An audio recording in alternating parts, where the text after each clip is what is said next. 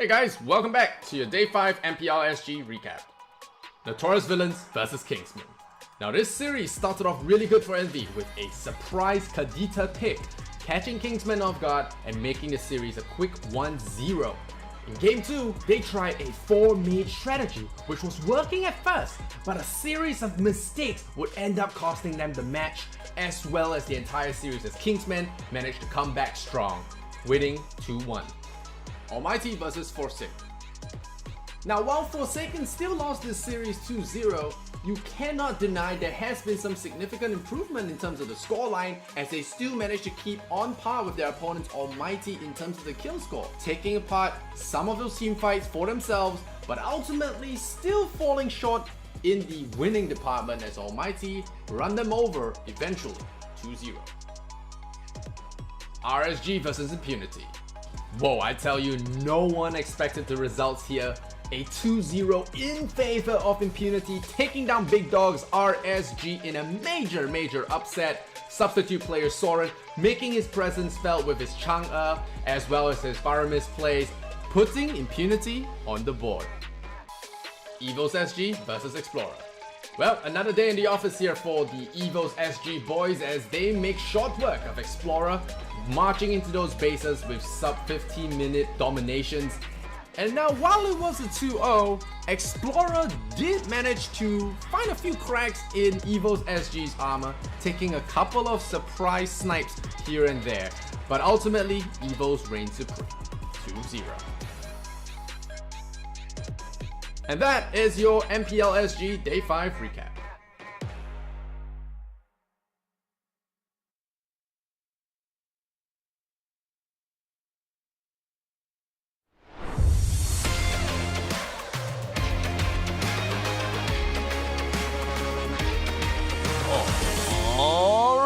Ladies and gentlemen, welcome once again to MPL-SG week number 3. Of course, we are now in day number 2.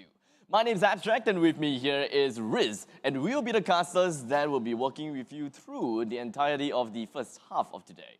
Exactly, and the first half we have Forsaken up against Impunity, and I've got to tell you, with that recap video, we have actually seen how Impunity turned things around, and you know, who knows, I mean, this is what it comes to show that underdogs can actually do things that are beyond imaginable, right? Indeed. So today they're going to go up against Forsaken, and Forsaken is currently at the bottom of the table, and we're going to flash you the standing really soon later. But you know, Forsaken might actually bring something to the table. It's either that or not. Impunity SG might actually overthrow Forsaken, and after that we have Kingsmen up against RSG SG. So RSG SG took a big hit last night, a humongous hit. I'm really surprised. In fact, everyone is really surprised with the outcome that Impunity managed to bring out for themselves. So in some sense, we wouldn't be too surprised either if Impunity takes this game by the scruff of, Forsaken's neck, because it's just momentum at this point of time, right? Exactly. They just keep rolling. Yep, exactly. Keep rolling. So it's something that we can expect, but with that said, you know, that pretty much means that underdogs definitely will still have a place to play. Thus, Forsaken is still not out of the competition just yet. Against Impunity, probably still one of the more manageable teams for them to encounter as compared to the other big shots such as Kingsmen, or RSG, or perhaps even Notorious Villains, yes, and EVOS as well. I mean, Notorious Villains suffered their first loss yesterday. I mean, in week 3, day number 1, basically it was yesterday. They lost 2-1 up against Kingsmen, right? And Kingsmen won EVOS. So they won EVOS. They won Notorious Villains. They have taken down the big dogs. They're currently, you know, in battle at first place right now. First and second, you know, they're battling against each other. And today, they're going to go up against RSG SG. So we get to see them go up against three of the big dogs, right? So we are very excited to see what's going to be happening today in week 3, day number 2.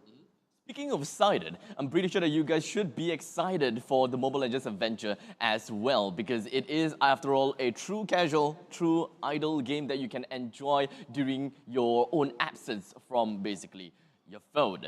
And of course, Mobile Legends Adventure basically shares the same world-building elements as Mobile Legends Bang Bang, and thus this stress-relieving game has got to be the best game for you to kind of, well, relieve your stress, as take the your name mind says. off, right? So Yep. take your mind off. Literally. And they literally have a new mode coming up, right? They have a new mode, they have a new change. And right below, as you can see, we have the CD key, it's MLAX MPL. So if you key this in, you get the rewards that you see. And we're going to give you another reward too. It is MLA 999. So it's 999 numerically, right? So let me repeat that again. It's MLA 999. So when you key that, I think you're going to be able to claim Selena for free. And Selena is the brand new hero that is going to be coming out in Mobile Legends Adventure. Selena, well, along with a major mode update that is coming up on Mobile Legends Adventure, you can unlock her exclusive gameplay, claim her for free, and even unlock a story. So what are you waiting for? Take a look at Mobile Legends Adventure in your own device's App Store, Gallery, or perhaps even Google Play, and just take a look at the game. Exactly. And speaking of Adventure, right, we have the MPL Arena, right? Yes. The you're in it, right? Literally frozen Once in time. again, always. Always frozen in time, always right? frozen so in time. you're going to take a dive in a futuristic world, right? And stand a chance to actually win Mobile Legends Bang Bang in-game rewards. So there are, I would say, less than 1,000 now, since everyone's been claiming it too. So you just scan the QR code, or you can head down to pvpesports.gg/MPL-SG. To check it out. So it's right there, right at the bottom. Scan that QR code, or check out our Facebook page to, if you want any more information on this, and you get free rewards too. Singaporeans love free rewards, right? Why not? Any kind of free thing is always the greatest thing. Exactly, it's better. Yeah. Once again, www.pvpesports.gg/MPL-SG. Take a look. You will not be disappointed at all. All right, we're going to see the standing right now. I mean, just as we speak, the standings are already, we are going to be showing and flashing. Very interested. Let's see. As of now, Kingsmen is all the way at the top, along with EVOS SG. I mean, I'm not sure why, because, EVOS SG is supposed to be higher. Like, they have a higher win rate, they have lesser game loss, but it's still currently at a standstill right now, at a stalemate. So they are kind of fighting to, along with Notorious Villains. Kind of tough to say how the game's gonna be like, but considering the fact that we are looking at 4-1 for Kingsmen, 4-1 for EVOS as well, but unfortunately for Kingsmen, they lost one game a little bit more than the EVOS SG. So you can kind of just shuffle Kingsmen with EVOS SG, but all in all these three teams, EVOS SG, Notorious Villains as well as Kingsmen, the main thing that you got to look at is the points. All of them have gotten themselves with a total of 3 points. At the bottom, or rather at the middle half, we are looking at RSG SG alongside ALMGHTY with a total of 1 point. And then at the bottom of the leaderboards, we are looking at Impunity SG with -3, and so is Explorer with -3. While Forsaken, unfortunately, not too alpha of a wolf they are currently dropped all the way down there with -5, and fortunately it does seem like they have a single number at their win rate at their win rate as to 1 to 10. So Yeah, they got 9% wins, so it's one there's game win. still hope, I would say. There is still hope. Definitely still be hope, and we should not count them out just yet. Exactly. Forsaken has so much potential. I feel that Forsaken can actually have, need to have better draft picks. I suppose that their draft picks is, sometimes pretty unorthodox, pretty interesting. High Sometimes, dive, very high dive. Yes, and kind of greedy as well. Very I greedy. believe that I mentioned about that very greedy gameplay before, the very greedy draft, double marksman, triple cores. Yeah, wolves are hungry, right? Yes, they are very bloodthirsty. hungry. They are bloodthirsty. Yep. They're But out they have kill. to move as a pack. The alpha, they need to have the elderly one in front so that they lead the pack, so that they have the right pacing.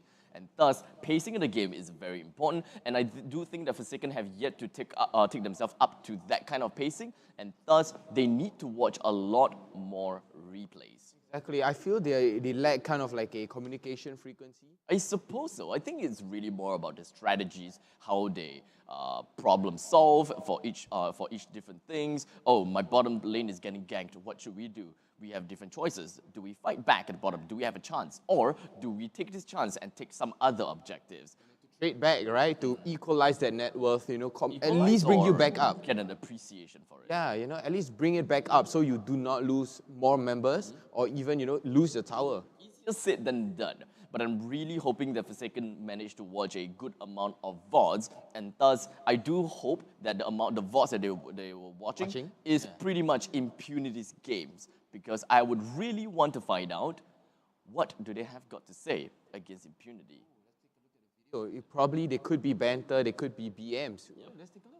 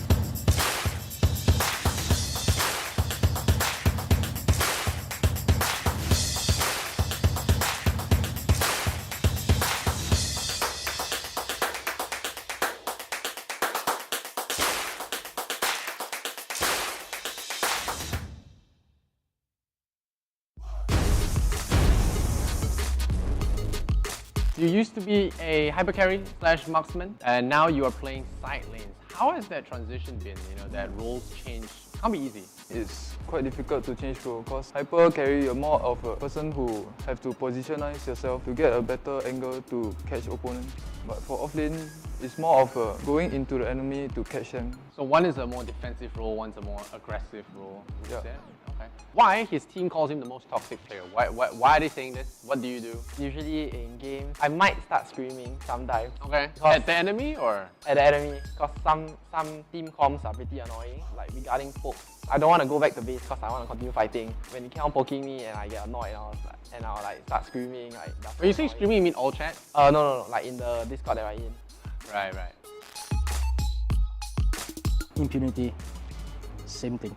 We have exchanged games a few times already, be it in the season or even rank, so I won't be worried about them. They have played one MPL season before along with us, so maybe they can be seen as an underdog along with us. But we have had some of their players trial for our team before. We didn't take their players, but it wasn't because he was. It's just that they didn't fit into our playstyle rather than they sucked lah. So I think that their team is something to look forward to playing to against.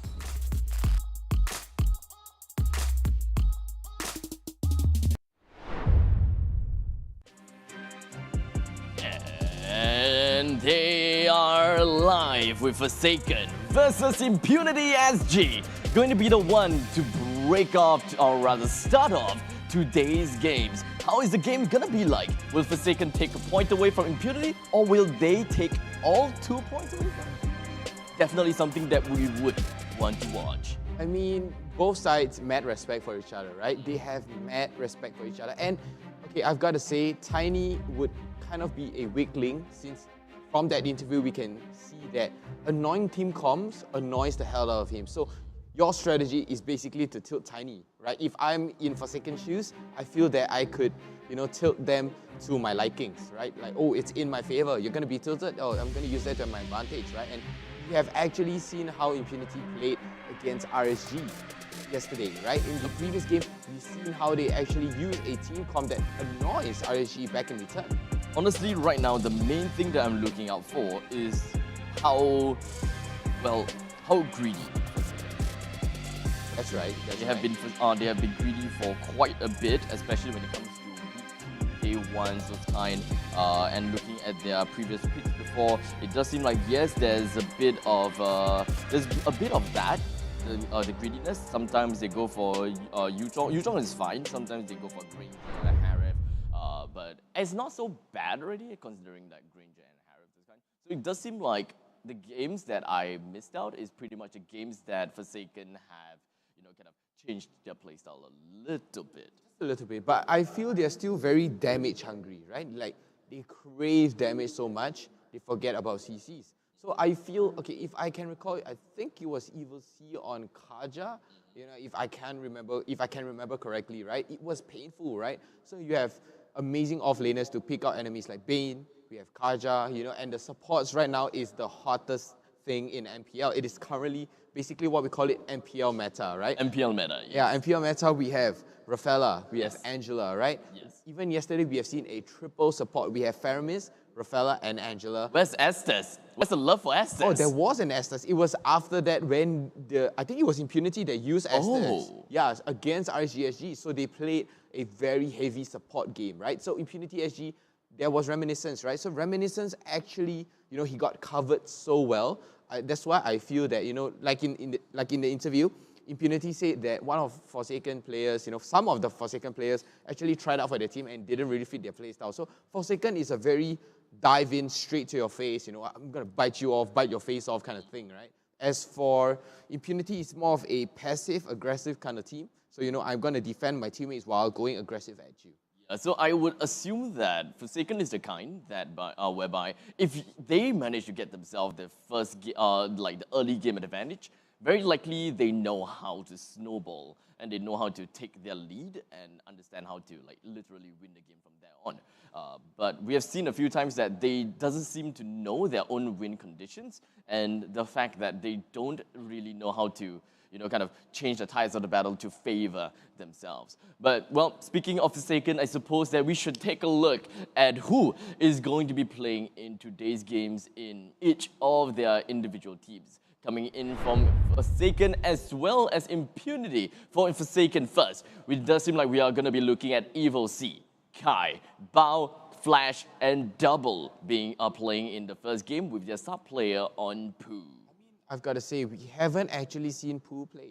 I mean, I've personally never seen him, but I mean, I think throughout the whole MPL, he haven't been playing at all. So all the while, this is your main starting five, and this is a solid five, I must say, but maybe Poo could actually, you know, introduce some different kind of play style, but Forsaken kind of says like, no, this is our solid five, we're sticking to it, right? I'm not going to listen to you in any way, right? So they're like, I would say stubborn on damage and on the side of play style too. Yeah, I was hoping that fact that, you know, they have a sub player, so maybe just kind of swap in, swap out just for a little bit some time to understand how can your team kind of play things around, unless Forsaken they're just not very comfortable with adjusting their lineup and they just want to, you know, work with their lineup, then that is very understandable. Something that I can definitely see happening, and they just want to solidify the this five-man comp that they have.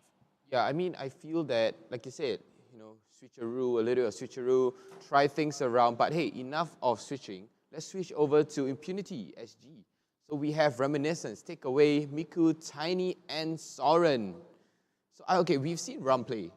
We definitely did. I mean, okay, we can tell that Reminiscence and Tiny is basically more of a core-ish. Yeah, they're basically the staple of Impunity SG. In some sense, actually, so far, Reminiscent, Takeaway, Miku, Tiny, they all have a very significant role to play. They can never be swapped out. And so far, it's mostly like Soren and Rum that just kind of plays around. They just kind of go a little bit more flexible on that specific play. But I can't exactly remember whether they change their roles based on the introduction of Soren. Exactly. I mean, we have seen Rum actually being subbed in. I think it was successful for them. It could be successful, or it did not went the way they like, and you know they subbed out. They subbed out Rizal, so Rizal is no longer here. So usually it's Rizal, Rum. Now we have Soren and Rum, and the moment Soren actually came in, so it really changed the whole image of Impunity SG. So there has been changes, right? So a lineup with Rizal, basically we'll be looking at Rizal on the EXP, Takeaway on the tank, Reminiscent carry, Miku mage, and Tiny onto gold lane. But without Rizal and with the introduction of Rum and even Soren in this very specific game, Rum is on EXP.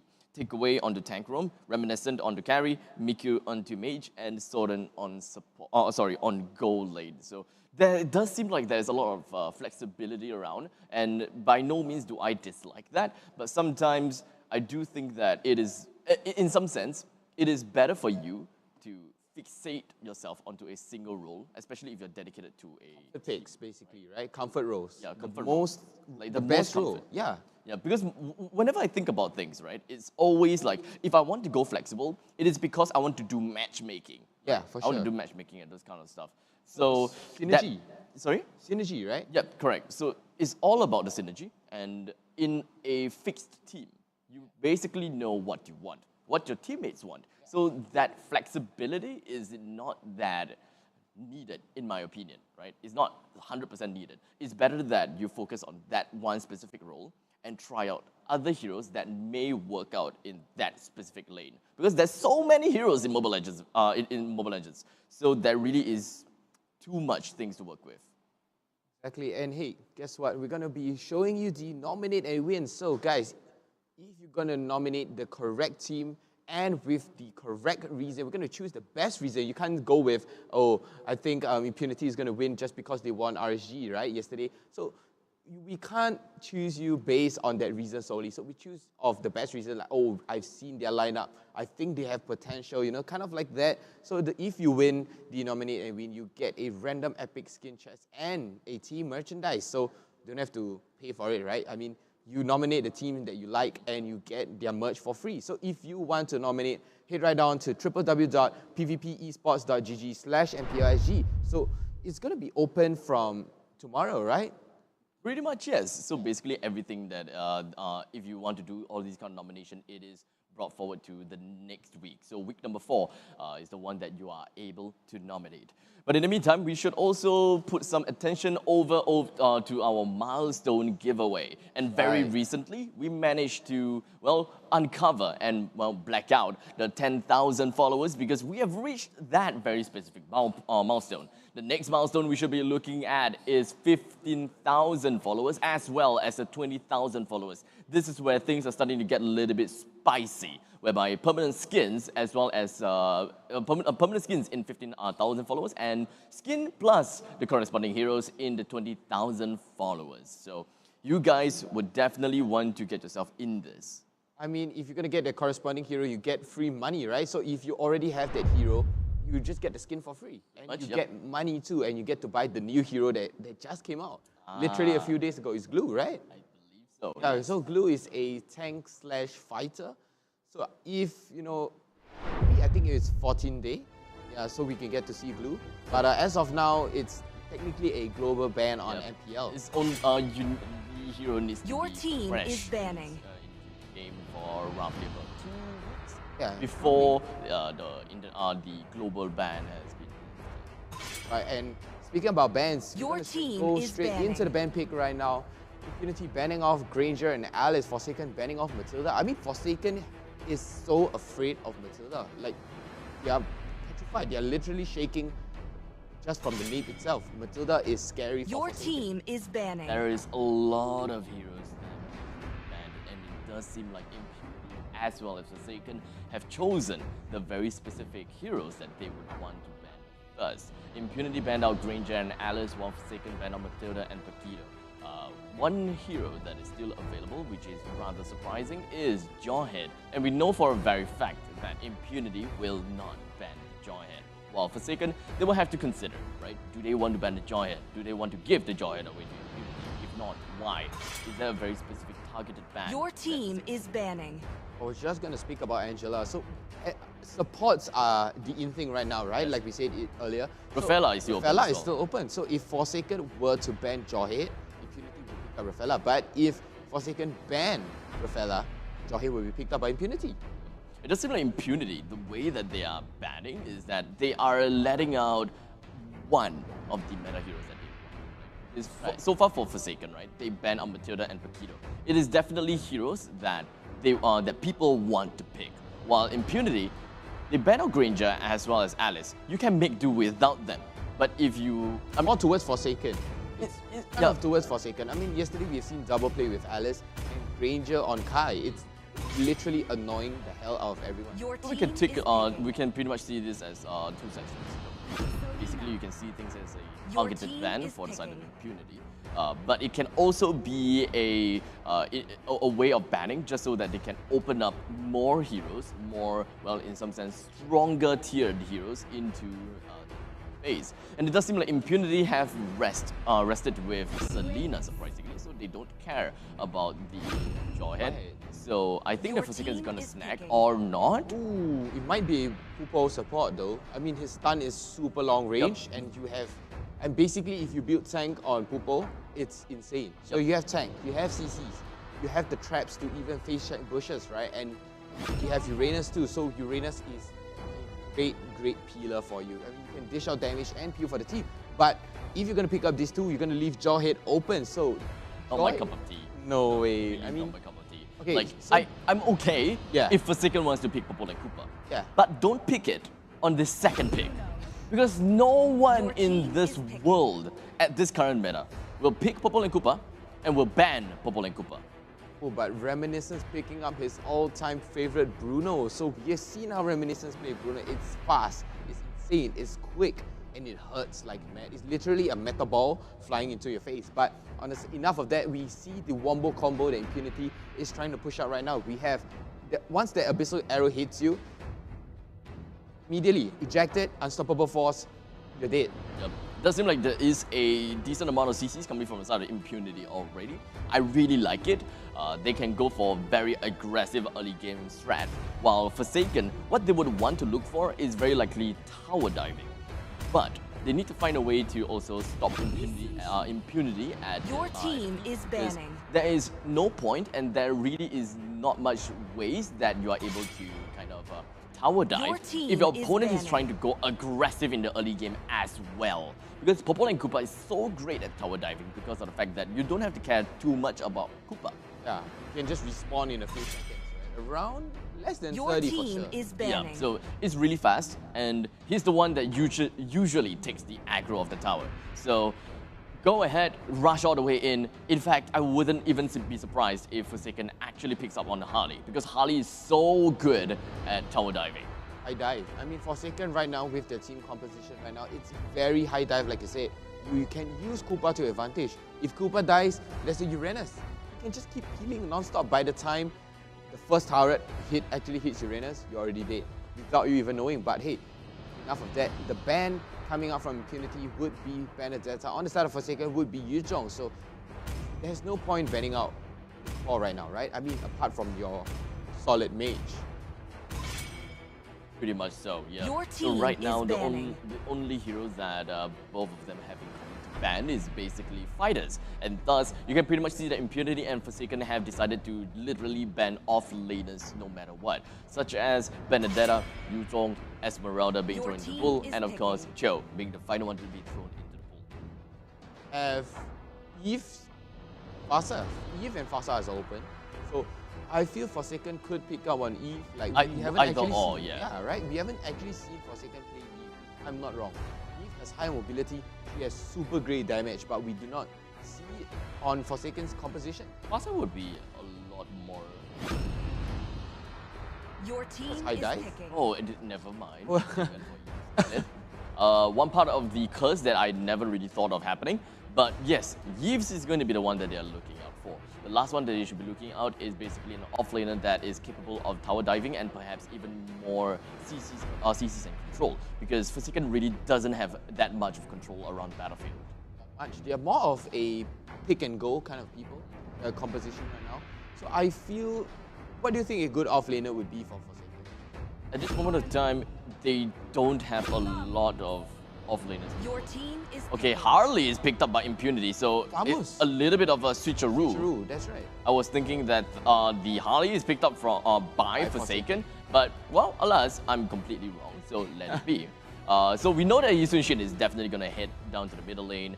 The side laners, maybe Impunity snag away that Harley, because that could still be a possibility that Forsaken can still pick Harley because of their a little bit of that greedy playstyle, and it fits very nicely onto Forsaken's early game dive comp. I would say maybe Bane. Could Bane a would be possi- good, Yeah, yeah. Bane would be Bane a good would be good. possibility. I mean, you have your baby sharks coming in to zone everyone else away. knock it back, gain a lot of damage onto your opponents too. So Bane, he has the ability to peel, he has... but wait, a Chang'e picks. So we can pretty much be safe. I think it's pretty safe to say that Impunity took that Harley away from Forsaken. I think it's pretty safe to say that. But Chang'e, not a very big fan of it, not at all. But I would want to see how it's going to be like for them. During team fights, a Chang'e would make sense, right? But during laning phase, when you're going to go up against a composition like Impunity, it's going to be insane. You're going to get picked off like literally a carcass in the desert, right? So immediately going to... I'm going to agree with you. Chang'e, I'm not really a fan. Like I said, Bane is open. So Bane is a great opportunity right there. You have damage, you can peel, basically you can zone everyone out too. So I'm not sure why they go for Chang'e. Probably the range. Oh, I think they're going to go for a Eve Chang'e combo like I've seen yesterday, like casted yesterday actually with Jace. I don't think that is the way to go. If they would want to go for something like that, they would definitely need someone to control the battlefield. And the only one that has the helm of the battle is very likely going to be Uranus at the start, because he's the only one that can be at the front lines. And if we're looking at a 5v5 condition kind of thing, and like literally anything that works for them is not that much. They don't have control. They are just going to be completely overwhelmed by Impunity in that very specific 5 versus 5 fight. Because what can they do when Impunity starts rushing into the face of Kai, or perhaps even onto Double, which is at the back lines? Because they don't have anything to stop them. The winning conditions here is very, very unique and of course very specific. They just need to out-damage Impunity. Exactly. I feel their team composition is very damage heavy, right? So all they need to actually do is just pick off people one by one, or even bait Impunity SG into coming in and raining down hell on them. No reliable stunts coming in from the side of Forsaken. The only stun that they have is literally the trap that Popol and Koopa has. But once again, it is not reliable as well, and thus you are just going to get arrow completely catches down wrecked out. onto Bao. Bao is just going to be down to a very low amount of health, but luckily, Impunity SG, they don't have the Bruno around the corner. Soren just trying to make his way up to the top lane, and of course trying to get a piece out of Evil C. But, well, Uranus being Uranus, you wouldn't be able to get much kills from that, but Impunity SG has pretty much shown a decent amount of aggression throughout the lane, mostly in middle and the top. 1 minute and nearly 40 seconds in, and Mountain Shocker already coming out from Kai. So I would say it's good. Like, this is the only ultimate I feel that is essentially good global ultimates. Like, you can see the whole map. You have information for your team. So you know when they're going to gank, you know where they're going to be hiding or scouting you out. And take away. Oh, damage onto take away. Charging up, pretty much trying to do his very best. He wanted to be the initiator, and understandably he will be. But the fact that the very fact that he is still at level 3 is pretty unfortunate. Oh, so sorry, not the Lord, the Turtle. The Turtle is the one that's going to be taken by Forsaken. Perhaps, yes, that is going to be the Turtle given away to Forsaken, and thus Impunity SG is just going to be starting out this very fight with putting quite a lot of damage on the side of Evil C. Not the best case scenario, but he is going to be the front liners of Forsaken. So Uranus taking so much damage is a pretty good thing for Forsaken. And this small little advance that Forsaken have by taking the Turtle is going to help them, kind of balance the game out. Yeah, I mean, you're going to put them in a slightly higher lead. I mean, Impunity, I would say, I do not know why Thamos, but will provide something to teammate. But oh, look at that Abyssal Arrow catching there, but Bao knocking him out, but not enough. And Your Pain landing down. Oh, Reminiscence looking a little bit low and gonna get taken down. Wow, Flash. That is very unfortunate. A 1-for-1 trade in favor for absolutely no one, but Forsaken still has a pretty good advantage just because of the fact that they took the Turtle. Soren trying to once again put down the Wall of Pain onto the side of Forsaken, but it just did not connect at all. So top lane is going to be on the stalemate for a good long amount of time. The shift of the battles is going to be very reliant on takeaway. He needs to get himself into the middle of the fight, and so is Selena. That Abyssal Arrow is so important that he has to land, follow it up with takeaway jumping right in with the Force Ejector. That is their win con. Pick one person out, and then stomp throughout the rest of their 4-man. Yeah, okay, I would have to agree on you on that, but Soren, along with Reminiscence and Miku, is very squishy. Super duper squishy right now. So that is one of Impunity's SG weak points. So I feel that Forsaken are trying to take advantage of that squishiness. And oh wait, actually a lane swap comes out. So EVOS is going to go, oh, it's going to get stunned up right there. Rum chasing EVOS down, but EVOS being able to debuff and run away. Not a very big fan of Impunity SG's prioritization. It does seem like they're trying to put a lot of effort as well as a lot of emphasis onto the side of EVOS. They would want to ensure that he don't get enough farm. But all in all, it doesn't work too well for Impunity's side. But in the meantime, Unstoppable Force from takeaway, but EVOS is completely unfazed. He's still running around the brushes. They are going for a 4-man dive onto the bottom first tier turret. They take the turret down, but Impunity's top turret is gonna go down as well. So 1-for-1 trade again. Forsaken is literally doing exactly what I was asking for them to do. Literally just go for equalizing trades.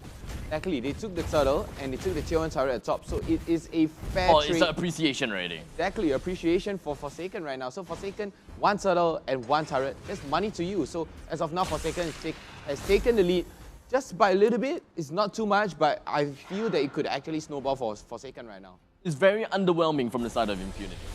They have Selena, they have Jawhead, but they have yet to do anything absolutely major because they are constantly aiming onto EVOS. Yes, they finally do it after 6 minutes of the game.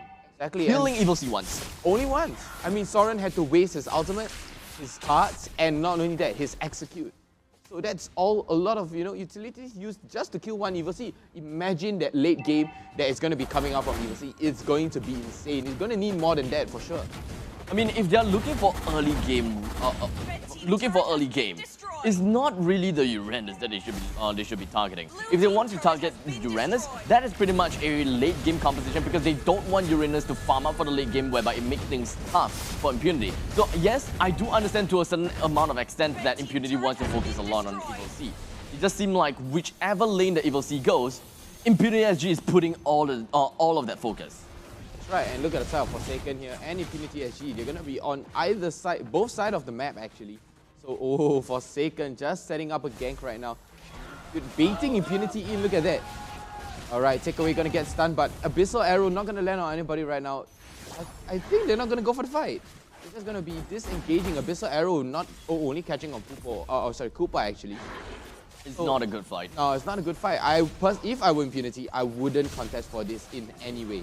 I think that one of the main things that Forsaken is doing for themselves pretty well. I will talk about that in a while later. A really good snipe coming from the side of this Bruno, stealing that turtle away. But unfortunately, it does seem like it's just going to go down though. But the rest of the members coming from Forsaken, some of them is going all the way down low with Jisoo going straight down, and so will EVOS. But unfortunately, 3 members coming from Impunity. No, make that 4 members of Impunity has already went down. Forsaken, although they did lose the turtle, but they still managed to win in that overall team fight by killing 4. Okay, I've got to say, Flash had amazing positioning there. With that real world manipulation of aka real world of pain raining down, the rest of Impunity SG is like, oh, I'm going to stay here, I'm just going to keep, staying, trying to deal more damage to you. But oh, look at that, Ejector and Unstoppable Force coming out right now, instantly taken down with Bipao. But the rest of Forsaken are here. Look at the damage from Double. So much damage just pushing out, and stun from Yusenshin's bolt onto Rum. Not going to do much to him. I feel Rum would be the main healer to slow the games down. Let's take a look at the replay right there. So look at Reminiscence. Perfect angle. But look at Forsaken right now. Yes, they lose. Yeah, Rum goes down first, right? So Rum goes down first. So look at Kai. Kai with that insane amount of damage. He gets flipped. He gets ejected by takeaway. He gets taken down. But look at Flash. Raining down hell. So Bao, Flash and Double here to follow up on Reminiscence to slow him down in farming actually. Just seems like there is definitely one thing, a very small little aspect from Forsaken, and Popol and Koopa played a very big part in that. Oh, what a pick. Those traps that Popol and Koopa is putting is completely shattering Impunity SG's timing. And I think that timing is very important, right? And that is probably one of the reasons why Forsaken, most of the members coming from the side of Forsaken has not been killed in the laning phase. Alas, yes, whenever they fall back, they lose some gold, they lose some experience, Oh, but as long Flash! as they don't die. Flash gets demolished in the mid lane. So, oh, look at Kai. Kai is gonna go down, get sniped out by Soren. Worst off position right there. So Kai was a little bit off position. He gets, sniped out by Kai, throwing his ultimate. Kai gets sniped out by Soren. Does seem like Impunity SG's members are now slowly starting to go online. The amount of damage that Impunity SG is able to dish out is starting to get really painful, and Forsaken doesn't really quite have the necessary measures to counter with that. Like I said before, the only thing that it will counter them is destroying their timing. We shall see exactly whether timing will be the main problems for Impunity. I've got to say, Impunity is playing a late game composition right now. A late game. So that Harley is to, sustain that early game along with that Selena. So Harley and Selena is more of your, early game, try to get out some picks, slow down the fight. But, take away Reminiscence and Rum, they are there for the late game fights, right? So they are trying to pick out, at the same time, sustain damage for the late game. But on the side of Forsaken, it's a little rocky. I would say kind of rocky, but Flash, as an Eve, late game, you're going to be painful, like super painful. Along with EVOS too, they play late game. Bao, kind of tanky right now, I would say. And Double, for sure, late game, he's going to go insane. He's going to go nuts. And Forsaken, it does seem like they got to hold themselves back. They need to defend the turret as much as possible. The Lord marches at the top lane. Unfortunately, it is not an enhanced Lord. Thus, there is no Charger Reno from that Lord. But regardless of that fact, it does seem like they will still be able to bring down all of the second tier turret throughout the map and leaving Forsaken's inhibitor turret completely ready for the picking. Oh, did you see Koopa just going mad right there? Koopa dashing all over the wall, actually. So Forsaken, they are known for playing retakes, right? So they're known for playing retakes, but it's a matter of how you follow up after their retake. So Forsaken, I feel they have the potential. They were snowballing at first right now, but Impunity just completely flipped the table around. So now for the side of Forsaken, they have to play passive. They have to wait for Kai to come online. In the SG, they're trying to find the next type of opening in order to whittle down the numbers of Forsaken. And that is very dependent on the Abyssal Arrow once again. So you can pretty much see Miku and Takeaway will always be on, stacked upon one another. As long as Miku lands a really good Abyssal Arrow onto a Lone Ranger or something along the lines, it would be a lot easier for them to win. And this is exactly what they are looking out for. EVOS pushing out a little bit more, waiting for him to go complacent and overestimate himself. Takeaway is just there, ready to throw him off. Takeaway along with Miku, amazing wombo combo, I must say. Oh, immobilized, gets stunned by Bao. EVOS coming in, soaking all the damage, but Takeaway dashing all the way with that unstoppable force, but it's gonna get taken down by Kai. But Kai gets taken down too, and look at EVOS. Still staying alive, but gonna get taken down by Soren too, and the rest of Forsaken is being forced to eat so much damage from the side of Impunity SG right now. It's pretty underwhelming from Forsaken. It's very underwhelming. They had the early game lead. That was 5v3, essentially 5v4. Rum will take some time before he enters into the battlefield, but yet Takeaway has already done a lot of damage, and of course he have already set up the playing field for Impunity. Then Harley came in from behind, getting a kill on EVOS. Basically, Forsaken just did not burst Impunity down fast enough. And to the point that Soren can still take his own sweet time to traverse around the world and still make it back for the main team fight to get himself that one kill. It's all about the flanks. If you're going to be playing a Harley, flanking is important. You are there to pick out, basically, like I said, a Lone Ranger, trying to snipe them out. Basically, Miku is doing the same thing, but Miku is wombo combing along with Takeaway, and Soren is there to finish up the game. Right. They had, in some sense, an early lead. They managed to equalize things, and even at one point of time, they managed to get and appreciation for what they're doing. But in the meantime, take a look at this. It does seem like Bao is trying to go and get himself a flicker away. Ram gives chase onto Bao, but he gives up midway as EVOS is whacking them from behind. A really good force ejector from the takeaway just so they can buy a little bit more time, buy a little bit more space. But unfortunately, Forsaken was just a little bit more overwhelming. And thus, Impunity SG has already lost 2 members, but Miku is not giving up just yet. Brings 1 person down, equalizing the factor, and thus it is going to be 3 versus 3 with Meteor Shower popping up from double to clear out the waves in middle just so that they can bring all of the waves towards the 50 line and try to defend, or rather hold on to the Lord. I've got to say, during that team fight, Flash was essentially sniped down, but Flash did a lot of damage. Look at that, Bao getting called up. You will see coming from the back, and Meteor Shower from double, and Real War of Pain coming down from Flash right there. So Kai gets taken down immediately, almost immediately. So Ram right there trying to slow things down. Real War of Pain gets finished, and here, look, take a look at this. Miku lands an Abyssal Arrow onto Flash, melts him, literally melts him. That is a good play, right?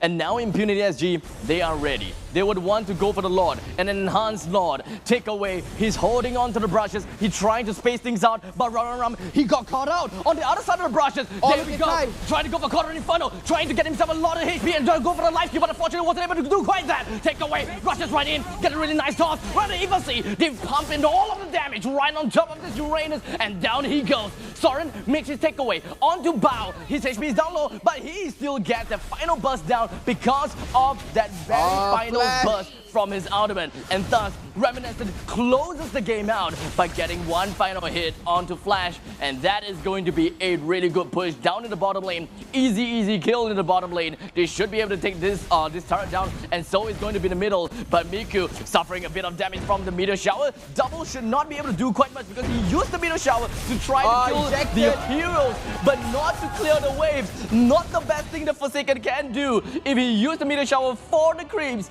it would have been a better choice.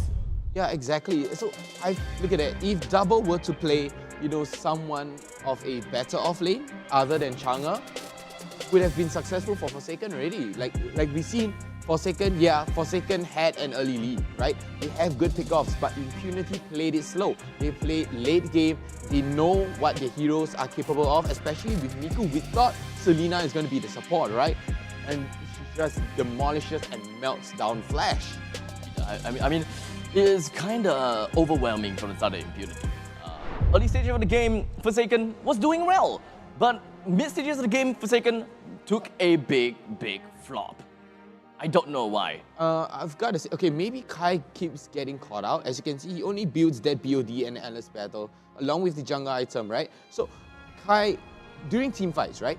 Takeaway aims down, locks down Kai, flips him over. There is no way for Forsaken to stop them because the stun is only coming out from 1 person and 1 person only, which is Bao. And it's singular target. Basically, if you're going to stop Reminiscence, Miku, Soren, Ram, or basically even Takeaway can take down Kai. The amount of damage dealt from the entire team of Impunity, and so is Forsaken, is actually very equalized, right? Everyone is very similar. 27%, 26, 23, 13, 11. Understandably, Takeaway, he soaks damage and thus he don't deal much damage. Ram equally just sits there and just kind of receive the damage. Cotton Inferno, yeah, hit me, I'll hit you back. Kind of just soak it up. They just literally just soak it up. So Soren, Reminiscent, as well as Miku, they made a really good. They did a really good job in equalizing the amount of damage that they are able to bring out, and thus pretty much shows that they are, well, they are equal in terms of farm, in terms of kills, in terms of mobility, all this kind of stuff. And I just gotta say, Impunity, they kind of lost the early stages, but they still managed to come back into the middle, in the mid stages of the game with no effort at all. Like quite effortless. It was smooth. It was smooth. So Impunity, they played it slow, they played it late, they paced themselves. Like you say, they paced themselves. They know they're like, oh, okay, it's okay, guys. Stay composed, right? Stay composed. We can do this. Yeah, Forsaken might rock us a little bit in the early game, but we are a late game composition, so that's how we're gonna work out. That is how Impunity actually won the game. First game, actually, up against Forsaken. Doesn't feel like a very late game composition, not gonna lie. Jawhead, Selena. Selena drops off like super fast. We can take a look a little bit more on Selena at this very specific statistics. We've got the post-match analysis. My God, my mouth, Jesus. All right, so take a look at this, right? We've got the most damage dealt, of course, by Selena, our very man Miku, but unfortunately, he's not in the portraits because most of the portrait is going to be reminiscent with a massive amount of gold. He's got the most kill, takeaway with the most amount of damage taken because he is a sandbag. He's soaking all the damage, while takeaway also has the most assists. I've got to say, takeaway, he was very, okay, I wouldn't say it's a tunnel vision, but it's an excellent choice picking and decision making while in team fights, right? So using their jaw hit, you get to lock down Kai, and Kai has no way to do anything. So the moment Kai gets locked down, on the side of Forsaken, there is no like aerial stance or, someone to stop the fight or, even slow things down and to protect Kai essentially. The only thing that they have is to change the momentum, or rather slow down the momentum before a fight even starts. And that is literally Popo and Koopa's trap. But hold off the timing. One. Just pretty much hold off the timing, and it gives you a slight amount of vision. At one point in time, I've constantly seen the trap being used, or rather constantly being procced. So most of the time, good utility there. It's good. They managed to slow Impunity down a bit. Like sometimes when they travel down to the bottom lane, travel down to the top lane, unable to kill EVOS quite a number of times. EVOS was, he came online. EVOS came online, but he didn't last throughout the game because he gets melted down so easily along with the side of his teammate, because we know Forsaken is damage hungry.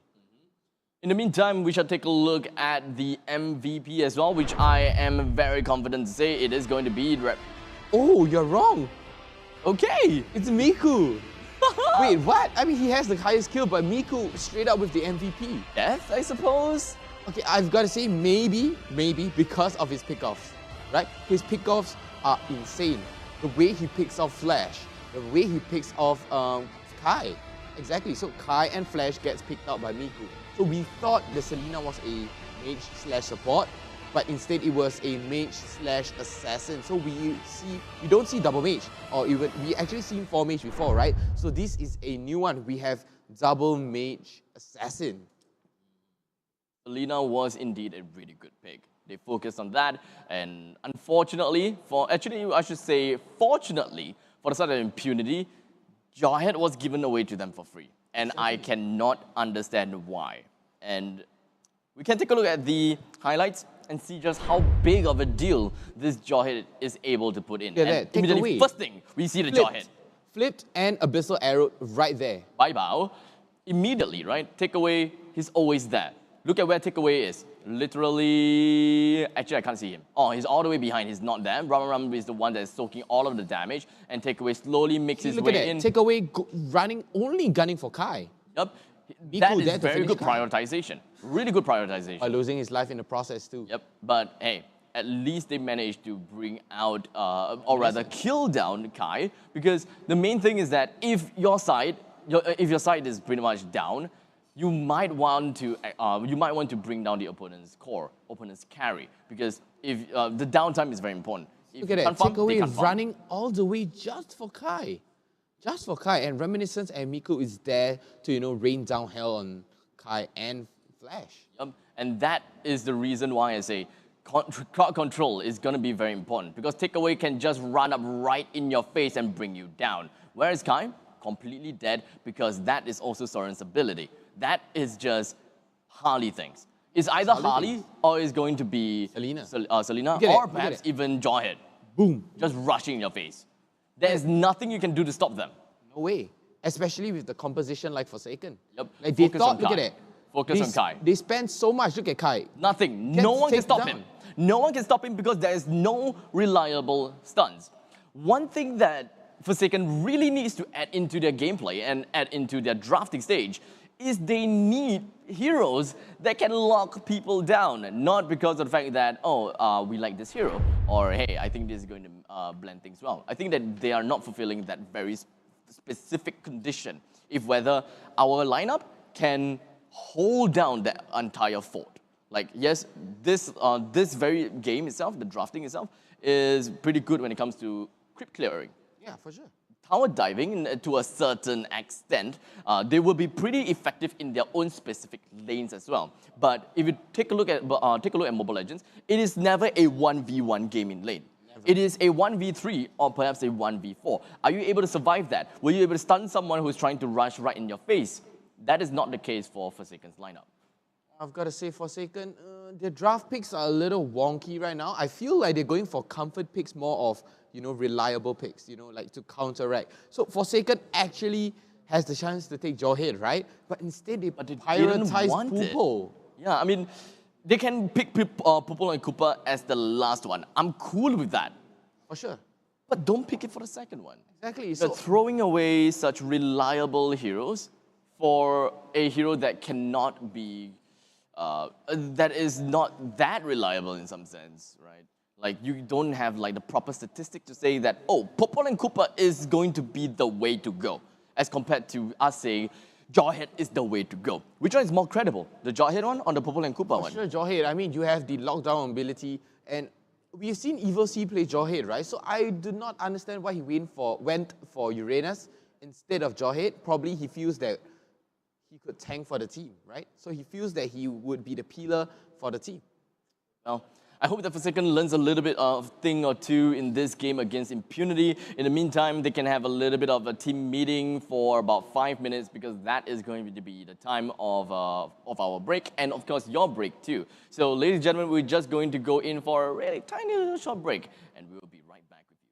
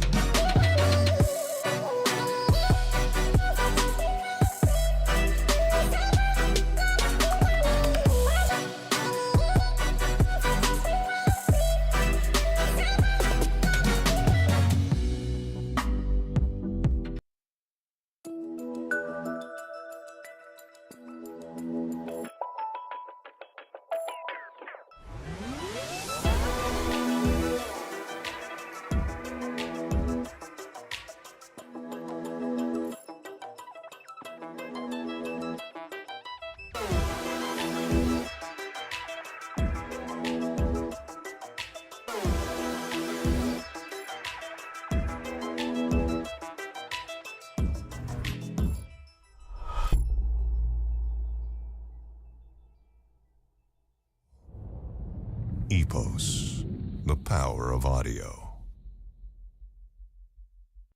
I start my day with Sustain Complete, so tired, dry eyes won't hold me back.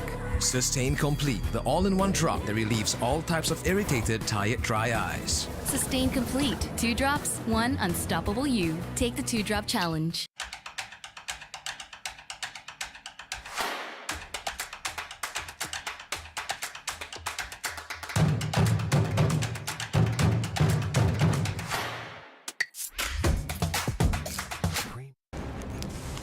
Everyone loves winning. That's why we've made it easy to pay for your apps with a Singtel mobile bill. With easy one-time setup and fast transactions, we offer hassle-free payment and convenience while you focus on winning. Stay entertained and pay easily. Find out more at singtel.com/DCB.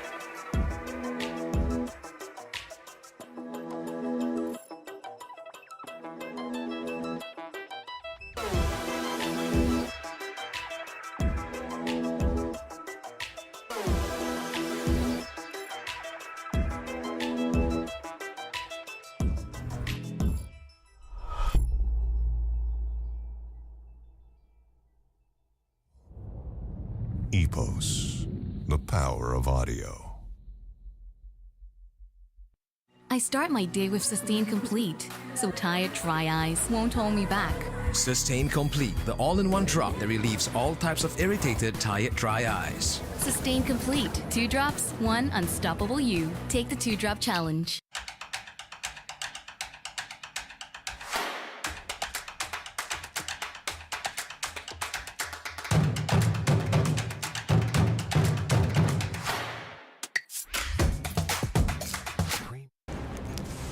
Everyone loves winning. That's why we've made it easy to pay for your apps with your Singtel mobile bill. With easy one-time setup and fast transactions, we offer hassle-free payment and convenience while you focus on winning. Stay entertained and pay easily. Find out more at singtel.com/DCB.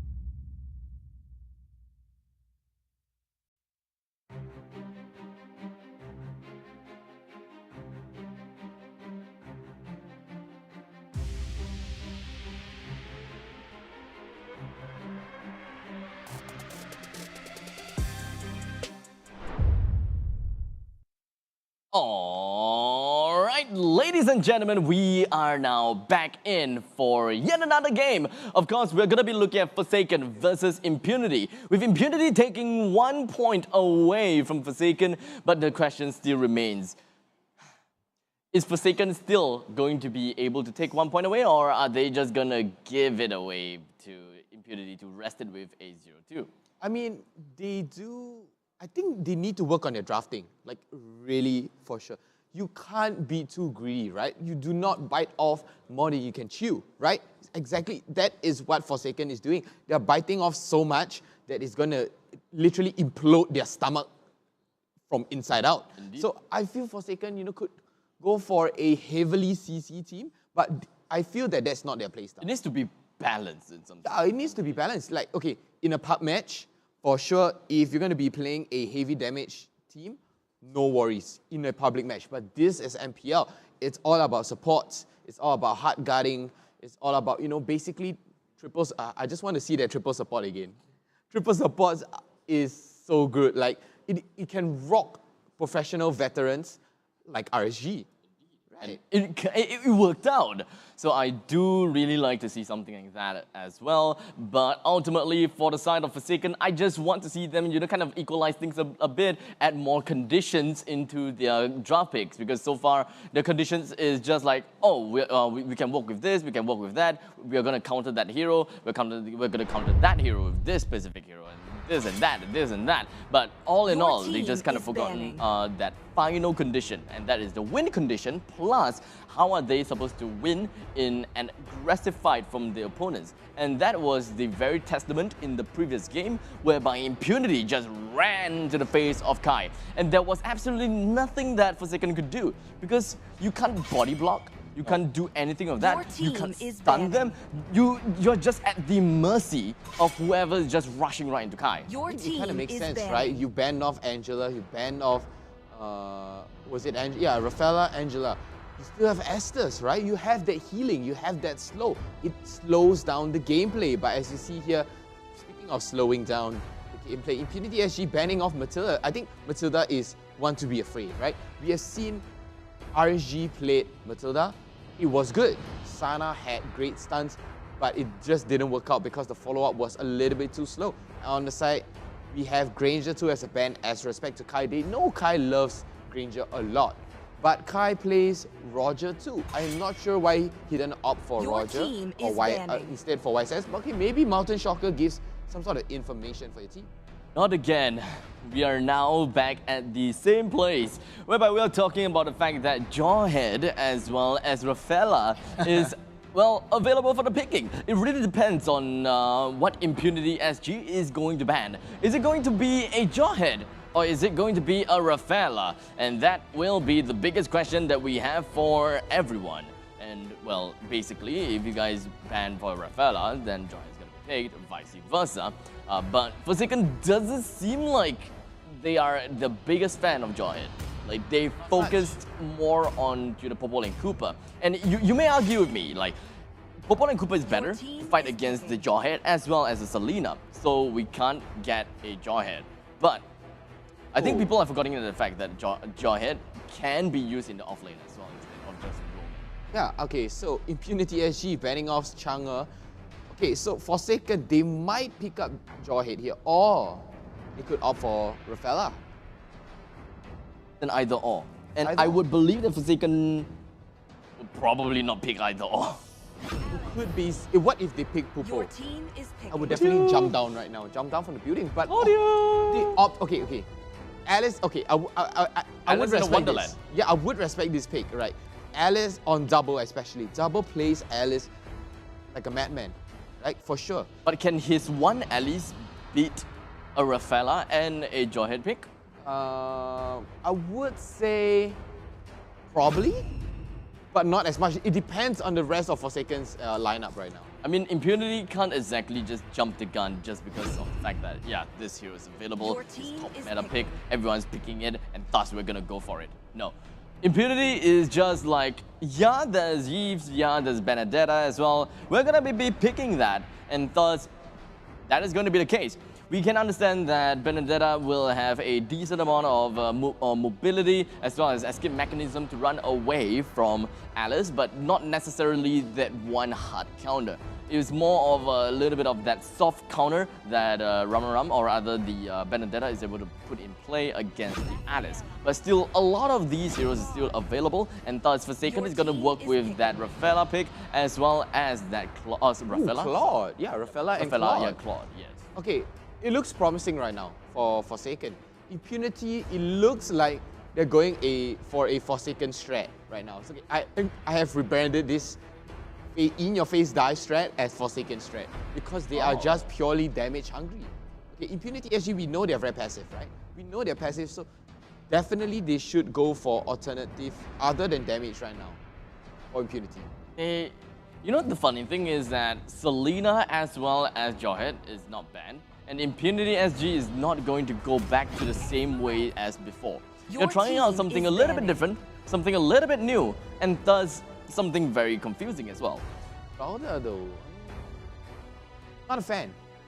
I think it's okay, but you know, I can't exactly wrap my head around as to why they're doing this, why they're doing that. Forsaken, they definitely do have better mobility when it comes to the holy healing, and not to forget, Double will have pretty good crowd control whenever she pops her ultimate as well. So Forsaken, they can kind of go for damage heavy from this point on. But I do think that maybe just one more hero that have a very reliable stun will be good. Eudora ban too. Heat scan, right? Yep. Anybody loves heat scan, so they know Forsaken are not CC heavy, right? I mean, Impunity made it smart. Ban off your CC heroes. Look at that. Eudora stun and burst is banned off. Kaja can stun and burst too. So as of now, they're going to be trying to ban off your basically hard mage / CC deliver. There's still quite a bit. Right now, Forsaken banning out the Kanja basically to deny Your team Impunity is SG banning. any form of roaming heroes, right? Roaming heroes. Roaming heroes can still be either Selena, can also be Jawhead, although it's very unlikely to be Selena because they already have Eves.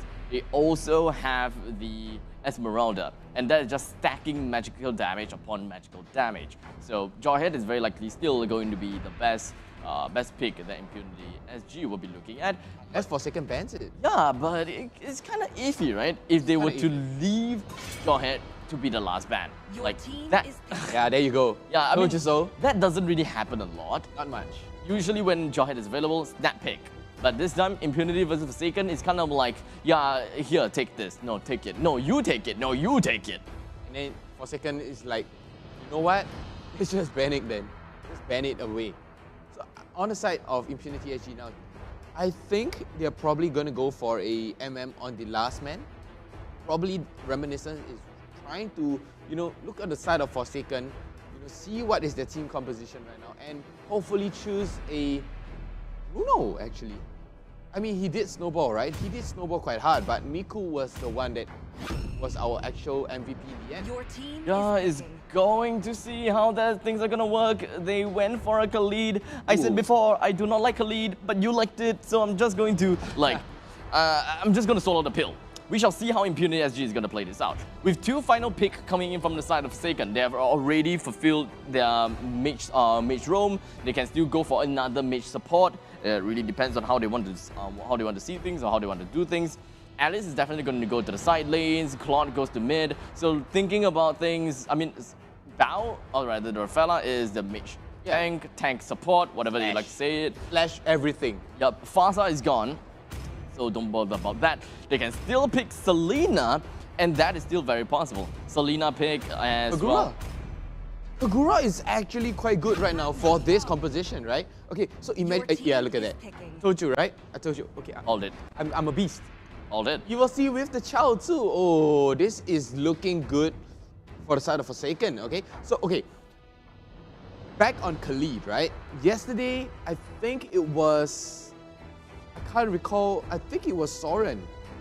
Oh no, I can't remember. It's someone from Impunity SG playing Khalid, right?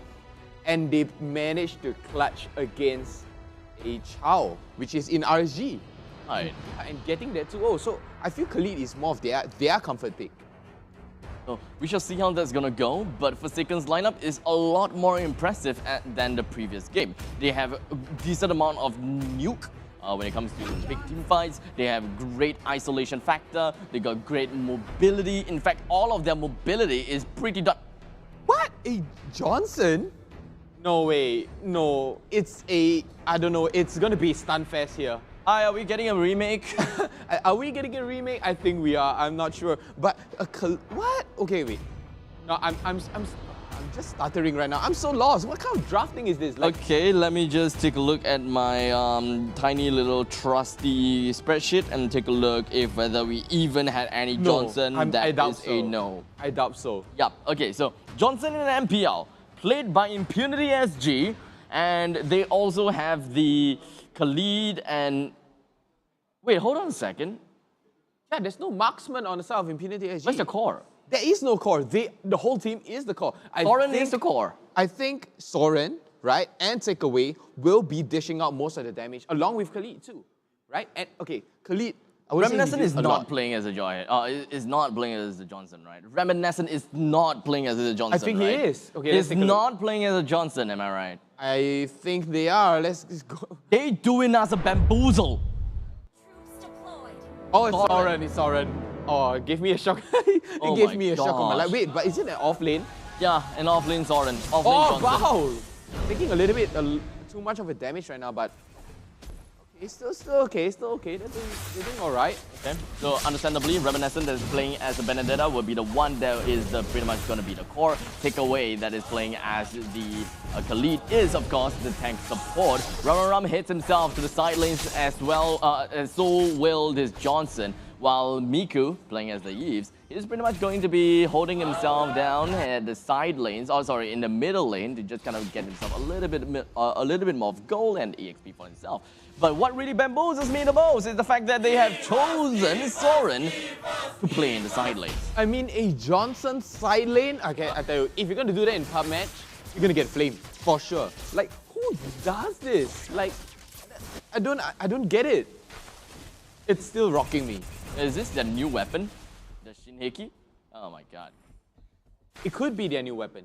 It could be. Like, but on the side of Forsaken here, they do not have any form of debuff right now. I mean, apart from Kagura. I guess what Impunity is looking out for is the fact that they need someone that has a really good initiating factor for the fact that Forsaken has really good mobility, right? Double can just run away pretty easily, so will EVOS. Flash can do that too, Kai can do that too, Bao can just go for holy healing and just run away. So I guess that is what is Impunity thinking of. They want a very clear-cut initiation and just ram right into their opponent's faces. And bringing someone with them would be a good idea. Oh, wait. Oh, Reminiscence popping the Electro right now, trying to take down Kai, but Kai is dealing a decent amount of damage here onto Reminiscence and take away. So Impunity are going to be backing off right now, but I just had an amazing idea on my mind. What if Soren and Ram were together and they went for a joyride? That's it. The whole team is going to be stunned up for sure. I think that's not quite necessary. Soren and Reminiscent being in the same car would probably be better, whereby Soren just crashes in, Reminiscent follow up with an Electro final blow, and then Ram hits in for the falling star wound. And I think that would prolong that CC for pretty darn long, and it should be more than enough to focus down two-person. 1v3 gank here, looking for the first blood on EVOS right now. Good kick on the takeaway. Good disengage right now, but Miku is there to finish him off for dinner. But wait, hold on. Trades for Soren at the bottom lane here. 1v3 at top, 4v1 at top, 4v1 at the bot lane. So it's fair, like you said. If you're going to take something, I have to take something back in return. In life, we have to do a give and take. Trade for days. Forsaken and Impunity, they are always doing the exact mirror image. Soren still does not have his ultimate, or rather he has used his ultimate somehow. I have no idea how that's worked out, but it is what it is. Soren now also has his ultimate and he may very likely be picking someone up, or perhaps just going to be touring around the base, touring around the map and trying to get a little bit more information. But the thing is, Forsaken can play that around and realizes that, hey, look, there's a Johnson, let's come into his tracks and just kill him. Gotta say, Impunity SG, they are invading, they are putting immense amount of pressure here onto Forsaken. So they lost their purple buff, right? Forsaken lost their purple buff. Reminiscence just comes in and, you know, take it without any contest at all coming on the side of Forsaken. This is going to be a tough game to even predict what's going to happen. Oh, it's not predictable right now. Okay, I've got to say, Forsaken is a very late game, right? Very, very late game. A very early NOD from Miku as well. Like to add on to that. Just in case, right? You always gotta, you know, cover. Oh, a good stun here from Double. Electro, Reminiscence just to disengage right now. Soren taking a little bit of damage, but it's gonna get down. Do that. Oh, look at Miku, great. Okay, because if you take a look at the minimap just now, Forsaken was rotating to the bot lane, but he couldn't last long enough. Double was not as tanky as we know because he's only at level 6. Alice is not online yet. I feel that Alice comes online only at level 12. And EVOS starting off the battle around the side of Ram, but didn't realize that 3 other members from the side of Impunity is jumping right in. But the final hit of the Jikundo eventually sent Impunity SG up into the air and thus being able to help him buy more time. The turtle is now being taken by Impunity SG and they are going to be enjoying a nice cup of turtle soup. Well, Forsaken is going to be FOMO with no turtle soup for themselves. Indeed, as you're talking about Raging Sandstorm, Takeaway had a pretty good start and got pretty good initiation, but Soren crashes down on the bow with no one around the sides to finish up and kind of follow up.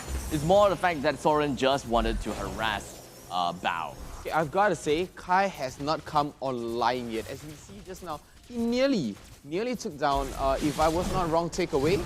Yeah, he nearly took down Takeaway, but Takeaway managed to get away with a slither of health. So Kai has not come online as of now. It's only 5 minutes, 50 seconds around there. So he has not come online yet, and it's going to be hard to, for Forsaken to actually get a pick. Pick away. Arts in between, trying to be a little bit funny as he tries to go for the proxy. Soren coming from behind. He crashes right onto Kai, the man that he wanted to bring down. Bao is also dead. Unfortunately for the Sun Forsaken, they have also lost their first hit turret down in the bottom. Soren waiting and of course stunning onto Flash. None of the umbrella is hitting him, none of it is connecting. But the fight continues as Alice is still in the heart of everyone else. Impunity SG, they are trying to bring him down. Reminiscent, he wants to charge everything up, and there we go. The sword out strike ends up onto double, and finally that is going to be a staggered kill in favor of Impunity. That is going to be easy tier 1 for themselves. It's 5,000 goal lead right now for the side of Impunity, but let's see how Forsaken tries to play their retake on the game right now. So during that fight, it wasn't good. Like, double was so off position. Look at that, doubles all the way on top lane, right? Soren comes in, gets the stun, brilliant manipulation from Miku, just rains down damage onto Bao and Kai. I think that Impunity SG is doing pretty darn well, despite the fact that Forsaken's lineup is pretty darn scary in terms of CCs as well as their nuke potential. I just think that Forsaken haven't met the very condition of going for their Unga Bunga kind of strategy. Not yet, not yet. I mean, because Kai... Oh, Ram, good jump onto Kai right here. Blazing Duet comes out from Kai, but instead, Flash is going to take down Ram fairly easily. So it was a... I wouldn't say Ram was inting. He was sort of a off position. So he tries to, try to get a pick onto somebody. Oh, Raging Sandstorm, not going to hit onto double. Forsaken have already used half of the Unga Bunga. In this case, the Unga onto Impunity just to bring Ram down. And thus, Impunity SG, they would want to prioritize as well as, make full use of this advantage while Kai and Flash doesn't have their ultimate. But by the time Ram comes back out and of course regroup with them, by that point of time, Forsaken should already have all of their ultimates ready. And waiting for that very specific condition of Unga Bungaing again. But in the meantime, let us look at the grand scheme of things. We're looking at an 8-minute game. Forsaken with 2 kills while Impunity is on 5. The amount of turrets taken down by Impunity is 2 more than Forsaken. And of course, goal advantage, we're looking at roughly about 4,000 gold. Yeah, it's about 4,000 gold to the side of Impunity here, but I've got to say, Flash did not make much of any impact during this game, but Kai taking a little bit of damage here. Reminiscent rushing onto Bob, but Reminiscent is going to get taken down by Flash himself. So just as I said, Flash wasn't doing much thing. He managed to get a killing spree onto Reminiscence, basically who they are funneling onto on the side of Impunity SG. A little bit of a waste though, if you ask me. Reminiscent goes down, they only managed to kill Bao, and I think one more, I'm not exactly sure who was the other one. Hopefully it was Kai. But all in all, Forsaken as well as Impunity, they did pretty well to just kind of prolong the game as they can. But I think that Impunity is going to start ramping up because more and more of their players are starting to go online. That Johnson is definitely going to be a force to be reckoned with because whenever you get the touchdown, equals to 1 kill normally. I mean, he has constant magic damage coming out. He's got a stun. And the aerial denial is insane too. Crash on someone, everyone wants to run away. They won't continue to fight at that very zone. Wait, I mean, if I see a Johnson charging at me with his car, I would run, for sure, like no doubt. So, on the side of Impunity SG here, they are snowballing kind of hard right now, especially Reminiscence. Reminiscence is actually gaining momentum. We'll see how much momentum Reminiscent is able to bring back up after his countdown timer goes down with 8 seconds. But while he is pretty much dead, EVOS and Flash trying to take advantage of the situation to bring this run down. But alas, it was not working out for them at all. But the amount of nuking potential, like I talked about before from Forsaken, they can push out waves pretty darn fast. So they shouldn't be too afraid of being pressured in the waves. The only thing that they should be worried about is their singling potential. They don't have a lot of damage to bring down like current objectives, such as the Lord or perhaps even turrets. Because the only one that can focus on that literally is going to be Claude or EVOS. Flash, Bao and Double is not that good in bringing down singular targets. So objectives-wise, Forsaken will definitely suffer, and thus that's why they only had one turret down. Exactly, and look at the side here. Soren and Reminiscence here trying to pressure EVOS, but Forsaken, they are on the other side of the map, trying to, basically they're getting distracted, right? So Flash, I feel that Flash doesn't do much for the team fight right now. He's playing a little bit too passive as a Kagura. As a Kagura, you have to go aggressive, right? So Bao not lending so much stun to, along with Double. Double is there, to actually give a good AoE stun onto the side of Impunity. Well, I beg to differ. Flash did manage to get himself 3 kills. Yeah. But, he's kind of choosing his fight. Yeah, he's choosing his fight. Yeah, so it's not wrong to say that. Usually, like, Kagura is just kind of like, oh yeah, something on. I go in, I die, never mind. Kind of thing going on. So it kind of works because Flash, playing as a Kagura, yes, you have your semi-umbrella open, so whatever it is, basically just run away. That is basically a free purify. And that pretty much makes Kagura a really good aggressive hero because you have a few free purify all the time. Look at that, Ram taking a little bit of damage here from Double. Okay, I would say an Alice up against an Esmeralda, amazing. It would be good, but Forsaken here rushing down onto Ram. Ram takes a little bit of damage here. Double, Kai, and Bao chases him down to the depths of hell and is going to be taking him down. But look at Flash, real one manipulation comes down. Flash has nowhere to go. He does not have a free purify. He uses ultimate, yes he did, but he has nowhere to run. That is bad. Forsaken used their Unga Bunga right on the Ram. All 3 out of it. Just to kill one Ram. And not to forget, EVOS even used his Way of the Dragon on one of the members, but it did not quite yield much rewards. So not much things come into fruition, and they would even want to focus a little bit more on Bao as well as Kai to focus and ensure that they have got the control in the opponent's jungle. So Impunity doing pretty well when it comes to denying the opponent's farm and trying to hold the ground. But for now, the most important part is going to be the southeastern side. We're looking at the Lord. And the Lord is coming out right now. So everyone, okay, I would say look at Kai. Kai is at 7.2 thousand, but Reminiscence is at 8.3 thousand. So that's going to be a huge difference, like immense. Like, whoa, good dodge by Bao. Doesn't but really matter though. He's going to go for a huge U-turn and immediately demolish. Ram jumps in, but Kai is going to be able to get out of there. EVOS coming from the flank, but Kai is wide open right now. And okay, EVOS takes down Ram, right? But look at Double. Flash is still alive. Flash is not looking good in this fight, but he goes through the other side. And look on the side. Oh, he's going to go down. And look at Double, still looking very, very healthy right now. Immobilizes 2 to 3 people right now on Impunity. Winter Franchise comes down. Look at Reminiscence. He's just dashing all over the place here for Impunity. So slippery. Very it's slippery. Really tough for them to kill Double with the amount of utility that he has. He can run away with the ball. He can run away with his flicker. He can also just kind of stay in position with the Winter Truncheon. Too many things whereby Double is able to buy time. But speaking of buying time, Impunity SG, they don't want to buy time. They want to bring down the Lord as fast as they can. And it does feel like Benedetta is going to be the one to bring that Lord down. Takeaway is going to be on the front lines while Kai goes straight in. Blazing duet brings one down. And no, it doesn't seem like he's able to do much. He did manage to get a kill on the Reminiscent that's playing as a Benedetta though. But Benedetta has already done all that he can to bring on the impacts into the previous game, or rather in the previous fight. Forsaken is now at the mercy of Impunity SG. With 4 members available, 4v3, Impunity SG can come back stronger and try to beat Forsaken by the scruff of the neck. Why did they not continue that fight right there? I mean, it was intense. Look at that. Okay, that was good. EVOS zoning away, takeaway. Look at that. So, Reminiscence and Miku takes a little bit of damage from Bao. EVOS going for the long flank right now. Double still looking healthy as ever, trying to take down Miku. Kai here, blazing to it, takes down take down Reminiscence too, but Ram rushing all the way to Kai. Take away, missing that rangy Sandstorm, but Double is here to stop him, and Flash just in the nick of time to save Kai from Ram. But look at this. I do not understand why they did not follow up, right? Look at that.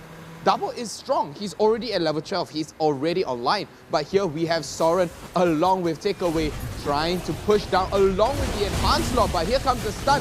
Reggie Sandstorm to disengage. Look at Soren looking very low right now. But look at the shield coming out from Soren. And immediately he's going to get taken down. Would be the Lord and Soren. What a waste. Rapid touchdown didn't quite do much. He tried to go for a premature release, to ensure that he don't send his team to death. Oh, look at Kai. It still worked out. Reminiscent kills Kai, sword out slash, gets himself out, and he just slip of health. He still goes down to the hands of Flash. With 3 members left coming from the side of Impunity, you take away with a slip of health, but unfortunately Bowser's gonna be rushing right into Raging Sandstorm. He's not gonna do much for him. While EVOS goes for the Ray of Dragon, he's gonna be left with Ram and Miku to run away for their very dear lives. 3v2. Impunity SG has definitely done exactly what they needed by bringing down an inhibitor turret up top, and the more time they buy, the better it would be. But note, ladies and gentlemen, the amount of goal lead that Impunity SG have is not that big in contrast at all. If you look at the overall lineup for Forsaken, the late games probably still favors Forsaken. It still favors Forsaken. I mean, look at the side about here. Okay, Kai, yes, is online. Double is online too. Double died. Yes, he did die. But I've got to tell you, Double did so much during that team fight. I mean, he literally lasted throughout everything. And along with Ram too, Ram and Takeaway, they are the tankiest, they are the thickest we've ever seen. They are just there. They are just soaking damage. And on the side there, Miku and Reminiscence just rains down hell on everybody on Forsaken. That is literally hell on earth.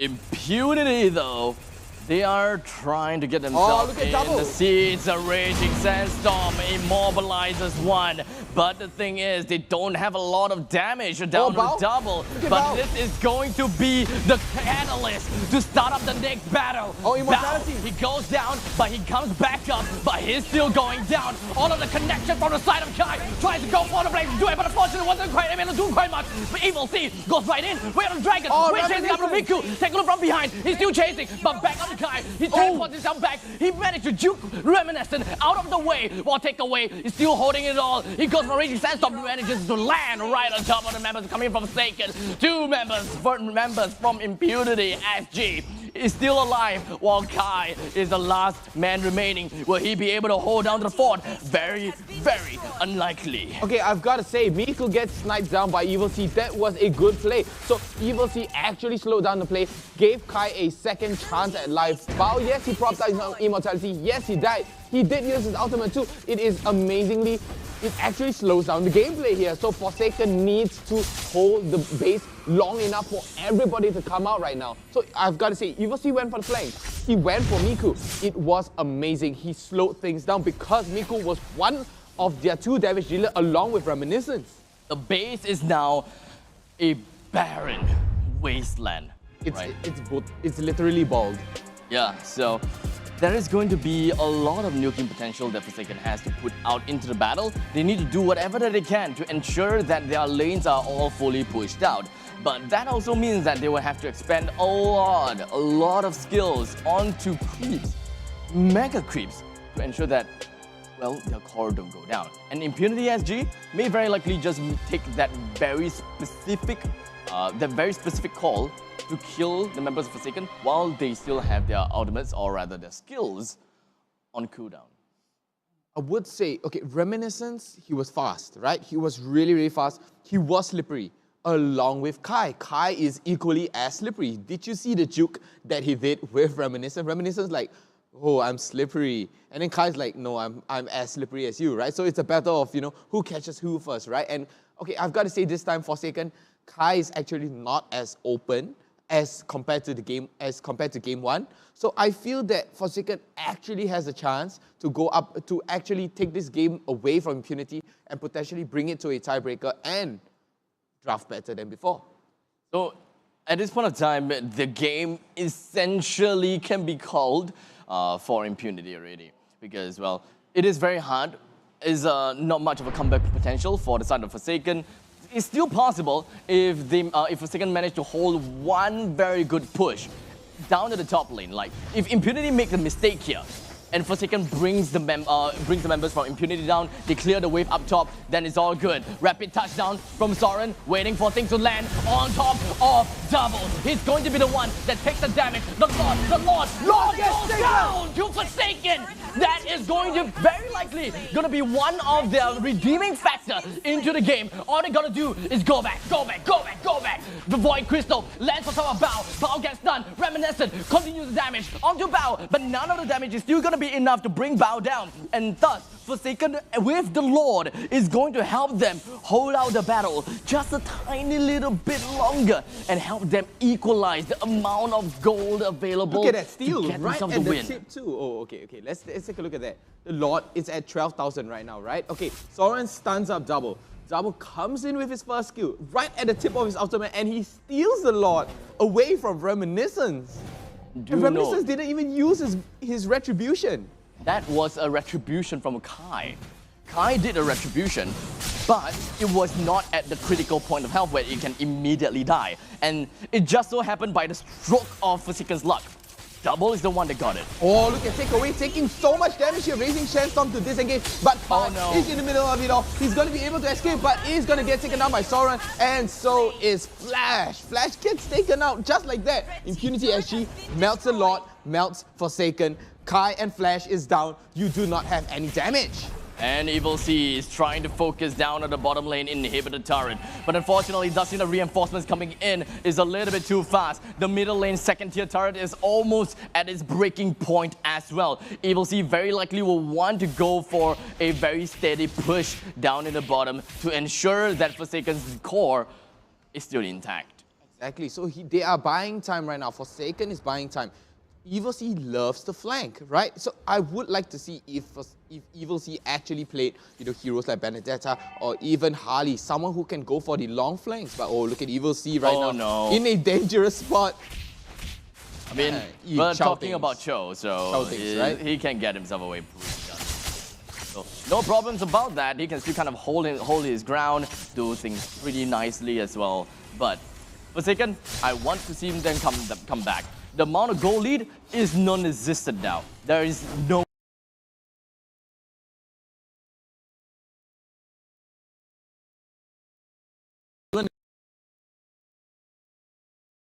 ultimate on. It's not.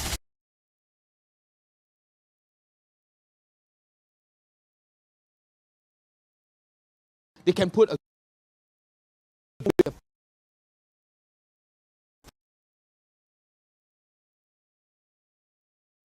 they do not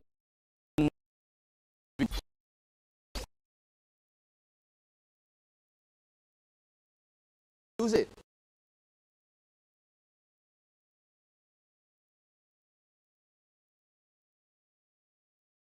Again,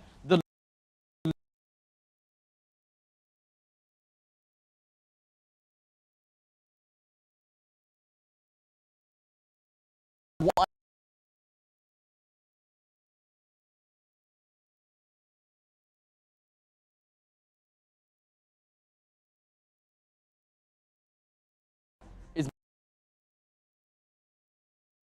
the new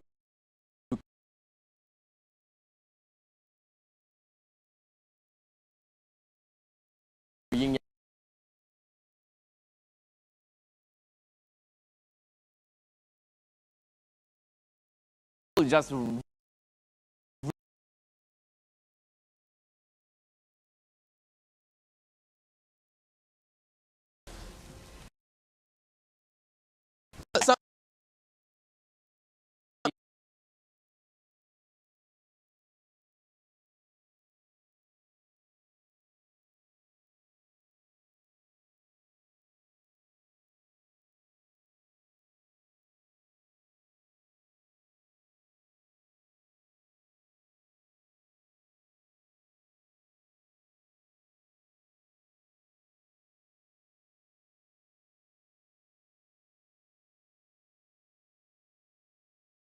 wait, and Soren, I'll still deal damage. Forsaken going for the aggression here. Takeaway taking a little bit of damage here, raising Shanstorm to disengage. But look at Kai, Blazing Duet comes out. Takeaway forced to use his second skill right now. And Brock taking so much damage. Reminiscence here trying to take him down. But Double is so tanky. Look at the suppression from the Winter Transcend right now. Double still taking a little bit of damage here. Bao prompts that immortality. And look at Kai. Kai is going to take Reminiscence down. Impunity is going to be down 2 men. And Forsaken still at 5.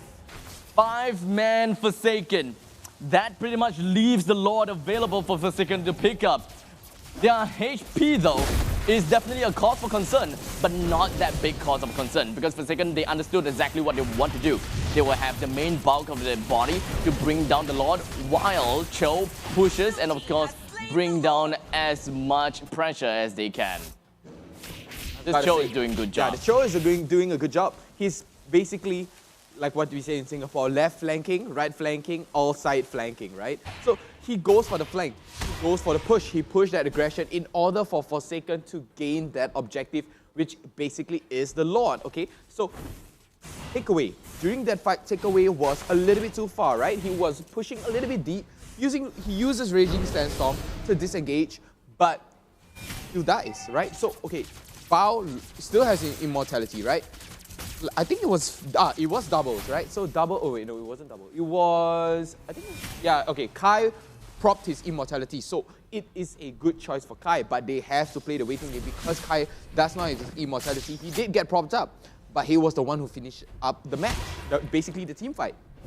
Now the biggest question is, how are they supposed to defend this one? What is their priority? Is it to ensure that the middle lane is safe, or is it to bring down the Lord? What is going to be it? It's going to be the Lord for Impunity here, but for Forsaken is going to be the gate, the top and the mid lane. Oh, they have expended so much to try to bring this Lord down. They are trying so much. They tried so hard, but in the end, it doesn't even matter. Does it even matter? Because the Lord is now hammering down onto the core. The Lord is now down, but unfortunately, Takeaway is going to be the first member to go right down. Soren in front, run, flickers away. The core goes down to the hands of Forsaken, and thus the core.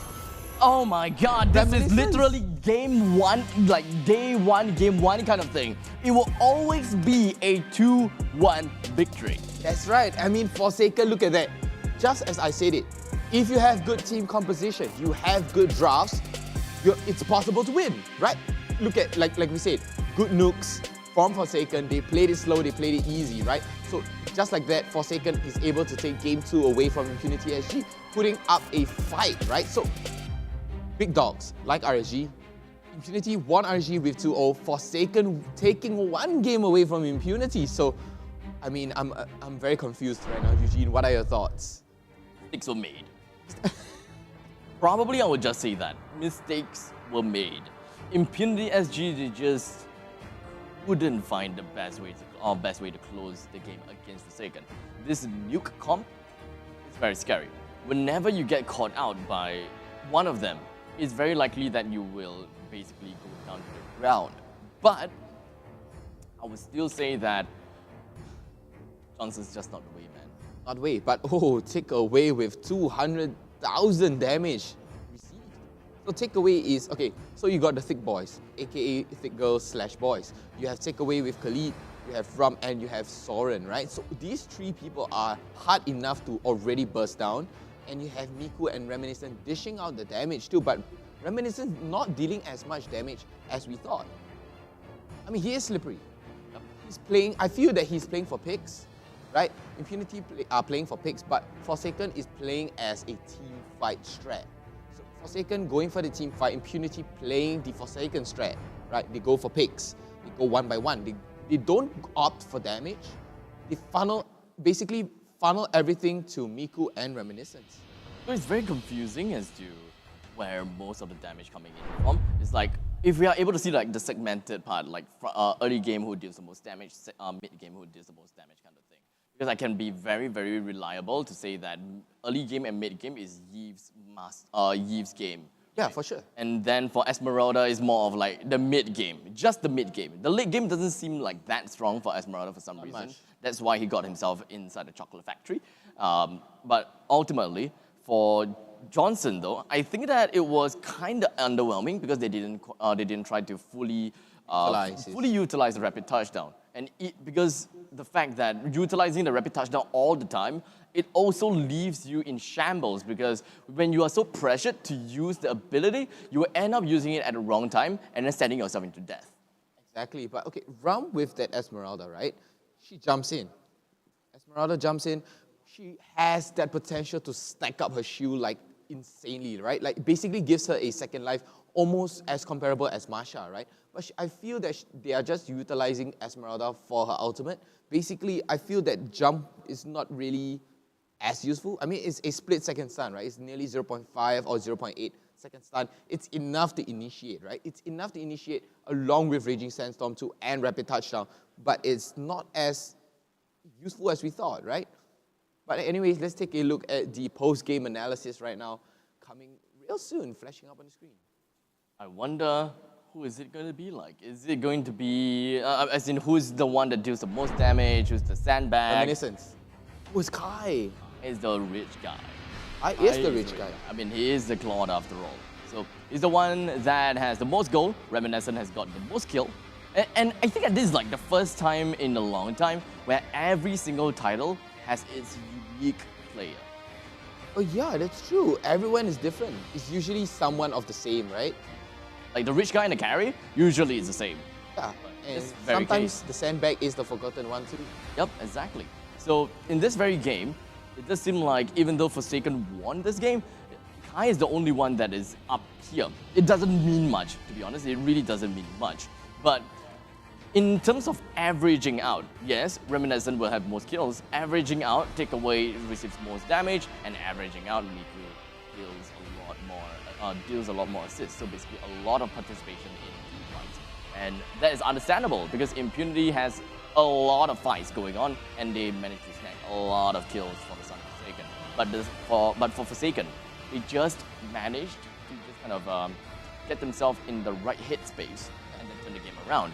The first lot steal was a chef's kiss. The second fight was just hands down great because they singled out Impunity.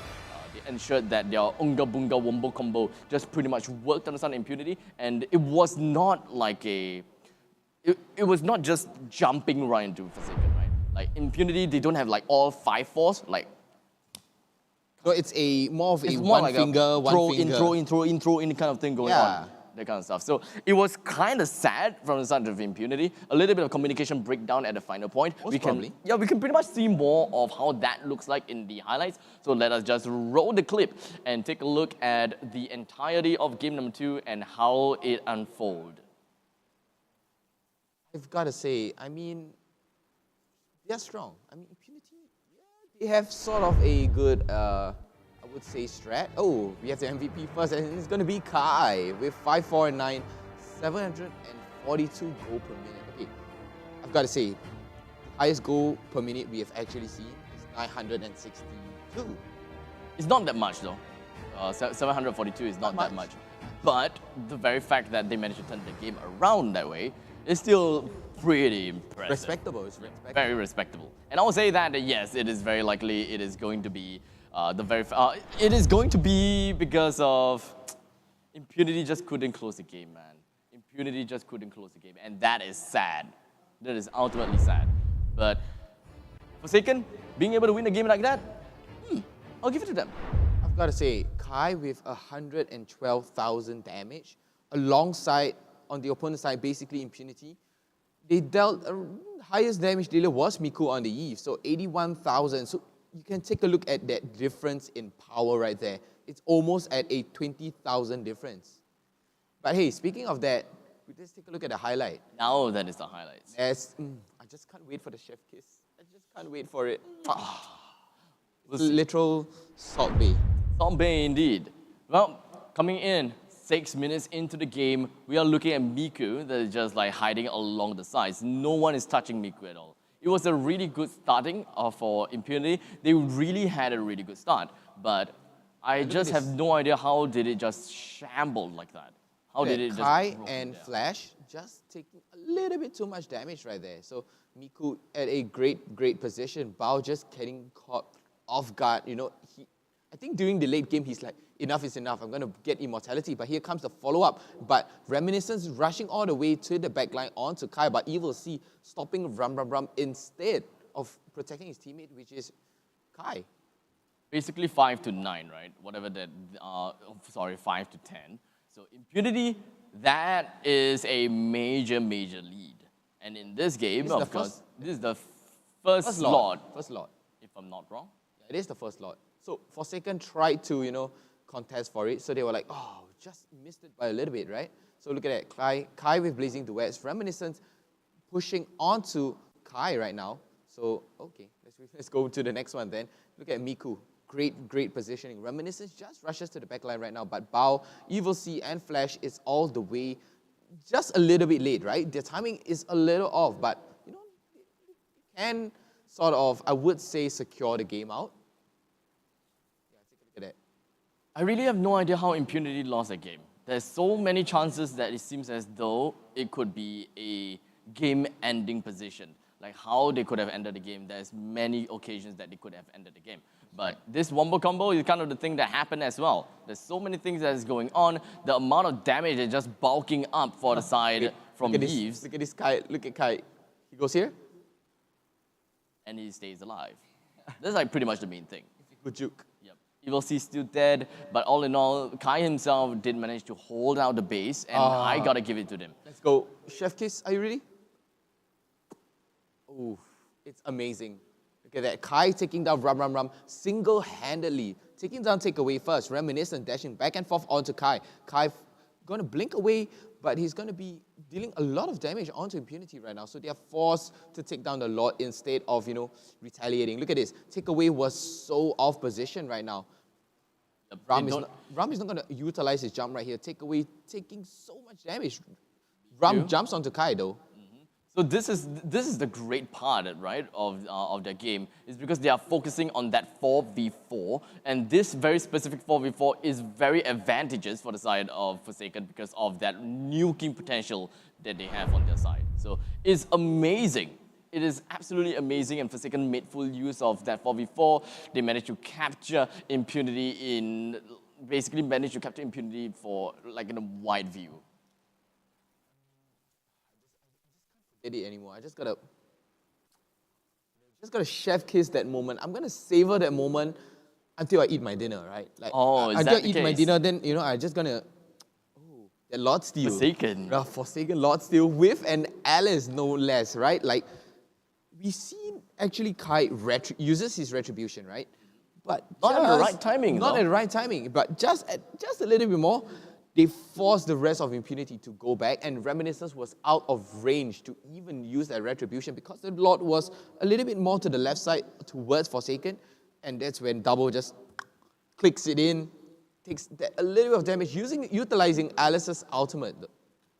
So Forsaken managed to get themselves with one win to their name, and it does seem like we are going to be looking at, once again, a full 3 series for this best of 3. I am really excited to see what is going to be happening up next. If Forsaken takes game number 3, man, oh man, we are looking at the underdogs show for yesterday and today. I mean, okay, we have actually casted for Forsaken before too, right? We have seen them did badly in game 1, and then game 2, their drafting suddenly changed, right? They have amazing drafts. Explorer at the time. Right, exactly. And suddenly game 3, Forsaken just flops, right? So hopefully they don't make the same mistake. They have to take a game away, right? Instead, I think they have to take away a game from Impunity. Anyway, guys, we're going to go for a short break right now. Please do hang tight with us. We're going to be right back for the third match, Forsaken up against Impunity SG.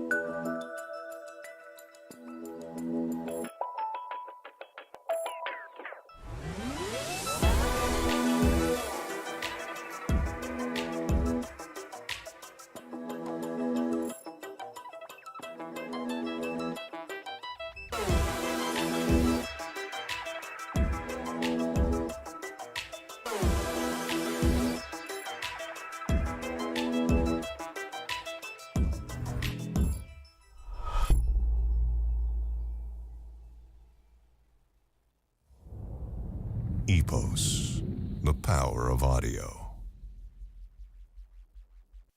I start my day with Sustain Complete, so tired dry eyes won't hold me back. Sustain Complete, the all-in-one drop that relieves all types of irritated, tired, dry eyes. Sustain Complete. 2 drops, 1 unstoppable you. Take the 2-drop challenge.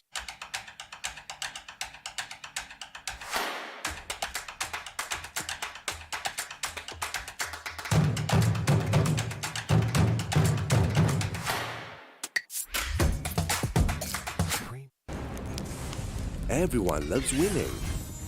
That's why we've made it easy to pay for your apps with a Singtel mobile bill. With easy one-time setup and fast transactions, we offer hassle-free payment and convenience while you focus on winning. Stay entertained and pay easily. Find out more at singtel.com/DCB.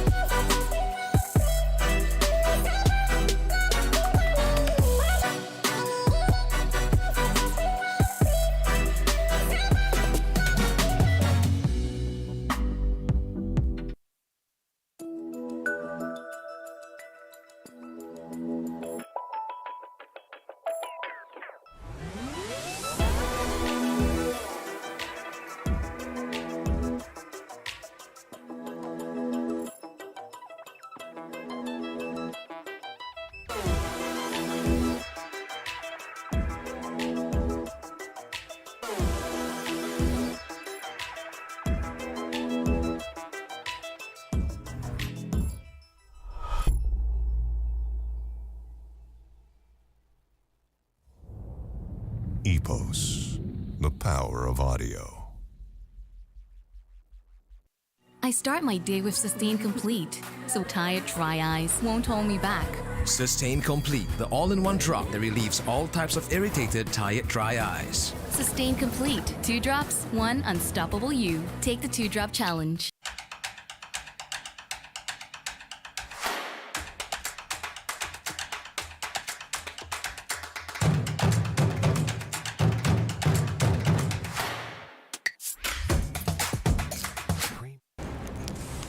Everyone loves winning.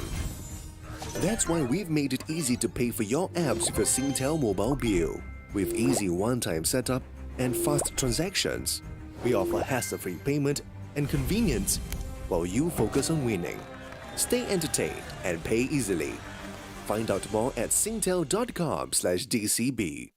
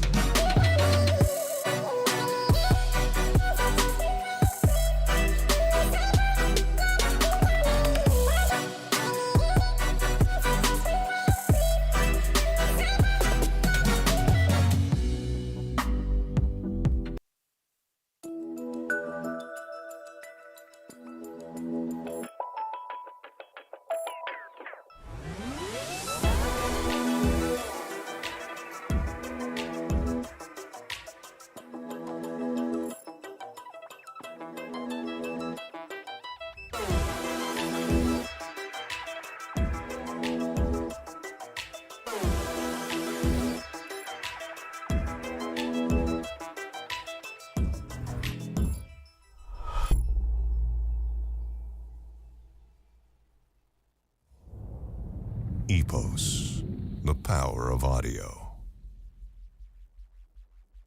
I start my day with Sustain Complete, so tired, dry eyes won't hold me back. Sustain Complete, the all-in-one drop that relieves all types of irritated, tired, dry eyes. Sustain Complete. 2 drops, 1 unstoppable you. Take the 2-drop challenge.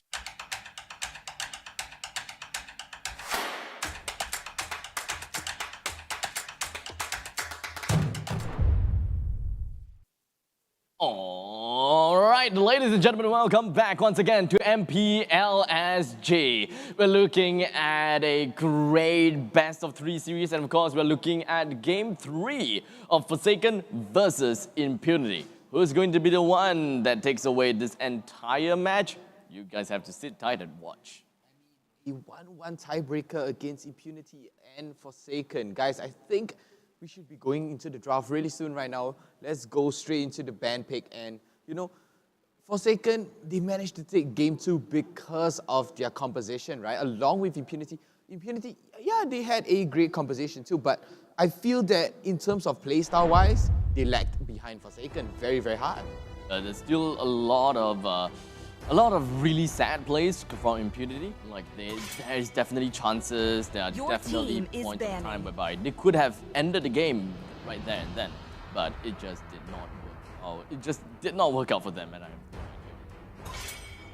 but you know, we're looking at a fresh new slate of the game, a fresh new slate, and we shall see whether Impunity is able to hold their own and kind of end the game as it is, or will Forsaken be able to just hold it all the way until the later stages of the game and win against Impunity. I mean, Impunity banning off Alice and Forsaken banning off Matilda, I feel that these are heroes that they are afraid, right? They are afraid of this kind of CCs, they're afraid of nuking, like Game 2, how Forsaken actually nuked out Impunity. This very game, we're looking at the banned bannings, and that is going to be Alice as well as Chang'e from the side of Impunity, while Forsaken has only banned out Matilda as well as Paquito. So this is very familiar. This is a very familiar sight. Just that Impunity has yet to ban out the Granger, which has been a very constant ban for the side of Impunity, that is. So if Granger is not banned, there could be a possibility that Forsaken is just going to immediately snag the Granger as part of the picks. Okay, if Forsaken were to snag Granger, right, Impunity would pick up Jawhead for sure. Oh yeah, 100%. That is if they don't ban Jawhead. Selena is still available as well. Impunity, they may actually pick up the Selena because that is what worked for game number 1. But the fact that they don't have Selena as well as Jawhead for game number 2 has led to their downfall. So there could be some correlation as to how Impunity plays. Your team is banning. And, well, what happens from there. Oh, and Angela banned right now. So, okay, Angela, it kind of makes sense, right? It kind of makes sense for the hard guard, right? You know, with the heartstrings too. Okay, but Forsaken, if they were to use Granger, right? They need someone to protect. They need someone to slow down that AoE with stuns too, and even better healings. So I feel that Rafaela, Estes, you know, they are a very good option, right? Okay, Angela would be the best option, but then Impunity did a good job of banning it off. So I'm just going to be looking at the last pick, right? Rafaela, sorry, the last ban, right? Last ban, yeah. Rafaela, with Granger, we also have X-Ball, sorry, not X-Ball, sorry. Wait, what? They banned off Uranus. Okay then, I didn't mean to say banning of X-Ball, but I meant to say banning of Jawhead. Yeah. So yeah, Impunity does have a good amount of chance, and it does seem like they are going to go for Selena instead. So the correlation of Impunity with Selena is going to work out pretty well for them in this case. And Forsaken snags the Granger, snags away. And very likely Jawhead is the next. I feel that if that Selena were to rush to the back line to catch that Granger, that's it. Immediately demolished, right? He is weak. But oh, look at that. We have a Rafaela. You have that heal. You have holy healing to actually escape from there. And Granger has a dash too, right? You can basically reposition with your ultimate. So this time Impunity has decided to pick up the Purple and Koopa for themselves, and that could be there could be a likely possibility that they are sending a Purple and Koopa as a tank support, and then the Jawhead, if they want, as the off-laner, that is if they want. So it does seem like is kind of not necessary for the side of Impunity. That is if they just want to deny Forsaken on picking up that Purple and Koopa. Definitely, it still could be possible. It could still be possible, but it is too much flexibility for the side of Forsaken to do that, whereby they have to sacrifice using Rafaela as the support mage instead of the tank support. You know, kind of. I don't know how to say this. Between it. There's too much variables. Yeah, way too much variables, whereby it makes things a little bit too confusing. And of course, it may tilt the balance a bit. I've got to say, Impunity, they're going with the Forsaken lineup again. You know, they're playing for picks right now, right? So they are essentially hoping to pick out Kai. It's definitely going to be Kai, right? So they're going to be trying to pick out Kai during team fights, right? You have the Yi Sun-Shin dash. You have, Your team is literally banning. charge for your backline. You have Pupo, right? With and Koopa stun with his ultimate, and you have Selena's abyssal arrow and Your dash forward, team is to banning. actually deal some decent amount of damage onto that Granger. Oh yeah, now that I think about it, as long as the traps, the traps being set up by Purple and Koopa, whoever gets stepped on the trap and procs it, Jumps. and Selena happens to be around, that is a 5-second stun out there. Your That is a team 5 is seconds, banning. 100% stun coming from the side of Selena. So Impunity, they also need one more initiator. They need one more hero that enables them to play on the forward lines. I would say Esmeralda would be an excellent option here. Or An option? Maybe to go against you, especially you. It's just targeted toward you, Eugene. But I feel that Khalid would be a good option to Your team engaging is with banning. Raging Sandstorm. But then that pretty much means that the Khalid has to be the off-laner. Yes, for sure. I'm okay with an off-laner Khalid. I'm okay with that. But there are still quite a bit of heroes that we can still see. Yeah, for sure. Up. So we have already, for the side of Impunity, they have already satisfied and fulfilled the marksman, the mage support, as well as the tank roamer. The only two things that they have left is going to be that two off-laners. What are the two that can be playing on the off-lane? We shall wait and see. Banning off Ali and Yutong, it's Your sensible, team right? is It's picking. sensible. But Actually, Bucks are going to be pretty easy. that's true. But They're that- degen though. Yeah, but that may mean that their damage potential will be down low, and thus their winning condition is going to be tough. They can't nuke down the rest of the members from Forsaken. They need to be very decisive, and if they want to go for one push, it has to be one good push. It cannot be One by one, right? Yeah, it cannot be one by one. It cannot be a half-assed one. Your team Half-hearted, is actually. So, I told you, right? I told you Khalid would be great, but okay. In all honesty, I say Khalid would be great in Impunity, they are not Forsaken. actually using the Khalid for off lanes. Yeah, okay, Okay, it then. kind of makes sense. Okay, think of this. Raging Sandstorm comes in, zone the rest of Impunity off because they're playing for picks. So if they wait for their Raging Sandstorm to be over and then they come and re-engage on them, but that's when Flash comes in with Kagura, it's a rainy day. Paramis! Oh my god! What's going on? I'm lost for words. Impunity is going with a Paramis pick. I mean, we went with it Your yesterday. team is It picking. helped them win big dogs like RSG. Thoughts, Eugene? You look dumbfounded. When the Famus- I just really commend and I just really have so much respect for Impunity. Okay. They want to be the meta setter. They want to be the meta, right? They creating their own meta. Yeah, exactly. So they don't care what people say. And it's tough to be in the front lines as pro players and just picking unorthodox picks and still make it work, especially for yesterday's games, right? It's completely unorthodox. You won't see Faramis anywhere. You won't see Faramis anywhere. Maybe in the other regions, but if it works, it works. And Forsaken is going for the greedy lineup as well. My God, I can't understand this. What are they doing? They're going for greedy lineups again. They're going for damage heavy. They do not have a peeler. Okay, Khalid, I would say he's a peeler-ish, right? He's in a way a peeler. They're going for early games, for sure. They're going for early games. They're going to funnel onto Granger, and hopefully during the late game, Claude would be able to snowball, but Claude will be able to control that early game laning phase, right? For sure. But the stun from that Umbrella, the stun from the Rafaela. Not a fan of Forsaken's lineup. Okay, you guys may argue and say that, Abstract, why are you so against greedy lineup? I am not against greedy lineup. I am Confused. not say confused, but I am just against greedy lineups, against aggressive lineups. Look at how aggressive Impunity's lineup is. You have a Selena, puts an arrow that throws an abyssal arrow whenever anyone gets stuck in a trap. That is a 5-second stun. If you don't care about a trap, you can just have the arrow pushing into a turret, and then Popol and Koopa dive into the turret. There is nothing to lose, and Miku can go in for free because Koopa is the one that receives all the damage, not the Selena. That's true. I mean, it's basically essentially a 6v5 here, right? It's a 6v5 here. Oh, but look at this. Trying to contest for the little... I would say this... I nearly say the crab. But I mean, I call it the bubble, so I don't know what you call it. But oh, look at Soren here doing a decent amount of damage onto Bao here. So Bao is able, to disengage with the Holy Healing.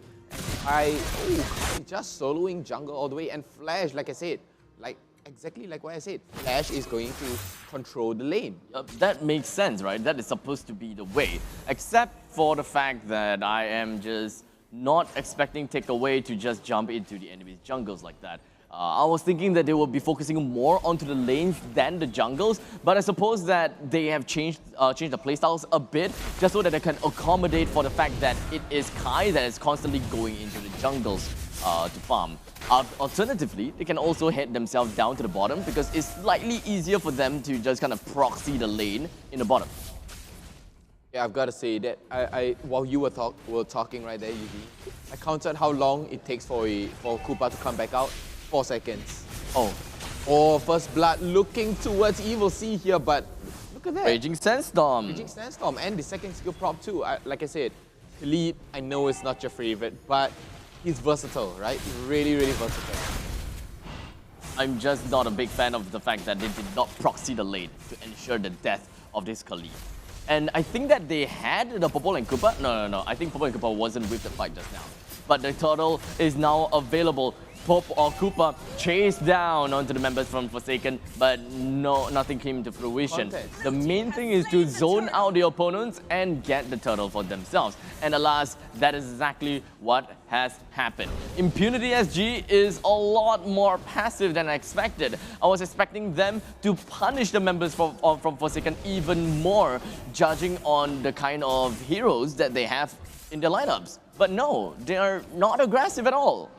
Okay, maybe they're waiting for everybody to come back online right now. And on the side of Forsaken here, they're supposed to be playing aggressive too, right? Like you said, greedy lineups, but everyone is just waiting for everyone to go online, especially Bao. Look at Bao, probably waiting for Bao. The moment he's going to be level 4, that's it. Huge fight, going to come down. First blood 2 even.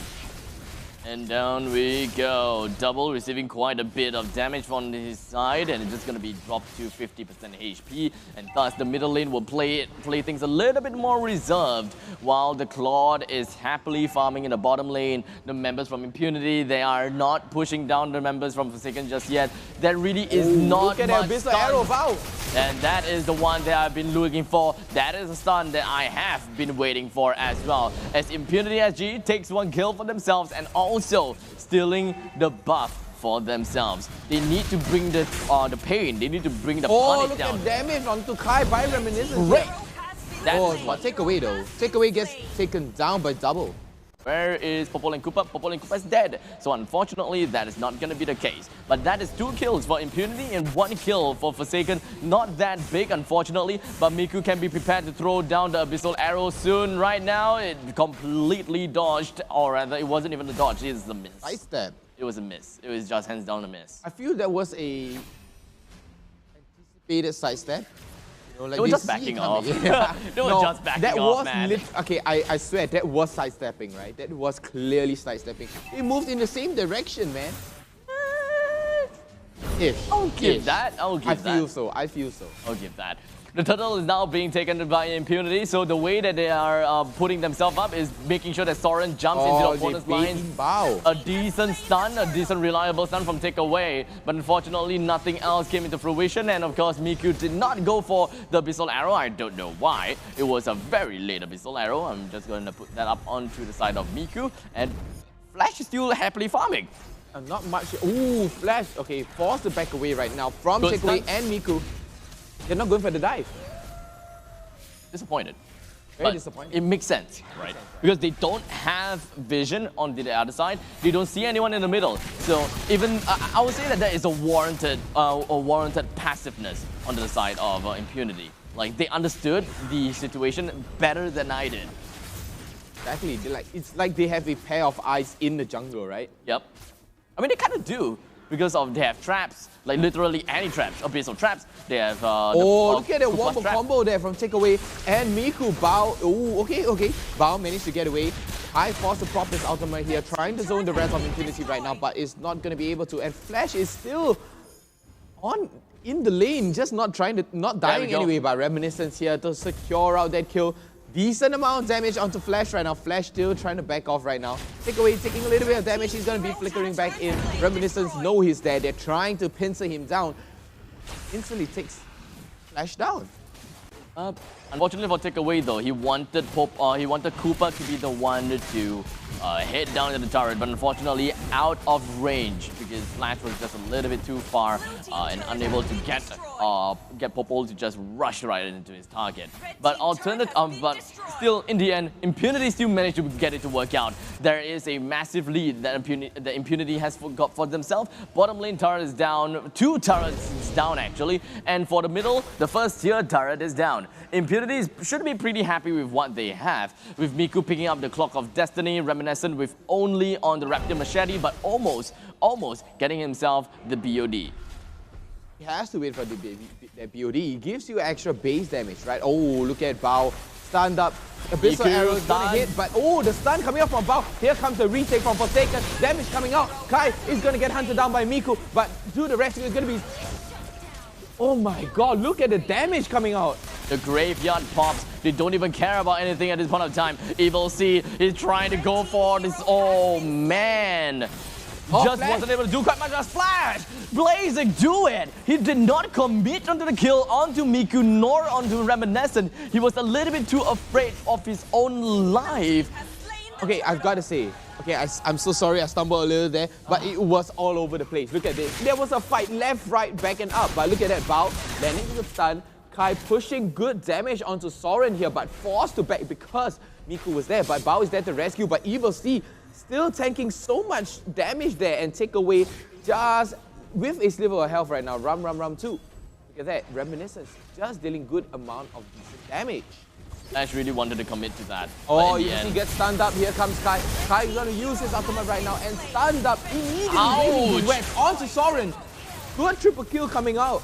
By Kai. Oh man, Soren now can just rush in and do whatever he can and whatever he wants because he did drop the tombstone and it pretty much worked out for him, but it's not enough to get a kill on the double. But Impunity forced that fight out. They literally forced that one out and it became not a fart but a sharp.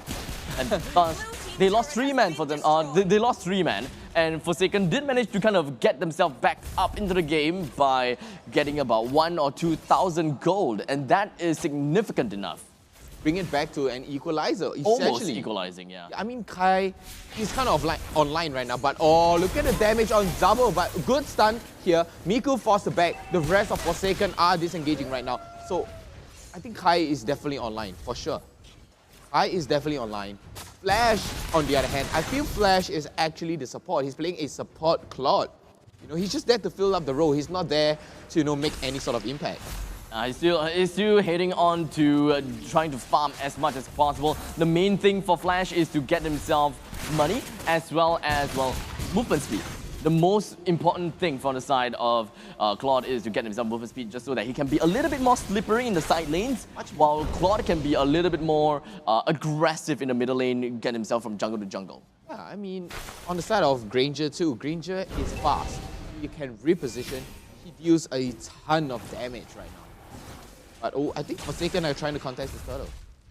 This is going to be a lot now. Oh, this lot, sorry. Yep. So they're ready to bring the pain in. ready to fight. And there we go, one of the trap that has been used. I believe the Russian Umbrella Fleet is going to be popped by double, and thus he was not caught by the Abyssal Arrow at all. But all members from Forsaken, they are here to yoink out the Lord. But would it be possible? The Lord has been taken away by Faramis, and all of them are just going to be dropping down the graveyard. And 2 members down, they still managed to bring down a decent amount of damage onto the board from the side of Forsaken. 3 men down, 4 men down. Ramaram is going to be the last man remaining, but he wants to finish it off onto EVOS. 1 for 1, and there we go. Ramaram closes it all out and gives the final L to EVOS. I mean, it's 3 for 3, right? Like, it's an equal trade. You lose Bao, you lose Flash, 4, you lose Easy. actually. But it doesn't really quite matter for Soren because he's a Faramis. Yeah, for sure.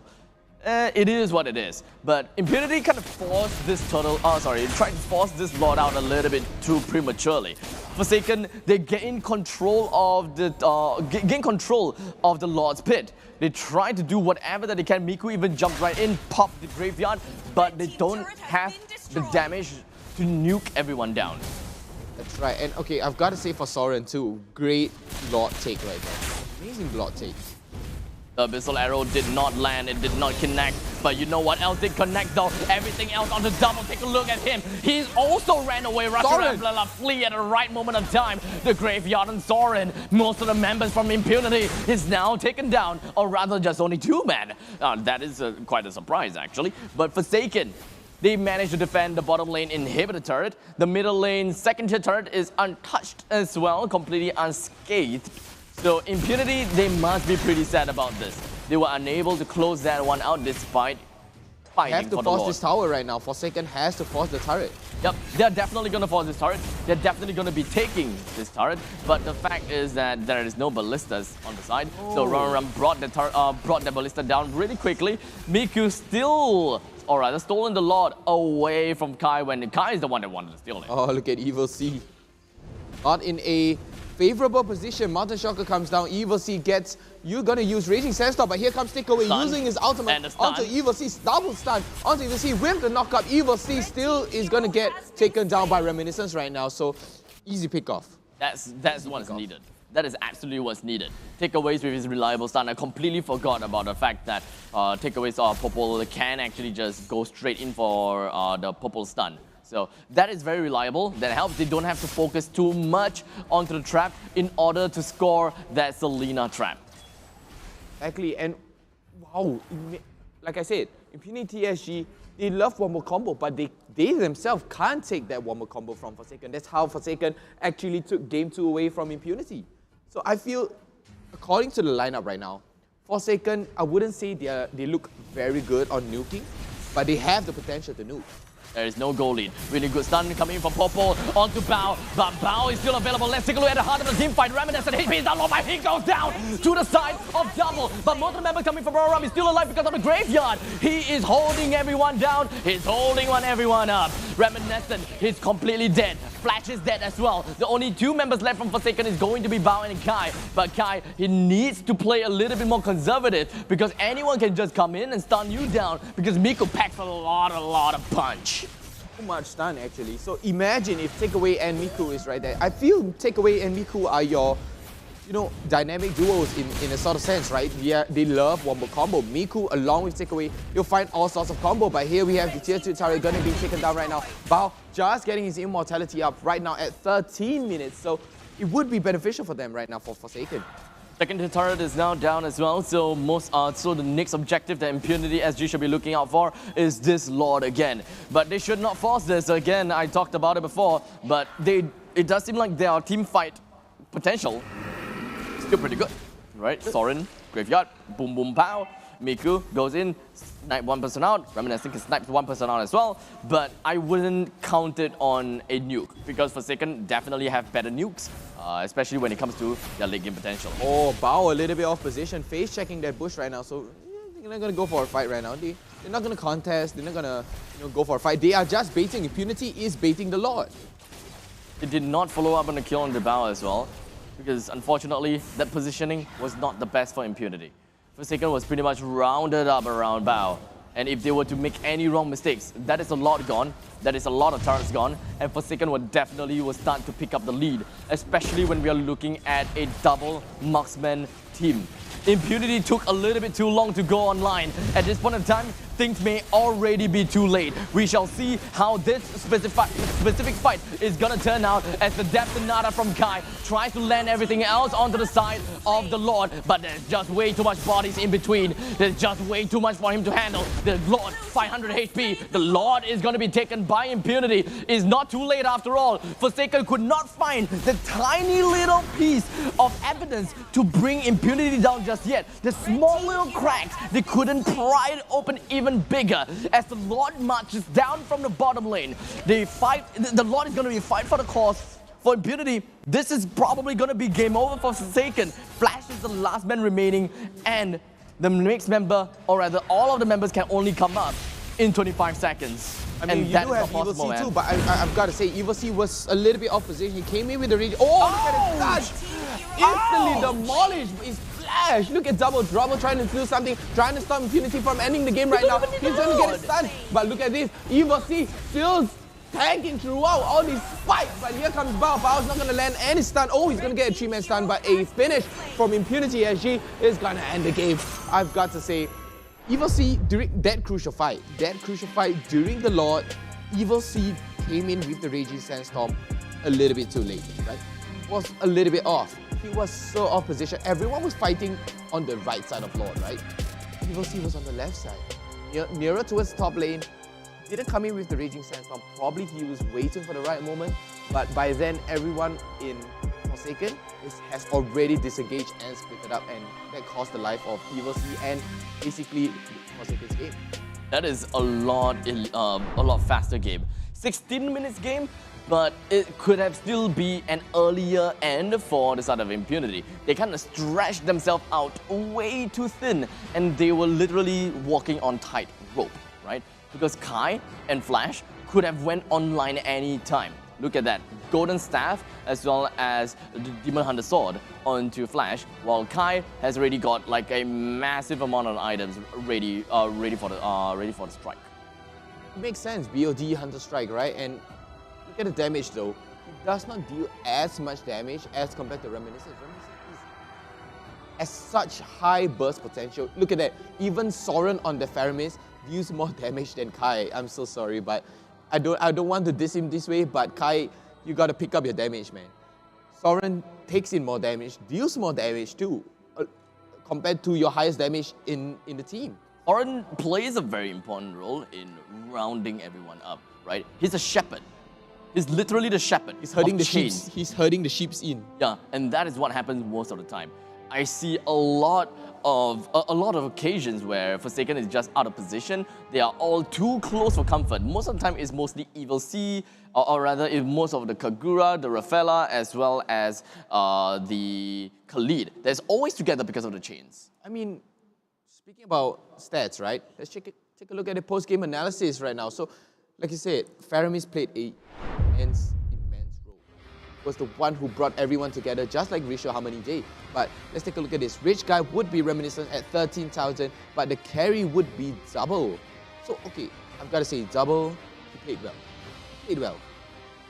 Not as well as we thought it would be, right? But EVOS taking 139,000 damage, along with Reminiscence, which is the forgotten one, essentially. Really good plays coming in. Though I gotta be, I'm pretty surprised that this is our first time seeing the Rich Guy and the Forgotten One being the same person, right? It's something that we don't see all the time. So, all in all, congratulations over to the side of Impunity SG. They have played such a good game against Forsaken, even though it's gotta be a surprising factor that Impunity lost one round to Forsaken. It is definitely a surprise. But you know what else is not a surprise? MVP. Exactly. Who do you think is the MVP? Reminiscent? No, I think it's me too. Ah, you got it right for the first time. Excuse me. All right, MVP would be Reminiscence on the Essential for this match. It's going to be 7, 3, and 12, and an astonishing goal per minute at 836. Yeah, so Reminiscent really played this game to his hearts out. He's just jungling, just farming, doing whatever that he can to ensure that he stays alive, and of course he stays relevant in the games. Well, speaking of the games, I really hope that everyone else have really enjoyed the past 3 games in this very specific series. Let us just tune in and take a look at the highlights of that very final game, exactly what has, well, unfolded. This, Bao gets caught. Instantly, Soren deals the damage, rushes in for Kai, but instantly demolished is going to be Bao. Look at that. Stunned up again, immobilized again. But a good retake here, taking a lot of damage. But look at Kai. Kai's a little bit off position. Miko rushes in. Double is in the heart of Impunity, right there. EVOS bought so much time.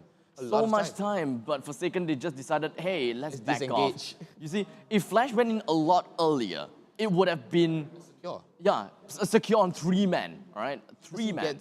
Eats that Abyssal Arrow, right? Forsaken, they thought they had it. They thought they managed to zone them off, but they are damage hungry. Look at this. Mountain Shocker comes in, deals a ton of damage right now. Bao managed to take down a couple of people. Flash too, along with Kai. And look at that, Miku just finished the game. Ow! Even though Miku is dead, he's still doing so much damage, man. He still have so much impact in the game. That is the power of Faramis, man. I just gotta live with that. Faramis is on a different level. Look at that, Mountain Shocker comes out, just finishes. Soren does not let, Bao does not land his ultimate on to Soren, but a good Raging Sandstorm from EVOS catches 3 people too, but Reminiscence too. Look at the damage coming out from Reminiscence. It is insane. He doesn't even care at this point of time because he is pretty much on the respawn timer already. But still, a good amount of impact is being put up into this game. I think the main thing is we gotta look at Soren, right? Soren is on the front line. He's rounding the ships up and he's dead. He pops up the graveyard and he's the only one dead, pushing everyone else away, zoning Flash away, even though he's dead. So he's doing so much value, because he forced Flash to go for the Blazing Duet on a dead person. Exactly. So, like, look, this is just melting everybody. Look at Double. There's so much value that Impunity SG is able to bring out with Faramis, right? Is something that I didn't quite expect. But Forsaken definitely is pretty new to this concept as well. What should we do against them? What is the best thing that we should do? Is it valuable if we just hold on to our ultimate and just let them hammer us? Or should we kill the illusions ASAP? So this is like literally one token, 2 tries, man. 1 token, 2 tries for Faramis, and the opponents doesn't even have 1 token, 2 ultimates. Not even a single token. I mean, Forsaken tried their best. Impunity actually won, right? I mean, I do not understand why Impunity actually dropped that second game, but you know, mad respect to them. They managed to come back. They snowball hard in their third game, but hey, speaking about games, we're going to be streaming the next game, Kingsmen up against RSG SG. It's going to be definitely juicy. Like the steak I'm going to have for dinner tonight. It's going to be juicy. But guys, we're going to go for a quick break right now. The players are getting ready. Guys, we'll see you soon after the break, guys. Stay tight.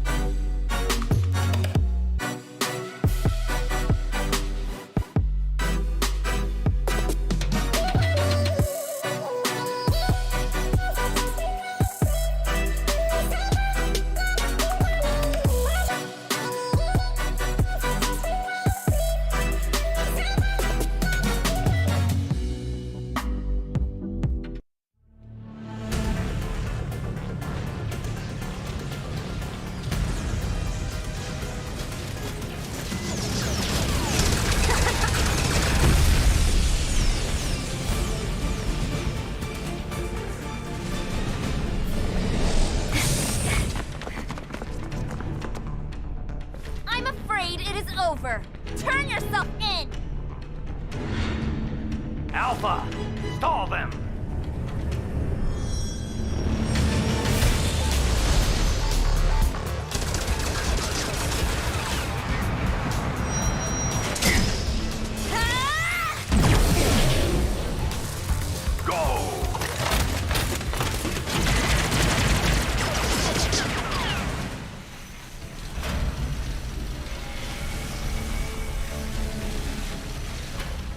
Darn it! I was so close! Let's not waste time here. We need to disconnect the citizens from their avatars.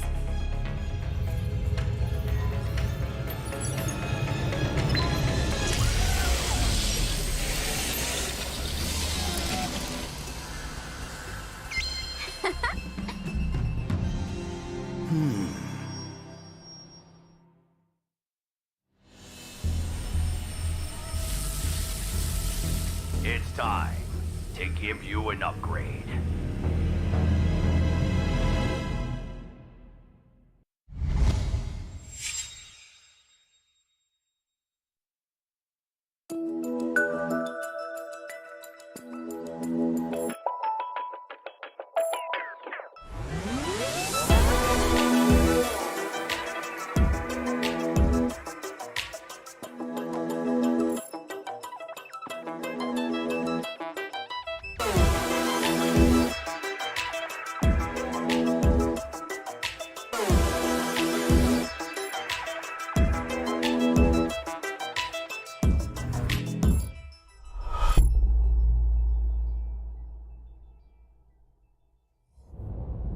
EVOS, the power of audio.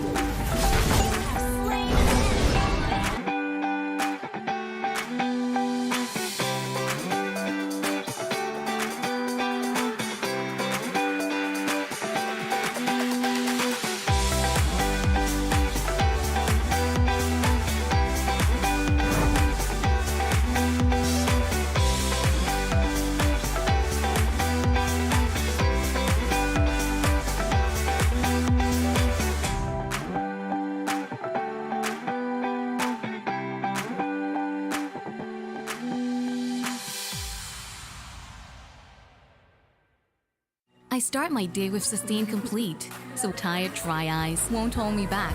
Sustain Complete, the all-in-one drop that relieves all types of irritated, tired, dry eyes. Sustain Complete. 2 drops, 1 unstoppable you. Take the 2-drop challenge.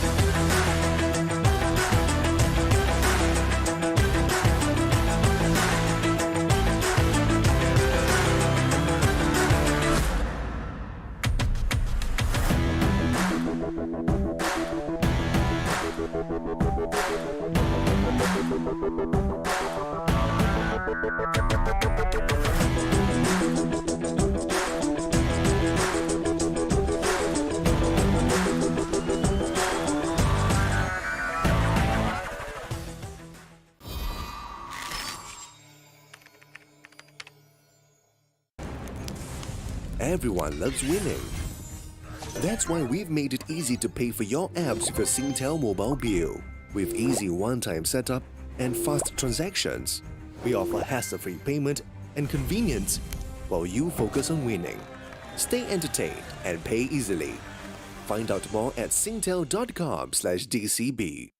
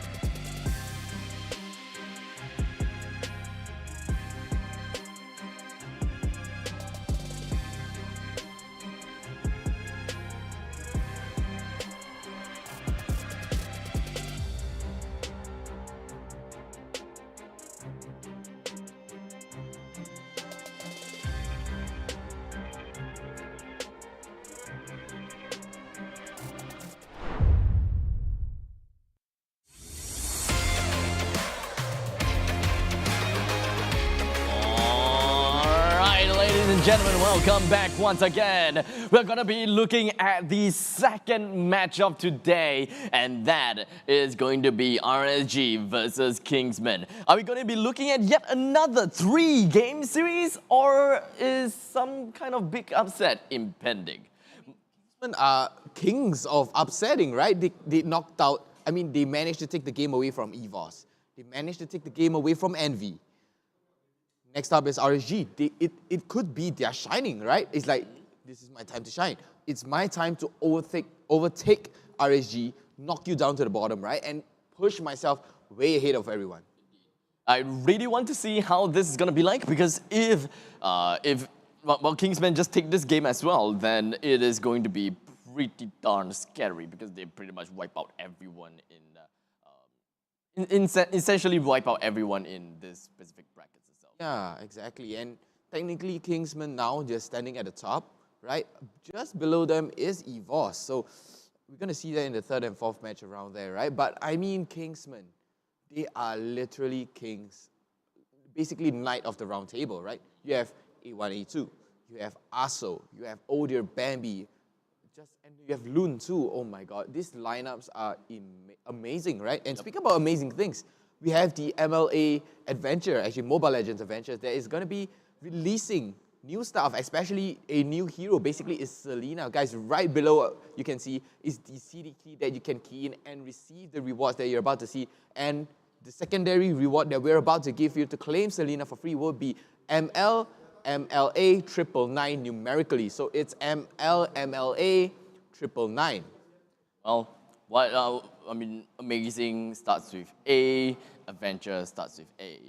MLA Adventure. So make sure you guys take a look at what MLA has got in store for you guys. If you guys were and once an adventurer in the world of MLA, now it's pretty much the time for you to jump right in and of course resume your journey, because you will be able to get some exclusive rewards and access to all these special events. Feel free to just choose the desired heroes for the ultimate deal, ultimate chests, and well, get item discounts right away.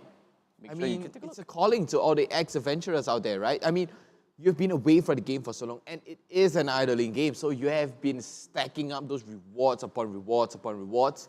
It's time to come back, guys. So just scan, give our Facebook a like, give our Instagram a follow too if you want more information on the Mobile Legends adventure. So we have new modes too. We have like Labyrinth, right? And a new story for Selena too. So gonna unlock the exclusive gameplay, guys. You're gonna have to do that. But you know, speaking of exclusive, I'm pretty sure that PvP Esports is a pretty exclusive brand by itself, powered by Singtel as well. PvP Esports is, well, the ultimate regional platform where gaming lives. If you'd like to find out more about its principles, its core values, sportsmanship, and all this stuff, even tourneys. Yeah, I mean, pretty much guided by all these core values. So if you do want to take a look at more of PvP Esports, what kind of content that PvP Esports does deliver, do take a look at all of their regional esports, looking at their initiatives as well as their tournaments by looking at their Facebook page at PvP Esports, or perhaps even their website www.pvpesports.gg.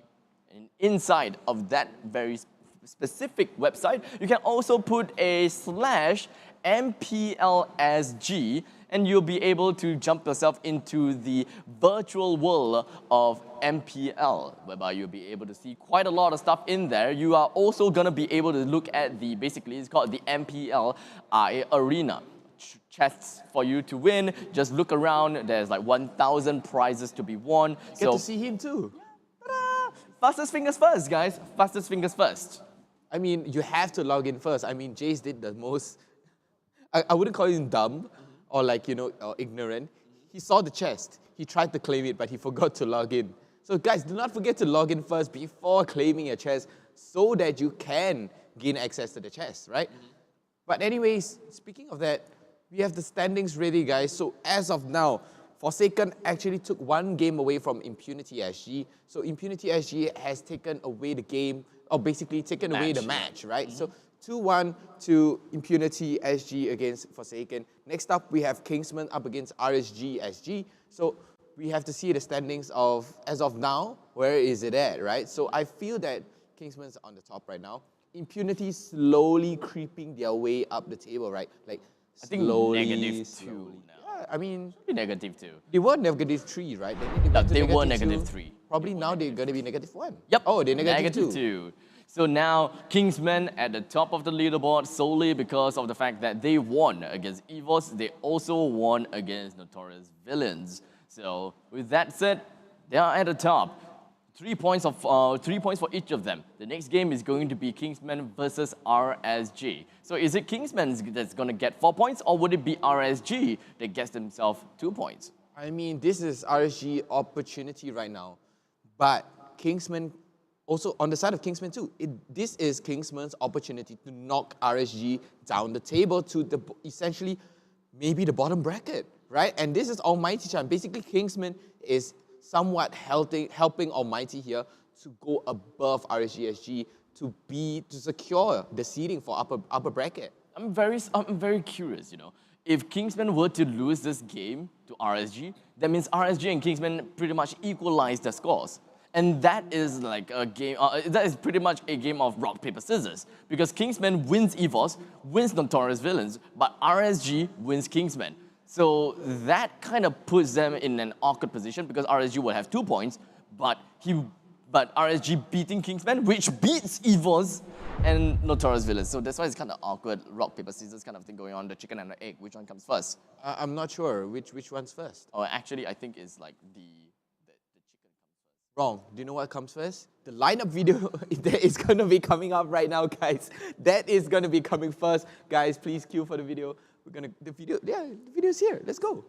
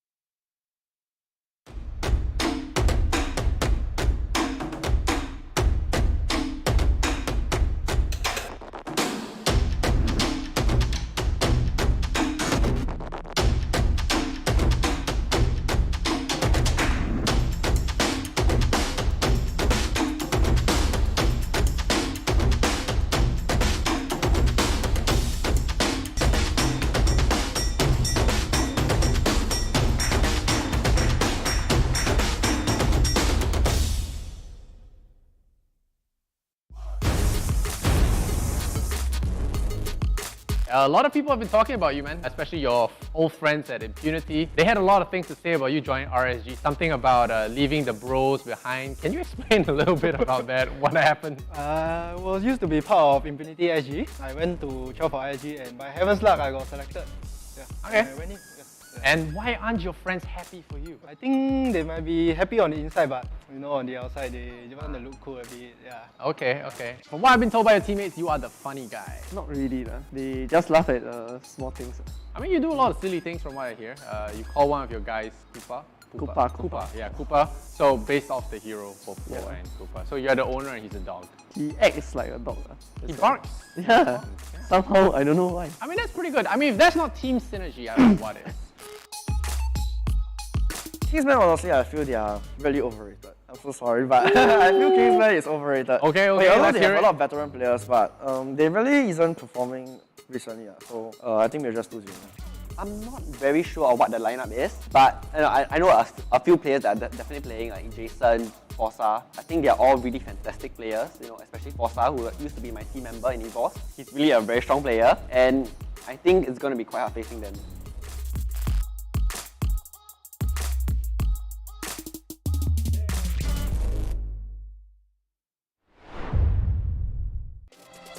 Overrated, and that is what Life 4 said to the Kingsmen. Kingsmen are overrated, and LY4 has also iterated that it is going to be a wow. Would it be though? I feel that Kingsman will put up a fight. Like, you think you're gonna 2-0 me? No. I'm gonna show you what I'm capable of. I have destroyed Envy. I have destroyed EVOS. I'm here to show you what I can do to you, right? So, you're gonna say that you're gonna give me a 2-0? No. I'm gonna put up the best fight of my life. This is the fight of the century. Like, this is like what everyone will say about like the most epic fight in some sense. It's always the blue versus the red.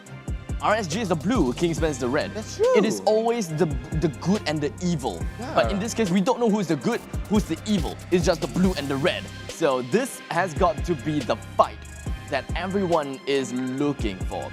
Who's at the top of the food chain? Is it really Kingsmen because they have beaten Notorious villains as well as EVOS? Or is it actually RSG who's able to beat the ones that beats their others? They lost to Impunity yesterday. It's gotta be a big hit to RSG, right? Yeah. I mean, so it could go either way. Either RSG SG says, we got to be on our A game today, or not, they take a hit in their morale. So RSG SG is like, oh man, how can we lose to Impunity, right? And they still can have the nerve, actually the cheek, to say that Kingsman is overrated. Oh, I mean, this is where things are starting to get a little bit juicy, isn't it? I do want to see what RSG have got in store for us. Maybe there's a little bit of like a tactical situation in giving Impunity the win, you know?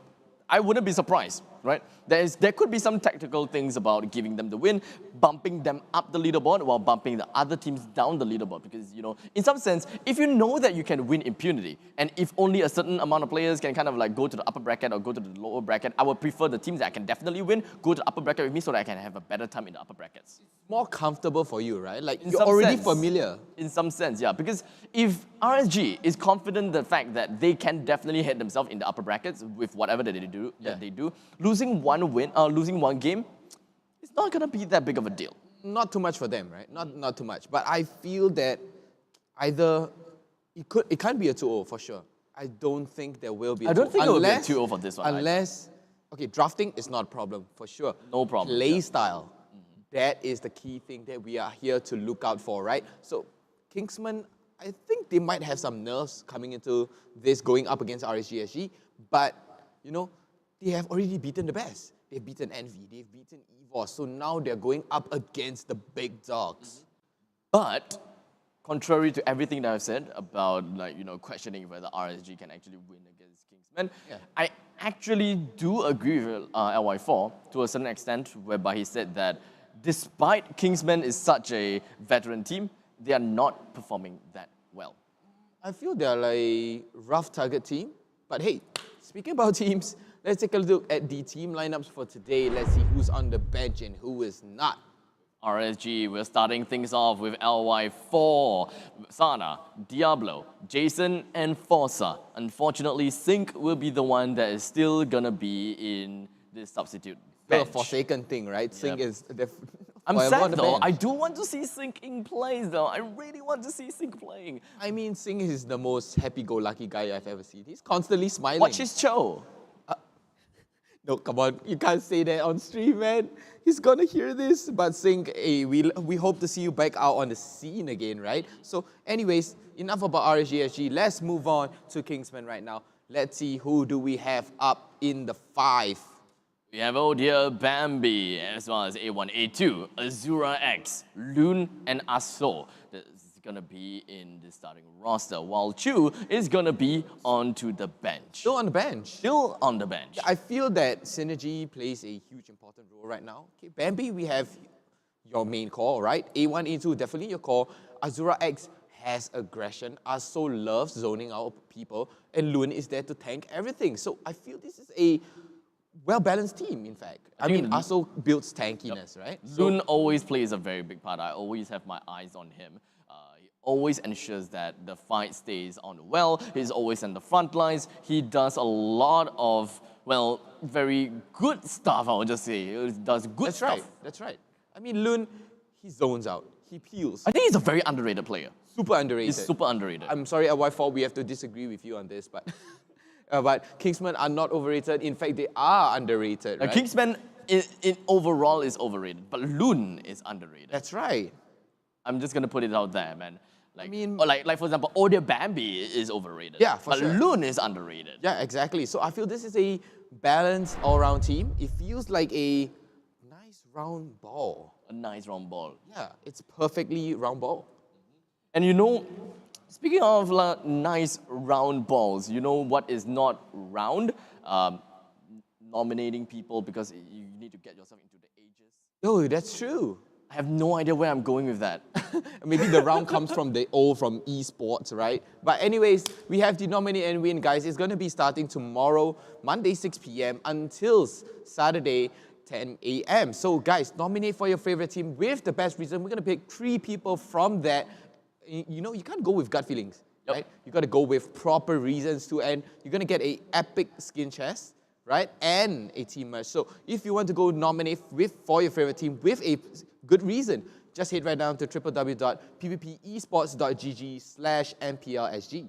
I'm really looking forward to see what kind of nomination everyone have got in store for us. So once again, head down to www.pvpesports.gg/MPL-SG. That has got to be the one thing that you need to remember with your entire hearts out, because every week we have got that nomination. Every week we also have got this milestone giveaway to talk about. That's right. Because we are at 10,700 followers. It's not too far from 15,000, but it's pretty far from the 20,000 followers. So if you guys want to get the skins and the corresponding permanent heroes, it is time for you to start sharing to all your friends, letting them know to follow the MPL Facebook page.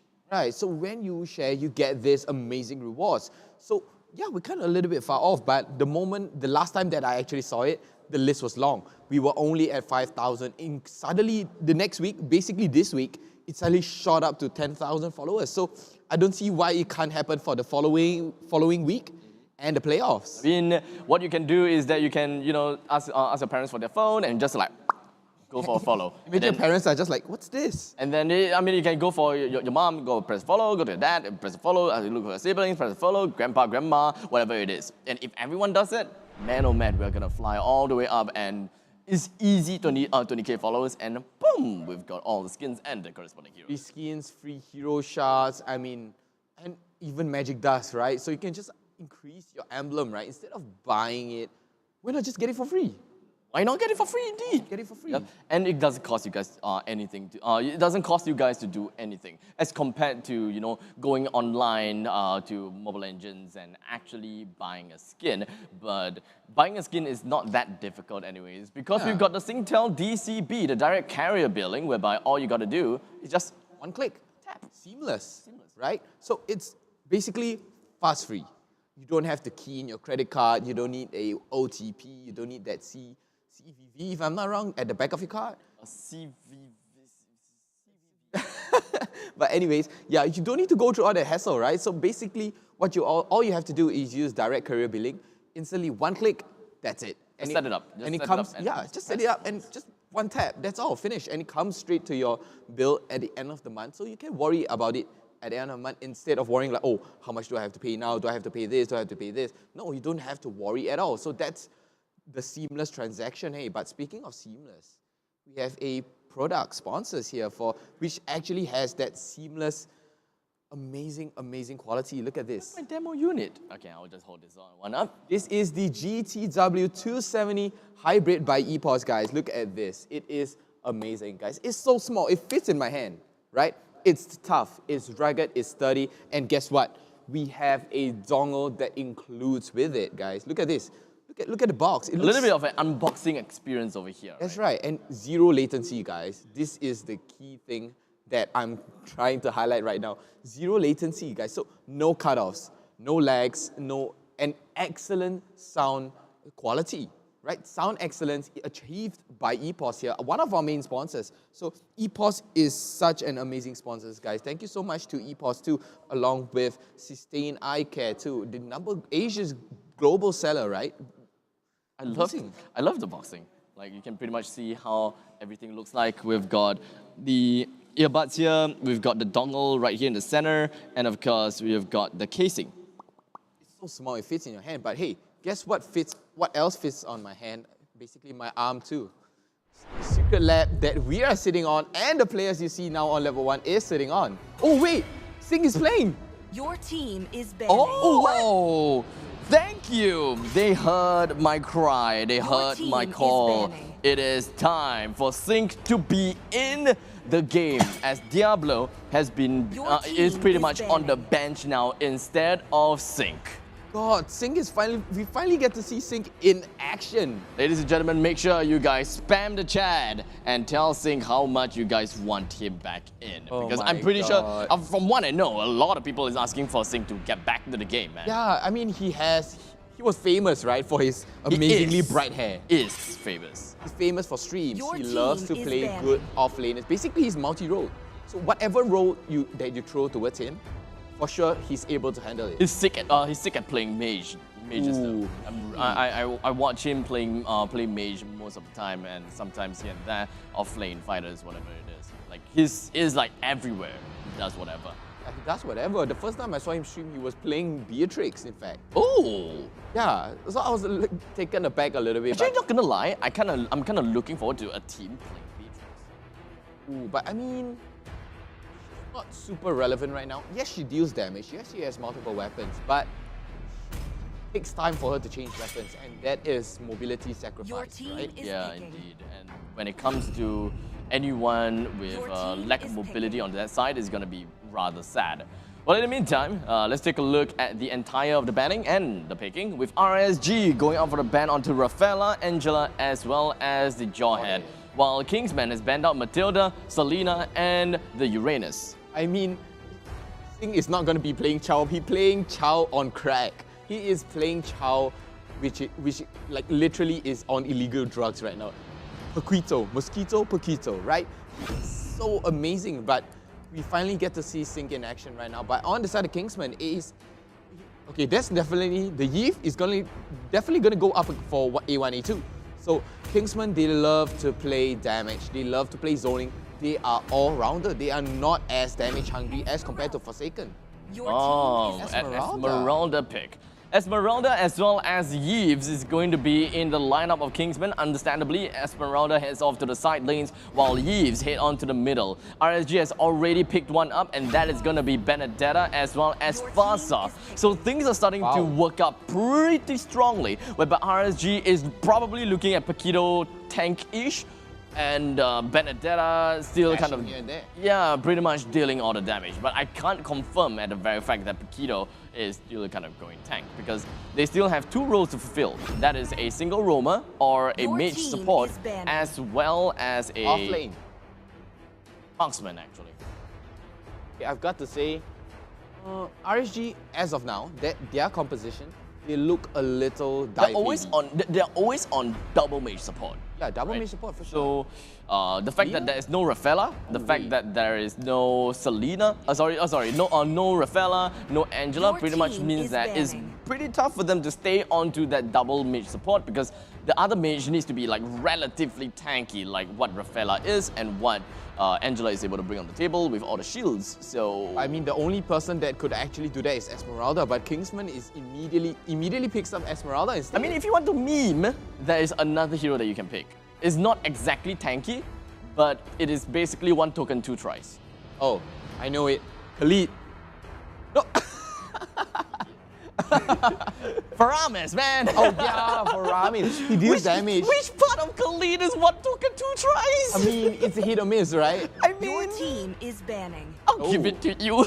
Okay, that ban coming out from RSG, banning away Marsha is mad respect, right? Or Loon, right? No, it's for Is it Loon? Azura X. Oh, Azura X. Yeah, because Azura X has such a different kind of aggression that nobody actually sees. I personally haven't seen before. But I mean, Marsha, that aggression from Marsha is able to hunt down people like Benedetta too, able to catch them out. But on the side of Kingsmen, they are banning away the marksman, they're banning away Roger, they're banning away Bruno.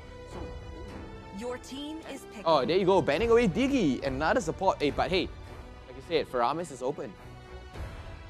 It's very interesting the way that they are playing things out. Kingsmen as well. Oh yeah, I think Kingsmen also kind of plays double mage comp. Do they play that? Let me just double check. I'm not sure, but I mean, it looks like it. Yeah, there you go. Baxia is going to be picked up here on the side of Kingsmen. It could still be off lane. It could still be an off laner. RSG is always, not always. Sometimes RSG still can't. Oh, Sylvana. Oh, that's right. Yeah, Sylvana. Okay, I was like looking through my spreadsheet. I was like looking at, Sylvana as tank roam and looking up, Sylvana. Sylvana instantly picked out, just ringed in our ears. And then I'm also looking at Kingsmen. They go for double mage support, but there are times that they go for a single tank roam. They still have tank roam like Rafaela. So it's very specific. If they get Rafaela, then they will go for Rafaela. But so far, it is always like double mage support, like Eve and Selena. But Eve is picked up by Kingsmen. Yeah, as in, Selena is banned out by that Kingsmen. is for Kingsmen. So they can still be looking at another mage that fulfills that specific condition, such as Kagura? I'm not really sure. But I feel a solid off-laner would be good right now. But probably a mage support would be good. They kind of already have 2 off-laners. Yeah. They can have Baxia on the off-lane to pretty much deal with I don't know whom, but maybe a tank Baxia will make sense. Yeah, and then another off-laner would kind of work, or they can kind of play things around. Or maybe a tanky off-laner. Such as maybe Cho. Ooh. Man, respect to sing though. Cho can pretty much go for either off-lane. It can also go for either the tank support. I mean, Aso loves Cho. Yeah, you can kind of play around with it. They can still kind of grok. Oh man. Is this an off-lane Grok or an off-lane Baxia? I mean, off-lane Baxia is the only thing that I can think of. Yeah, look at that. Aso, wait, what? Wait, hold up. I'm a little taken aback right now. Okay, so probably Azura X, because of his aggression, he's definitely going to go off lane. So Aso is going to be your main tanker. Grok. This is very interesting because at least for me, I haven't seen Grok in like the longest time ever. But them debuting the Grok in the game against RSG, how is it going to work out? RSG doesn't seem like a very tanky lineup, while Kingsman's lineup looks pretty tanky. The way that RSG is playing it does seem like it is a front-to-back kind of team comp. They need to make sure that the frontliners are pretty much down first before they can jump onto anyone else. Alas, yes, you can look at Sana using, or rather Sylvanas, jumping onto one man, like literally anyone except for Baxia or Grok. He can just single out one person and try to do whatever that he can to melt that very specific player down. But Imperial Justice jumping down on God knows who. But I mean, Aso, A1, A2 and Azura X will be all the way in the front lines. So very likely, to be honest, I wouldn't even expect Sylvanas to play in a way whereby he jumps onto backlines. I don't think that he plays it that way. Wait, hold up. Azura X is tanking? Oh. What? Oh, I'm so confused right now. So Aso is playing off lane with the Baxia, Azura X playing the tank. So it's a different lineup than we usually see. A1, A2, of course, on the Yi. Aso off laner as... Oh, wait. Yeah, Azura... Hold up. Jason with that flame shot to take that crab. That was good. Oh yeah, he did take that away. Yeah, I mean, oh, look at the gang coming in onto Lun right now. Dealing a fair bit of damage onto Lun, but no follow-ups. I think they might go for the dive. Yep, it does seem like they are very committal to this fight against Lun, and Jason might be able to get that. Yes, it does seem like Sync is going to be the one that takes that first blood off of the head of Lun. A really good start on the side of RSG. While Kingsmen, they're pretty much stuck in this little corner, not too sure what to do, but Jason's very aggressive play over to the top lane is definitely something to be admired. Oh, look at Aso. Ooh, LY4 Forza though.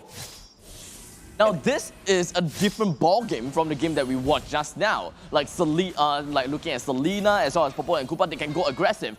But RSG is showing us what exactly it does it mean to be aggressive.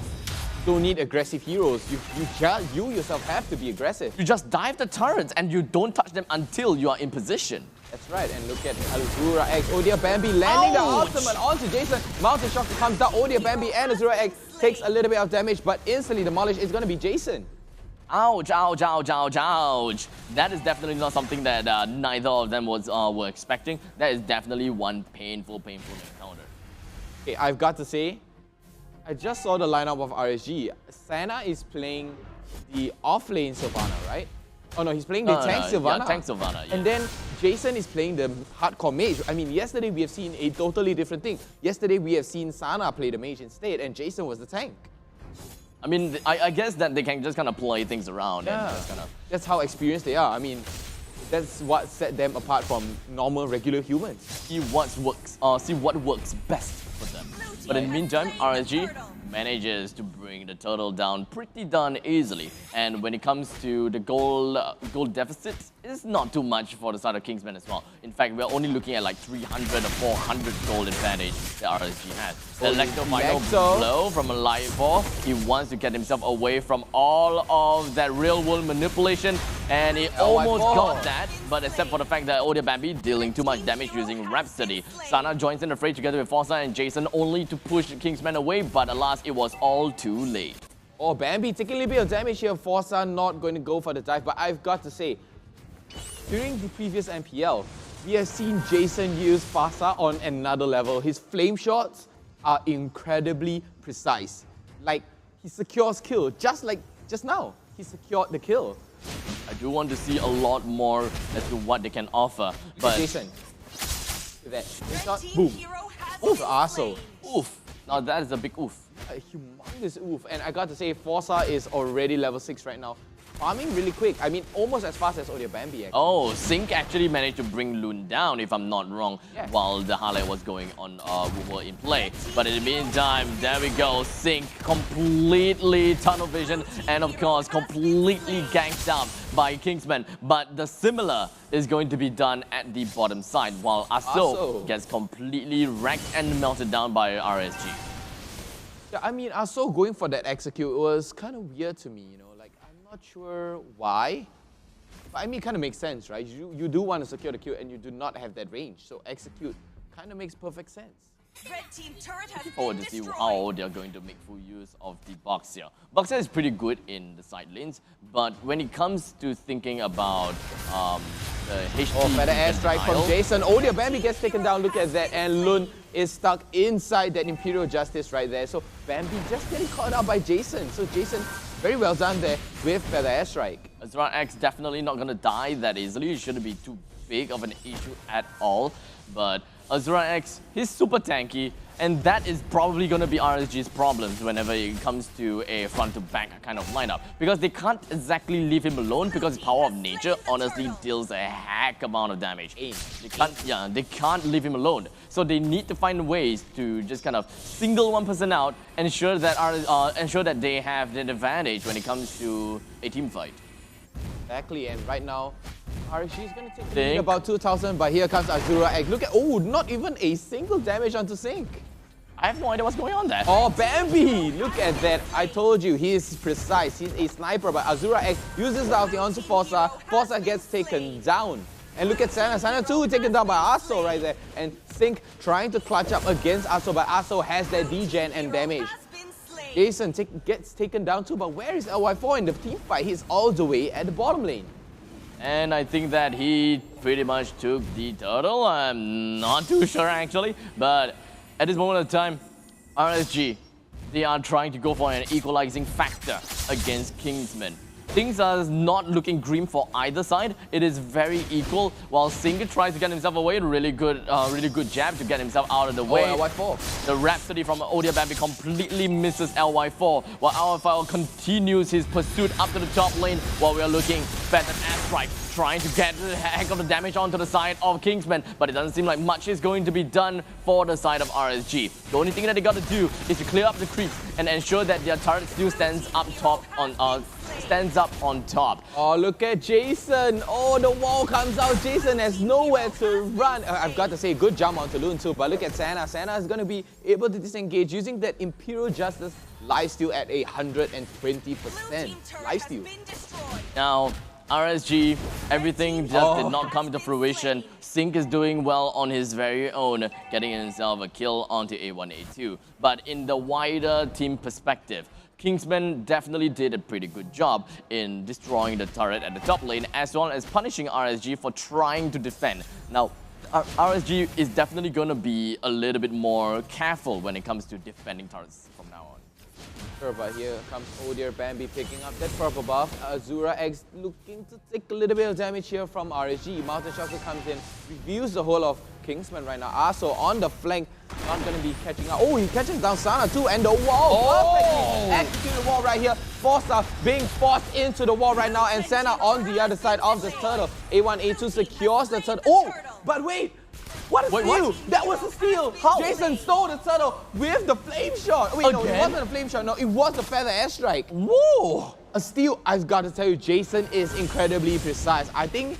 Oh, wait, hold up. Look at this. A1, A2 gets knocked up by Singh. Oh, dear, Bambi here to disengage, but I've got to say, Jason is incredibly precise. I feel like he is a sniper in real life, right? He looks like he can snipe people out of nowhere. Look at this. We gotta watch the turtle. Watch the turtle. And of course, watch Jason. Jason on the other side, while the real world manipulation is being put up. He waits for it. Jason. He waits for it. Boom. Oh, the last second. He waited for it. He literally waited for it. He's not like spam aggression on killing the turtle. He let A1, A2 whittle that turtle's HP all the way down to the all-time low, then the final strike comes in. Exactly, like literally 8 split seconds left. Jason secures the turtle. Still has the turtle buff up too right now. Impressive play coming from the side of RSG though. Imperial Justice on the A1A2, but unfortunately the Winter Trident is just going to be activated. The real world manipulation coming from the side of A1A2 will be able to get a kill right on top of the side of Sana though. But Azura X from behind, he's hugging the turret. LY4 wasn't able to clear that out, and thus he's going to be behind the enemy's lines. He don't even know where to go. Look at Forza though, 1v1 against Odia Bambi, but he goes down! Triple kill over to the side of Odia Bambi. RSG, they're just not holding on to their words when they say they want to 2-0 against Kingsmen, because the way that this game is paving is just not looking like it. Nowhere close. I mean, the Kingsmen, look at that play. Okay, I've got to say, they managed to clutch it out. But if RSG were to pursue that late game, possibly RSG could win this game up against Kingsmen. Oh! Azura X though is currently being locked in with LY4. Aso as well as Odia Bambi. They head down to the bottom lane. They brings down the first tier turret as well. But surprisingly, the middle lane first tier turret is still alive because, well, Jason is doing a pretty good job in holding that turret, holding that fort down. Really good. But I've got to say, look at RSG right now. They are being forced into the corner. LY4 taking a little bit too much here. Odia Bambi. The Azura X ulti right onto LY4. LY4 is not going to get secured though. Here comes real world manipulation, taking down Jason. But look at Odia Bambi. He looks a little low. Forza is going to jump right in, taking him down. But here comes Loon, trying to do something, trying to stop Forza right now. Immediately takes down Forza. But look at Loon and A1 A2. Singh is here for the rescue. He's here for the cleanup. But is Loon going to come out of this alive? It doesn't seem like things are going to be working too well for the side of Kingsmen for that very specific fight though. It was still a 2v2. Electro final blow coming in from the side of LFL. Wait, was that a second Electro final blow? No, it wasn't. It wasn't? Okay. I thought retake? my eyes are deceiving me. But like you were talking about the fact that Loon, will he be alive? Yes, he will be. He even went in for seconds where he wanted to put down our dear old Benedetta. Y4 was slippery. He was slippery. But Senna taking a little bit of damage right there. And look at Senna being able to disengage right now. And Jason. It just seemed like Jason is just going to be hovering around, hanging around, and doing exactly what he can, as a Fasa, that is. I mean, he's precise. I've got to say, he's great on Fasa, and as a tank, no less, right? I mean, we're talking about Jason. His strong. It's his forte. Yep. So this mage, with a massive amount of range, he's gonna make full use of the Feathered Airstrike, make full use of his flame shot as well. He is going to dominate whenever, well, Kingsmen don't bring that front to back strategy working out for themselves. The airstrike comes down, trying to clear that creep wave right now. So as on the side of RSG right now, they are a little bit behind of Kingsmen right now. I would say it's fairly equal-ish, right? Yeah, fairly equal. The only difference is like 1,000 gold. And 1,000 doesn't really mean that much at this point of time. And Azura X just absorbing damage after damage after damage, trying to bait them in. Yeah, he's tanky, man. He's tanky. It doesn't seem like he's even bothered about the fact that RSG is dealing damage to him. Whenever anyone hits him, it's just like, tickles. Tickles him. Good stun no, Sync though.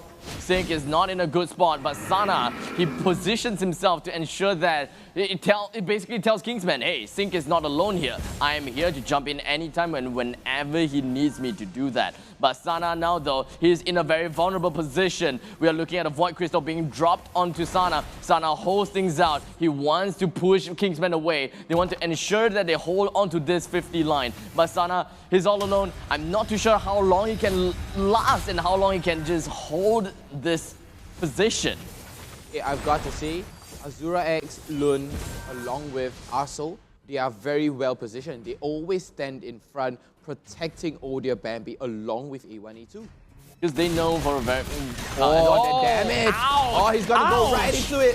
But LY4 from the back into the real world of pain here. But A1A2 is gonna get stunned out. LY4 in the middle of it all. Better airstrike comes up. Deal a ton of damage onto Odia Bambi. Odia Bambi being able to disengage right now. But Sana is gonna be the victim of that massacre right there.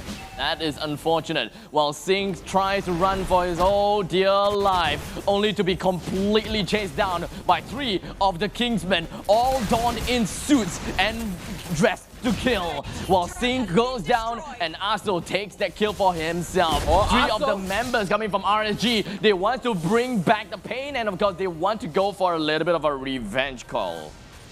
I've got to say, Kingsman, what a play from them. It is an amazing play. Sana gets taken down too, and Singh too. But Singh was a little bit off position. But that is just Manny Pacquiao things. Did I just say Manny Pacquiao? Oh my god. It's the skin, right? So it makes sense. It makes sense. But Singh just doing Singh things. He is meant to flank. The Lord is slowly taken by Kingsman. Wow, the damage. Pushes Sana into a real unfortunate position. He gets away with half HP. Azura X as well as Aso. They are going to still be the frontliners. The Lord is still taken by Kingsman. Very unfortunate for RSG. But, you know, on the brighter side, RSG did not lose a single man with Malefic Roar. Yeah, Malefic Roar on Granger. Okay. I mean, did you see how fast they were melting the Lord? It melted the Lord almost instantaneously. I did not expect a Malefic Roar. Usually go for Hunter Strike, and then you get yourself the Brute Force Breastplate, and then probably a BOD. But in this case, it is... yeah, for magic damage. Just ensure that Jason will just snipe him down. Because he's a marksman. Jason has got massive amount of range. The Clock of Destiny and so as the Lightning Truncheon is gonna deal a heck ton of damage onto Odia Bambi. You're putting the aggression. Electro comes out. Immobilizes onto LY4, but here comes Feather Airstrike along with real world manipulation. A1A2 gets taken down by Jason. Look at that positioning by, here comes Imperial Justice. Not going to catch anyone off. Instead, Santa gets caught off. But look at Sing, the jump onto Forza. And it doesn't seem like things are looking pretty good for the side of RSG though. The bottom lane inhibitor turret is destroyed. Kingsmen finds themselves in a better position to bring down the second tier defense turret as well. Second tier defense turret in the middle lane and the top lane with Sing and Sana still on cooldown on death. Azura X makes his way away with a sliver of health, but unfortunately he's walking right into the zones of where LI4 is. Slowly making a way, but he still got his... Oh, he still comes back alive, but unfortunately Forza still deals a little bit too much damage, but it's okay. His very noble sacrifice allowed Lun to get away. Okay, I've got to say, during that, LY4 actually flanked him, like flanked Bambi, right? So Bambi is still on cooldown right now, but look at that, Lun. Real world manipulation comes out right at the edge, and look at LY4 dealing so much damage onto Lun. Forza secures the kill right there. A1A2 though, as well as Aso, they have to be the one to defend this second tier turret, but can they actually do that? Just 6 more seconds. 5, 4, 3, 2, 1. Odia Bambi is now up in the game. He's ready to deliver all sorts of damage with his Rhapsody as well as Death Sonata. But the question is, will he be able to do that? Because they don't have Grok in the frontliner until now. So they still have to wait for Lun, but look at the bot side. The bot side is accumulating minions just like, I don't know, like Boxing Day. It shouldn't be too much of a problem. LY4 makes his swift escape down to the bottom lane, and while Kingsmen is slowly trying to get themselves back on track and holding the lanes out, stealing the red buff away from RSG's jungle as well. So that is going to give Odia Bambi just a little bit more of a muck-up boost damage. In slight advantage, right? So, I mean, Forza, he opted for immortality, so he's going to be suffering a little bit on damage right now, but he has an extra chance at life as compared to Odia Bambi. So Bambi is playing a sort of a all-out attack. They both have their very individual defenses. Forza prefers a second chance in life, while Odia Bambi prefers to just stay alive the entire fight. Exactly. But oh, look at Kingsman. Look at RSG in an excellent position right now. They know they're there, but they have no way to face check it unless A1 goes in there, or even Lun. They really know they're there though. Forza, it takes the middle lane, slowly clearing up the creep waves, while the rest of the Kingsmen, they're just holding on to their own jungle. They're waiting for the perfect time, I suppose. Oh, look at Azura X. Perfect positioning here, look at this. X slowly makes his way away. Oh, look at Lun. White Crystal onto Sync. Lun jumps in, facing Azura X, facing as well, stuns, Aso joins in, here we go, real manipulation, decent damage on the Sana, but I don't think that RSG will be captivated by Kingsman just yet. But what's going to be important is the fact that it manages to push RSG away from the 50 line, and anything from this point onwards is going to be tough. Exactly, and I've got to say, LY4 was at an awkward position, so is Odia Bambi. But oh, look at this. Senna taking a little bit of damage right here. Azura and Lun and Aso, look at their positioning. They're all the way up at the front right now. As compared, you know, they are there to soak up the damage along with Azura X too. Way too close for comfort. All of them are way too close for comfort. One of them, all of them, they are all in brushes. They're waiting for the perfect chance. They do not want to expand their ultimate. They do not want to expand like literally anything. The only thing that is dropped down is Mountain Shocker, and that very well is going to be the initiating factor as Jason gets melted down by Lun. But what else? Forza, take a look at him. He's down low. He goes down to Lun again, but up top of Bambi, also a critical amount of health. But it does seem like his Rhapsody just did not do that much of a damage. He only focused on trying to bring all the minions down. Kingsmen, they just forsaken the Lord, and in fact, they decided to go onto the corner instead. And we got the falling Star Moon onto the side of RSG SG. LY4, last man alive. He have to defend the tower right onto the side of Kingsmen, but is it really even possible or not as the Lacto final blow? Oh, dishes right out. Takes Bambi out. But it was still not enough for him to clear everyone and defend the core. I mean, what a play from Kingsman. Oh, I'm just taken aback right now. I feel that Kingsman at all is not overrated. Nowhere near overrated. Not overrated. Not overrated. I mean, it comes to prove the point that they are not overrated. I feel, in fact, RSG is overrated. Honestly, RSG can come back. They can. They are veterans. And all of them are veterans. Exactly. And thus, I'm looking at the next game that will go to the hands of RSG. Oh, it's going to be a 1-1? I'm pretty sure that it will be a 1-1 because they are all strong in their own regards, and there is just different phases in the game that allowed each member to shine. Like for example, for Sync, he shined in the early stages of the game. But when it comes to the later stages, it gets a little bit tougher. But I've got to say, I've got to give mad respect to Jason with that precise shots, right? And Forza pushing out the damage, LY4 going for the back line. So their drafts are perfect, right? Both sides, amazing drafts. It all boils down to playstyle and gameplay essentially. So what do RSG need to do in order to change the playstyle a little bit? Or maybe they don't even need to change the playstyle. They just need to find that small little tilting factor in order to help them beat against Kingsmen. I feel right now they need annoying CCs, like how Impunity gets annoyed by CCs, right? So is so important right now, but oh, look at this. Bambi getting 3 of them. Rich guy to carry and the forgotten one. Bambi is just demolishing right now. I cannot imagine if anyone were to take all of them. But actually, it's possible. It's mostly like Uranus. It will be like side laners, right? Side laners. You gotta kill Hecton. Get to soak a damn ton too. I mean, along with, but look at Azura X, the damage that he have taken. But hey, look at this. Jason dealt more than Forza. So 89,000, that's a lot of damage. Understandable, right? Since we're talking about Forza, Forza really is one heck of a, well, giant bomb. Literally bomb, right? It's a feather airstrike, literally raining down bombs. And I've got to say, a good turtle steal.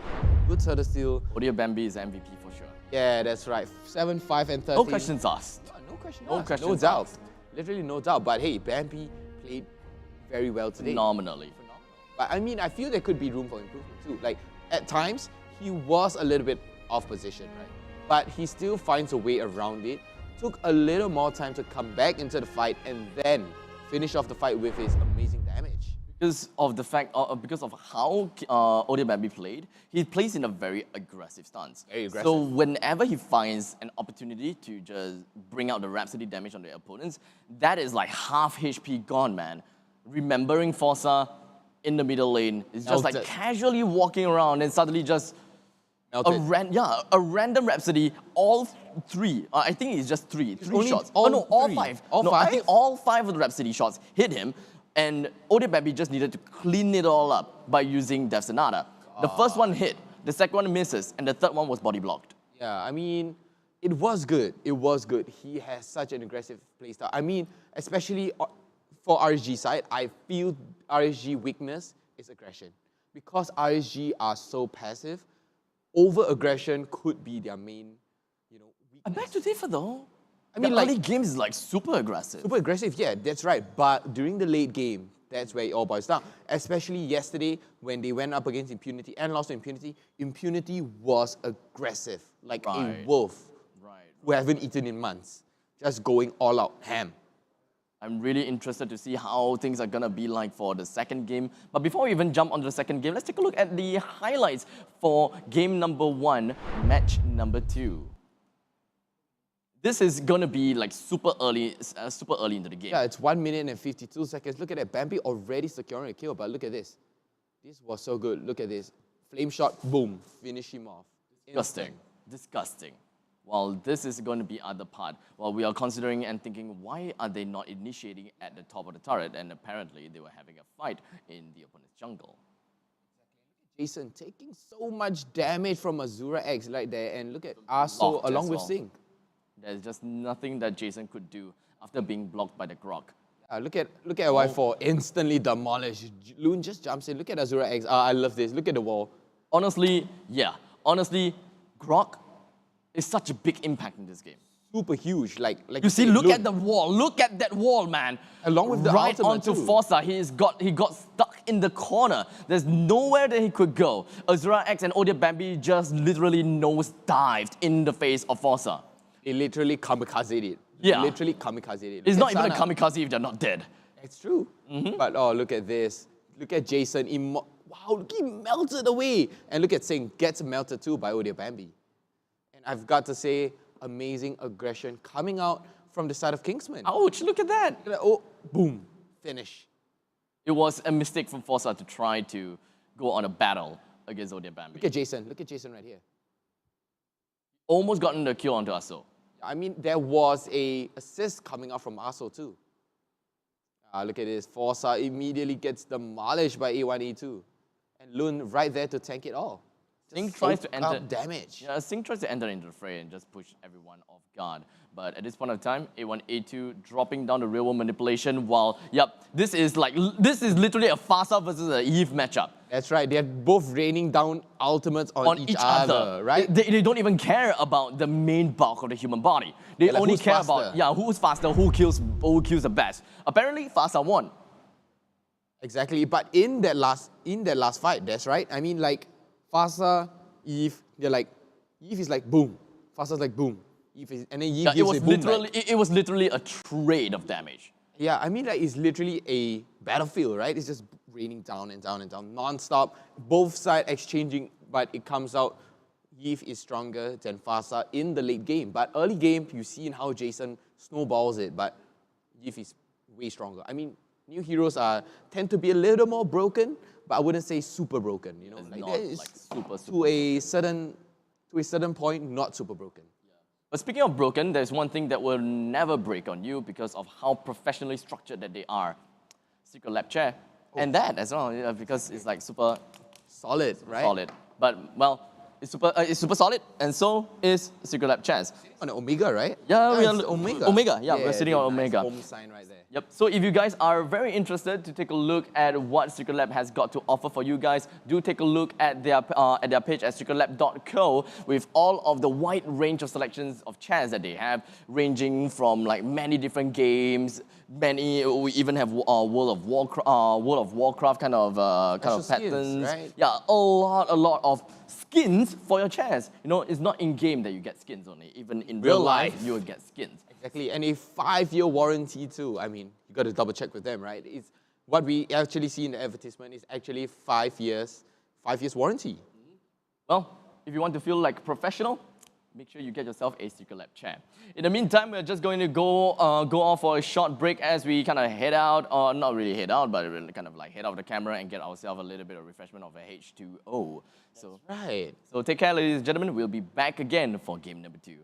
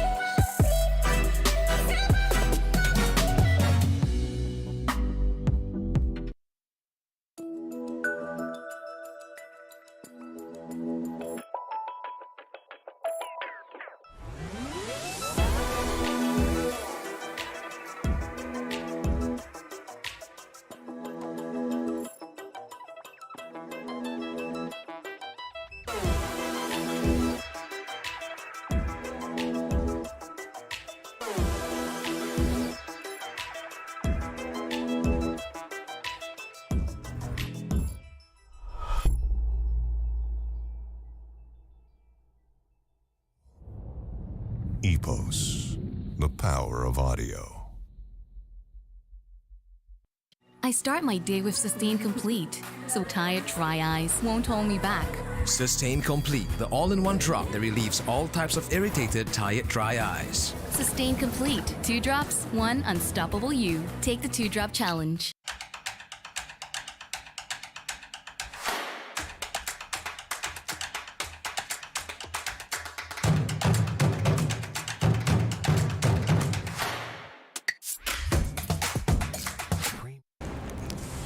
Everyone loves winning. That's why we've made it easy to pay for your apps with your Singtel mobile bill. With easy one-time setup and fast transactions, we offer hassle-free payment and convenience while you focus on winning. Stay entertained and pay easily. Find out more at singtel.com/DCB.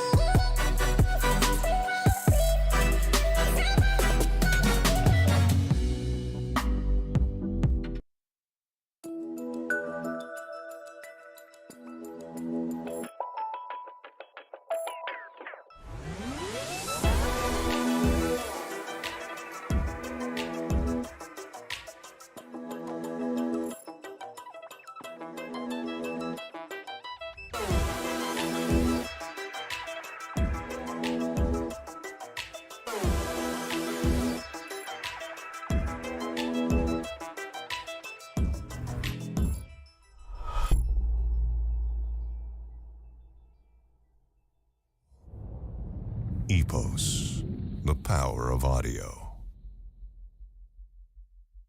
I start my day with Sustain Complete, so tired, dry eyes won't hold me back. Sustain Complete, the all-in-one drop that relieves all types of irritated, tired, dry eyes. Sustain Complete. 2 drops, 1 unstoppable you. Take the 2-drop challenge.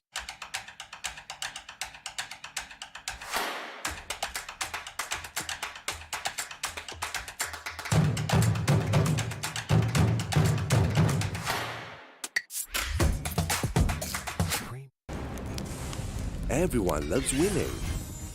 That's why we've made it easy to pay for your apps with a Singtel mobile bill.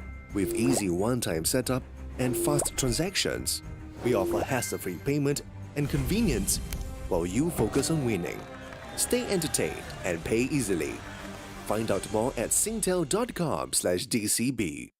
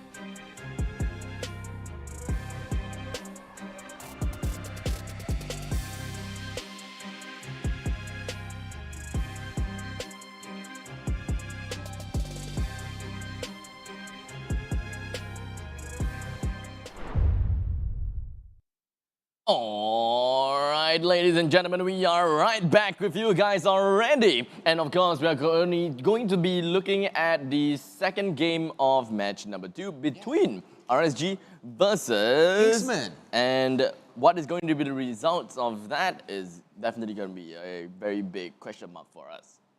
Exactly. And hey, speaking of that, question marks, adventures. We're going to have a adventure, right? We have adventure, we have a virtual reality, right? We have a interdimensional world, right? Basically, you can scan the QR code, you can follow us on Instagram and Facebook page. Hey, but speaking of that, the iArena is where you can go. Take an adventure. Yeah, exactly. Into the virtual space, if I may.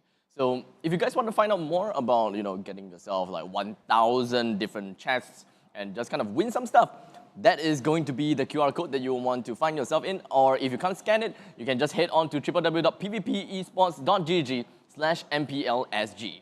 Right, and we're going to go straight into the band pick phase right now. But yeah, the players are loading up. Wait, so Kingsmen, RSG SG, what do you have for us today?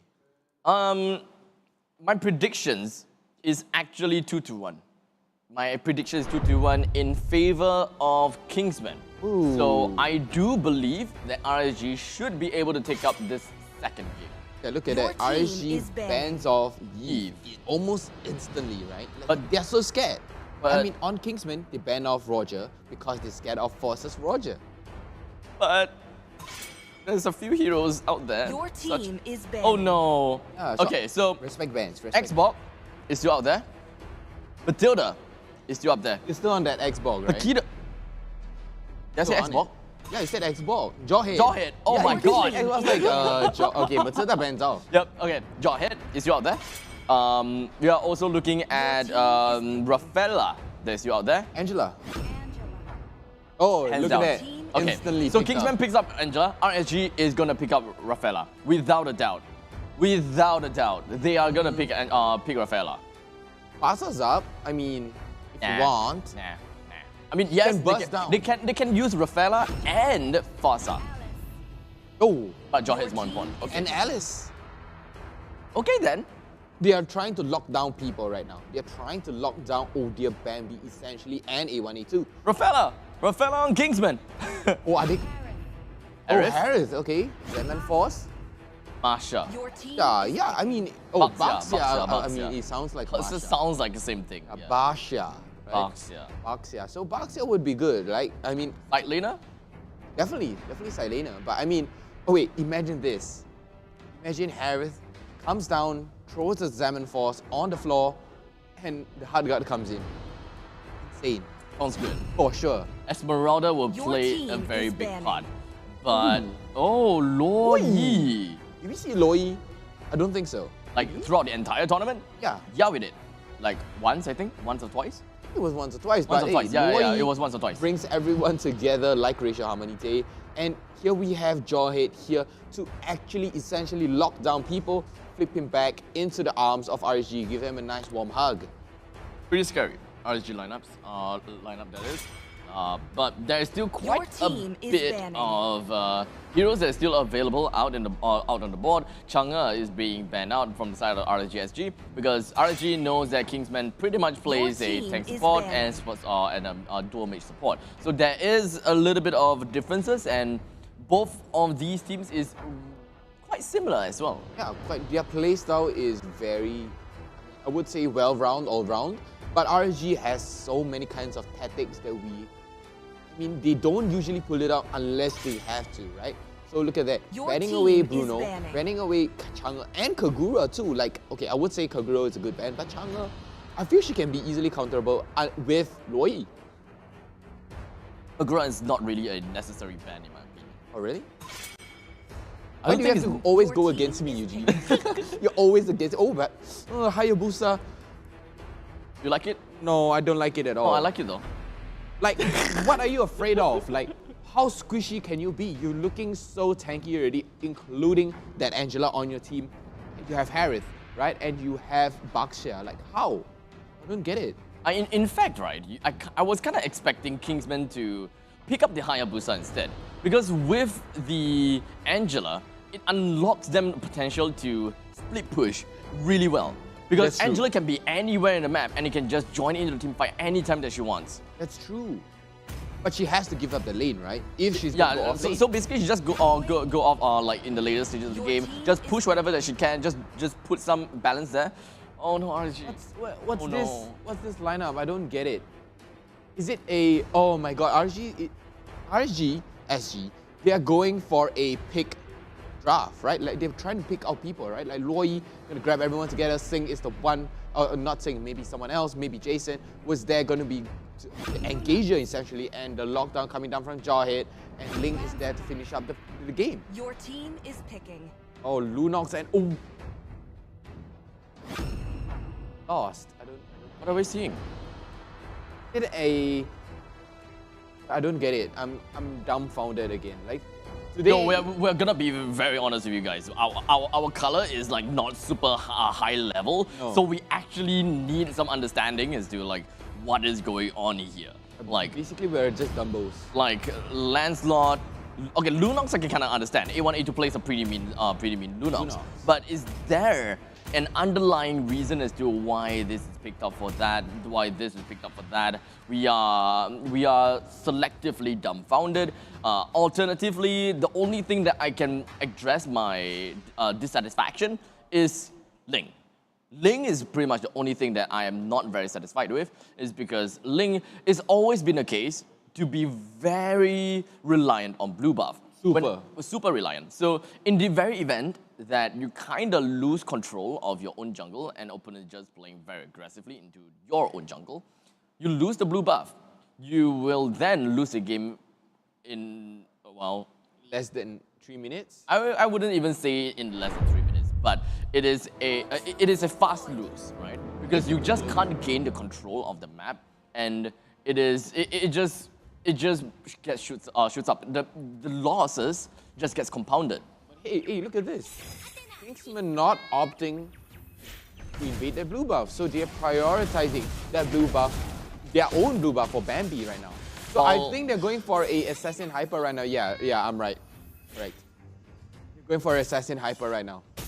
Everyone else is utilities, straight up utilities. Yeah, so both sides, Assassin Hyper. Forza Hyper. Lancelot Hyper as well. And RSG pretty much knows that very fact, and thus they're clearing the jungle just to ensure that the Hyper doesn't get much farm. Really good flicker from the side of Sana though, manages to get away from Aso just in the nick of time before things get any more uglier. That was such a well-timed flicker here from Sana, so hands down to him.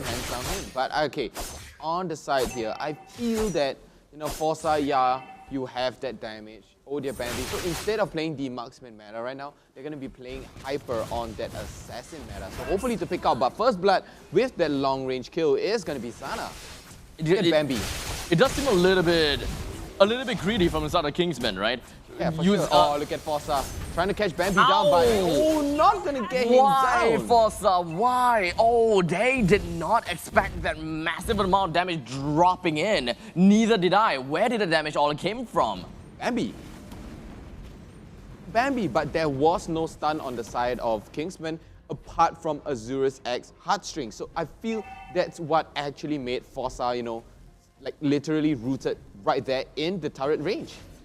Has to be the case. Forza is not going to be happy with look at that. for losing the blue buff. While LY4 up top lane, Azura X as well as Loon is just going to put down quite a bit of pressure on the side of RSG. So very close to getting a kill down onto the Khalid though, although I gotta say, I'm rather surprised that they're putting Khalid onto the side lanes instead. Ejected, A1A2. A1A2 though, he's still alive, and now he is still alive. And so will not be Jason, as Jason immediately just gets taken down. RSG has missed the opportunity of a lifetime to bring A1A2 down, especially since A1A2 does not have power of the Order Brilliance to get away. Right, I mean, she does not have her dark, she does not have her... I mean, she used the light ultimate, right? She used the light ultimate, A1A2 used the light ultimate, and she managed to disengage. And like you said, RSG, that was their chance, but look at the damage onto Sana from Bambi! Look at that, with the hard guard on, look at Sig and Jason trying to get Bambi down, but oh my god, this is back to basically previous season meta. That's in Hyper. Yeah, I mean, Kingsmen, they can allow Odia Bambi to play extremely aggressive because Azura X can just go in and use a hard guard to help him in the very event that he needs some very desperate escape attempts. But just Azura X alone, I don't think it's going to be that big of a deal. And thus, Loon and A1A2 on the side will deal a massive amount of damage even if they don't have a lot of items. And I think that this is kind of like a trifecta from Kingsmen. Oh, look at It's Sing. greedy, but it might still work. Wow, taking a little bit of damage here from both sides. Raging Sandstorm easily blows over. So are you still against Khalid right now? I'm still against Khalid. Only if he's played as a tank. As a tank? As a tank. Khalid as a tank? Always. But now... Oh, look at Jason with the ejection onto Bambi. Bambi putting a little bit of damage down onto Sana. Azura X forced to be taken out by Jason here. Wow, Jason, literal multi-role man right here. This is good. This is good for the side of RSG. They may be able to get a little bit more food for Forza to kind of farm it all up. As Jason goes down to the hands of Aso, Singh continues to wander around and hit himself over to the middle lane, preparing to bring down the wall of pain on the side of A1A2. But unfortunately, the Raging Sandstorm coming in from Singh just could not connect over to the side of A1A2. Good flicker from A1A2 right there, but look at Aso here along with Singh right here trying to bait out the turtle. Kingsmen want this turtle. They need this turtle. Oh dear, Bambi hopefully does not miss his retribution, but we have on the side Jason and Sana here. Aso doing the face check, bush checking right here, securing that turtle would be oh dear Bambi. So, okay, it's not a huge lead right now, along with RSG and Kingsmen, but Kingsmen looks like they are controlling the map way better than RSG SG. Yes, I was about to say that, because when we're looking at the numbers, Kingsmen is not leading at all. Like, they are not leading like by a far shot. They are only leading in terms of like, in some sense, an equalizing factor. Yeah. But Kingsmen is putting up a very big amount of play throughout the map, ensuring that they got control and ensuring that they are putting RSG in a tight spot, usually with their back against the wall. I mean, there was good pressure, right? It's literally always holding pressurizing them.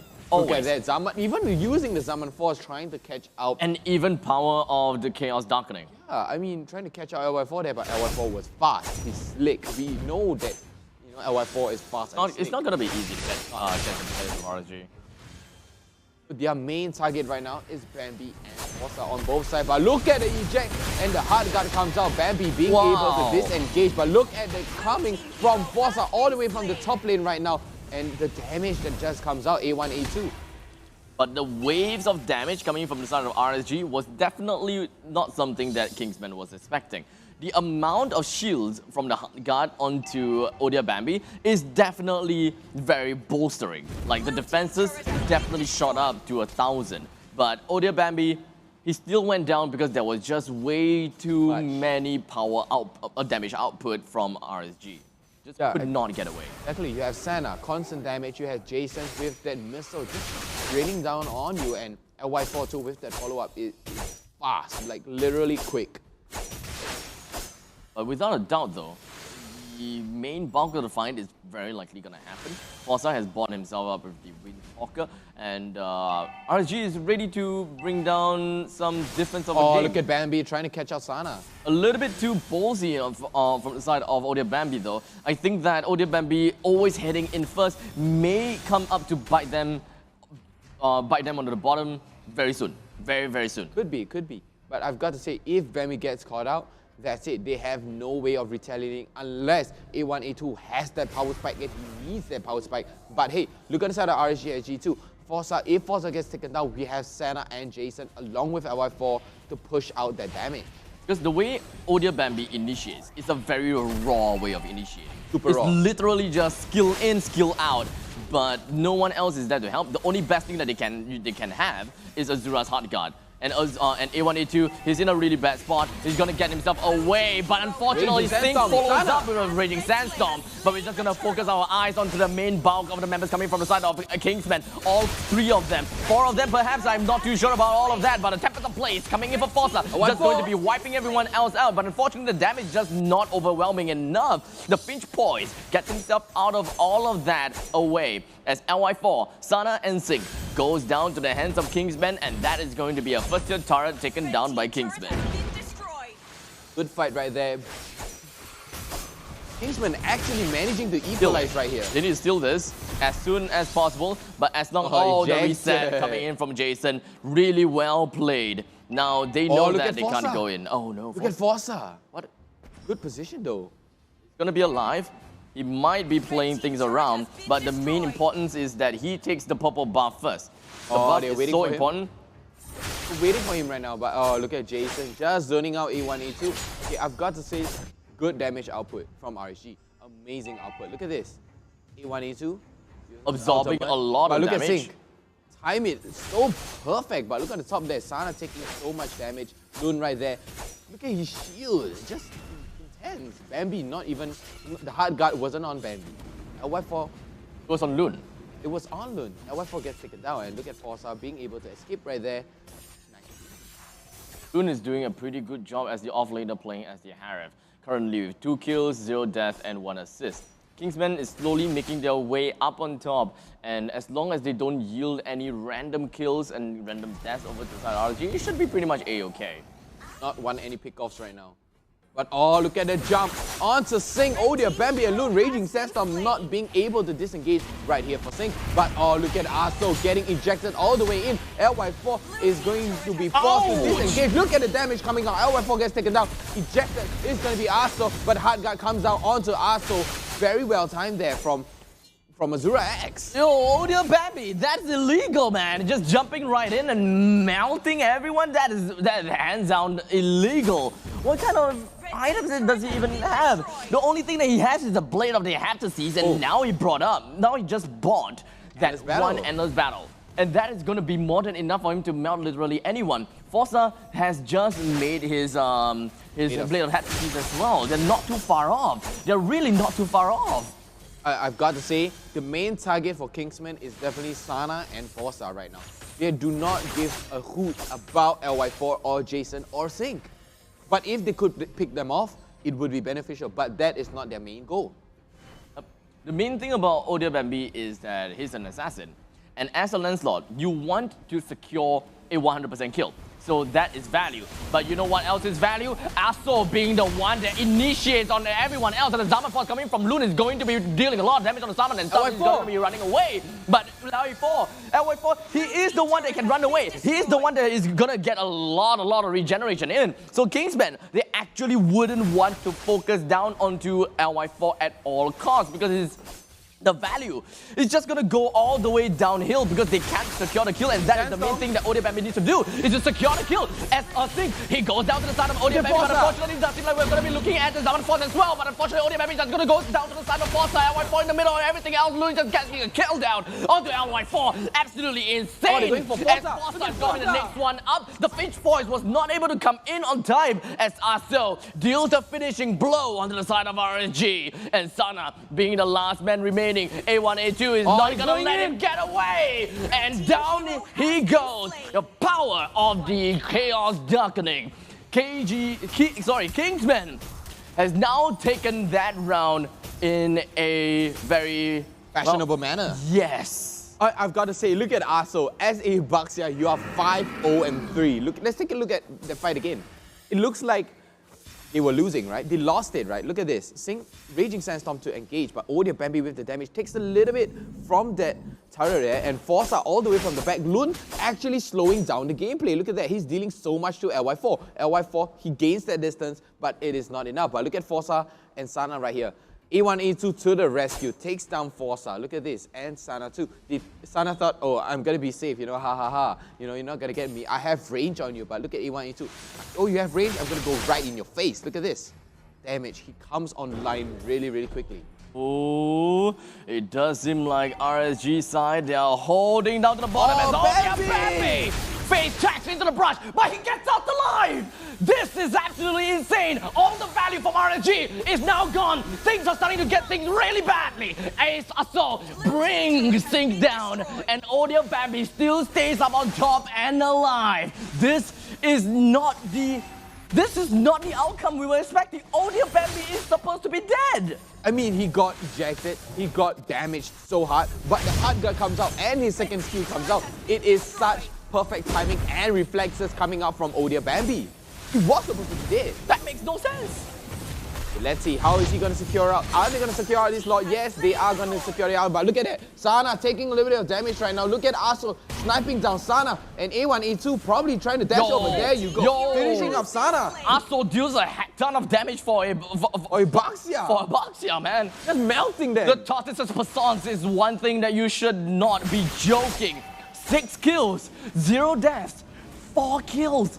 Do you have any idea how painful this man is, even though only have one burning one? 2 out of the 3 items is defensive, and yet he is still burning the crap out of everyone. I mean, imagine if he goes full damage, right? Oh no, this is not good for Forza. This is not good for Forza. This is not good for Forza. This is really not good for Forza. As a 10% blade coming in from Forza, that's the only way that he can get himself away. He's just going to be popping out the Finch points. The heartstrings lands on top of Forza, but no! Right at the edge, Loon is not going to get that range onto Forza. My, oh my. But at least... Oh, look at Aso! Oh, look at Aso! What a godlike coming in 7-0-4, cleans it up. He runs it down. What a catch from Aso! That's a home run, baby! That's a home run!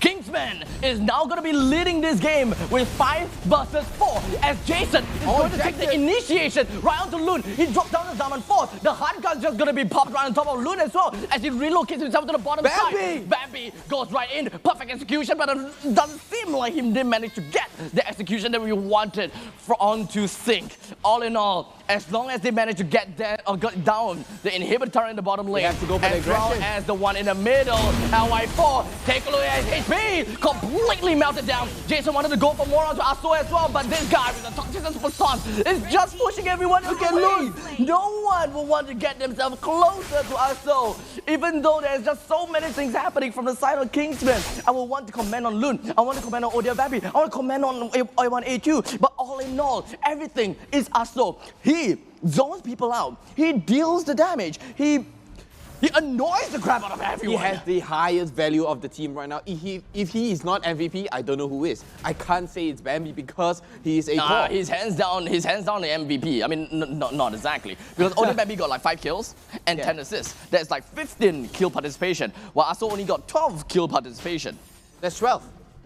Yeah, but ODIABABY died 3 times. That's true, and ASO did not drop a single health. Yeah, so something maybe a little bit different. Oh, look at RSG! ODIABABY, oh dear! He got himself away! The Zaman Force is going to be dropped from the side of Lunas, so the Hunt is going to be connected right on top of him, as everyone else is collecting all the damage on the ASO. They identified that ASO needs to go down, Luna also needs to go down, as in now is dead meat, as dead as a doornail. But wait, Bambi! Tempest of Blaze, onto Bambi, he's still on the bottom side, he tries to get himself invulnerability. Not enough! But Forza, he really wants to clear this one out. ODIABABY is really, oh dear, as he goes right down. The immortality pump. He tries to stay alive. Gets down. Oh my! They all stayed alive. ODIABABY juked right out of everyone else, and he got himself the invincibility. That immortality. Yo, that was hands down. Oh my god, that was quick from ODIABABY. He went in, he got out, he went back in again, cleaned it out. But look at Sing, RSG with Jason right now. Jason ejecting but not doing anything. Sing with the region set stop, and A1, A2 thinks a little bit too much. The hard guy comes out. Jason looks a little bit low right now. It looks like Kingsmen are trying to close this out. ODIABABY's gonna get taken down right now, but A1, A2 cleans it out. Doesn't matter. They managed to bring down the inhibitor turret in the middle lane, and so did they bring down the bottom lane inhibitor turret. And that is the goal that they needed. That is what they wanted to do. They don't have to care about anything else at all. Losing ODIABABY, it's okay. It's not an oh dear situation. You bring the objective down, and that is all that is needed. ASO is literally untouchable. Look at him. Just lasting throughout the whole of that team fight. Loon dashing back and forth on that Zaman Force. Sync is forced to use his second skill right there. And look at that, a white 4. Look at Bambi. Look at how much damage he's going to be taking right here. Look at this. Forza takes a lot of damage. He jukes, dashes, uses that emblem. But look at this. Look at the damage on Forza. Boom! Right on. That was just... RSG went nose deep in. They really wanted to get a kill down on the Kingsmen, but instead, it went completely to the other side. It went wide. It went far. They did not expect the immortality to turn into such a favorable moment for Kingsmen. They definitely did not see that coming.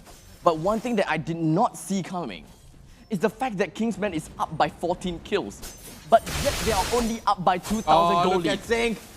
Bambi trying to take Sing down, but Bambi's a little bit too deep right now, and the hard guy comes out. Look at Senna taking so much damage, but Senna gets the shield, but is going to be completed off by ODIABABY. Along with Azura X, here comes the ejection from Jason to stop and to save LY4. Jason takes a little bit of damage right now. Where's Forza? Where is Forza? Forza is behind the enemy lines as ASO is putting all of the pressure on top of him. The Tempest of Blaze is not going to help him get away from all of that, as Sync is going to be the next victim as it goes down. No kind of sandstorm. Nothing is going to help him. He's not going to be rewinding time. All the sands in the world ain't gonna help him as all of the creeps march down from the middle, marches down from the bottom. Jason tosses a life ball. Jason tosses LY4 instead of anyone else. And now the Wit and Truncheon coming from LY4 is gonna be part of that. Where's the odd potion? Where is the odd potion? As Kingsmen takes this game to a 2-0. Oh my god. What a game. What a game from Kingsmen, taking down RSG 2-0. That's got to be a big hit for them. It's got to be a big hit. Look at Sing just laughing. LY4 is... Don't laugh. There's no laughing. Yeah, because, I mean, it's kind of hard for you to maintain a composure when you claim that you're going to get 2-0, but it was the other way around. Exactly. That silent shade that Kingsmen got to do is, I mean, RSG played themselves. Yeah, they played themselves hard, along with Impunity yesterday. Not to add salt to wound, but RSG, you know, I feel they are too overrated, right? Both of them are just a little bit too overrated. I mean, all in all, I still feel that RSG didn't do that badly because remember what I said? Why is that? Well, why is it that Kingsmen is 12 kills up ahead, but yet when it comes to goal, it was only 2,000 goal ahead? There was not such a big deficit at all back then. You know why? Because of the composition right now, they're going to be playing Hypering a Assassin, right? So they are playing for picks. It turns out that Kingsmen actually got more picks as compared to RSG. So Bambi, you thought, you know, they're like, oh, focus on me, I'm the one, right? But then Aso is like, no, I can deal damage too, right? I as a Baxia can push out so much damage and tank a lot of damage too. Look at that, 113,000 damage soaked. Aso is a sleeper build, buddy. He is legit the sleeper build.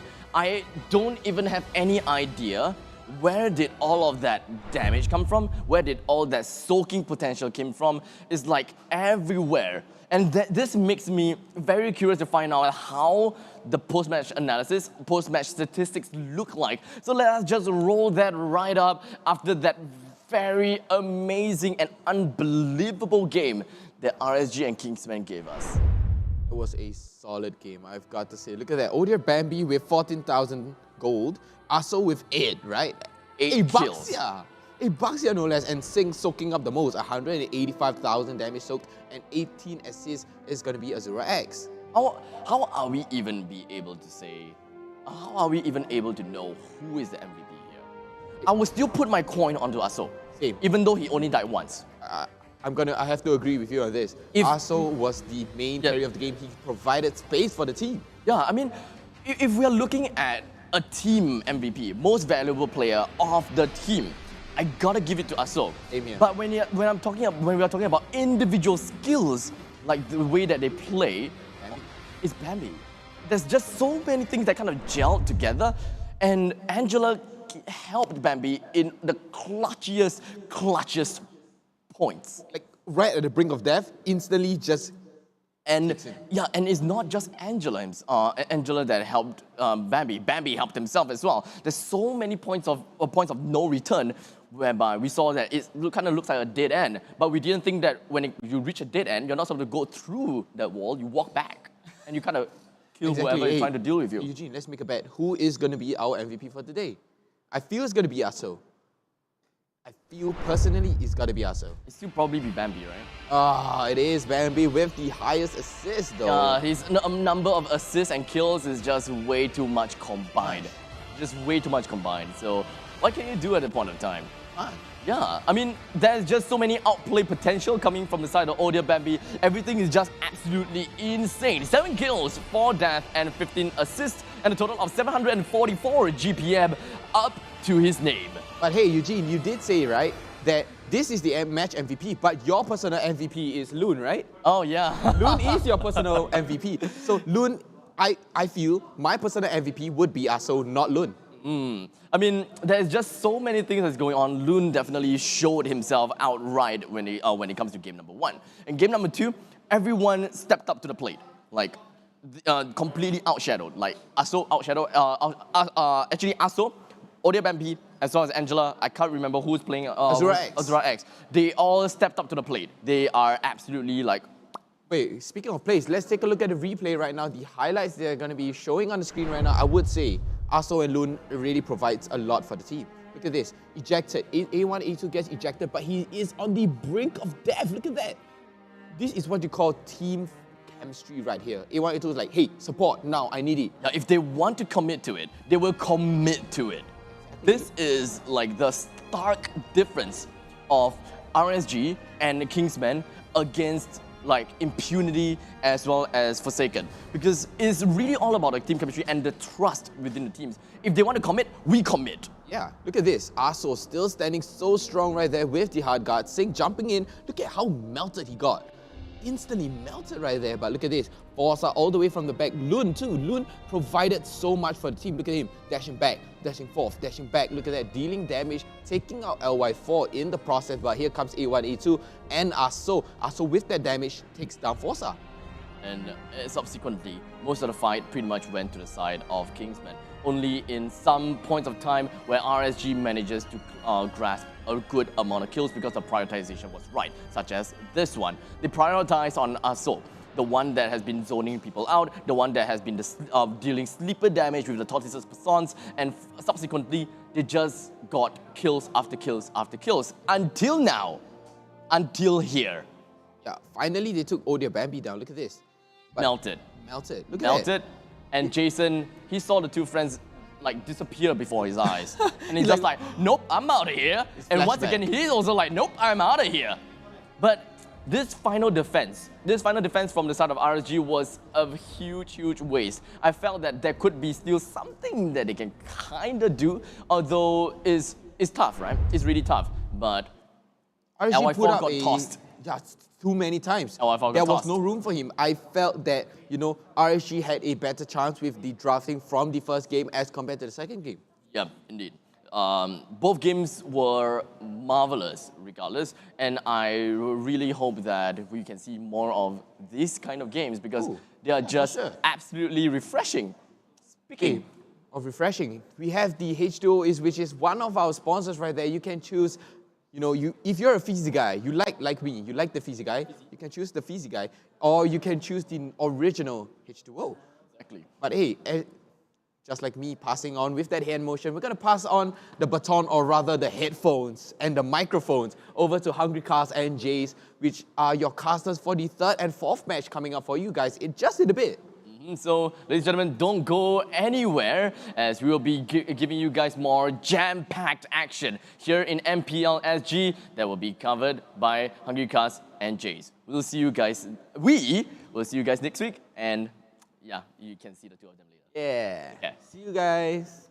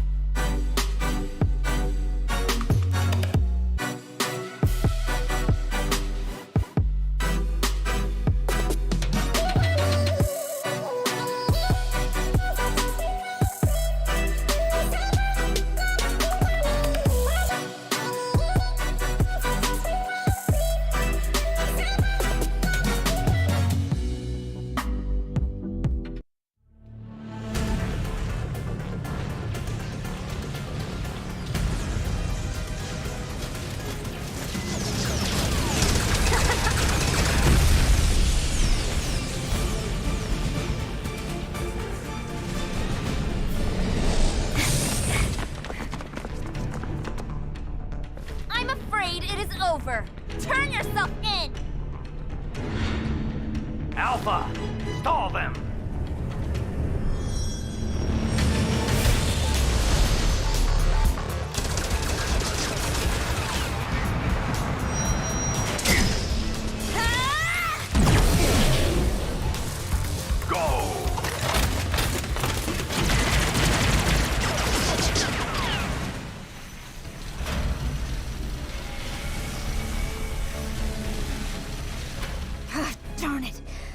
so close! Let's not waste time here. We need to disconnect the citizens from their avatars.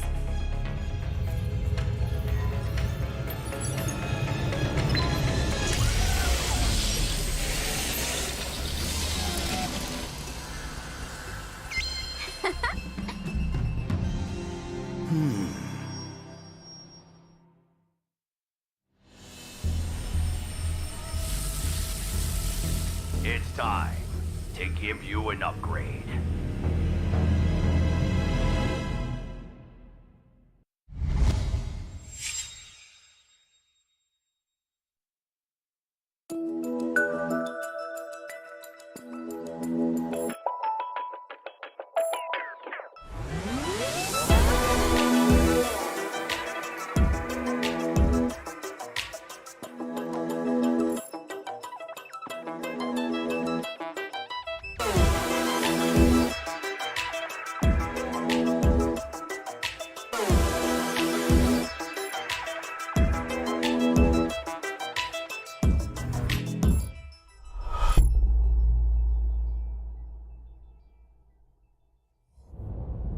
EVOS, the power of audio.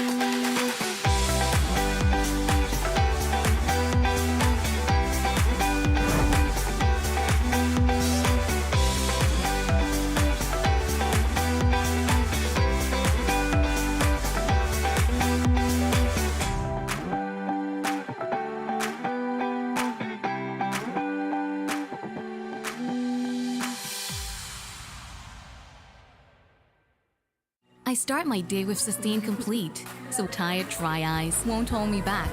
Sustain Complete, the all-in-one drop that relieves all types of irritated, tired, dry eyes. Sustain Complete. 2 drops, 1 unstoppable you. Take the 2-drop challenge.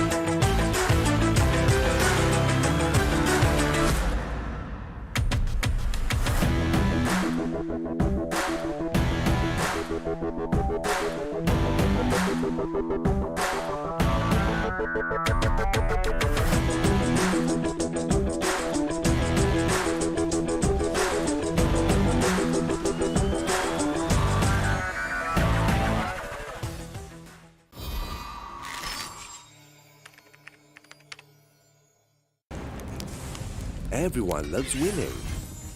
That's why we've made it easy to pay for your apps with a Singtel mobile bill. With easy one-time setup and fast transactions, we offer hassle-free payment and convenience while you focus on winning. Stay entertained and pay easily. Find out more at singtel.com/DCB.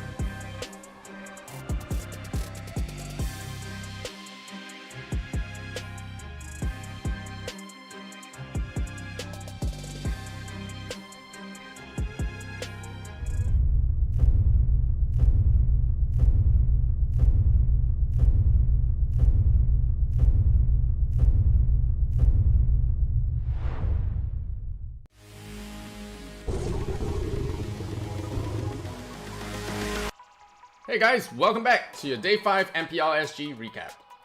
Notorious Villains vs Kingsmen.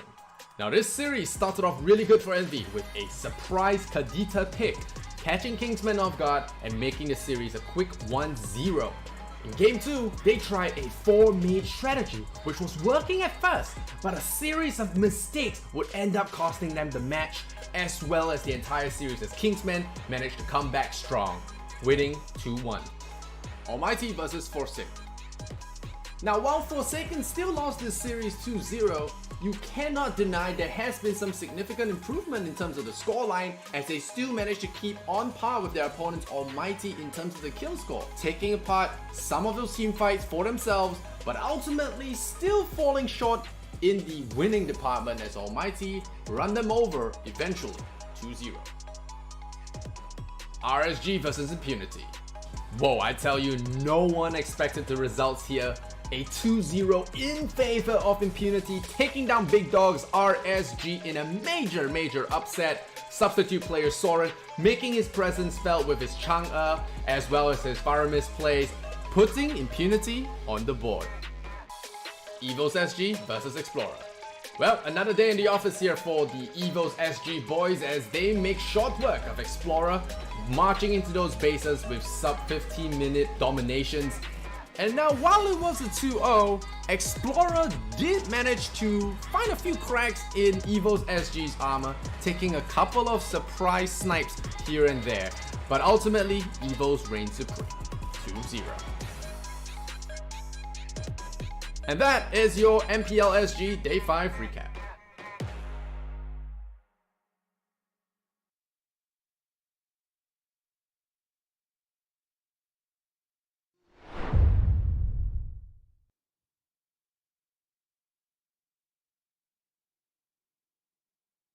All right, ladies and gentlemen, welcome back to MPL Week 3 Day 2. I'm HungryCast, alongside me is Jace. We're going to be bringing you the second set of matches for today, and the first match lined up, super hyped for it, is going to be Notorious Villains going up against EVOS SG with everything on the line because both of these teams are vying for first place to tie it up against Kingsmen. That's right, because right now, EVOS SG and Notorious Villains, they're all at 3 points. Yep. Now they're going to face off each other. One of them has to go up, the other one has to go down.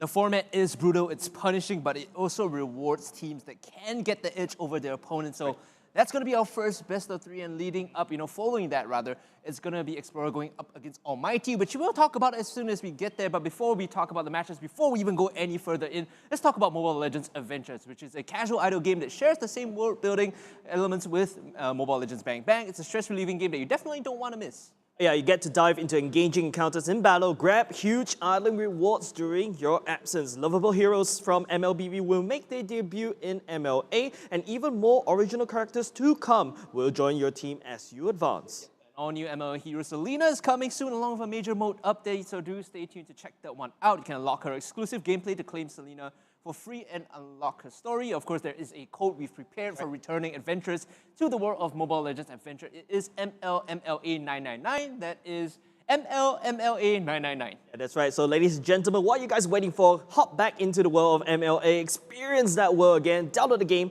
and log in right now.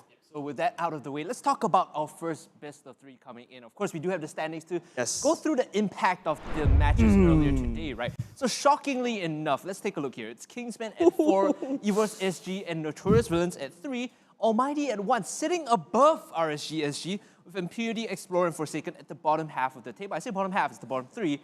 Unfortunately, RSG SG yesterday and today, they're not having the best weeks. They lost to Impunity SG, as well as their opponents earlier today. So it's been tough for them. It's been a real tough weekend for RSG SG. Right, because the fact that Kingsmen actually took down RSG SG, initially there was like top 4. Yep. And now because of that loss in that previous match that Abstract and Vertigo was casting, they fell all the way down. It doesn't look very good for RSG SG. In the meantime, I feel like, EVOS SG, their rivals going down to the lower brackets, oh yeah, they're smiling. They must be laughing to the bank because they were the banger, top match watched so far this Top season. Tigers. Top Tigers, you know, the first game of the season, they came out guns blazing, 3 games, Right. super tight, right? And then we see, you know, this vast difference as the season develops. Right now, EVOS SG sitting pretty, you know, looking to contest first place. RSG SG at the net neutral. Like, after all these weeks, they're back to 0. I don't know if that's a good or bad thing, you know? It's like, you know, a season reset for them, all the way back to 0. They farm up a lot of points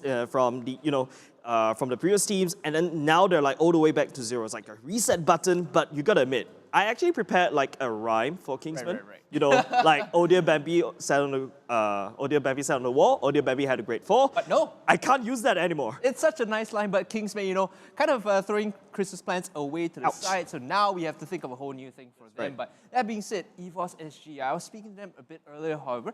Let's put a pause on that. We'll talk a little bit more about the QR codes that you can see at the bottom of your screen. Of course, the bottom left is the code for your Facebook page. The bottom right is the code for the Instagram. So do scan that, you know, use your phones and hover over the QR codes. And of course, follow those pages because there's a lot of interesting information to be gleaned on the Facebook page and the Instagram page. That's right, there's a lot of juices, a lot of tea dispenser, especially on Instagram, because personally I followed Instagram, but we got to talk about something else, right? We got to talk about the free stuff, PvP MPLI Arena. It's a virtual experience that you guys can explore and it works seamlessly on your mobile phones. Head over to pvpesports.gg/MPL-SG or scan that code at the bottom. Yeah, I know that a lot of people have like super quick fingers because I tried personally to get the treasure chest. Every time I click on the treasure chest, I'm like, well, it's too late, sorry, someone's claimed the prize.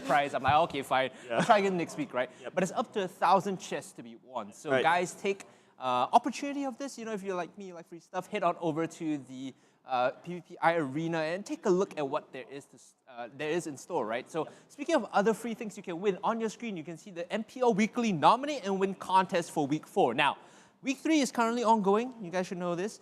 Next Saturday is the last day and the last week of MPL-SG regular season, right? So you can cast your votes and give explanations as to why you think those teams are going to win. 3 random winners will be selected, and of course, they will stand a chance to win random epic skin chests as well as team merch. All you have to do is head on over to pvpesports.gg/MPL-SG. Yes, the weekly nomination contest will be open every Monday, 6 p.m. all the way to Saturday, 10 a.m. So, of course, we've got to keep an eye on to MPL Singapore Facebook for all the updates. And, of course, you know what? Just give that page a follow because we also got the milestone giveaway that we have to talk about because let's not even care about 15K. I go big or I go back home. And we got a gun all the way to 20K. We've already hit the 10K followers, so congratulations and thank you very much. But we're not there yet. We got to go all the way to 20K. And again, this ties in, right? You follow the page. If we hit the 20K milestone, that's where, you know, the reward codes will be given out also online. So it's a positive feedback loop. You follow the page, you get the codes. You follow the page, you get, you know, treasure chest. You follow the page, nominate or win, you get notified if you win. So once again, guys, there's only good stuff to be gained, nothing to be lost. Just head on over and follow those pages right now. Can you do it right now before the game starts as we talk about this? Do it right now. Yes, and of course you got the permanent skin, the corresponding permanent hero, all for free. And those are epic level skins. Those are not like, you know, elite skins. We got to go for the epic skins. Good value to be gotten from those particular channels. And all that's it, right? I think I was about to go on a whole discussion. Yes, a whole tirade about how, you know, EVOS SG, I was kind of talking to players earlier. Of course, there's some stuff that I won't say on air, but they sound very confident, they sound very happy going into this matchup. Let's take a look at this, you know, versus video between Notorious Villains and EVOS SG.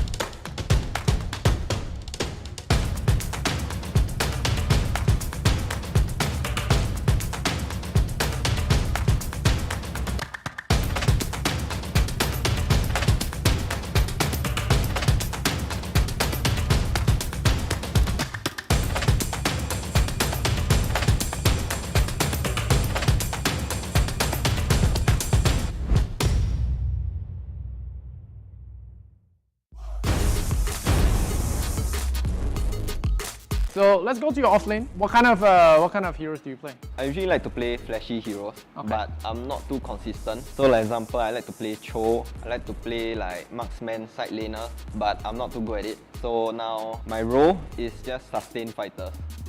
Yeah. Okay, so just lifesteal everything. Correct. Okay. You are the off laner. What kind of a MLer are you? Are you an aggressive kind? You like to fight? Do you like to greed? Like to farm a lot? I'm playing more of the defensive off-laner style. So I play mostly tankier heroes, fighters. Is this your personality though, or is it something your captain tells you to do? It's something that I'm training up for. Okay. Yeah, towards the fighters. What about in rank? Are you a... In rank, generally, because I was a marksman player in the past, so I slowly converted to fighters. Okay. EVOS has always been a big name. It's good having them around. If they are good, it makes it even better. Okay. Yeah. I don't think they will ever be bad. Okay. That's my opinion. He's a very nice person. He talks a lot and he's my ex-teammate from Season 2. They will definitely stand a chance because there's Fenrir as well. A lot of experienced player inside. So we have Eric X also. Yeah. Okay.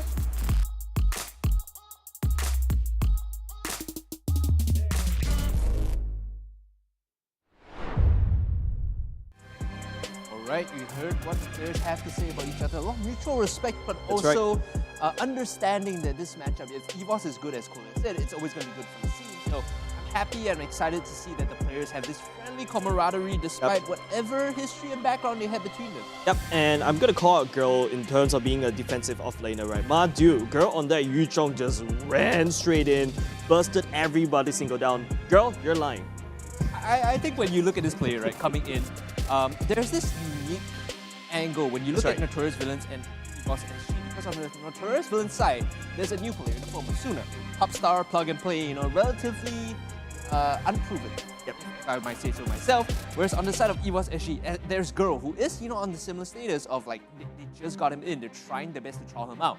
A lot of this matchup is gonna be decided, I think, in my head, between which, you know, newcomer and which plug and play player is gonna be more effective, gels better with their team. That's right, but EVOS SG, right, they have the proven track record, and I've already shared it yesterday. They can basically take their own track record and slam people down with it, whereas for Notorious Villain side, they're coming in from the qualifiers. So this is going to be very big for EVOS SG to be able to win this, because, you know, losing to someone that is new on the scene from the qualifiers, that's something that's not going to be looking very good for your own track record. Let's take a look at the lineups coming in for the third best of three for today. It's going to be Notorious Villains on your screen, captained by Kolya, and flanked by Dara, Suna, MLBB, as well as Fenrir. Some familiar names if you guys have been watching MPL long enough. Of course, we had Fenrir up for an interview a couple of weeks ago, and you know, he was very outspoken, he's very strategic. He understands the game and his interpersonal skills. Like, I could see why this team, when you plug and play newbies, in the coaching, the guidance seems to be there.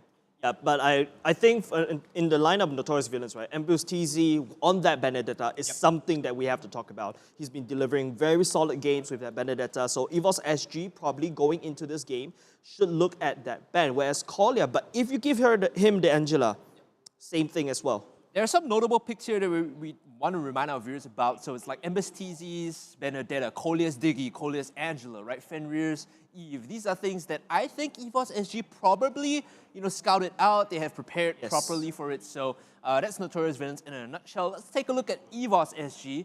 And the lineup here, you have Potato, the captain, Girl, JPL, Pokemon, and Swoop, with Dagger on the bench. Yep, Swoop known for his Rafaela, but we like to highlight Potato. Potato, I feel like Kingsmen, right? They found a winning formula against EVOS SG with the targeted ban on his Bruno, targeted ban on his Claude, but targeted ban of any form of core marksman. That is what the winning formula Kingsmen found out.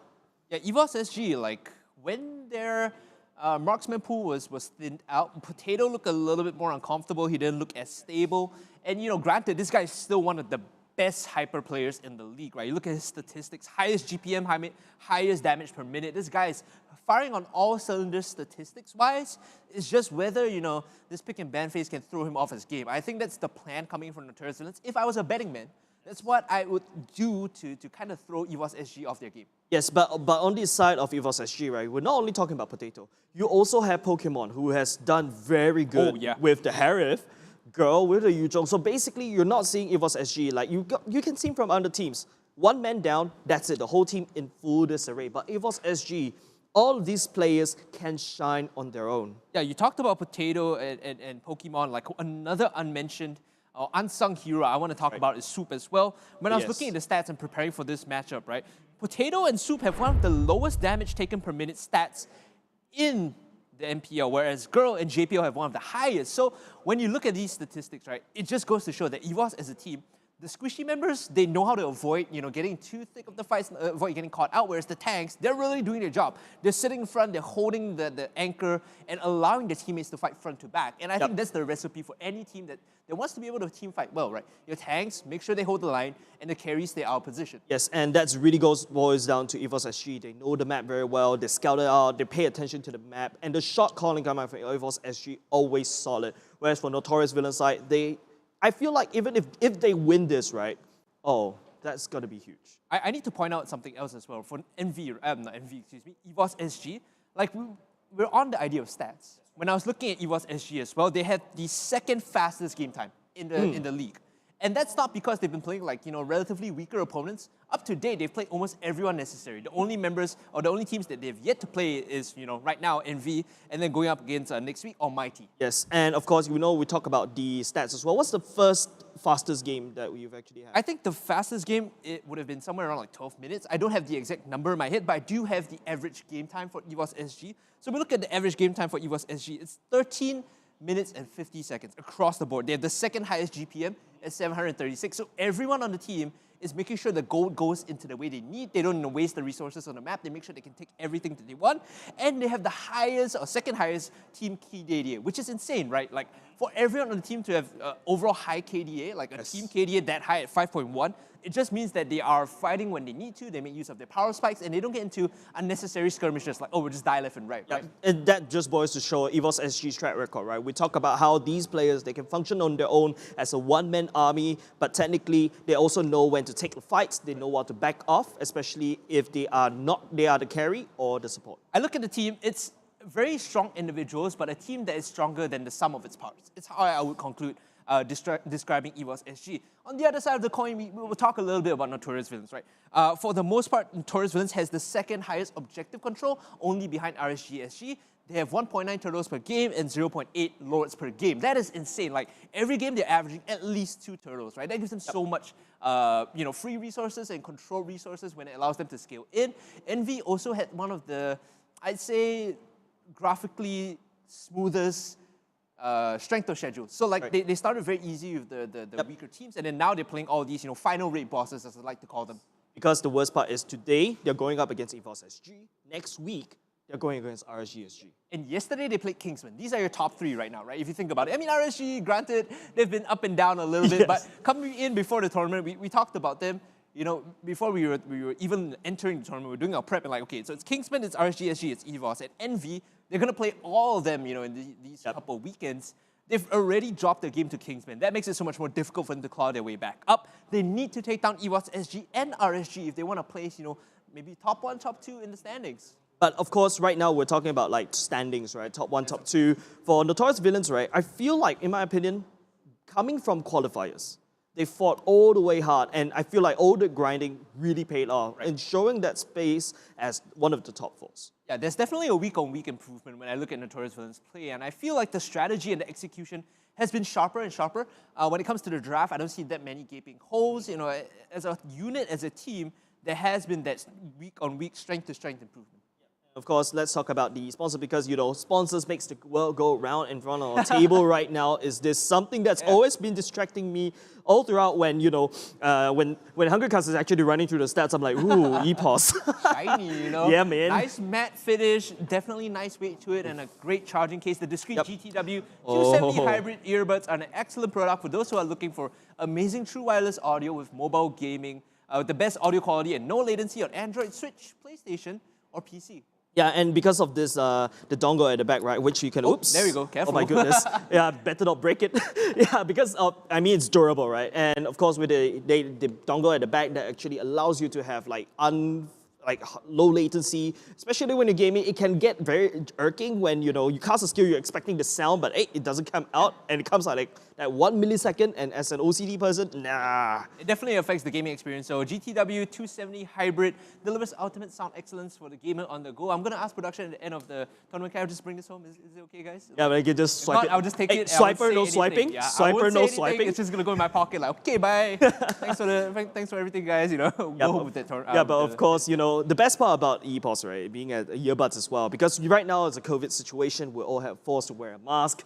You know, having wireless, wired. Yeah. Yeah, you have to take off your mask, then you take off your earbase. It's just a little bit weird. Like, I saw this meme where, like, you know, we wear glasses, right? Yes. So you have your glasses, no. and then you have the hook around your ears for the mask. Oh, no. And then if you're female, or if you have earrings, and then, you know, the wired headset as well, it's like, oh my goodness, there's like 4 things you have to take off if you want to talk to someone, right? Oh no, it's like complete disaster. You get tangled in yourself with the mask and the wires, but ePOS with the earbuds, hey, that's just like, you know, 2019 problems.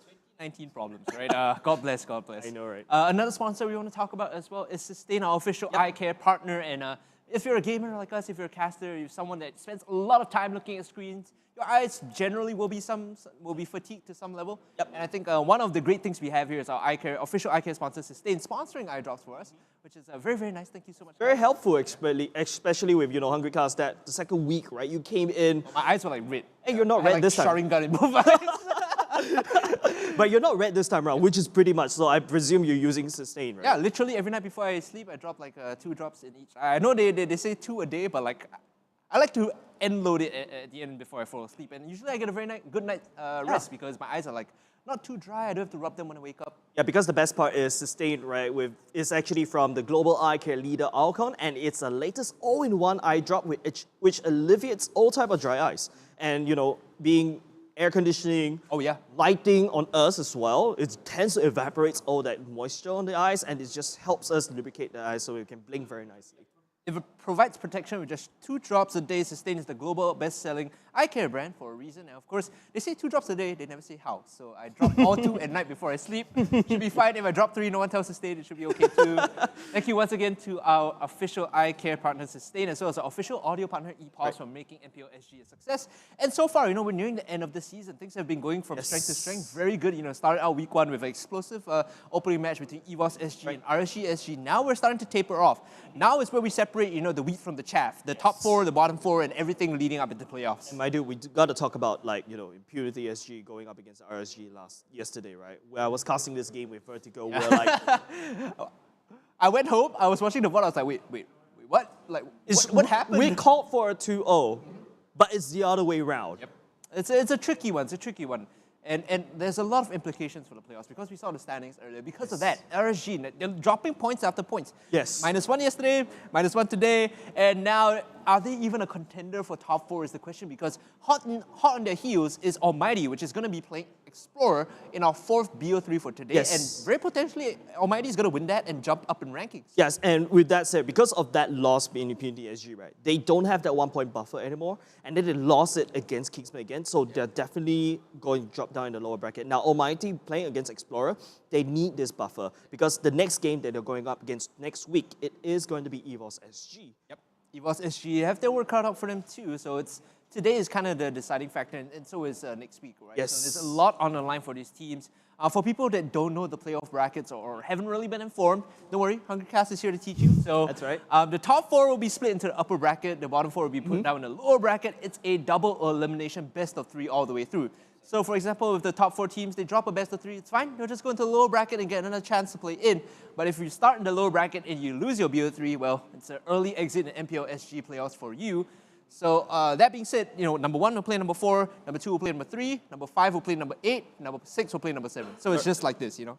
Yes. Sorry, Jace is a more graphical person. Okay. I need the graphics. We'll hopefully get a graphic yes, up definitely. for you. And of course, you know, leading up to playoffs, I kind of like magic it out right now. Yes, and of course, getting distracted by the ePOS earbuds in front. A little bird in my ear has told me that we should be going to games soon, and I believe we are loaded up into picks and bans. Ladies and gentlemen, it's going to be Notorious Villains going up against EVOS SG. Notorious Villains on the play, EVOS SG on the draw. The first move will be made by Notorious Villains. It's going to be the Selena ban out against EVOS SG. Yep, you know, just now at the bottom, at downstairs, we're talking about, hey, EVOS SG and Notorious Villains, they're going coin flipping, right? And so it's like, hey, you win that coin flip this time. Yeah, you might win the coin flip. Don't know if you win the match, right? So we'll see how this one plays out. EVOS SG, this is a team, identity-wise, has been very much centered around two things. In my opinion, it's Potatoes Bruno and it's Soups Rafaela. I think these two are the key picks coming in for EVOS SG. Notorious Villains, they should have picked up on this and they should adjust their pick ban accordingly, right? Maybe they're not going to reveal anything just yet, right? Just going to be banning away the Selena, say, hey, we don't know about that potato target ban. But EVOS SG, they should be banning maybe the Angela or that Diggy. Just a nod over to the side of Kolia, but they'll be taking away that Benedetta. Yep, this is MBSTZ's best performing hero. No surprise that it's going to be banned out early for EVOS SG. And there you go, you see the Matoda removed. So Envy now, because they are on the play, because they were the ones to act first, if they leak the Rafaela or the Bruno through, I feel like EVOS can, have a way, they can adjust the draft accordingly to get at least one of the two. Yeah, so in EVOS SG side, right, the Jawhead's still open. Maybe they can look for that Jawhead ban, or maybe even banning away the Uranus, because that's, I feel like what EVOS SG might be doing is to ban away MBSTZ, but instead, they'll be taking away that Angela. Yeah, so if this is the plan for EVOS SG, if they're going down this direction with target bans, the prediction here for EVOS SG, the last ban should be the Diggy. If it tallies, and Envy here should be looking to ban out something OP, something strong, because they're banning quote-unquote flavor of the Munch heroes. Yep. So EVOS SG, right, see, the Bruno is open, the Rafaela is open. What EVOS SG did is they put Notorious Villain into that sort of like, oh, you're gonna ban the Bruno or the Rafaela, and it seems like it's gonna be a Jawhead ban. Again, it's like the flavor of the month stuff, right? Things that teams consider OP, Notorious Villains are banning out. EVOS SG here, they have the initiative. They can ban the Diggy and let something through, potentially either the Rafaela or the Bruno. I feel like EVOS SG definitely want to move in that direction. However, we should not neglect to mention that things like Paquito was left open, one of the stronger picks during this tournament. And we still have stuff like Granger left open as well, which was, banned quite often. Yep. Not to mention the Uranus, very high priority, also left open. Yep. So EVOS SG side, right, if you notice how throughout the MPL-SG, right, we see Natalia being banned in the earliest parts, but now it's dropped off. It's kind of like the forgotten one, right? Natalia is a pick. It's something that you can answer if they show early enough in their phase, in their pick ban phase. Your team There's gonna be a self-ban Rafaela against their own self-swoop, not giving that Rafaela over. It's an Esmeralda picked up by Notorious Villains. Interesting that they didn't ban out the Diggy. So were they baiting out the pick from Notorious Villains? I mean, traditionally when it's left open, Kolia will insta-lock it. So I'm not sure if EVOS were looking to bait that out. Now they might be a bit surprised by the Esmeralda.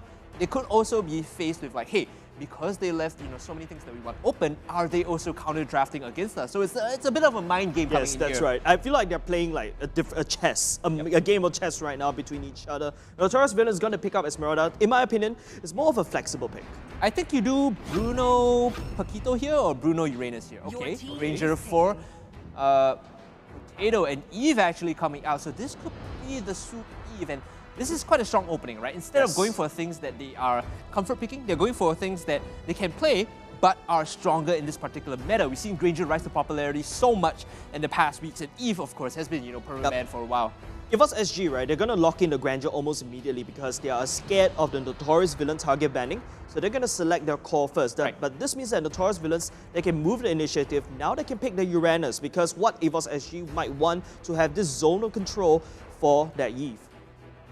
More importantly, looking at the tools that they have in their first two picks on the EVOS SG side, they want area control, they want PU. So the Baxia here on the Notorious Villain side and the Paquito is actually a decent answer, right? Because of the Baxia now, you're a bit more hesitant about picking stuff like the Estes, you're worried about picking stuff like the Uranus, the Alice even because of the healing reduction. So EVOS SG, it might concern them a bit. They could still definitely go in that direction. Like, it's a deterrent, but it doesn't outright cancel the fact that those picks are strong. But you remember that game between EVOS SG and Kingsmen, right? And even though Kingsmen actually picked up the Baxia, what EVOS SG brought on?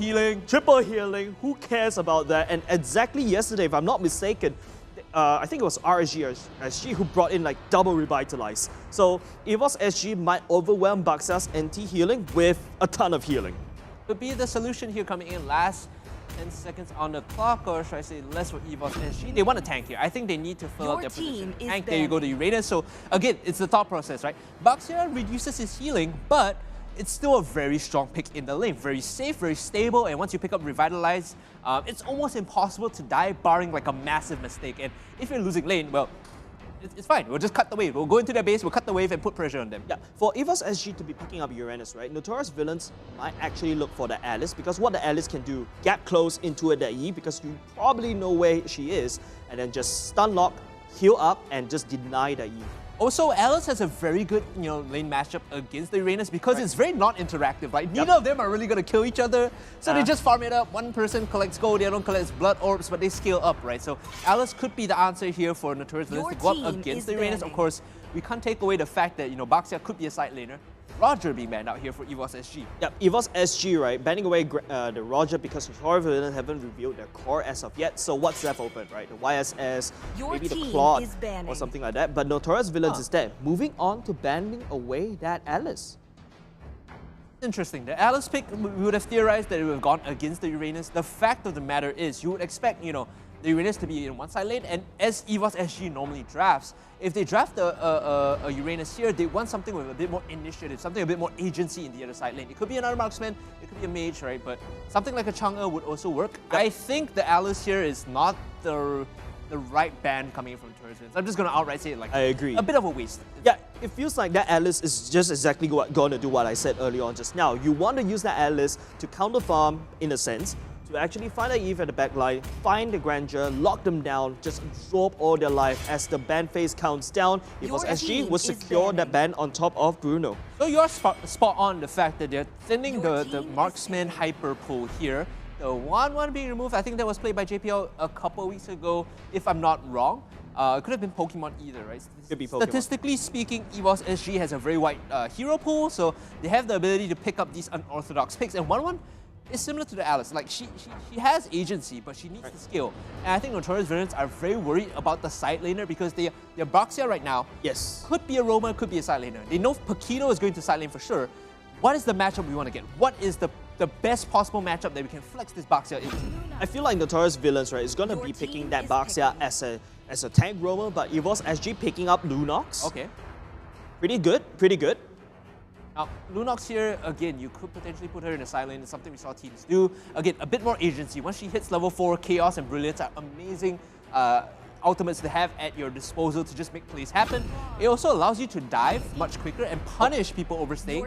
The Claude here is going to be the pick for the Suna and the Kadita. We saw this yesterday actually coming in.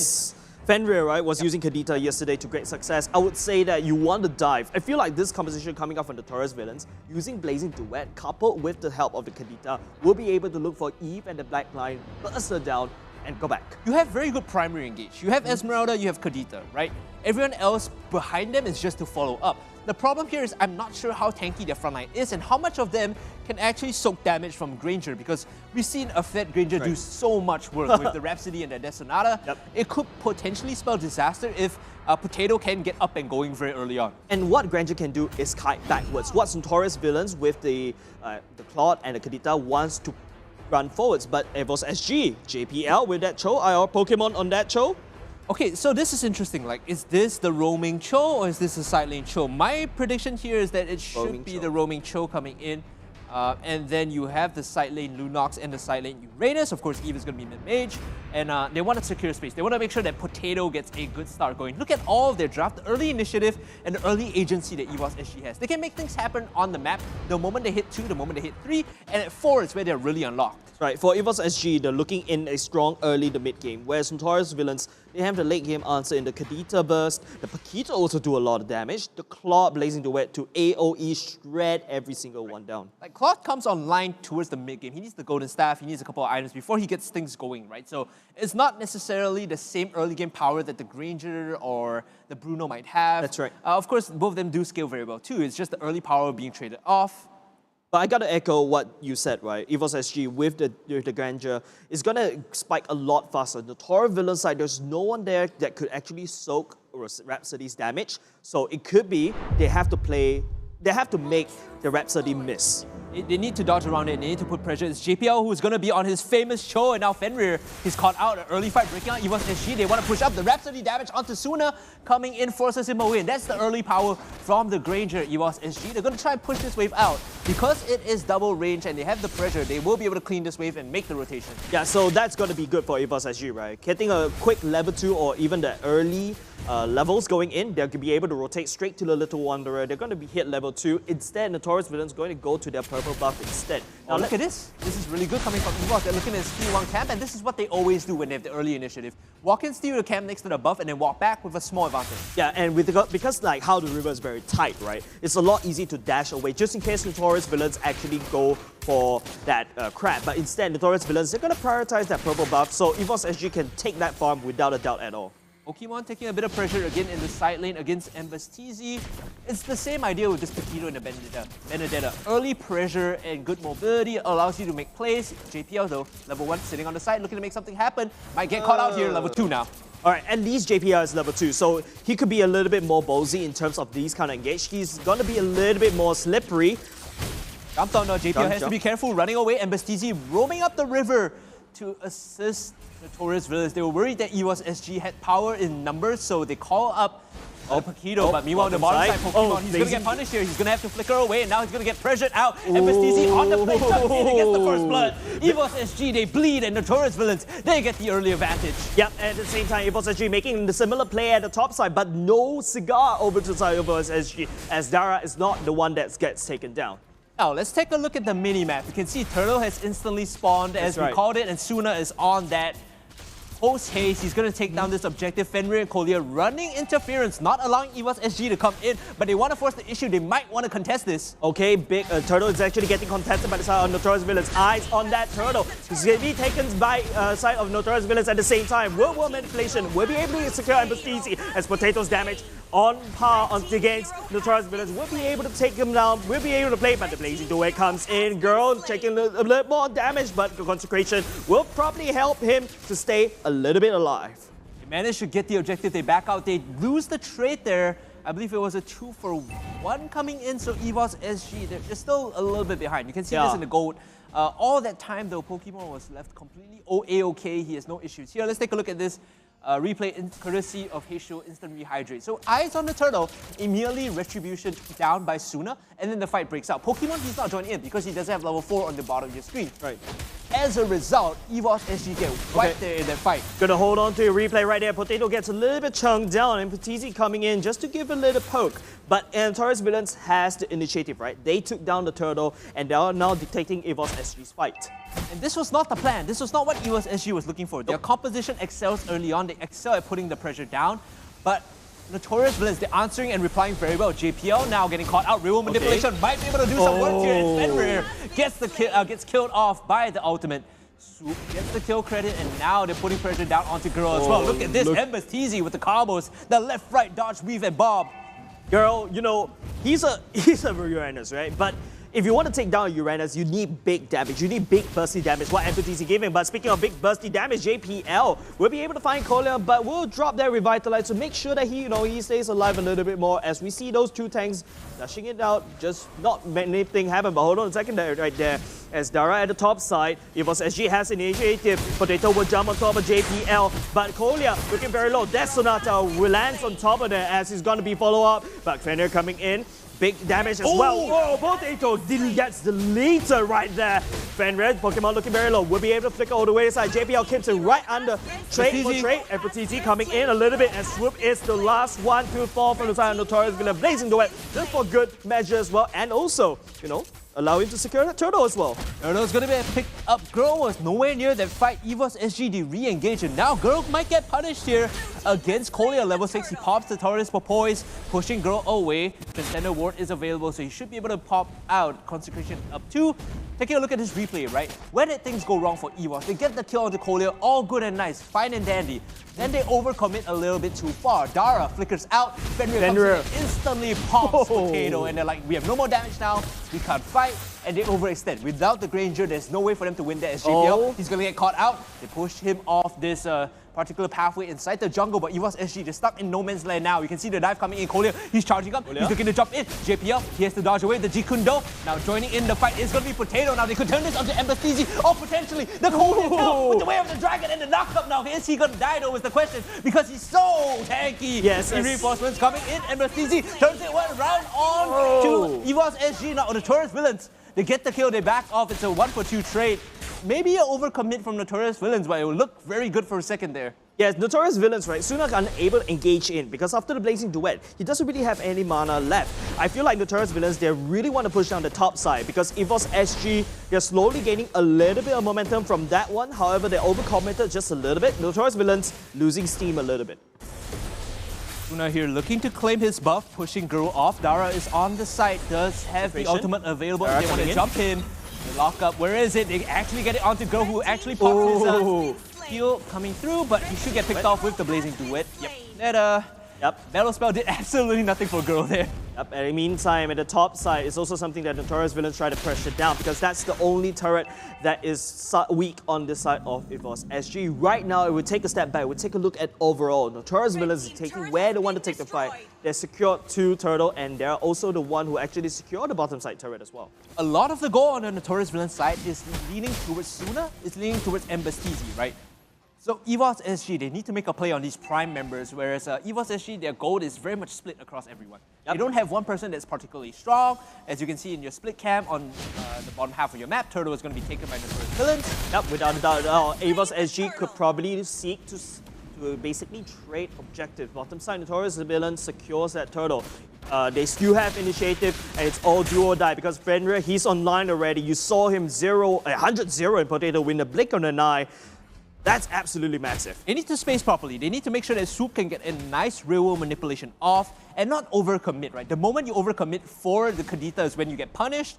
EVOS SG, they need to understand their strength is in team fighting. Look at the stats, look at everything. The numbers prove that they're very good teams. They're a very good team when it comes to team fighting front and back. So don't underestimate your opponent and respect it. Yes, and what I feel like Fenrir can actually do, right, is to basically do this Kadita wombo combo, find Eve, explode her down, or if you can find Potato, explode her down, and then kite backwards. In your minimap, JPL's a bit overextended. He's looking to pressure Collier out. This guy is living in his enemy jungle. He's playing it fast and furious, always on the line, teetering towards the edge. Envy now looking for the dive onto Soup. Remember, this is an Eve. He has to flicker out, and I don't think he has any way to get out from the fight. The Blazing Duet. He pops the real manipulation to get some damage down. But at the same time, under the tier 1, you can see Suna is getting focused down. Suna just dive here, and they get the kill with Pokemon that eviscerates him. And the turrets, they have to turn tail and run. They need help, and they need it now. EVOS SG just chasing down. Can they finish off the kills, though, is the question. As MLBB comes in, he's falling so low. Go in the center, taking it off. Now they can turn it across onto Dara, who might just go down here. He doesn't have the space, but managing to get under the mid-tier 1 means that Notorious Villains gets out. And EVOS SG, a great turnaround coming in. Yes, but the worst part is EVOS SG, they lost Soup. So there's no more long-range artillery for the side of EVOS SG. So that's why Notorious Villains, they're a lot confident stepping out. You can see MPL-SG coming in, dodging all these fights. Very good play coming out from MPL-SG. You see, again, if he doesn't have his Benedetta, the Keto will work just fine. He's getting the space for his team. And, a bit of a misplay coming from Suna. I have to credit where credit is due and assign the blame appropriately. He overextended. He got caught in the enemy jungle, instantly died. That makes the early kill onto Soup negligible. It's fine. Yep, but EVOS SG right now, they should be looking for initiatives on top of this turtle because they are kind of behind the goal. But Notorious Villains will start this turtle instead. JPL absorbing aggro, but will back off. But it's something very sketchy for EVOS SG right now, right? They know that they're going to get instantly bursted down if they overstep just a little bit. But rather than the turtle, it is going to be the Lord. He digivolved into the Lord, and we saw the ultimate being used by Pokemon there to get out. He had to pop the Brilliance to avoid the dive coming in. Looking at your mini-map, again, Girl is being a nuisance in the top side. It's forcing the rotation out from MLBB, and now they're jumping onto JPL. He's a very mobile Cho, though. Can they get the kill? I don't think so. They might have overreached here. Pokemon jump in, the real manipulation onto the front line. Taking it up before Suna's coming in to take the win. Oh my god! Oh my goodness, Tornado! Ladies and gentlemen, Suna's ripping them apart. And Envy, they found the fight that they won. A great position. He fails once, he succeeds the second, and Suna punishes EVOS SG. But the fight's not over yet. MLBB is just distracting EVOS SG while Notorious Villains actually securing that lore. But my dude, Hungry, when the world manipulation goes down, what Collier did is just lay down that revitalize right that smack in the middle, make sure that Notorious Villains stays alive. Oh man. It's so hard for Soup to get a good out off because the moment they see the square appear on the screen, Suna just pops. Square, circle, counter, square, right? He comes in and he just pops the Blazing Duet to put pressure onto Soup. Let's take a look at this. JPL gets caught out first. Yeah, JPL gets caught out first, but he's a Cho, so don't worry. There you go, Collier. Just he's actually absorbing all the damage coming from Potato. But however, Suna finds a very good angle. Will be able to secure JPL very easily. shock of the situation. Notorious Villains are 4K ahead. Oh no. They're starting to run away with this lead as EVOS. They have to group up and defend the mid-tier 2. The knockup coming in from the Kadita, but have they overreached is the question. Can they kick back? JPL with a massive wave of the Dragon. They get the kill on the Dara, and now they rotate to the bot inhibitor to take out the Lord. So the inhibitor will stay alive. Structures untouched, but MLBB, the same can be said for the top tier 2. Yeah, EVOS SG, they did a very good defense though. Albeit they lose outer turrets, but as long as their inner turrets is still kept alive, it's still possibly some chance over the side of EVOS SG. However, Notorious Villains, I would say they have the better late game draft. EVOS SG, they're starting to lose priority, and they're starting to lose it right now. Make something happen soon. They need to make something happen post-haste. EVOS SG falling behind. Again, when you all eyes onto Potato, the marksman needs to get the damage off with the Death Sonata as well as the Rhapsody. As we see JPL again teetering on the edge. This guy toys with risk for breakfast. He's completely fine walking into 3, taking the aggro and just jumping up, but he might get punished this time. Yeah, because EVOS SG right now, take a look at the Uranus. Girl is actually all the way at the bottom, but it's going to be a 4v5. If Notorious Villains actually might collapse on top of EVOS SG. JPL swoop going in, gets busted down by Fenrir's with a combination of the Blazing Duet. Potato carrying down, landing Death Sonata, but that won't be necessary. MLBB, take a lot of damage. JPL coming in. That's the Jit Kundo as well. We'll be able to find MLBB looking very low. Potato takes down MLBB. Oh, JPL, he did so well there. He kited in and out of the fight, made sure to give protection to Potato. Girl does his job. Granted, you could fault him for overstaying his push, but now he's going to get tunneled down. Fenrir, Dara, and company are okay not chasing the Uranus. They see how the story goes.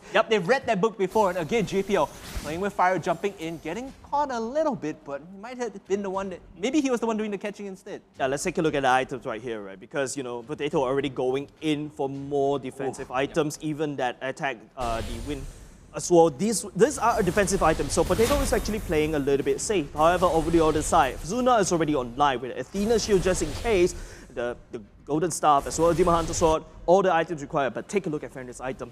That Lightning Truncheon is actually what actually spells trouble. Speaking of trouble, Kolya in the jungle, he's very tanky, but is he tank 3-member damage tanky?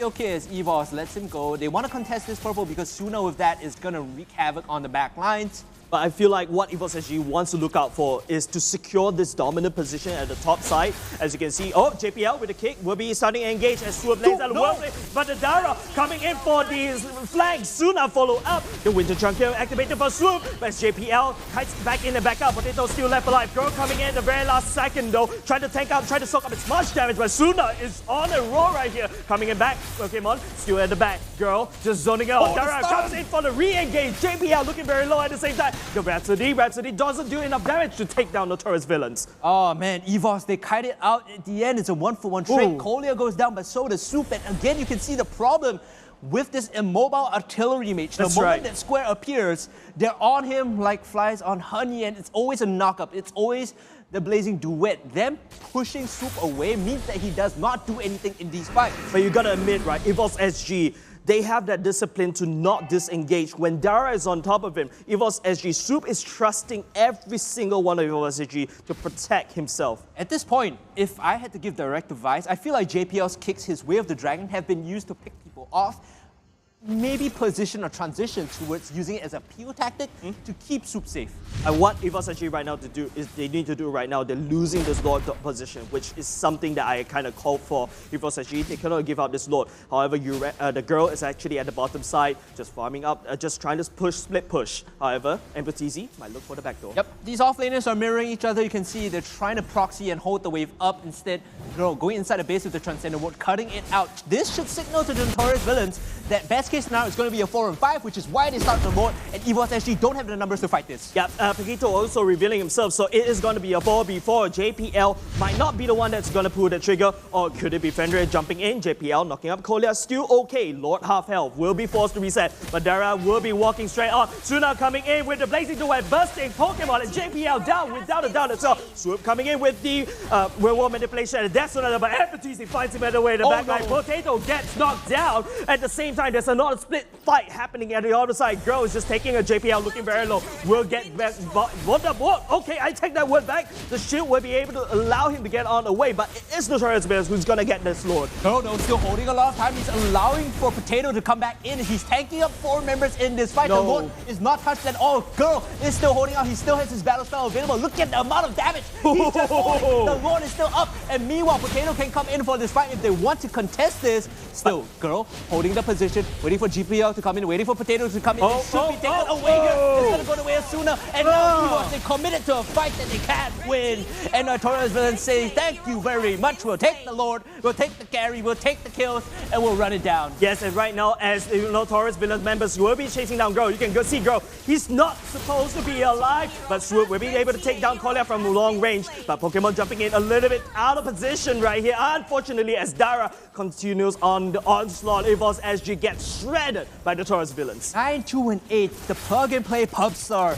Sooner for Notorious Villains has been popping off, positioning so well. Granted, one mistake in the early game did cost them a small lead, but he's been making up for it ever since. And you look at the opposite side of the coin for EVOS SG. Girl, although he's been cutting waves, although he's been proxy farming, he hasn't been showing up on time to fights, and that has been costing EVOS SG so much, it might just even cost them the game here. Yep. Blazing the Wet will be used to split wave clear. JPL knocks up Dara, but that's not enough because the damage coming off of EVOS SG is not there. Just take a look at the item discrepancy, take a look at the gold discrepancy. This could be all for nothing.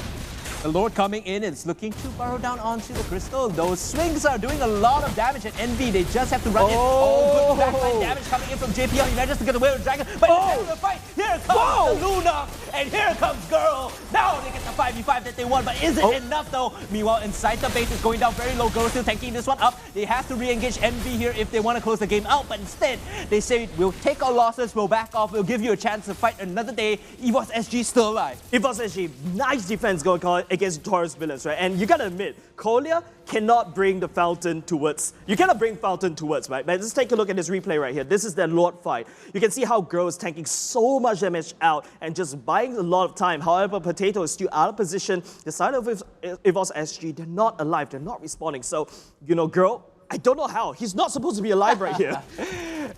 Just Uranus things, man. He's tanking up 4 members, he buys time for his team to respawn, and they don't get the Lord as quick as they want. So it's a chain of situations as we take a look at the live screen though. A fight breaking out. You can see just on the tiny screen on the right. In fact, it's going to be JPL focused down. Pokemon backing off now. They have to line this one up. Potato actually doing decent damage against Kolya. Can they hold it for him? Can he get the damage down? Though with the question is MLBB walks in and immediately forces the rotation away from Pokemon. Now JPL comes in. They get the kill onto Fenrir. Now Girl in the center. This Uranus is unkillable. Notorious Villains, they have to back out. They've already lost the Kadita, and EVOS SG with the man advantage buy themselves a couple more seconds as they look to re-engage. But they're looking for a re-engage. Dara finds the backline. Nice knock-up on the side of Notorious Villains. This could spell disaster about the EVOS SG. The Blazing the White will secure the nail in the coffin of the Tigers. But at the same time, Kolya still once again look at the re-engage and disengaging. This is a dance from these two.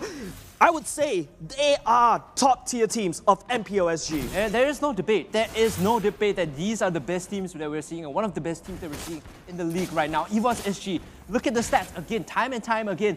Their team fighting so well, like they pull out the aggression and they re-engage when it's timely.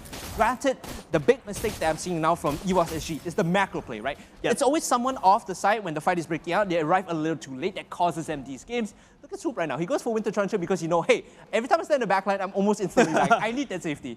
Yeah, and you gotta also credits over to Dara as well. He finds the flank, finds a re-engage, and immediately when Dara re-engages, right, EVOS SG cannot stand a chance. But right now, don't forget, we are pushing EVOS SG to that corner, and a dangerous animal cornered up is extremely dangerous. All credit to Notorious Villains too, right? The way they've been fighting this, the way they've been singling out targets. It's no mean feat against EVOS SG. This is a team that earlier dropped the game to Kingsmen. You know, they took some hits earlier in the weekend, but now they're coming back strong, they're coming back renewed. JPL jumping to 4 members again, taking the risk that his team needs. Might just die here though, as Kolya is sticking on top of him. Potato comes in with the reinforcements. They fire bullets to get them off of JPL, and now he's gonna reset. But it's a 4v4 match going in, right? That's gonna be fighting against at around this Lord Pit. You can see off the map, it is Dara as well as Girl. But it seems like if it was Notorious Villains, they want to look for Girl instead. We'll be trying to burst it out, but that's Uranus. He's gonna laugh in terms of regeneration. Remember EVOS SG, where are they? Maybe not the play here to focus down the Uranus. Dara might have overextended Potato with the damage though, but the shields from Dara more than enough to keep him healthy. JPL, JPL! in the center, he actually has the mobility, possibly getting out. Not really overestimating, but he fights Fenrir here. If he gets the kick, that could be the trigger for EVOS SG. Again, JPL, his Cho, one of the most legendary heroes for this particular player, is performing. He's dancing the line. He's keeping Notorious Villains on their toes. He's literally playing with fire, right? EVOS SG. So right now, Notorious Villains, they're going to start this lore. They are running out of patience. I can feel it right from the caster desk. As EVOS SG, MLBB jumping in. JPL just being a distraction. Where is the members of EVOS SG? They need them right now. Notorious Villains is hammering on top of their lord. And once you can see this slow dancing between. And if you can't bring the fountain, you can bring the fountain towards you. But here comes the JPL. A bit of a subversion coming in. The kick lands on top of MLBB. But real world manipulation come on. They will be able to rain damage over to Notorious Villains. The lord not be able to take a gun by Notorious Villains. Fenrir looking very low. Will not be able to do anything at all. Looking very low. Will be able to get out there. EVOS SG turn this around. They dance around the fight so well, and JPL, look at him. He's been at that health bar. He's still alive? For the whole fight. He's literally pulling aggro and just taking the fight on EVOS SG's terms. Now Fenrir, he's going to back off MLBB, meanwhile getting pushed off the bot push from Girl. Okay, EVOS SG, they don't really have the minions. They only have one siege minion by the side. They need to protect the siege minions at all costs. Notorious Villain, they need to not up, but it's this EVOS SG that's chunking up. We'll be able to kill Fenrir. Oh no, Fenrir! Oh, the Winter Chunker will be able to rescue him. But then, well, they don't. Death Sonata, Rhapsody will be able to wipe him out. MPL-SG is the only one for the side of Notorious Villain, and they have to defend this. Now the minions are streaming in. I don't know if MLBB can do anything. He doesn't have the knockout punch. They're using the Void Crystal to push him off. And Potato and company, they managed to close out game one. EVOS SG, they roar loud and they roar proud. What I say just now? A cornered animal is extremely dangerous. EVOS SG was that cornered animal all the way back. They have no turrets left, and they turn it around. That was a game based solely off of JPL's efforts in dancing around these fights. Every time he's moving in, he's pulling aggression from 3 or 4 people. And they chase him down. He allows EVOS SG to take the fight on their terms because a lot of the control, a lot of the stuns are being used to keep JPL in position. So when you see that happen, and EVOS SG are like, okay, JPL's caught, but they have nothing left for us. We walk up and we fight them. Yes, and dude, if someone clipped JPL, right, and we just put in a tum-cha-cha song, it syncs up very well. Put a heart monitor on my chest and watch JPL play, right? It's always going to be up and down like a roller coaster. Yes, and of course, Girl, my dude, he hold on so much damage. I'm not surprised he's actually one of the one that actually took up the most damage from the side of Notorious Villains. Now let's take a look at the item builds coming in, right? So Winner's Truncheon in the later stages of the game, definitely super important for Soup and Pokemon. We talked about how they were getting isolated, but Suna is like max capped in terms of items. He even goes for the Winner's Truncheon because he's like, I need to stay alive. I need invulnerability. What is the best item here? Oh, I got it, you know? Yeah, you double down on, backup plans upon backup plans. Suna picking up that immortality and Winter Truncheon. We saw something before, like I believe it was Fossa, I can't really remember, but I'm very sure it was a Roger, where rather than going for, the immortality, he went for the Blood Wings instead. Yeah. Oh man, what a game coming in. And this is just the first game in this best of 3 between Notorious Villains and EVOS SG. My goodness, it was neck and neck the whole way, right? I couldn't see it going one direction at all. Like there was no 60-70% leaning towards one team. There was that at one point, right? When Notorious Villains managed to push EVOS SG all the way into their side of the map. Right. Okay, yeah, that was then. Fair enough. And I think the Lord was marching in as well. The core actually took damage. They were able to defend it, right? I think that was the moment where I was like, okay, EVOS might just lose the game here, and they probably will if NV coordinate and push in fully as a team, right? They made the mistake of splitting attention between getting kills and getting the core. And I think that is what punished them. Yep, let's take a look at the post-match because I really want to see Girl being on the way at the bottom right there. Yep. There you go. Oh, 247k. My dude. Production, is that a mistake? Hypo? No, okay? Is there like an extra 8 at at the the back? extra number, right? No mistake at all. Oh my god, Girl is a sandbag. I think Gideon Kid was talking about how Girl is like buffed, right? Yep. There's he is. His arms buffed up. Look at, so you do the math. He's tanked the amount of damage dealt from the Claude, the Esmeralda, and the Paquito with some to spare. I'm the same at abstract. We're very bad at math. But dude, 247k. And again, we have to assign the credit where credit is due. Suna played magnificently. Yes, he did. He stood up, he did his job, but when it comes to team fighting and when it comes to the experience of the teams, you could see that the cohesion in the teamwork on the EVOS side just bested Notorious Villains. My books, Dara. All eyes on Dara. The flanks coming in, finding Swoop, forcing Swoop. If you notice how the damage dealt, it should be a lot higher, yeah. A lot higher, but instead it is the Lunox that actually did more damage. And again, the Lunox pick, we were talking about this in draft, it fits the theme of what they're trying to do, right? There is the invulnerability, there's the dive and the lockup from the chaos and the brilliance. So very awesome draft coming in from the side of EVOS SG. Yes. Whereas Notorious Villains, no slouches of their own. They had a good understanding of what they wanted to do. I think the Kadita pick from Fenrir, we saw it yesterday, was solid today as well. Early game, he just popped potato, man. Like pop goes the potato. But let's take a look at the MVP stats. In my books, definitely it's going to be in potato, albeit, I mean, bro, JPL. For me, MVP JPL. Like that game, not gonna lie, the way he was just dancing in and out, like, if you're Notorious Villains, just so concerned, like, why is this guy literally running into four of us? Like, does he know something I don't? He's like that 4-year-old that plays with fire, and he actually kept that habit for 5 years, and the house has never burned down. 20 years? I don't know, man, right?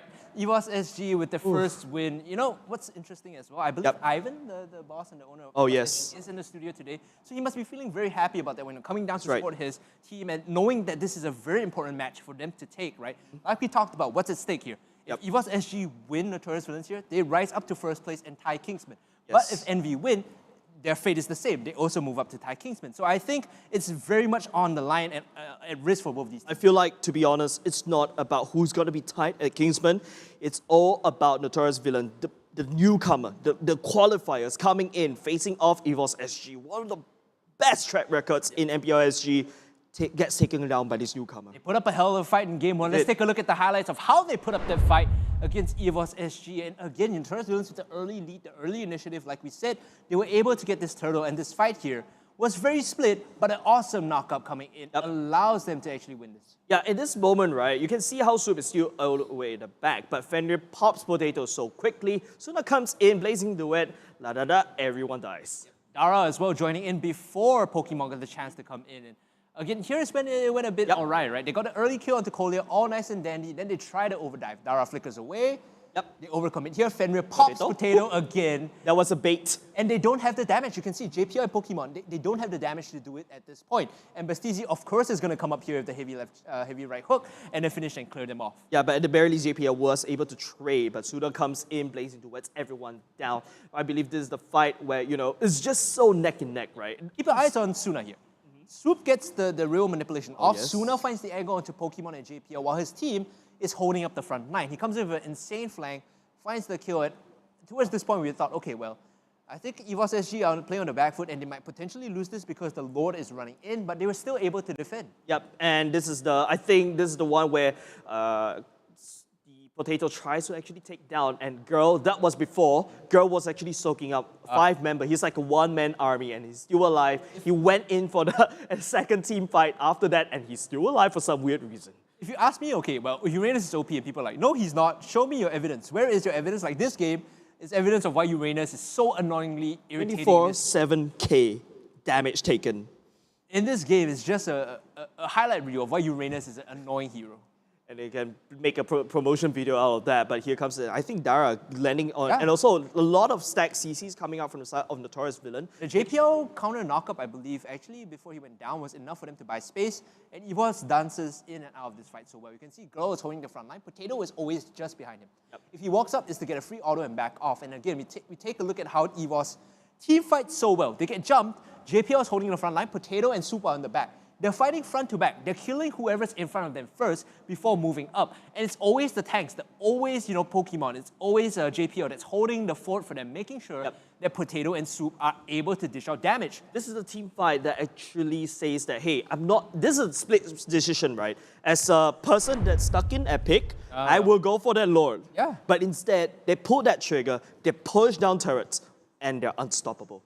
Statistically, like we said, lowest damage taken per minute in the game, in the league rather, Swoop and Potato. Highest damage taken, highest damage tanked, it's Pokemon as well as JPL. So like these guys are playing out of their mind right now. Oh, excuse me, rather, it's Girl and JPL. And you know who is actually playing out of it. I'm just going to put it out there because I believe Daryl was actually fangirling over Kingsman in the Odia Bambi. He played out as my Lancelot. And I mean, EVOS SG, if they want to go up against Kingsman again, I feel like the rivals has changed over to Kingsman in going into the playoffs. Right, so now that you heard it from Chris, we will be going for a short break. When we come back, ladies and gentlemen, it's going to be Game 2 of Notorious Villains versus EVOS SG. Can Notorious Villains tie it up 1-1, or is EVOS SG just going to sweep them 2-0? Find out after the break.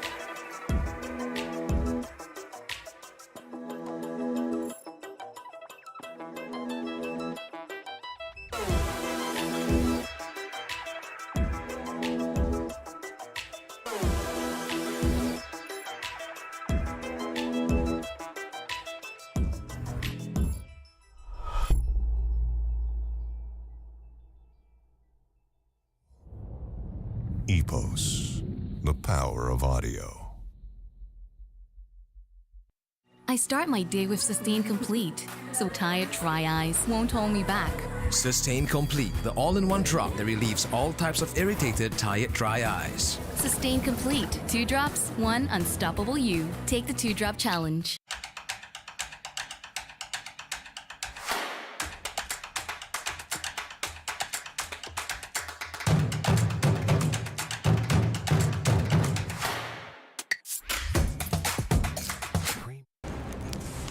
Everyone loves winning. That's why we've made it easy to pay for your apps with a Singtel mobile bill. With easy one-time setup and fast transactions, we offer hassle-free payment and convenience while you focus on winning. Stay entertained and pay easily. Find out more at singtel.com/DCB.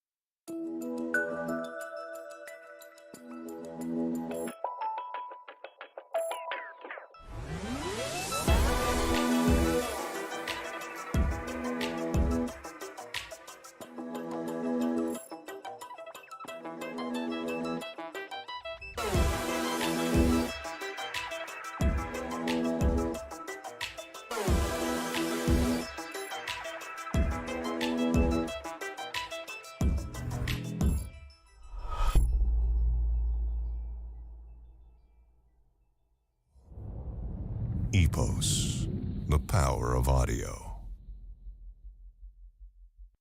I start my day with Sustain Complete, so tired dry eyes won't hold me back. Sustain Complete, the all-in-one drop that relieves all types of irritated, tired, dry eyes. Sustain Complete, 2 drops, 1 unstoppable you. Take the 2-drop challenge.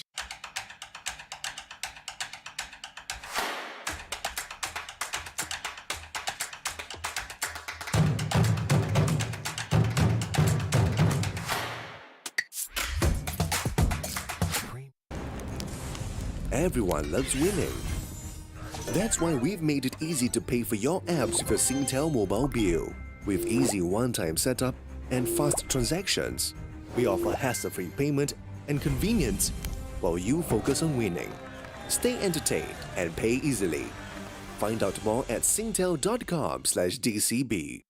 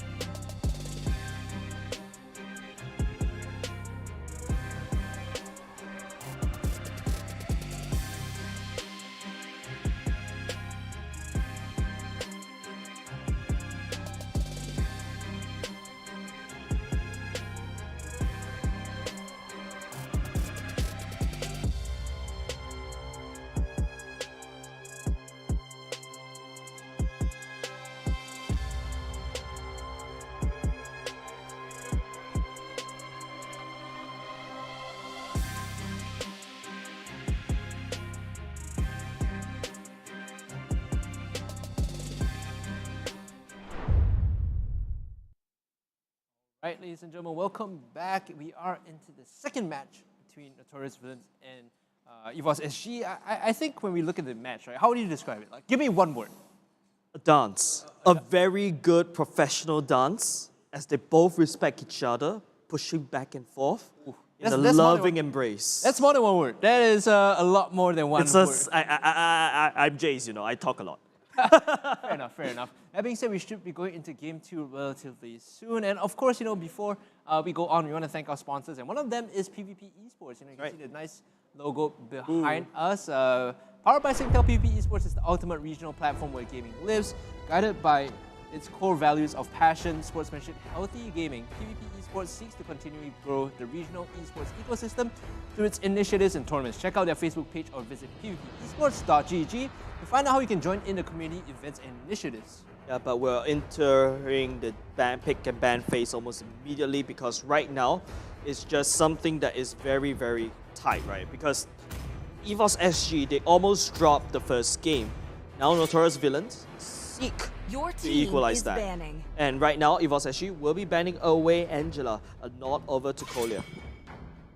Your team Alright, is so banning. we see some adaptations coming in. I say adaptations, it's the same ban, just in Your different team orders, right? is And EVOS banning. SG again banning out the Benedetta, so no surprise there. It's a respect ban for MLBB. Yeah, and Notorious Villain will be banning away Mathilda, because Mathilda is still one of the very prominent supports, right? Whereas on EVOS SG side, banning away Benedetta, I would say agree with you, Hungry Cast. Not over to MLBB, EVOS SG was really respecting Notorious Villain like an on-par opponent. I mean, you have to give them the respect after they took you, to such a close game one, right? No surprise coming in that they give them the respect that they deserve. So all said and done, we'll have to see how this ban plays out as Notorious Villains. They're the one to ban out the Rafaela this time. It's always a red side ban, right? Or the second pick ban, because you think about how it went about in the first pick ban as well. It's like we don't want to leak the Rafaela through. Of course, with Swoop, someone that strong on that particular pick, makes complete sense. Yeah, so Notorious Villain, like I said, is just targeting ban members from EVOS SG over and over again. So it just boils down to, you know, both sides. These are, I would call them, already coined them, top tier teams in this whole match. Yep, definitely one of the top three, I would say. Especially when you look at the stats, you know, at least one of these teams are going to be top, tied with Kingsmen, right? So, looking at the last ban coming from EVOS SG, what do you respect, ban? Maybe? Do you think the Esmeralda was a big problem, or do you just ban out OPs? Because right now, EVOS SG are target banning. The Jawhead again makes sense, because there was, I think, the last blue side ban coming in from Notorious Villains the previous game. This time it's repeated by EVOS SG. EVOS SG banning the Jawhead instead of Fenrir's Kadita, because in my opinion, EVOS SG, right, banning away the Kadita is a nod to respect over to Fenrir. Yep, last ban coming in from Notorious Villains here could potentially be another ban. I mean, your team. What do you think worked well the previous game? Yep, okay, respect ban. The Uranus is like annoying as it can be. We just want to ban that out. Yeah, that's point of time. He's so annoying that Daryl can't even find a single word in the dictionary. Whereas EVOS SG, they will get first pick. It would determine how they were actually going to go down into this kind of matchup. Because right now, I feel like, you know, Potato can go anywhere. They can either first pick one of their core, because Notorious Villain might want to secure that ban on the core first, just to safeguard Potato. Yep, here we see the first pick being picked up by EVOS SG, and potentially we saw the Granger being highly valued by EVOS SG the previous game. Your team we're not sure. Yep, there you go, the Granger instantly locked in. Yeah, so rather than actually locking in other like Bruno or any formats like EVOS SG, they're gonna double down and say, hey, I'm gonna let Potato pick his comfort pick, and that's very important, and that's key. Yep, that's gonna be important. I think Potato, like we talked about, right? The game against Kingsmen, they got very heavily punished because the marksman pool was banned out, the Bruno was removed. This time, Potato is widening his pool. He says the Granger is good in dispatch, it's something I'm comfortable with. Let's pick that up, let's use it to full effect against Notorious Villains. Yeah, for the side of Notorious Villains right now, they have 2 first picks. So what it could be, they can actually start off with, I don't know, but I would say that it's a bit awkward because Notorious Villains, they're the one who banned away the Uranus, but instead, picking up the Baxia, and of course the Cho. The Cho makes sense because JP was such an awesome game 1 on it. The Baxia, again, was something that I feel Notorious Villains utilized pretty well. When we talk or we think about Kolya, right, the common consensus about this player, this support, is that he tends to play these roaming tanks only and specifically. So the Jawhead is an example of something that EVOS SG banned out. And now Notorious Villains, they have to work, they have to respect the fact that you know, he's going to pick up the Baxia this time. Yeah, for the side of EVOS SG, right, there are certainly a few heroes that they have in their toolkit. You have Arif that's still open for side of Pokemon. Don't forget girls Yuzhong, but it seems like this time around, since Notorious Villain didn't take out the Alice, EVOS SG picking up the Alice and that Eve. I love how EVOS SG, like every time there's a Baxia on the opposite side and it deals with the healing coming in, Pokemon and EVOS SG are like completely fine, and even Grow to a certain extent, are completely fine playing the healing style heroes, which gives me an impression that EVOS SG are drafting for the big picture. Yep, so I was actually joking with Vertigo, right? Welcome to the land of region. EVOS SG were like, yep, who cares about region, right? Who cares about anti-region? I'm gonna over-region you, but we gotta admit, Pokemon yesterday, right, played outstandingly with the Alice, finding crucial flanks. Usually, I believe that was EVOS SG going up against Your team is yesterday.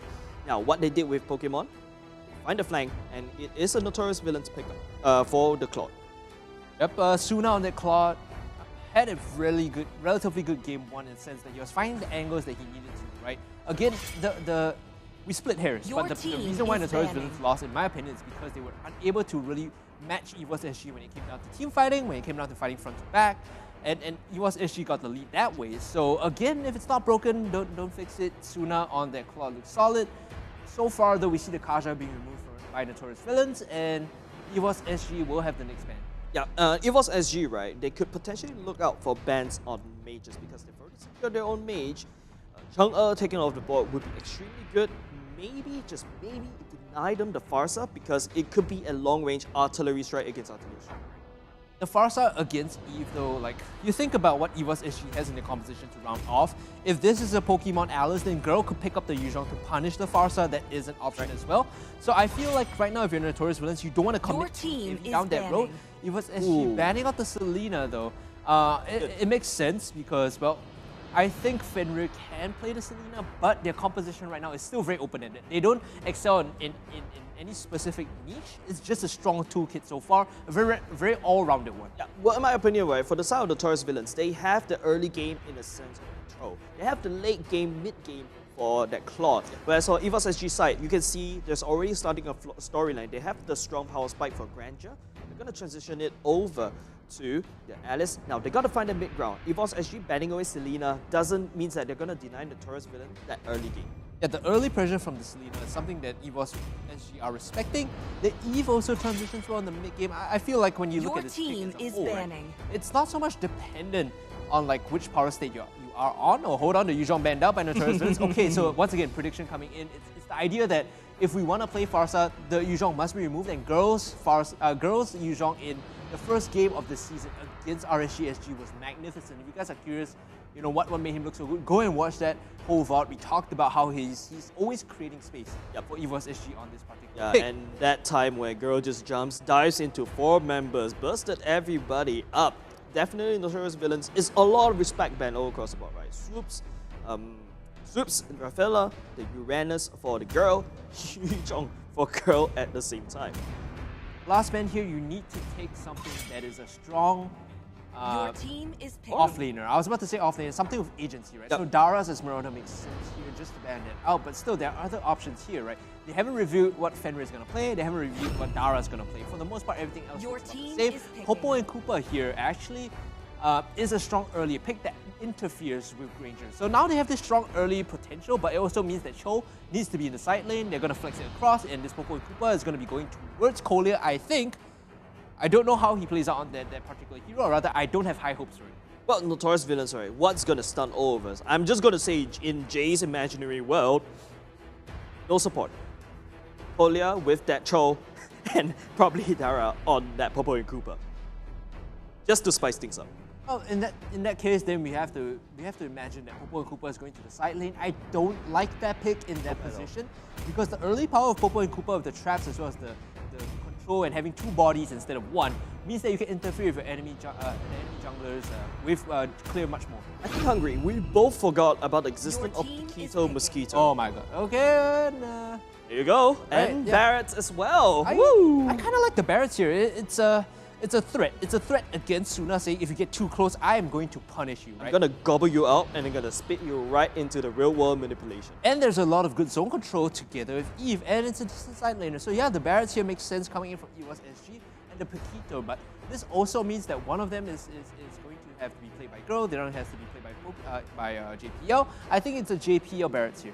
Not a lot of magic damage over the side of Notorious Villain, except in the kit of Baxia. In my opinion, EVOS SG has a well balance, but there you have it, that low E.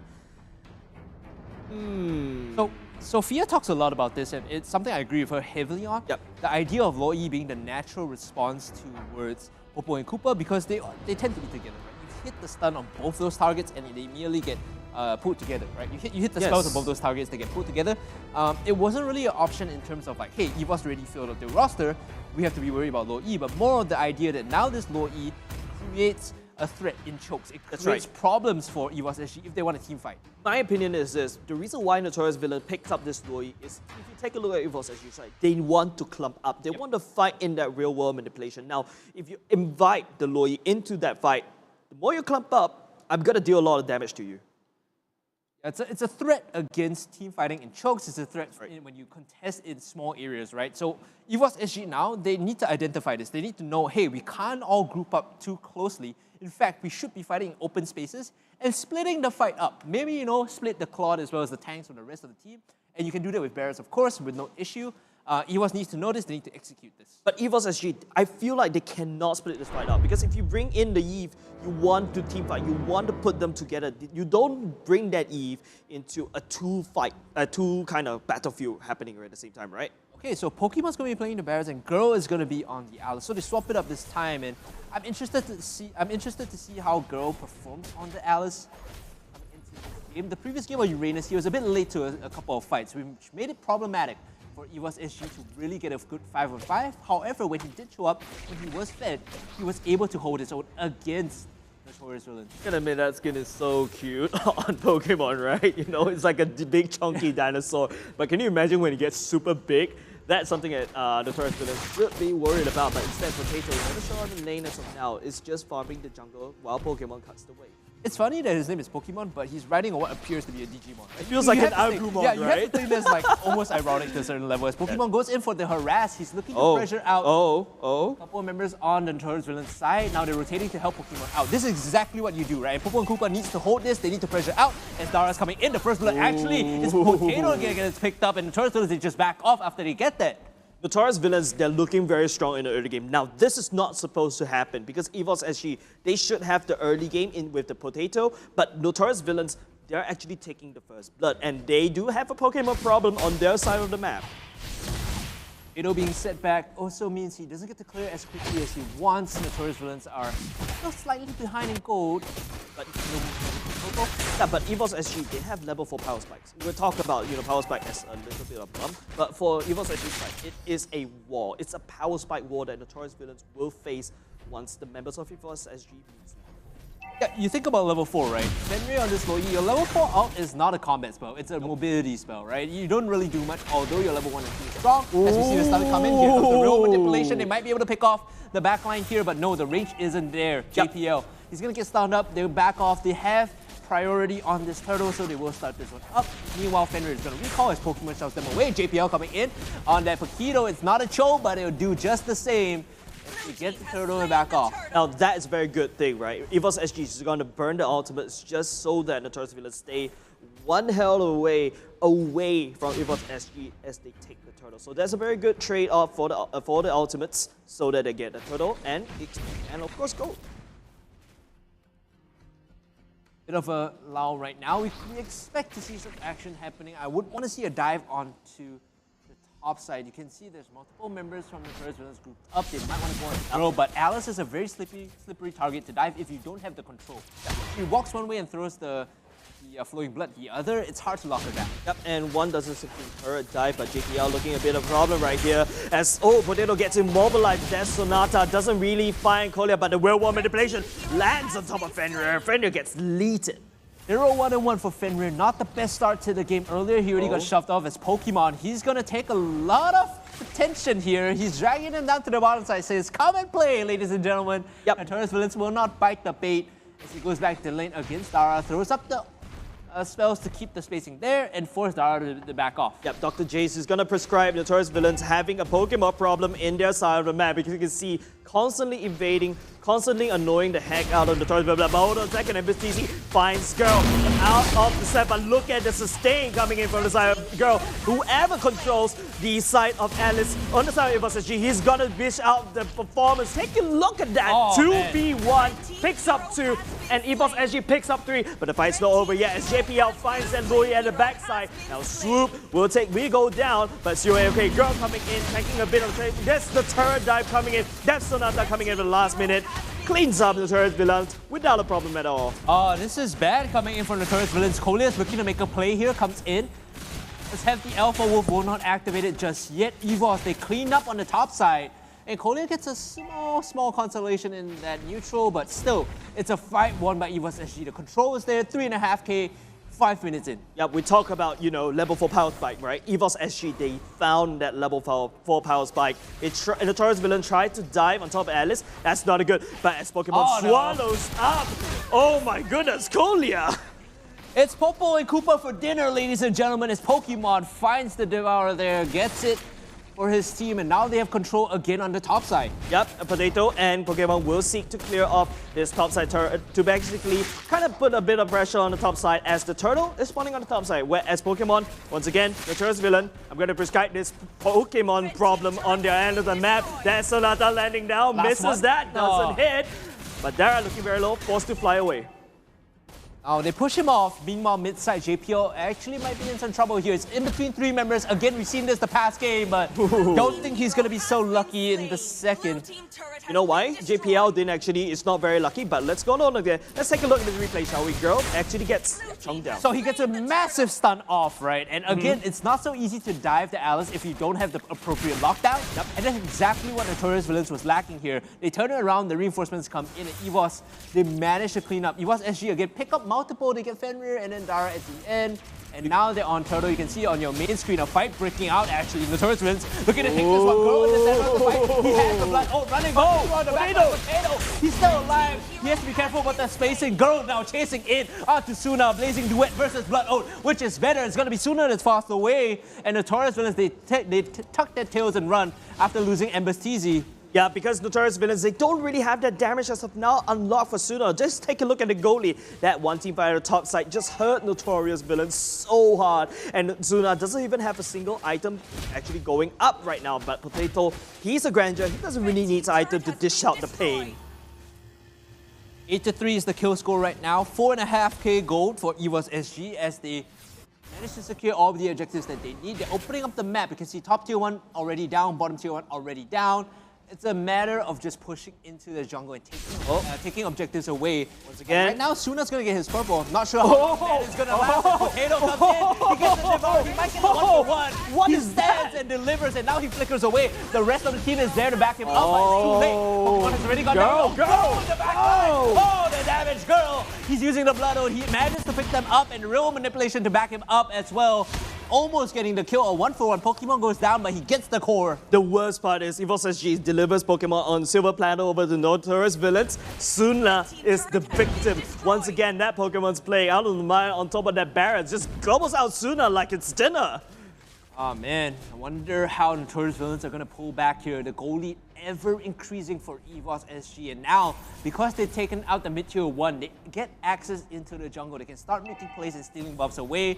Turtle has spawned right now. As EVOS, they take their time, they pick up the Little Wanderer first, they don't full commit onto the objective. Yep, Notorious Villains right now, we talk about ticking clock, right? It's a late game power spike. Suna is not there yet. However, EVOS SG, they already had the power spike going over to Potato. They also got the power spike going in for Soup. And now Girl, because he picks off so much, is already online because of that free gift on the top side.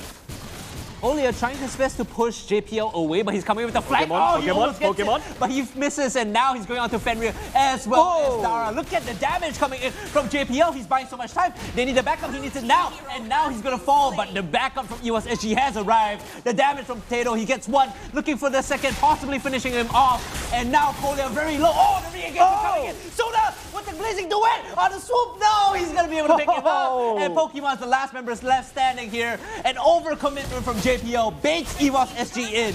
Yes, at the same time, you know, Suna just came in, getting the triple kill at the same time. My goodness, he is an anime character coming in at the worst possible time, turn it around for the Notorious villains. JPL, he tried to make the flashy play. He went in looking for the knockout punch, missed the jab, and then he had to overcommit for the damage. Look at the side of the screen. He goes way too deep, baits everyone in, and by the time they're chasing, they don't get the real manipulation range. Soup is left alone, and they overcommit one by one. Yep, and as you can see, it's just Spell Pandemonium as Suna comes in from the top of the screen, coming in. But we're looking for a re-engage as well. Finds Potato, that's a very good pick-off. Finds Swoop at the same time. It's basically a buy for one free. And on the minimap there, Girl was unable to join in. Yep. There was no space for the Alice to come in. And when EVOS SG has been winning fights, it's been off the back of multiple men roots, as well as Blood Oath from the Alice to buy space. EVOS SG, they need to get on the same page. Granted, you know, the team fighting was what we called out as they're doing the strength in game 1. Yep. It's not really working out. It didn't work out too well in their past fight. Yes, because Notorious villains, yes, they lost the first team fight, and now because of that team fight, because of that EVOS SG split up, the Notorious villains is actually catching up in the gold. Suna has already picked up the golden staff, so this is going to be dicey for an EVOS SG if they clump up, right? We talked about how Notorious villains, they have the control in these chokes, the Loi stun as well as the Blazing Duet. The stun coming in, Girl actually now getting focused down. He jumps back in, he turns the aggression over on Suna. He's going to get kicked away by the way of the dragon by space, but is it enough though is the question, as Girl might just chase in the Alpha Wolf. Now Fenrir relocating in with the diversion. Dara is now leading the charge. They're on to Girl, but that's not who you want. No manipulation stops anyone from jumping in. Dara has bitten off more than he can chew, and he will bleed for it. Yes, at the same time, will EVOS SG look for a double re-engage? Pokemon will just say hi, just burst that fire and back off. But that is a good team fight in favor of EVOS SG. Even Notorious villains, they're bleeding gold and they're bleeding members.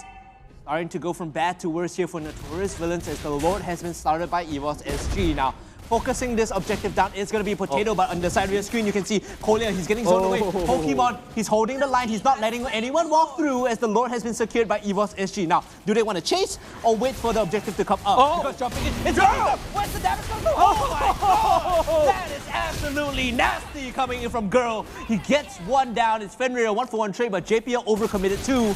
The burst is there, but the members from EVOS SG was not. Yes, and it's just criminal for Girl to come in and just initiate the team fight. It forced Notorious villains at their tracks so that EVOS SG still gets it initiated. It's just criminal. At least they get the kill, you know, Notorious villains. They say knock knock, it's the Alice police. You're not always going to be jumping into our backline without getting punished. Still, the Lord pushes onto the top inhibitor.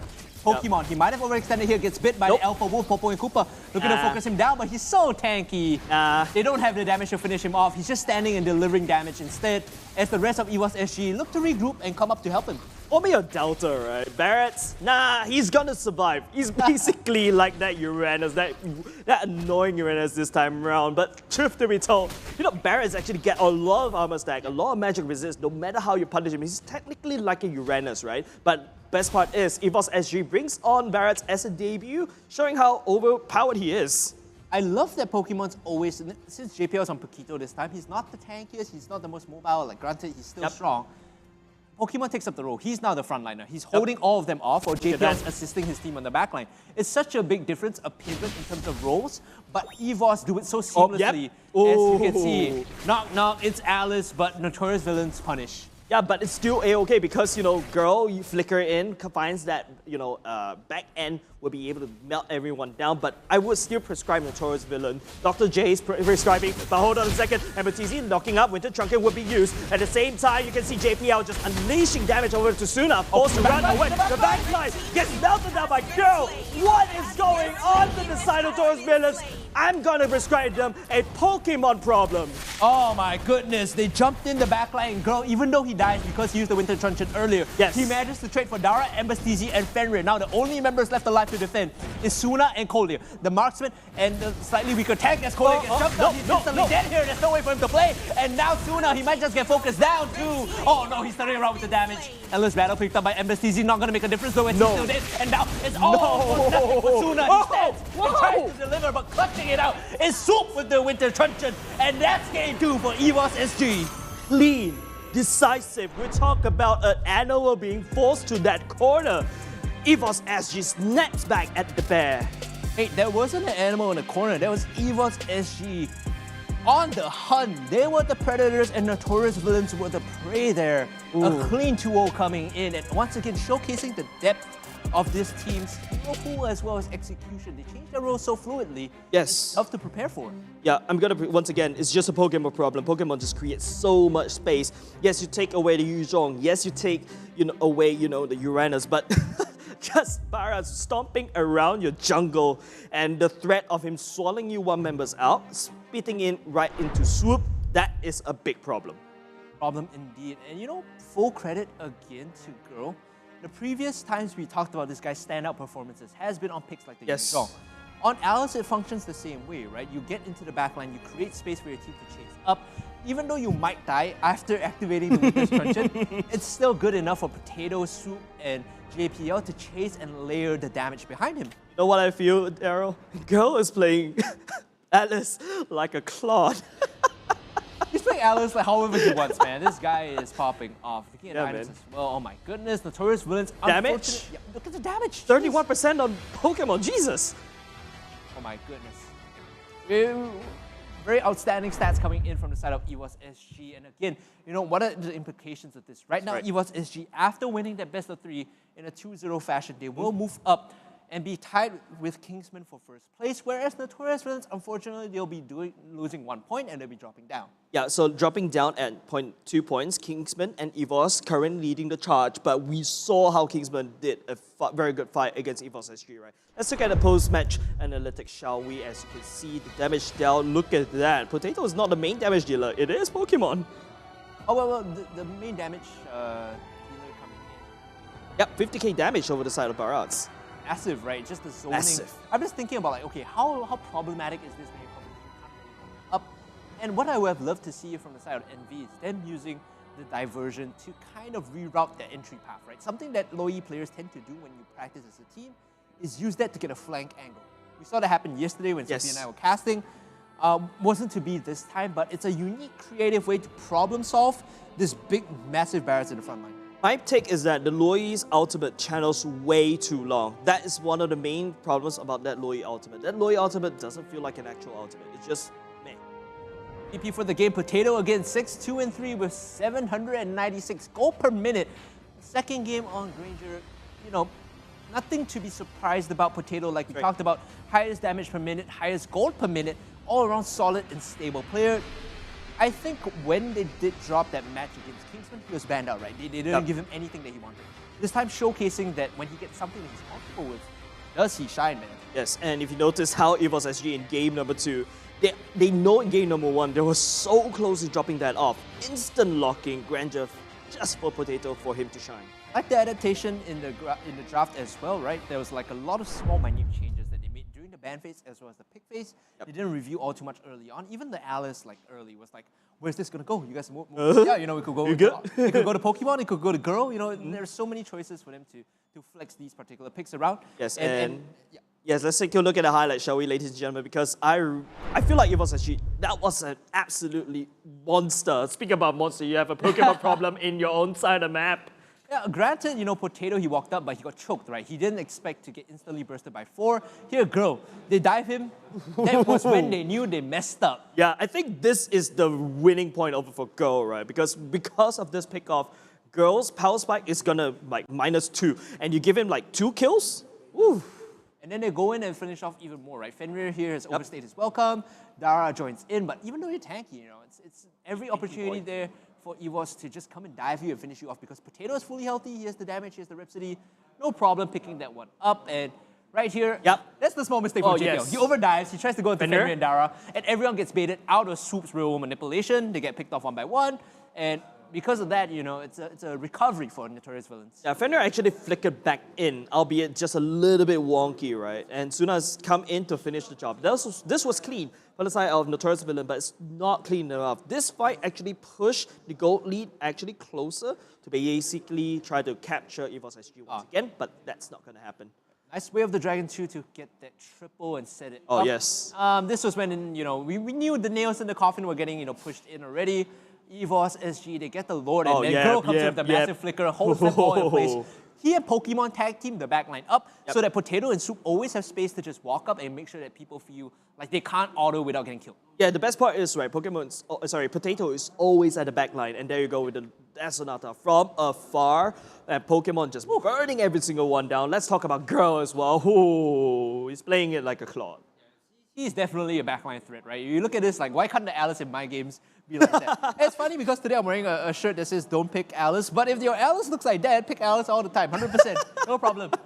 Only if. Only if. And only if. That's like it's a very tough variable to actually hit. But I would say, like, Alice really truly popped off, right? Because Girl on the Alice finds the flank no matter what happens. Yes, we can look at this highlight. It feels like a death animation. Soup. Yep, I was about to say, importantly, Soup was tanking for the core, and like he allowed his team to get space. He knew how much health he had before he needed to pop the Winter's Truncheon. So during that whole period when he was tanking, right, the wave was pushing in, so there's no background bonus because they're all alive, and they're taking the fight towards Suna. So once they kill him off, it's done, it's free, right? So Soup, big props to keeping or making that play in the last part. Yeah, so basically just playing with fire. Like, I feel like the members of EVOS SG, right, they're always playing with fire. JPL with that Cho, EVOS SG, the Swoop with that Eve tanking the core, and it's like what I said, right? They're all playing with fire matches since like 4 years old, and they're like 30 and they're still doing it, and surprisingly, the house hasn't burned down. Yeah, surprisingly enough, things turn out EVOS SG's way more often than not. That is the end of our third best of 3 for today. When we come back, though, we will have Almighty going up against Explorer. Don't go anywhere, ladies and gentlemen. We're going for a short break. We'll be right back.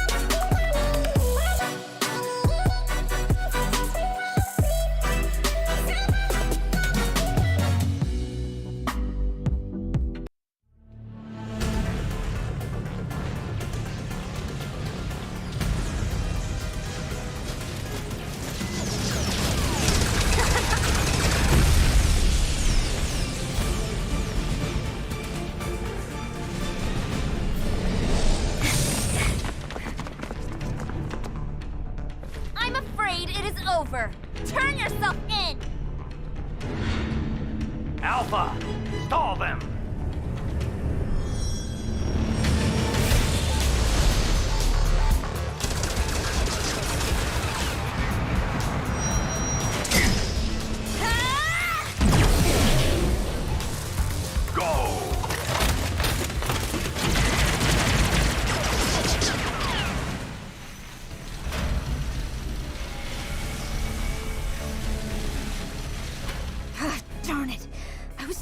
close!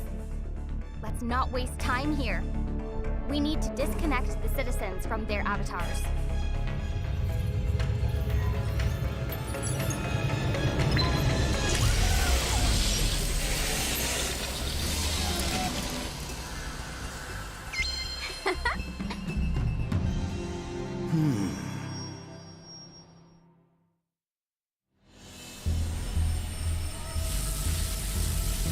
It's time to give you an upgrade.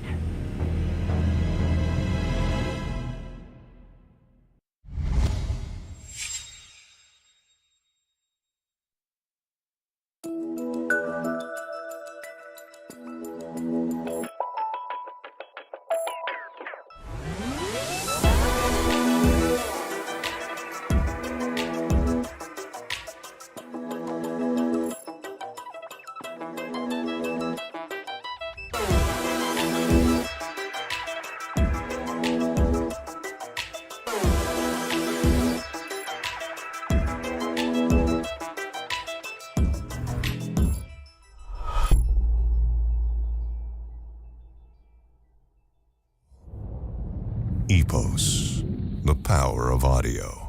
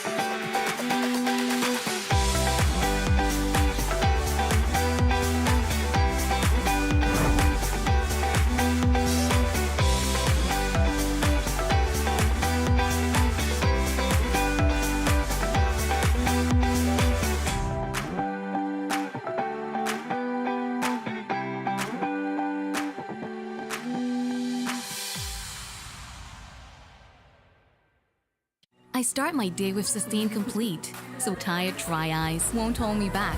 Sustain Complete, the all-in-one drop that relieves all types of irritated, tired, dry eyes. Sustain Complete. 2 drops, 1 unstoppable you. Take the 2-drop challenge.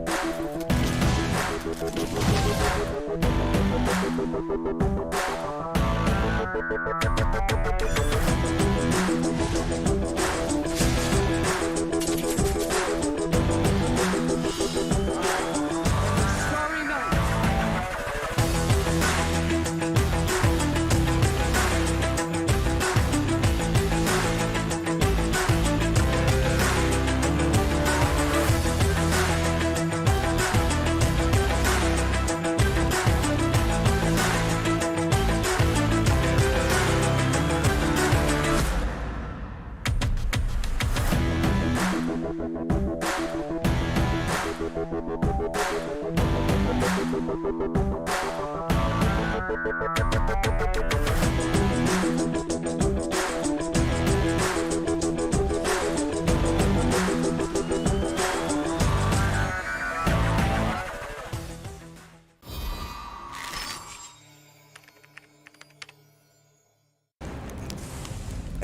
loves winning. That's why we've made it easy to pay for your apps with a Singtel mobile bill. With easy one-time setup and fast transactions, we offer hassle-free payment and convenience while you focus on winning. Stay entertained and pay easily. Find out more at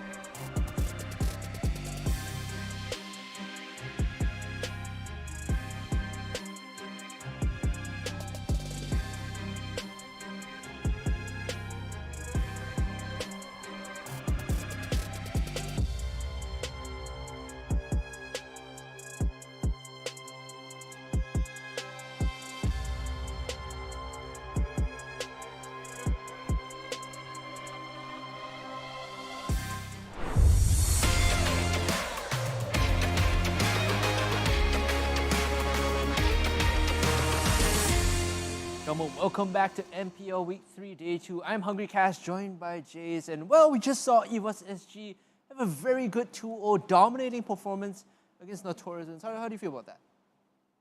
Beautiful. Beautiful. Okay, now he gives me the one word, ladies and One gentlemen. word. Now he gives us the one word. Okay, that makes sense, right? I think when we looked at the game, like game 1, even though both games, the MVP went towards Potato, we were talking about how JPL did a magnificent job in game 1. And he came up for the interview with Lysander for, I think in the winner's seat, it was Secret Lab, so there's a lot of information there. If you guys are curious what he had to say, head on over to pvesports.gg/MPL-SG to check that one out. There's a lot of inside information. I think JPL is a very well thought out, very well structured, and overall very personable guy. Yes, but we also like to talk about, Mobile Legends Adventure, because it is also a Mobile Legends Bang Bang game, because they came from the same world building. It is a casual and idle game in the same world building, like what I said just now. It's a stress-relieving game that you definitely don't want to miss. Yep. And an all-new MLA hero Selena is going to be coming soon, so keep your eyes peeled. Along with a major mode update to come, unlock her exclusive gameplay to claim Selena for free and unlock her story. Of course, there are new modes that come with this, new game modes rather, such as a collectible system and a labyrinth. So we have prepared a code for anyone that's returning to Mobile Legends Adventures. It is MLMLA999. Again, MLMLA999. Head on over to collect that code and get your chance as well as your pick of power-ups as well. Yeah, so download the game and log in right now to get a head start. If you guys are first joining in or you're already once an MLA adventurer, hey, free gifts. Yeah, free gifts, free stuff is the best, of course, I tend to believe that story and the idea because I am Singaporean after all, right? You see a queue, it must be something free, it must be something good, let's go and hit that, right? No questions asked. And I can say this honestly because Chris is not Singaporean, Wow, you're going to call me out right on stream, right? He ain't Singaporean, guys. Oh my God. You guys can believe in me, And right now on your screen, we have the standings and the updated ones coming through. You can see it. It's EVOS SG with 4 points, Notorious Villains at 2, Almighty at 1, and RSG SG with the bottom half of the table at 0. I'm still reeling from the fact that you just called me out on stream. Wow. Thoughts on the standings, Chris? Thoughts on the standings?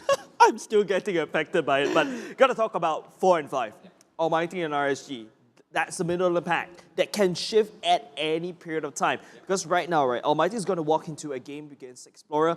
No offense, but Almighty is going to definitely get this point. Now, they're going to secure a better position in the upper brandings, and it's also going to be for RSG side to catch up, right? It's very tough for them.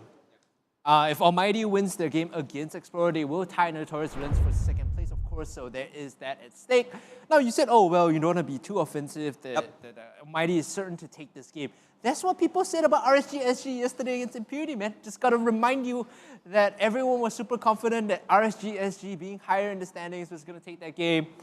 Did not turn out the way that they wanted. So let's take a look at the bottom of the screen as the QR code comes out. There you go, it should be there. On the bottom left, it's the link to our Facebook page. You should be liking that because there are a bunch of things for you to enjoy that we'll talk about later on. And the bottom right, it's our Instagram page. Yep, and there's a lot of juicy tea dispenser thingy on the Instagram, right? You get to see, like, break the ice, and you get to see, I believe one of the players like Mahjong in the free time, I believe. These are the little snippets that you definitely don't want to miss if you actually follow us on Instagram. But more importantly, you want to follow that Facebook page because we also have a giveaway. But let's talk about that later because other than giveaways, we also have the PvP MPL-I Arena. You can scan that code by the side, or you can hop over to pvpesports.gg/MPL-SG. That is true, and there's up to 1,000 chests to be collected. Each of these chests have a nice, unique prize. So, I tried my hand. I told you, not really the quickest finger, so I didn't get any chests. I tried my hand as well. Yeah. I clicked on it, but registration gap. Oh, see, that's what you get, man. That's what you get. You need to be on point. And if you want those free gifts, well, you have to be prepared. That being said, you kind of alluded to the idea of spill the tea. There is a player apparently in MPL-SG who's a massive sneakerhead. If you guys are curious who it is, go and find out on the page. I know a lot of the players are multifaceted. I was talking to one of the EVOS players early. He likes to collect watches, right? So that's something I'm into as well. I'm like, oh, you're not just a pro player, you have stuff outside. So there you go, right? Yep, and of course, you talk about Impunity SG going up against RSG SG. Impunity SG delivered a solid win. It's not a 2-1. It's a 2-0. Very, very, very. And you know what I blame on? I call it the Soren factor. Okay, the Soren factor, yeah. That's what Impunity's games yesterday. We'll see if that actually plays out as the week goes on, right? Apart from that, we also have our milestone giveaways for the MPL Singapore Facebook page. So we'll have that up for you right now. We're definitely past the 10K mark. So we'll talk about the milestone giveaway later on, though. We will have the player intros up for you on the screen. It's the versus video between Almighty and Explorer. Let's see what the teams have to say about each other right now.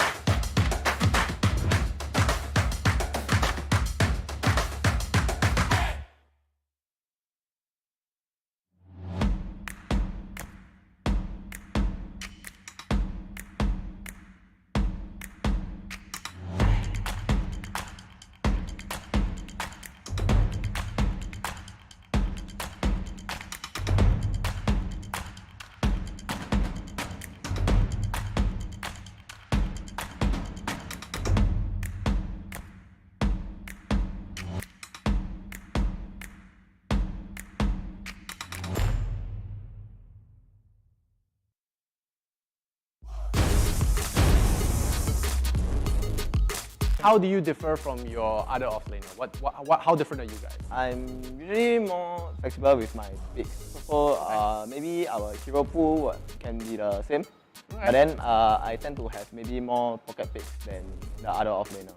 Okay. In terms of ML, what kind of a player are you? I would say more to calculated and smart lah. I don't take unnecessary risks, but sometimes I will play towards the aggro part as well. Because for my team, I usually initiate more of the fights lah. Yeah, what kind of heroes you like to play? That's a secret for you to find out. Okay. Your teammates have all tagged you as the most BM on the team. Do you have any words to say about that? I guess I claim it. Okay, nice. What do you do? Basically, I like to spam emotes, recall, and well played a lot. Any favorite emotes? Hey, not bad. Okay. It's a very cheeky emote. What kind of heroes do you play? I play almost everything in offlane. Like I can take a marksman to go offlane, I can take a mage to go offlane. Basically everything. For my team, I have a few friends inside, so I kind of know their play style, and we used to play a lot together, even for local competes. So it will be fun to go up against them. I don't really know most of the players, so I don't know what they can do in the MPL, but I expect new things come out from them, like new strategies.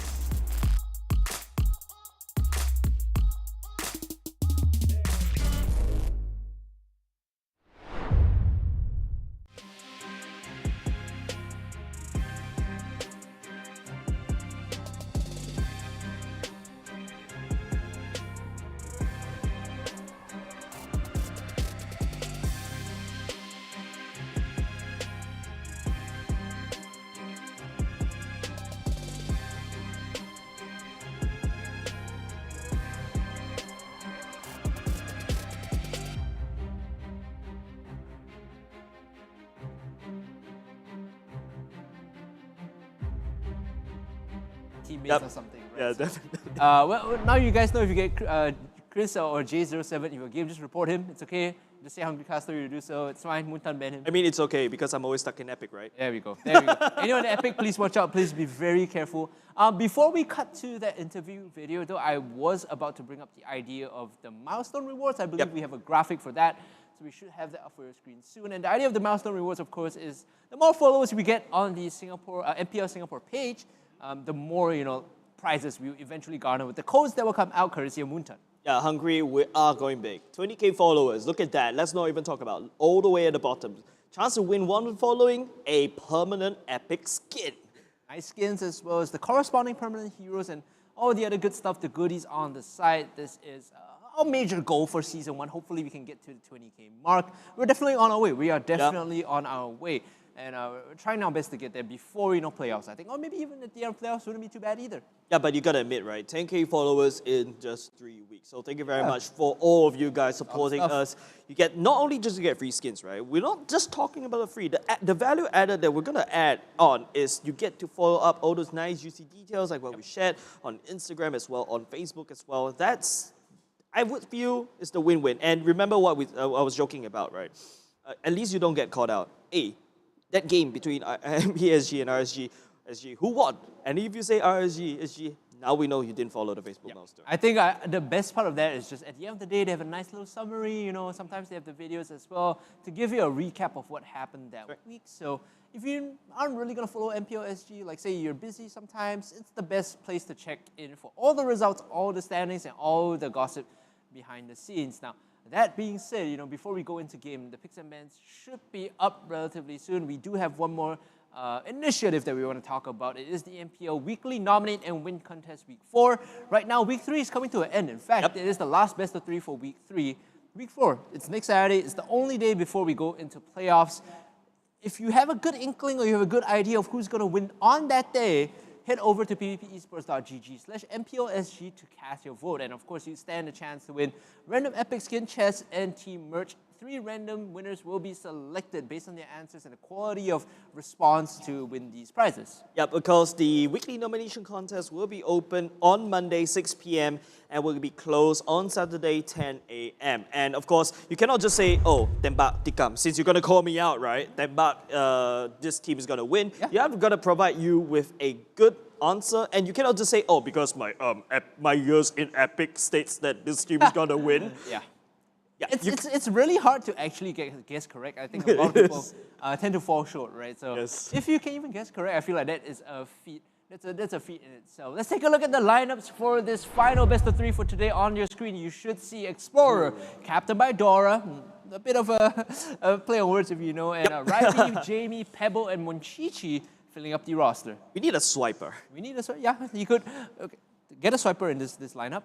Give him retribution. Hope that he steals every objective. That would be the perfect run in there for Explorer. Yeah, but you gotta admit, okay, yesterday, their performance, I would say, not one of the best because, they went against EVOS SG, right? Monchichi didn't really pop off. It is actually Raibi as well as Pebble that's really popping off in this whole team. But of course, we gotta talk about Raibi. Raibi is like the key player. You give him I believe it was the Benedetta. He's almost the same level, I would say, in my opinion, against MPL-SG. Yeah, Raibi is definitely one of those younger talents. And I say younger in the sense that he's like 20, right? So yeah, they're all quite young. I'm a bit of a boomer, so 20 is young for me.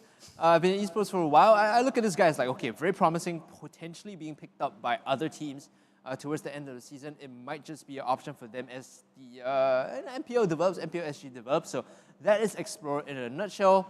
Right now, we have on our screen also ALMGHTY, who is captained by Adamir, and flanking him is going to be Jay, Ken, Jun, and Sky. Of course, the sub player Zan, who played yesterday, hopefully he's on today, because we have a lot of positive feedback, a lot of hype surrounding this young player. I think, if I'm not wrong, according to Sophia, he's 17 or 18, so he's relatively young. We'll see if he he's going to make an appearance today and hopefully, bring ALMGHTY that +1 that they desperately need. Yeah, and we talk about ALMGHTY, right? We talk about Adamir is the one that makes or breaks the whole team. We've also seen some teams. I would say this is also the same problem that being new to MPL. Technically speaking, they do have some track record, but once Adamir goes down, you don't really see those players that could probably shine because like EVOS SG, we also highlighted that, right? If Potato goes down, you still have Pokemon, you still have Girl. But in this lineup, I haven't really identified the person that could actually take over Adamir in terms of playstyle. The team identity is definitely surrounding the captain, and a lot of the times they play to set him up. So when Zen was playing yesterday, I think he was on Jawhead the first game or the second game, he was always in a position to make sure that they got the fights started on their terms, so that Adamir could always make sure, okay, I'm in the right position because my team starts the fights that we want, and he's not caught out, he's not flanked. He's always safe and getting the damage done meaningfully and efficiently. Yeah, so right now, let's talk about technically the standings, right? ALMGHTY, they are, next game going in, they're going to go up against EVOS SG. This is true. It's going to be very hard for them. So they need this Explorer to give them that buffer to make sure that they stay in the upper bracket. So they did quite well, right? They established that they are in the middle of the pack, but being in the middle of the pack, that means that you can either go both ways. You're on that thin rope, and you can either go to the upper brackets or lower brackets. The question for some of the teams might be like, is it better to be 4th or 5th? Like, the main reason I say that is because at 4th, you have to play the #1 team in the league, right? Although on the upside, you get an extra life, so you go down to a lower bracket, so it's like a second chance regardless. Yep. However, if you are 5th, you're going to be playing the #8 team in the league. You don't have the extra life, but you're technically the best in that bracket. So it's a question that has to be answered by the teams coming in. Like, is 5th better? Is 4th better? Are we feeling comfortable playing into these matchups anyway? In my head, I feel like 3rd and 2nd, probably the best. Yep, okay. But on the other side of the Explorer, even though if they win this, they're still at the bottom half. Yep. And no matter what they do, but this Explorer win is actually, if they want to seek damage on top of ALMGHTY in terms of the standings, it's going to hurt them even more. Yeah, there's not a lot to gain for Explorer here in terms of like standings, right? But there's a lot to lose on the side of ALMGHTY. Like, they could be kingmakers here, they could hurt ALMGHTY, and they say, you know what, if you want to make it up into the upper brackets, we're not going to let you. We're going to drag you down with us into the lower brackets. And we got to talk, I don't know why I like to pull out the storyline of Kingsmen all the time, because, I feel like the whole MPL during the regular season, it all revolves around Kingsmen being able to beat the top boys. EVOS SG, RSG, and now ALMGHTY is the only team that manages to beat Kingsmen. Might be tricky, might be difficult. We'll see how it plays out. 2 minutes left on the clock before we enter the ban phase. Now, some interesting stats that I do have of ALMGHTY. They have the 3rd lowest KDA in the league as a team. Not favorite, not the most confident, not the most inspiring stat. They also have the 2nd lowest GPM across the board as a team. And they have the 3rd longest in average game time. So this is a team that lies in stark contrast to the likes of EVOS SG, right, where they have the highest GPM, highest KDA, and the second fastest game time. Right? This is a team that takes it slow, takes it methodical. They are not the most efficient, but they know the way they achieve victory. They know their win conditions and they follow it. That means that, it well deserves that, hey, they are in the middle of the pack, but you never know, suddenly during the playoffs or during the actual, they're just going to turn online and they're just going to start whacking, because right now, comfortably sitting in the top 3, or top 2, mind you. Currently, based on the standing, it's Kingsmen and EVOS SG. Notorious didn't start to fall off, but they're still comfortably sitting on the way at the upper brackets. Now, ALMGHTY, if they really want to say this, like I said, they have to take Explorer down. Way for them to move forward, of course, winning is an obvious choice, right? You rather take that +1. It does shake up the standings a little bit, but as we go into game, who are your players to watch out for? Because I know on the Explorer side, you tend to be focused on Ryby. He's a very flashy player. He's a very young, mechanically gifted player. For the side of ALMGHTY, though, a lot of people might say Adamir, but I am leaning towards watching Zan if he plays. Oh, why? Well, like I said, a lot of hype around him as the community rallies, and they say, like, this guy, in fact, when I was on stream with Gideon, and we were talking, and the coach of ALMGHTY was in that chat. Ooh. And he was like, the best hyper player isn't even a hyper player. He's a tank. I'm like, okay. And then we start giving these like hidden, want to say but don't want to say, kind of like, oh, I'll tell you but I won't, kind of hiding it. And it turns out, after some conversation with Sophia as well, she also believes that Zen is one of the best hyper players right now, right? So there's this idea of a multi-role player that can come in and decimate everyone, given enough time, and he just needs to prove himself. So Zen is like the mystery gift or mysterious stranger coming in that could probably guess you shake could put it that way, everyone yeah. else's in their boots. You definitely could put it that way. We should be going to picks and bans relatively soon, ladies and gentlemen. Stay tuned because we have Almighty going up against Explorer for our final BO3. It's been a relatively long day with some surprising results here and there. I know RSG SG weren't having the best time this week, yesterday and today. But everything kind of went according to plan in the EVOS SG game where we expected, okay, EVOS is definitely looking like the stronger one here. Yep. NV had crumbled a little bit when taking on the final raid bosses, right? Yep. Every time they had to take on the raid bosses, they didn't really come out. They basically respawn. Grey screen, respawn, had to try again. Yeah, but at the worst part is actually no offense, like no Notorious Villains next week. They're going up against RSG. It's like basically bosses against bosses against bosses. Yep. They're 0 for 2 right now. They're 0 for 2 right now. So they need to at least go 1 for 3 ideally. Yep, and of course, you know, with the upcoming 515, right, celebrations coming up, and I'm already seeing like the STUN skin, the Cho skin. Oh yeah, pretty sleek though, but we still have a bit of a mystery behind it because the Selena skin is yet to be rebuilt, and Brody skin as well. If it's any guess, I could see the idea of the skin line. I think I saw the pre-concepts from the STUN skin on the MPL Malaysia stream. I believe it was Gideon and IC Baby 1-2. They were talking about it. And that was quite interesting, like, not gonna lie, that was definitely a nice take on the skin. Right now, the Cho skin that everyone plays is the one that looks like a superhero, right? I'm not gonna say what, but yeah, that's the one that's the default right now. We'll hopefully have a little bit more as we go along. Yep, of course it will be, the Cho will be officially launched on April 27th, so that's something that you guys should take a look out for, but I feel like, you know, feel like a bit thirsty rather than hungry this time around, right? Oh, yeah, feeling a bit thirsty indeed, right? Yeah, because we have the official isotonic partner H2O, specially formulated to effectively replenish lost fluids, mineral, and electrolytes for top performance. H2O optimally hydrates you to keep your performance in check. And finally, speaking about performance, Almighty has to deliver that performance. Explorer versus Almighty here, our first game in the best of 3 Explorer. With the play and Almighty on the draw, they'll be the ones to react, whereas Explorers will be the one to act first. Yep, first pick going to be over to Explorer right now. It's gonna be very hard to basically ban against Almighty. Almighty definitely has the better track record. Explorer is gonna ban away the Paquito.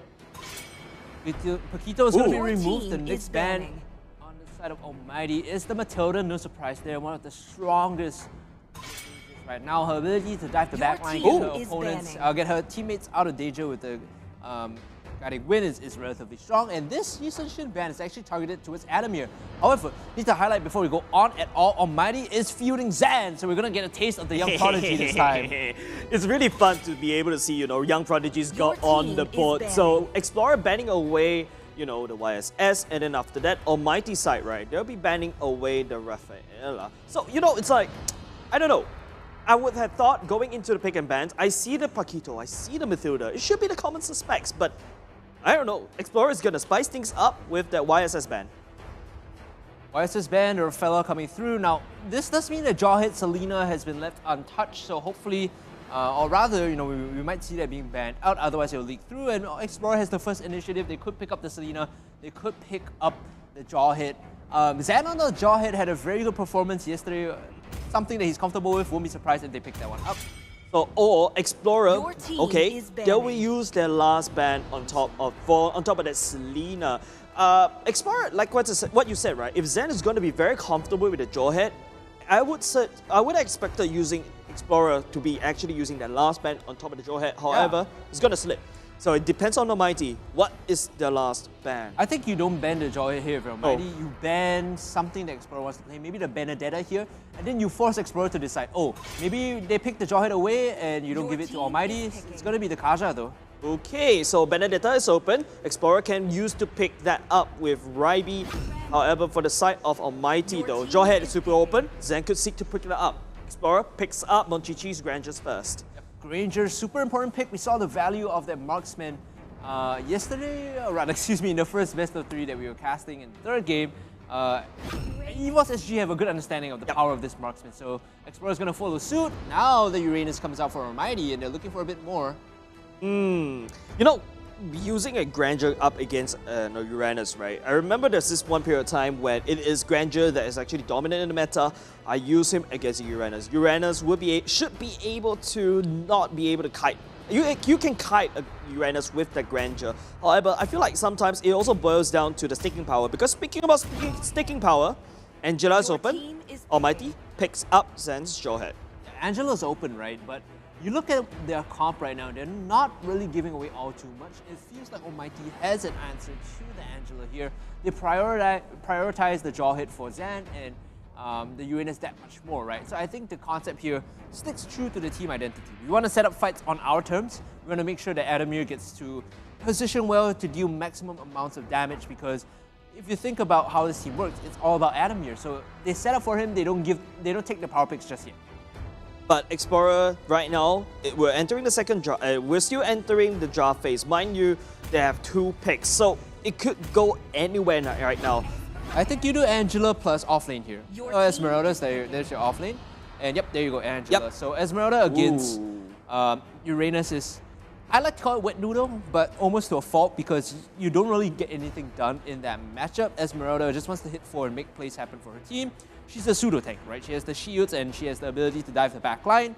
It also means that your E-Farsa comps are that much more susceptible to getting jumped, because right now you can see Almighty, whenever there's a Uranus, E-Farsa is always an option. Your team is banned. Okay, Almighty going for the carry instead. Carry is going to take a long time to be able to farm up. We saw Older Bambi bringing it, activating it at the late game. It's like Super Saiyan mode at the very late game. But it boils down to whether Almighty actually will be able to find that bridge. Hopefully Zan, that Jawhead, is that bridge. But Explorer should take initiative in the early team fights. Yeah, Mage has to be something that's strong early to mid. Something with area control, right? So again, this follows the idea of the E-Farsa, because then, you don't have to worry too much about carry. All the damage responsibilities lying on the carry. She can just be on the side picking up the tanks first. The big question I have is, why is Almighty tunneling onto the carry? Because there is no hard tank on the Explorer side. If there's someone that comes in with like a 3-5k health bar, yeah, sure, carry makes sense, because she does percentage max health. I don't see that this time. I don't really see the value of the carry over something like the Roger or possibly even the Claude. Yes, I do agree fully with that. Carry, probably flexing right here, I'm not too sure. But for Almighty to be banning away the Benedetta, taking Ryby's comfort pick away. Explorer pick up, ban away that Yu Zhong as well. I got a feeling that Explorer would want to use that Yu Zhong instead to bring that Angela around. Almighty banning away Eve. What's going on here? Might just be that they want the Farsa, they don't want the artillery counter here, or they were, concerned and caught off guard. Not caught off guard, right? It was concerned about the Yu Zhong ban. So Explorer banning Yu Zhong says, we also want to play artillery. Yeah, but you see, Almighty is going to get the pick later on after this banning phase, right? Almighty already secured the Jawhead, already secured the Uranus. Is going to combo very well into that Eve's ultimate. And of course, bringing that carry along, right? You can also fight in that real-world manipulation. But also do Kagura here for Almighty. I think Kagura is something that Almighty has. See the last ban come out for Explorer's Gun. Bad, not too bad. Almighty here, they have the pick of the lot. Farsa is good. Kagura is also good. They could show their other offlaner here and wait for the matchup for Mage, but again, you need a bridge. You need something to get carried into the late game. We saw other teams picking up that Khalid to serve as that bridge. Alice is open as well, and Farsa will be picked up by Almighty. So they decide to commit to the Farsa. This signals to me that Almighty is more intent on saving the last, side lane matchup for a flex. You mentioned the idea that carry could go side lane if she wanted to. I personally like her more in the jungle. I personally like more in the jungle as well. You need to farm up as a carry. It's almost the same problem as the 1-1. But depending on what Explorer does with their composition, they could do double marksman here and decide to send carry into the side lane or in the jungle, or maybe pick up something like a Claude in the side lane. It's something that Almighty can do. Your team is picking. Baxia, Explorer will be reacting to that Uranus with the Baxia. Pretty standard, but you also can use that Baxia to dive on top of Farsa. That Lunox will be also be able to do the same thing for that Farsa as well. So you have side lanes Baxia, you have side lanes Esmeralda. You want to play double marksman here, actually not too big of an issue. You can Venus plus Claude and then carry jungle. That's an option as well. There's not so much early pressure, right? Actually, right now, if you look at the comp of Explorer, they want to play for late and cross map and potentially dive if they get big enough lead early on. The power lies in the Angela. What Almighty can do, right, is to use that Farsa as probably that bridge, because Farsa will come online at around level 4, and Almighty picking up that Kagura. You actually call that. Yep, so the idea is either you go double marksman or double mage. I think double mage works as well. The gist is the same, right? They don't have enough pressure on the side lanes to make us feel like we need to play a tank and just survive that lane. So they're okay scaling. Jawhead off lane? No, it's gonna be Kagura off lane. Jawhead goes to Zan here. Yep. That's gonna be very interesting. If I'm not wrong. Because you see, how Explorer and Almighty, they are kind of tossing all the meta, all the common suspects into this Rojak and just messing it up. And the best part is, in the Rojak sauce, it's all black. You can't even pick out what is the pineapple or what is the tofu. I hate it when that happens to me, right? I pick up, I think it's the Utiao, but it's actually a pineapple. I'm like, oh, my face is not scrunched up because it's so sour. Yeah. And that's exactly what Explorer and Almighty are doing right now. Because like, they could be potentially bringing double support, double mage into the mid lane, or they could also be, okay, if it's going into Dora's hand, that Baxia is definitely going to be a roaming tank and Lunox off lane. I think you put Angela as the roaming support here, That's right. and then you have offlane Baxia, offlane Esmeralda. So Lunox is probably going to be sitting pretty mid, and then you have the jungle Ranger there. Alright, we're gonna review this mystery as we hop into the land of Dawn. Explorer versus Almighty. This is game Farsa number side 1. lane. Farsa side lane, okay. I would have liked the Kagura more because she has a bit more mobility, a bit more escape. But I could see how against the Lunox, they're like, well, it's not too bad, you know, there's no pressure there. Pebble's actually going to be mid and top side. Yep, okay. Yep, it's going to be a wet noodle fight, right, at the bottom side, whereas, you know, it's like, it's a bit wonky to have the Farsa at the top side going up against Lunox. Lunox will be able to burst that Farsa down very quickly because he has a gap closer, he can go to the ultimate in the light form as well. Let's take stock of the situation as the junglers clear their camps here. Adamir is going to be cleaning bot side before moving top, whereas on the side of Monchichi, he is already mirroring and moving up towards the top side. So it's a much quicker clear compared to Adamir right now. First item, 3 boots activated at the same time. Explorer really going up, exploring, man. 4 members actually grouping up. So again, this is the problem with the Farsa. You can get dove very easily. There's the control, there's the dash, there's the pickup. Wings by Wings gets her out, but you have to think that Pebble is just waiting here. The re-engage coming in though. Jay and Adamir have joined in. Look at the damage onto Pebble. He's stuck in no man's land. He doesn't have the escape. He doesn't have any sort of way out. And Pebble, overextending, gets caught, and Adamir gets first blood. That was nutty, right? Sky literally flew in the sky at the very last moment. We'll be able to dodge that Death Sonata. That final bullet from Monchichi goes wide. Would have been a completely different situation if they hit all the spells, right? Again, that's the idea. The Farsa is not very mobile unless she is able to get out Wings by Wings. And even then, she's so squishy, you should be able to one-shot her as Jun. Now it's in a bit of trouble. Bento and Dora will arrive to the bot side, but it's a Uranus. You don't get anything done in 1v2 against a Uranus. Yeah, it's okay, but Almighty, picking up the first blood is going to push that early game even shorter for Adamir. Adamir would not be online as Almighty would take the initiative for this turtle. Now, Monchichi, kind of known in the community as well to miss Retribution. We shall see how it goes in. Bento gets ejected right on in. Jun shoving everyone away. Jay takes some damage from the Death Sonata as Bento diving on in. Turtle will get taken down by Almighty, but the fight is not over yet. Zan's still looking for him. Monchichi will get ejected all the way to the back. The man picks him up without a problem at all. Yep, Zan, look at this young talent. 2 prime ejectors, right? He gets all the targets that he needs for his team and just isolates them, allowing the kills to be funneled towards Adamir. Now, Bento, you don't want to be there, buddy. He does not have the ultimate. No way out here. Adamir just tossing the light wheels. Just gets it up in time. Ultimate, but Jay coming in would not. One auto attack damage will secure that job right there. And Zan is like, he almost got away through the emote. KS with 1 basic attack from the mage. But let's take a look at this replay, shall we? It's like, Zan actually ejecting Bento all the way in. Monchichi's Death Sonata went a little bit to a fire, but Bento coming in at the very last moment. Monchichi just kind of lost will of the fight. Jun just soaking up so much damage, and exactly why, once again, Monchichi tries to get some damage done, unable to do it, and gets ejected by Zan. Your live screen, you see Raibi getting pressured out, but because he is Lunox, he is able to escape with the brilliance. In fact, not even enough pressure to force him to use that. Now Jay, hello, gonna come in with the yin yang overturn, possibly pulling him in. In fact, it's gonna be the ejector that gets Dora into the middle of the fight. But is that who you really want, though, Almighty? Answer is gonna be no. Dora falling very low. Adamir trying to output damage, but he's not at the point where he's big yet. Here comes the feather airstrike. Will be able to zone Explorer right on out, but the hard guard at the last minute on top of Dora was the one that made the trick work. Zen almost picked off Dora, but man, Pebble, that last minute hard guard was absolutely solid. Absolutely solid coming in. That's the power of the Angela, right? Yep. Sometimes when the team overcommits, you have that safety net, you have that barrier. I got you. Yep, I got you. Go ahead, do whatever you want.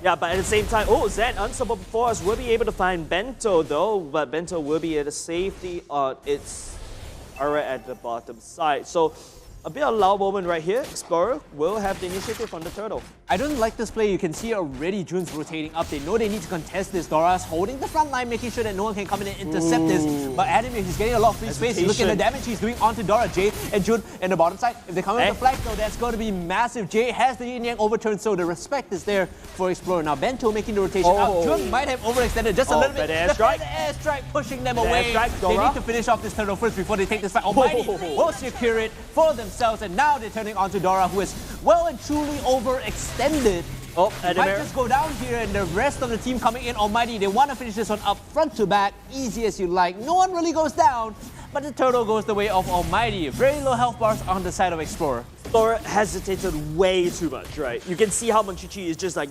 delving around this brush, not sure what to do. At the same time though, there's no 1-2 punch coming off from Explorer. There's no cross-map plays happening at the same time. So they have the goal lead right now. It's just shy of 2,000 in favor of Almighty. Enemy and June, where's the trust? Where's the trust? Trust issues going in for the side of Almighty. Guys, in case you're in trouble, you need the ejector, but you know what? It's fine. The pros, they probably have trust issues more than me.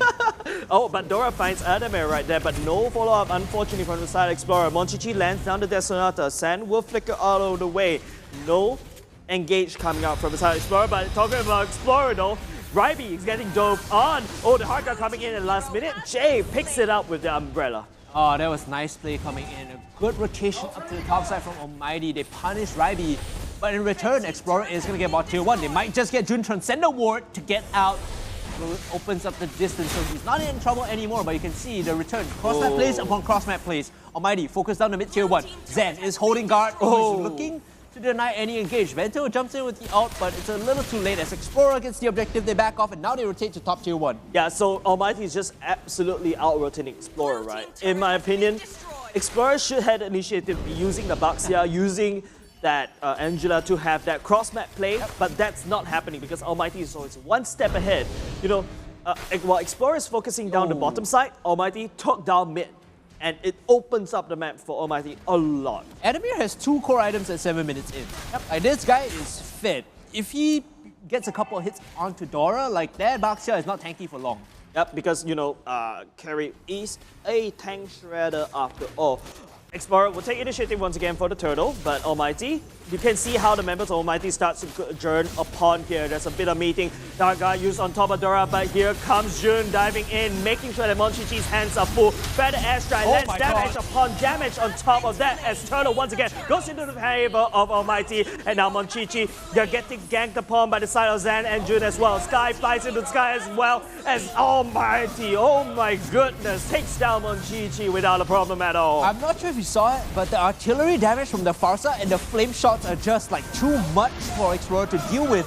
Every time they chunk them low enough, it's like double flame shot. Let's see who can get the kill first, right? They poke him from a distance, and they manage to clean up Explorer. The third odd potion goes out, but let's take a look at this replay right here, right? Almighty finds a very good spot to actually go up. Yeah, look at this. Jun is on the back. He's holding them down. Immediately, Sky pops the feather airstrike because they're stuck inside their choke. There's nothing that they can do, and once they're low enough, flame shot comes up. They finish them off, they clean them up because they're running away and they're getting cut off. Yeah, the damage juggling between, you know, Jun and Zan is just so good. Jun takes it up. After that, hey, Zan, tech team, jumps on in, just absorbs the damage from Monchichi, just forming this meat shield against Explorer. 4 items completed onto Adamir. This is a very scary carry. Meanwhile, on the side of Monchichi, he only has, well, he has nothing to his name. He has no damage. He doesn't even have the farm necessary. He's 4.3k gold versus 6.6 of Adamir. That is a gold gap if I've seen one. building into defensive item because that MLBB is super behind. As a Granger, this is not a very good spot for you. Your enemy is a carry. Oh man, he's got the breastplate too. Adamir is he's huge now. There's no way to we can't mince words. Adamir is well and truly online. Another ejector in. Bento though, do you really want to be there? I feel like Adamir is more than comfortable fighting this. Feather airstrike out. Bento should be a free mutant. Oh, what a great play coming from Zan. The flicker into the ejector. Bento is still alive though. The hard guard landing in down. Adamir still dishing the damage. Zan looking very low. The Death Sonata goes wide. Unfortunately, MLBB is still alive. Bento, however, all you can say about that's not the exact place that you want to be. But Pebble is keeping Bento alive. Dan is gonna get punished for that flashy play. The foolishness of youth trying to make it, but getting punished. He flickered forward, tried to get it ejected. It looked cool. It looks cool. Yeah. Albeit it's definitely gonna go into the highlights, but he's gonna pay for that. Goal lead right now for Almighty is 7k and then some as they look to get the Lord. And with Carrie here, we all know how quickly she shreds these high HP targets. Look at what they're doing on the map right now. So meanwhile, on the top side, Sky is pushing the wave in, or at least hoping to push the wave in and clean it up. Mid, they're getting prio with Jay as well, so they're making sure at least 2 lanes are pushed out before they commit to this Lord. Technically, Anime just like solo that Lord, right? You can see the non-colored numbers are basically true damage. It's just popping out of control. Just take a look at the items. It's just already endless battle and starting building attack speed, so that's very good as a carry. And we were worried, like, what is the bridge in the mid game to the late game for carry? Adamir finds his own advantages together with the Farsa to make sure that Almighty get there before it's too late. Yeah, okay. A bit of bamboozling coming out from Adamir's build, right? Going for the endless battle means that you want to relocate yourself as much as possible to proc the endless battle, right? So that's basically most of the damage coming out from Adamir. But you can see slowly the items building in. Sky getting the NOD to basically counteract any form of healing that's coming out from Explorer. Definitely against Pebble. Not just Pebble or Bento as well. Like, he has AoE healing from the battle spell coming through, so like the NOD is good value here. Not to mention Sky already hit all of his like main damage. His clock is charged up, and right now he also has a lightning truncheon, so like this is just the icing on top of the cake. Yep, the Lord is going to crash on top of this. Explorer needs to pick up this ton of defense. Dora coming in from the flank, catches 2 members, but Dora, he's unable to defend this mid lane turret and destroy. Almighty will focus on top. Better airstrike lands on top of Ryby. Ryby jumps on top of Sky. Unfortunately, will get bursted down as Bento jumping in with the help of the Hardguard. Would this be able to turn this around? But Almighty says no. Hardguard keeps Bento alive, but it doesn't matter because Almighty is just dishing out so much damage. June, he's spamming the emotes. He's spamming the recall. Jay's in the center of the fight. He's buying space, though. You can see Adam. He's not in the fight. Adam isn't here. They might just lose this. They're getting wiped out. They don't have the damage of the carry, and now they overextended. Almighty, the disjointed communication. That was not what they were looking for. They needed to stick together. They needed the damage from the carry, but Adamir was sieging the bot inhibitor. I mean, that's a good way because if you take a look at Explorer, yes, they lose, they take members from Almighty, but Explorers are on the map super clean. The Super Minions will be able to march in on 3 fronts. So that's not a very good thing over the side Explorer. They take some, Almighty is actually winning the game. If they didn't have that massive gold lead, the fight in mid without Adamir would have been a lot worse for Almighty. So, it's just that buffer of gold that keeps them, relatively okay in that fight. 100 seconds on the Lord before Almighty looks to take this, but they could just walk in the waves. All they have to do is sync up the waves and walk in. This is something I tell teams to do a lot. Look what they're doing right now. So carries on top side pushing in, they've got the mid wave pushed in, and the bot side pushed in. Keep your pressure down, and eventually you'll get into the base and crack the core. Yeah, so a bit of a 1-3-1 action coming in from the side of Almighty. Explorer currently scrounging as much gold as possible. Almighty is just farming up. Look at carry on the top side. Uranus at the bottom side as they're slowly syncing up the wave. Even though there's no Lord happening, hey, Super Minions will do the job for you. He's got the crystal too. That is damage upon damage right now. Yep, as okay, Feather Airstrike will be able to zone Explorer side away. Adamir finds Ryby with not enough damage. Bento though at the back end. Hardguard will make sure that Bento stays alive. Zan jumps on top, but look at Jun just messing up the backline of MLBB so much as Sky takes down Dora. You try to die, my team, I'll be able to take you down, no worries. But Explorer now has to defend with a 1-man deficit. Jun still hold a bit of life. Sky activates another Feather Airstrike. Ryby out of the game, but Annabelle takes down Bento as well. That's going to be big. So 3 members left beside Explorer to be able to defend. Ryby will be able to take down Jay, but would that be enough to actually dish the damage that's required to push ALMGHTY away? That's a huge solid no. So Mighty looking very strong. They can potentially end this game right now. Explorer nowhere to be found. It's Mighty take game number 1. You say potentially, the health of that crystal was 3 hits away from game 1 going towards ALMGHTY, and that's a great fight coming in from ALMGHTY, the young player Zan, just coming in, you know, making the plays needed for his team early on, right? Talked about this carry, needs time to scale, needs the items. They got to that point because the Jawhead was able to find the picks that they needed early on to give and funnel the gold into the carry. My dude, you're supposed, as a Granger, you're supposed to scale in the early game. You should be the monster in the mid game, but you allowed a carry, a late game monster, to be an early game monster instead? What's going on? And all credit to ALMGHTY as well, like that. The double mage, the Kagura and the Farsa. Dude, the Farsa was hitting like a truck, right? Yeah. And Kagura's there not to do damage, to zone. Yes. To make them respect the fact that if you decide to dive my backline, Yin Yang overturn is going to kill you. Yes, and Explorer, because they got so much hesitant in their, in their eyes. They see that feather airstrike. They know, okay, let's not fight here. Let's not commit, and that actually costed Explorer that game. You can take a look at the items. Like Adamir is massive. He even finished off with the. And Jun is like, I'll build whatever. As long as I'm tanky, I'm good. Yeah, but you gotta admit, okay, Adamir first off, Beast Killer first. Beast Killer first, but Endless Battle that was his second item. Look to proc that Endless Battle, like I said, then after that, straight away build that Brute Force plate. Now you can see because of that, he has more confidence to lead that charge, and you can see that happening as he marched alongside that Lord.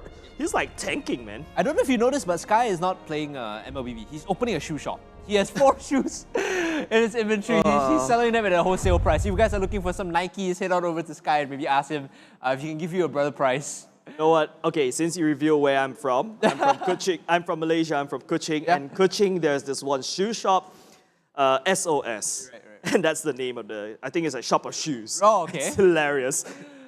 Sky's a shop of shoes. Let's take a look at the post-match analytics coming in here. Who's gonna be the rich guy? It's gonna be Adamir, the carry. Also Adamir, Bento tanking 104,000 damage with Jay with the most assists on the side of ALMGHTY. Adamir leading the pack in terms of damage with 53k, everyone else just supplementing and making sure he gets to the point. He's able to do damage safely. Yeah, pretty much well-deserved win over the side of ALMGHTY. Right? Explorer still hesitant regarding Monchichi, like I said, needs to deliver that performance, has yet to deliver as of now. He did quite okay in the first 2 weeks. Week 3, nope. Week 2, still a bit there, but week 3, totally a no. Take a look at the MVP for game 1 between ALMGHTY and Explorer. It's going to be Adamir on that carry. Hello. 6 kills, 0 deaths, 7 assists, and 884 gold per minute. This guy with a perfect game. And fun fact, Adamir, as of prior to week 3 beginning, he had a 41% kill participation assist rate, right? So in 41% of his team's kills, he's involved. That is significantly higher than everyone else in the league. And it just goes to show, like, either A, he's not farming a lot, so he's going out to get kills, or B, his team sets him up. In essence, ALMGHTY always fights around Adamir. You know, if MVP, this screen is actually animated, he's not doing the love shape. He's actually doing this. Like the money. Right, yeah. He's really getting up a lot of GPM in that, and that is what actually makes sure that the carry just pops off like a mid-game monster. He was supposed to scale late game, like how Audio Bambi did, but nope. He's already there. Team set up so well, all credit to ALMGHTY as a unit, right? So let's take a look at the highlights for this game and see how they set up Adamir for success early on this fight. All eyes on the Jawhead. Zen in the backline gets a great flank, throws Bento in, and now, you know, this Esmeralda doesn't feel so confident. Yeah, Jay taking most of the damage coming out from Monchichi. Monchichi did not actually try to retribute, unable to steal that away. Adamir is still on par, gets tossed right on back into the silver plater, giving it back to Adamir. It's like the second turtle fight once again. Not a single turtle taken by the side of Explorer. Now look inside the turtle pit, right? They get caught because they're choked out, they can't walk out. That is when you immediately pop the feather airstrike and you clean them up. When they're all clumped up in this small area, it's like shooting fish in a barrel. So easy for Sky to make sure he lands all those feather airstrikes. Again, another big one from Sky. Now here, Zen, he tries to be flashy. He gets stunned up under the turret and he eventually goes down. again, I said, like, it's the foolishness of youth. You like these flashy plays, but not always the most practical. Yeah, but Bento, going back for a re-engage is actually quite good. And here comes the Sky with a feather airstrike. Ryby forced to back off. So it's still defender's advantage here, right? But ALMGHTY is just way too ahead to go. He can just dish out the damage. But look at that, Ryby coming in. We'll be able to snipe up Jay. Unfortunately, delayed the game a little bit longer because we can see it's like a slow death animation going in for Explorer. That is how Explorer, unfortunately, were unable to defend the base, and ALMGHTY closed it out in game 1. Now, as we enter game 2, any thoughts about how this matchup is going so far? Because in terms of draft, I feel like ALMGHTY have a very good beat on what they like to play and what they want to draft. So how do you adjust going to the next? I feel like it's not about the draft anymore in the side of Explorer. Execution, maybe? It's more on the execution. You can see the hesitation. Explorer just giving ALMGHTY that wide berth. We don't see any invade going into the carry to go up against them, right? You want to slow down the carry as much as possible. So in the next game, Explorer is probably going to have to shape up their execution a little bit more. ALMGHTY, however, looking to close the series out 2-0. Ladies and gentlemen, we'll be going for a short break. When we come back, the continuation of this best of 3. Don't go anywhere. We'll be right back.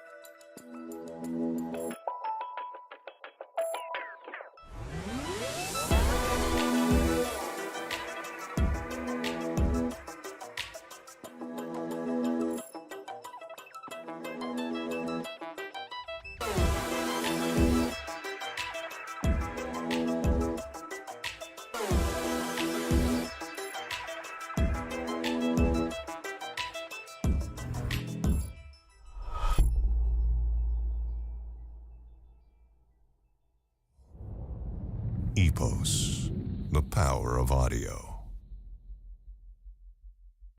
I start my day with Sustain Complete, so tired dry eyes won't hold me back.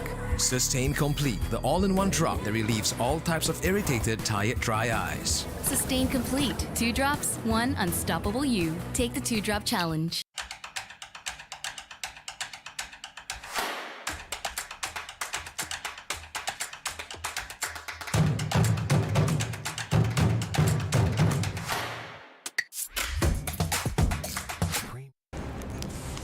Everyone loves winning.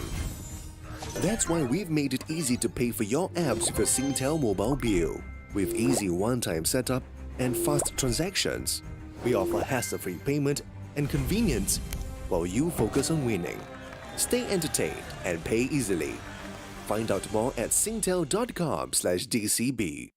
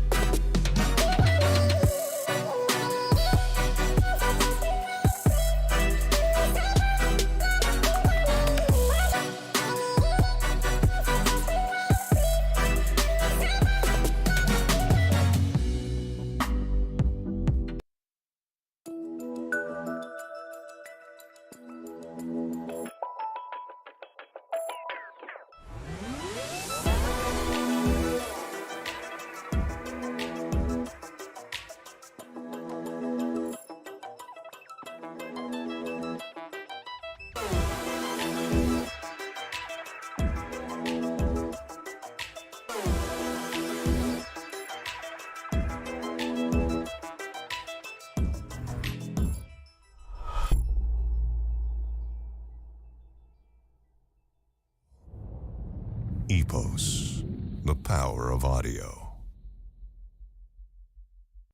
I start my day with Sustain Complete, so tired dry eyes won't hold me back. Sustain Complete, the all-in-one drop that relieves all types of irritated, tired, dry eyes. Sustain Complete. 2 drops, 1 unstoppable you. Take the 2-drop challenge.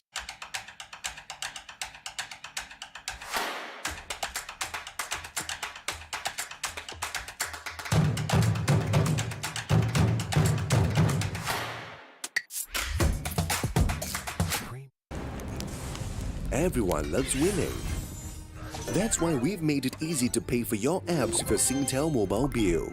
With easy one-time setup and fast transactions, we offer hassle-free payment and convenience while you focus on winning. Stay entertained and pay easily. Find out more at singtel.com/DCB.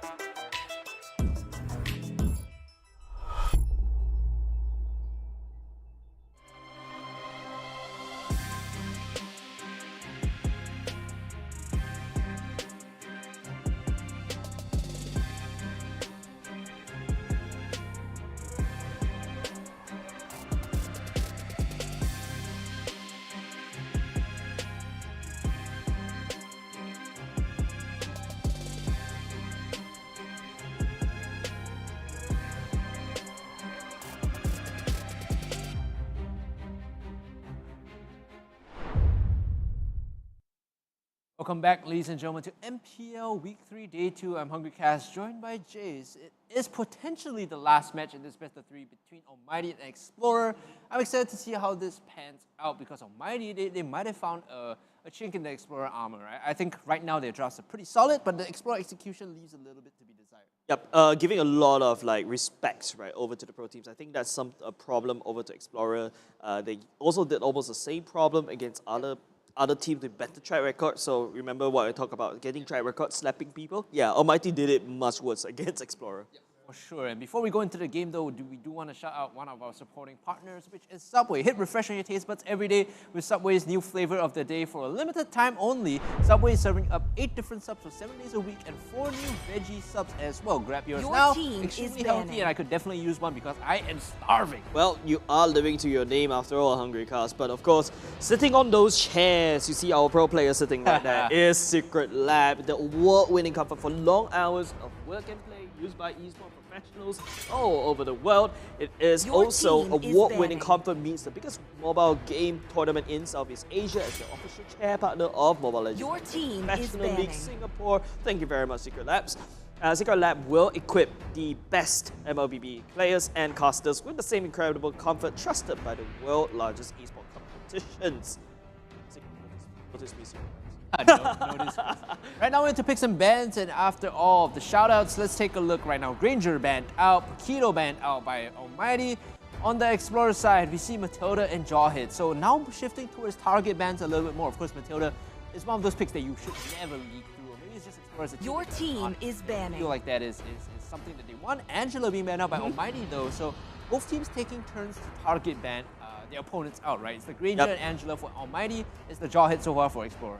Yeah, I feel like Almighty is like, yeah, that Angela's pretty nutty on his ends of Explorer. Gonna deny that from Explorer. Now, Explorer, last ban. Still open. Villa. Benedetta. I don't know. There's a lot of heroes that are open. I think if you're Explorer here, you ban out Rafaela. You probably don't want to ban out Benedetta because Ryby plays that. So leaving that open forces either Almighty to pick the Benedetta or leave it open for Explorer, right? And in my head, there's also Selena that's left open, and there's also Uranus, which might be a problem. I think Explorer have a lot on their plate right now, and they need to very carefully decide what they want to let through. Your probably will be the Selena ban here. No, it's going to be Rafaela. Okay. Yep, so no more line of supports right now. Still, though, Almighty here, they could do Reyna's Selena if they wanted to, or just, yeah, Selena is definitely the option. I think the fact that it got leaked through is a big problem. Now that Selena's through though, on the other side, Explorer can pick away Benedetta and Uranus, I think. Or even a Popo and Cooper to basically counteract Jay, right? Oh, Isunshin, okay. Or they picked that away from Enemy. They don't want him to get Isunshin, right? So, Popo and Cooper, I like that you touched on it a little bit. For most leagues, if you see a Selena, the instant reply tends to be Popo and Cooper because it's a very strong answer. You have two bodies to block the arrow. You can just retrieve Cooper if you feel like you're under pressure, and it kind of blocks the arrow. So that's the reason behind it. Almighty now, they lock in the Uranus. They could very well just do Roger here. They could do a Marksman if they wanted to. Otherwise, they just pick up Baxia is also pretty much very well. It kind of like, you know, counteracts what Explorer Dora actually use the Baxia quite often as well. So Almighty, I want a bit more lockdown here for the Almighty side. You need someone to follow up the Selena. Your team so yeah, there you go. That's exactly that, right? Wow. There's the lockdown. Now, Sylvana has seen some nerfs compared to when she was super popular, super OP during M2. She still provides the lockdown, so if you hit the Abyssal Arrow into Imperial Justice, whoever is there is instantly hit. yeah, so basically a 3 million years of stun, right, coming up from Almighty. But Explorer potentially can actually escape that way because using the YSS, the Dauntless gives you like CC immunity, and also you have to abuse Rybe's iframe on that Benedetta. So the Sylvana, I see the value, I see the idea, I see the concept. Execution might be very tricky. Whether they can land it is Your team is banned. We were faulting Explorer the previous game for their mis-execution. This time it's down to Almighty, who has that margin for error. If they mis-execute, it's going to turn really, really bad for them. As Eve is locked in for Explorer, now the second ban phase. Yeah, but okay, Explorer taking away the Eve, right? Almighty already hinted they're going to go for the Uranus. So it could also potentially, with a long-range artillery strike, Almighty could seek to pick up that Farsa again. But it all boils down to Explorer, whether they will ban away that Farsa. You can tell they're going to play the Farsa if they ban out the Yuzhong. So I think that's the red flag that Explorer are looking out for. Your team if Almighty is bans banning. Yuzhong, then Explorer needs to ban Farsa here. Alice will be taken away. Yep, Almighty also takes away that Cho. Yep, I think it's going to be very obvious that Almighty should be going for that Farsa, depending on Explorer. It all boils down to the last ban, whether they actually realizes this. The Alice pick is interesting. It signals to me that Explorer, of course the Benedetta is going to be side lane, right? But they don't want to give another side lane option to Almighty. Again, it's a bit of a wasted ban. I feel like there's not a lot of value in banning Alice if she doesn't have a good matchup. Don't pick Alice, or don't ban Alice, right? That's probably your second idea for your t-shirt. Now we're looking at the last bans coming in. Again, it's the Yuzhong that signals the possible Farsa composition. They could also look for something dive heavy on the Almighty side to deal with the Eve. I'm actually just Your waiting team for this. is banning. Gonna be banning away the Khalid. Okay, Almighty, if they ban the Yuzhong, it's obvious. It's gonna go into that Farsa, right? I like the Khalid ban. I feel like it's something that Almighty actually has up their sleeves to kind of deal with not only the Eve, but like the Benedetta. It's one of those picks that actually matches Benedetta early on in terms of wave clear and just being obnoxious. And also have the early game power spike in terms of basically dash around, spin up to 3 times. There's a lot of damage dealt. Very good wave clear, very good early damage against Benedetta, so she has to respect the Khalid, right? So I think this is a good ban. This is a good ban. It was a respect as well. I not say respect. It was used to go in to bridge that early to mid game, right? But right now, Almighty has a solid early game. Explorer-wise, mid game still flexible. Your team. Access the last ban here, Almighty. They might want to move towards. Now that Farsa looks a lot more problematic, right? Because Explorer picked the Yuzhong, their Farsa is a little bit more problematic. The good news is for Almighty, their draft is a bit open-ended. It hinges a bit more on catching and picking off, but it can pivot towards a late-game team fighting composition. It could fight front to back with Uranus, as long as they pick up a carry that... Bruno. A marksman, right? Something like Bruno, something like Claude, that gives them that space, gives them that mobility, and the ability to scale to the late game. Yeah, I feel like if Almighty was thinking about it, Farsa, Explorer kind of just swiped that Yuzhong away from them. Lock in Roger here. So yeah, exactly my point, right? Something that scales well, has early damage, but also allows you to fight front to back. So Roger functions exactly that way. You get damage, as much damage as you can possibly in the melee, in the human form, and then when it's time to clean up to swap to the Lycan, Lunox here, again, supplements the idea of dive. So they pivoted their composition away. You could see what they were trying to do, right? They want to play artillery mage. Oh no, there's a Yu Zhong on the other side. No more Forcer. We go for front to back. We go for some lockdown and potential mobility. Now, a lot of magic damage all across the board in Almighty's toolkit, right? All of them, except for Roger, deals magic damage. Explorer, I think it's a lot more well balanced in terms of magic damage and armor, physical damage. Benedetta could potentially dive on top of Lunox, but I think that Lunox will be able to get away very easily, right? And it just boils down to show Ryby has to play the Benedetta smart. Are they going to play it as an offlaner to basically split push, or to dive on top of Roger, who wants to fight front to back? They're thinking of who their support roam tank is going to be. They chose the Hylos, so they're trying to reply, this back to front composition with a bit more mobility of their own. Hylos is pretty hit or miss, right? It depends on how the team executes. I think it's kind of good, because what the Hylos can do, right? Land that Glorious Pathway down, and if Eve is standing there, it also provides that, heal on top of the Eve. And also, just in case the Eve gets dived upon, Hylos, if he packs a Revitalize, he's going to make sure maximum healing so that Eve can just do whatever he does. The thing is, Glorious Pathway is good in all. You give healing, you give mobility, you get the movement speed, right? All that doesn't matter if you get hit with Imperial Justice. At the end of the day, if you're still locked in, you're still locked in, right? And you have to consider, how are Explorer going to approach fights? How are they going to take these? What are their win conditions, right? Is it we're going to run in and take the 5-on-5? Are we going to look for pickoffs, or do we want a wombo combo? Their kit does a lot of things, but nothing really good in one direction. I feel like there's a lot of anti-synergy coming in with the Yu Zhong and the Eve pick, right? If you're using an Eve, you want to pull everyone inside. But whatever Yu Zhong wants to do is to push everyone out. So it's a little bit anti-synergy, right? I think Yu Zhong here is being played by Bento, and they will have to coordinate this properly, right? So there's anti-synergy in that sense, which feels a bit awful. I think this draft does a lot of things, but not one thing really well. It has a lot of tools in its kit, but nothing really specializes in. Jack of all trades, master of none. That is the Explorer's draft coming into game number 2. Almighty is at match point. They can just basically take this with a decisive win. However, they're packing a lot of magic damage. Almighty need to win lanes. They need to get pressure on them first so that they force their opponents to take a bad recall, and then with the levels in EXP, they get early prio onto Turtle. The first Turtle is going to be the most important for Almighty. Whether they get kills after that and they start to snowball is what allows them to really abuse their composition. Yeah, talking about lane, right? Let's talk about Sky going up against Bento. Sky is a range mage. It's gonna be able to push Bento away in terms of that farm. Now Bento can only farm by that spin. That's the most amount of damage or most range that he can do.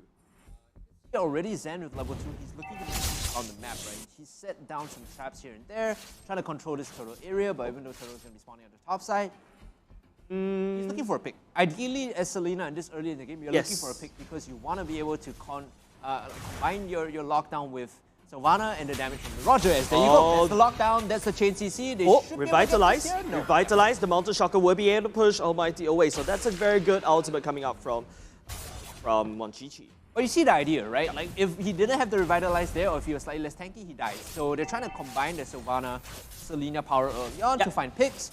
They force the Hylos away, so they have some prio on this turtle. And again, like I said, make the early rotations, abuse their opponent's laners, and Big arrow lands on top of Pebble as well.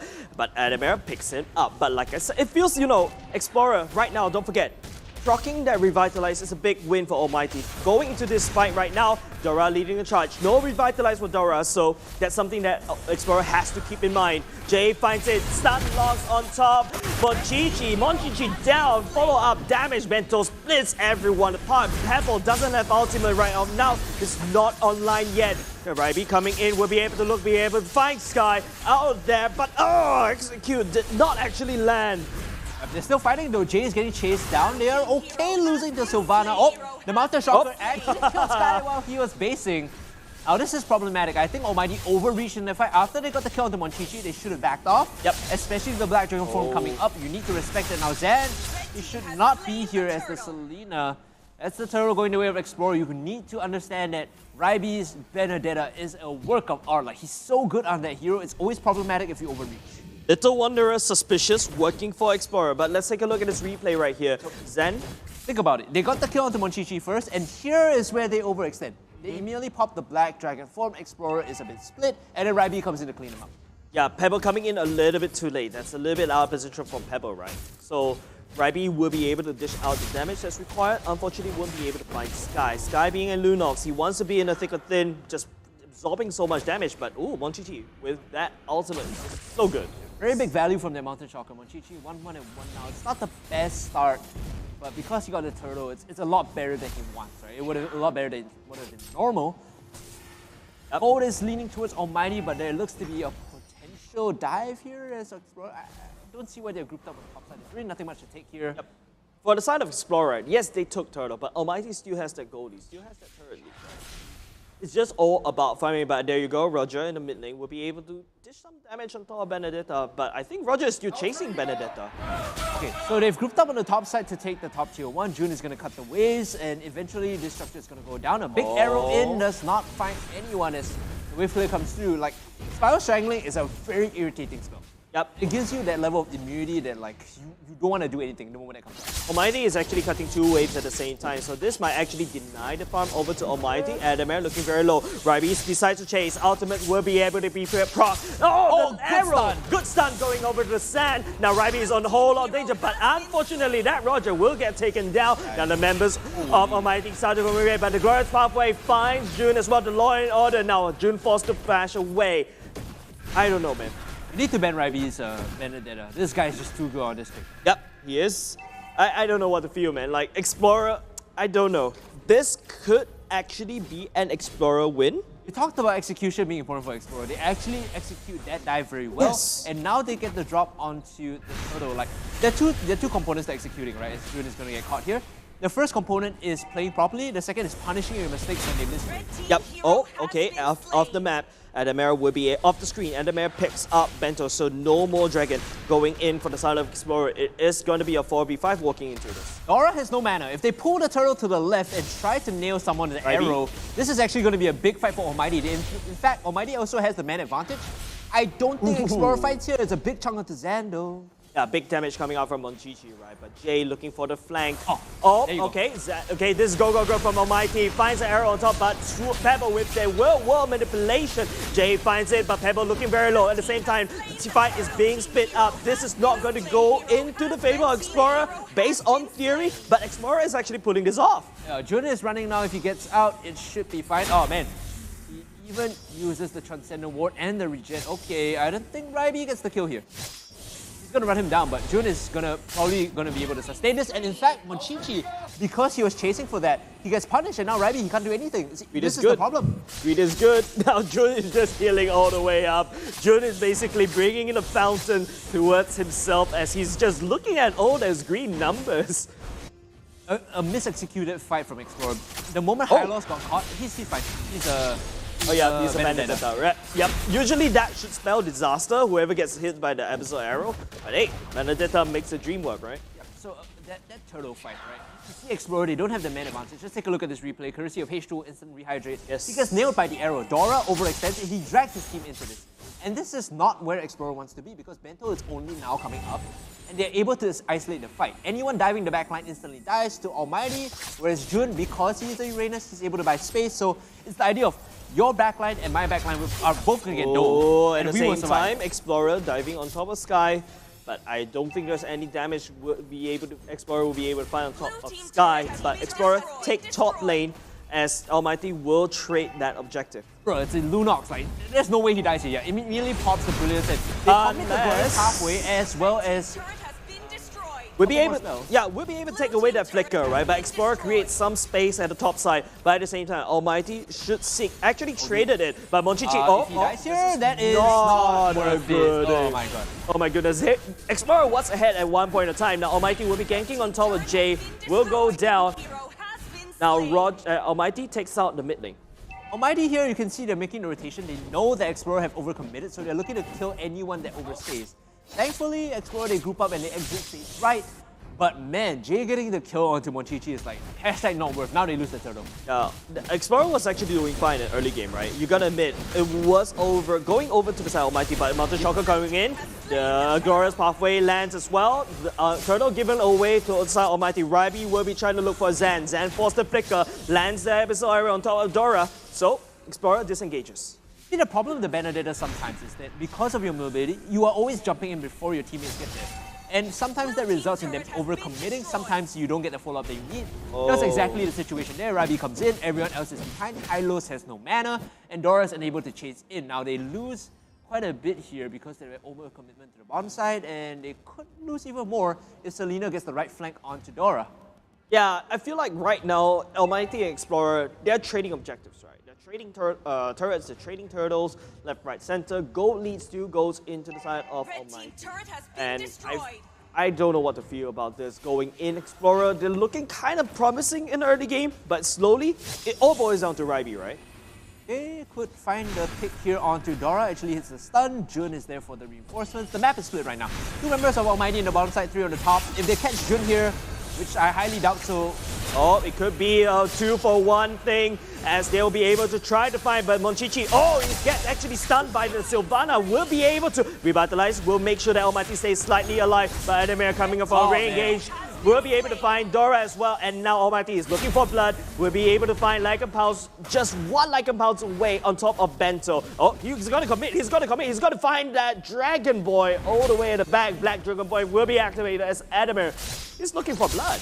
They almost get the kill onto Jun, and now Ryby has overcommitted. He's actually gonna have to dash away into his base. 20 seconds until the Lord comes up, I believe. And you can see that like, the Uranus buys so much time. It's actually Jay that goes down, but he makes sure that everyone is focused on him, while the rest of Almighty come in to clean up. Here is your Brilliance from the Lunox. Might actually die though. No, he's gonna get out. He's completely fine. Let's take a look at this replay. Jun gets focused down, but because he's Uranus, he's okay. He's gonna back out now. They recommit back into Jay, and you can see on the side of the screen, Sky, Zen, and everyone just comes in to clean up. You not see that flicker play coming out from Jay, stun, and then just close the gap, finds the carry of Explorer. Meanwhile, on live, MLBB gets picked off. 1-5-4, a big and a stark contrast from his 1-1-1 in the early game. And Almighty is just way too big in terms of the gap, right? Like, Almighty, they know how to dictate this fight. It all boils down to Ryby, whether he can find Adamir or not, but that's only a very big if. Now, Almighty, they're dictating the pace of the game. That Uranus on the top side is just buying so much space. Exactly what they're doing, right? They're not fighting, they're pulling Explorer further out of their base so that Jun on this unkillable Uranus gets the opportunity to proxy, cut the wave, and make sure there's always pressure there. Ryby takes a lot longer to clean the wave compared to Yeah, I agree. But the best part about, Ryby being a Benedetta, she'll be able to hit faster than Jun. However, Jun could potentially go and proceed cut wave, but a bit of a lull period between these two teams. Let's take a look at the items, right? Bento picking up the Deadly Blade, trying to focus down on top of Jun. So, Zen. Spiral Strangling, if it connects, they could kill off Dora. Another good stun. There you go, your Spiral Strangling out. Dora's just a lunge. Yeah, Dora's just tanking all those CCs, right? And that's exactly what Explorer wants. He wants to stun that Dora so that, at the very least, MLBB still stays alive, and whatever carry they have stays alive.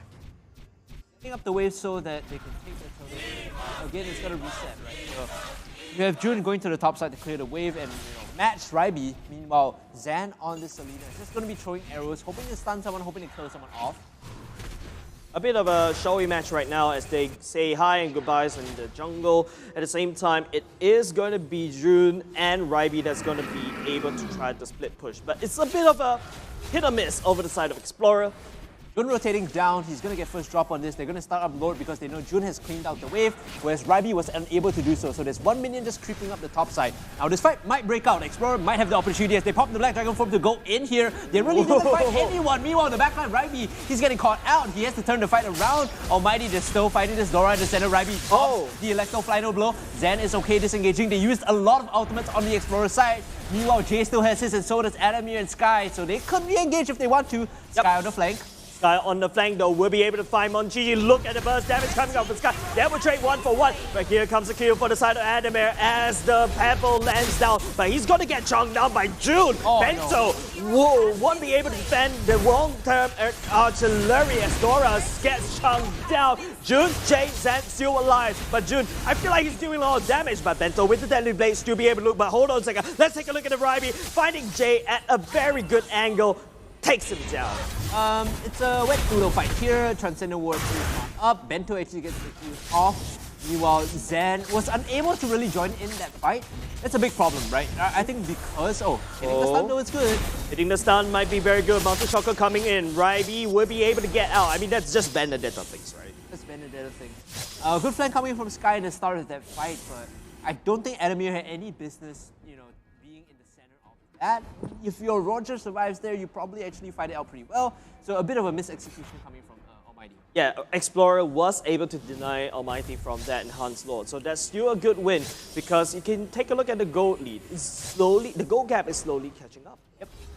Only a small 2.5k gold lead for Almighty. Meanwhile, Explorer, they're starting to get their items that they need. So a lot of the healing on Jun's side. You can see the power of the Rain is not really as strong as it was before.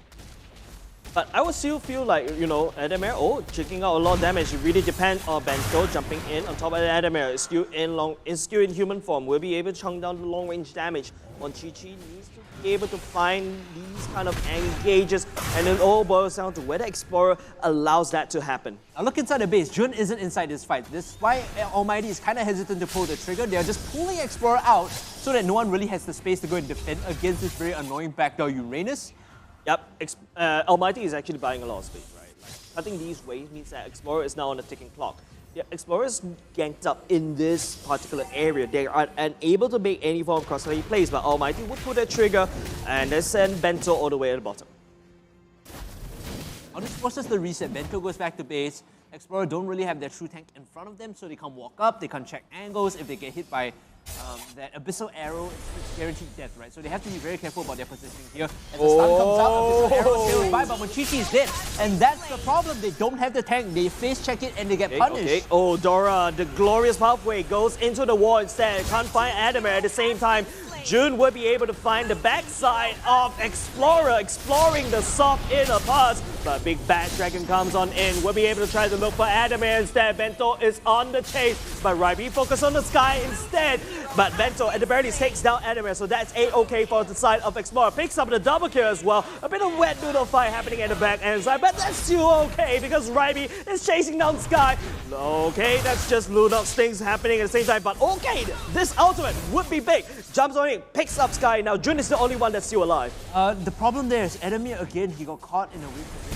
The fight was going super well until he died, and it's hard to blame him. It is really hard to blame him because Ryby has been playing so well. Yes. 6-0 and 4, always making sure that Adamir cannot walk up to auto attack or even get any damage down. My dude, Monchichi has to respect the spacing coming out from Almighty, right?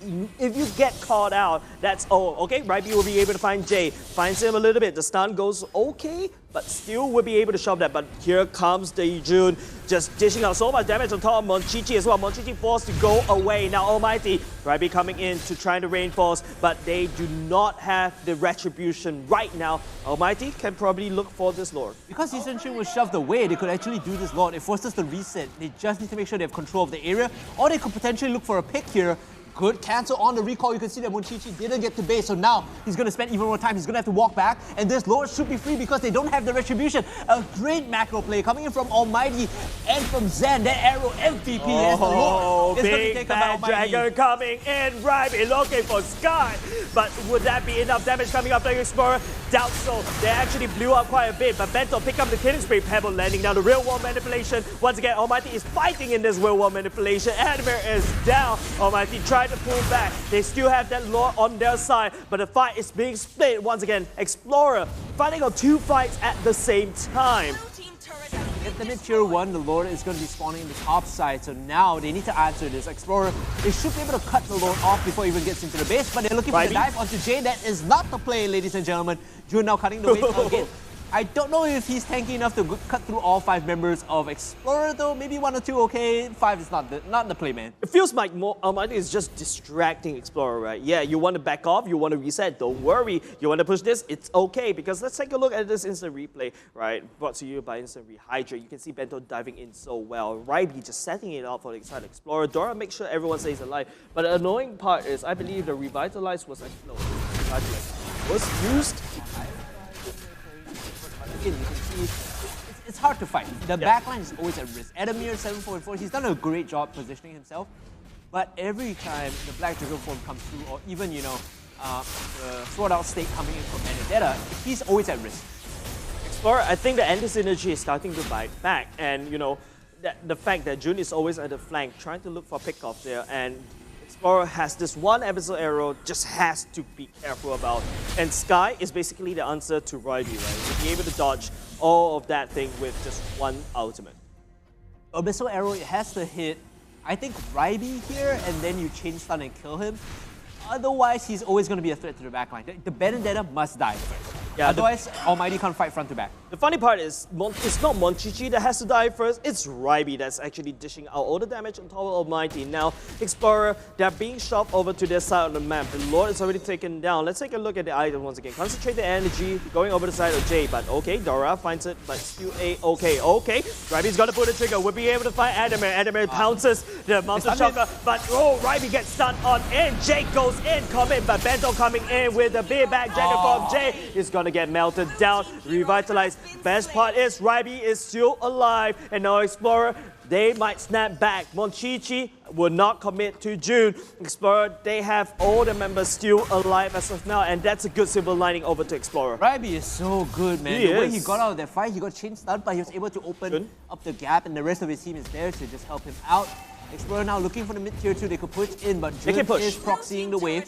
So if all they have to do is clear off this cannon as well as the range spin in, and they should be fine. Okay, Glorious Pathway used to be able to zone away ALMGHTY, you know. Monchichi, as a YSS, he should be able to clear these turrets without problem now. It's Explorer on full team. ALMGHTY is only 3 members. Treble with the real world manipulation. Adamir is gonna pull that trigger, he's gonna get stunned, he's gonna get locked down. Explorer wanking on top of that core. ALMGHTY loses 1 game. All right, and that is Explorer equalizing the game count right now, 1-1 against ALMGHTY. And you know, if this is a lesson for ALMGHTY, go and ban the Benedetta.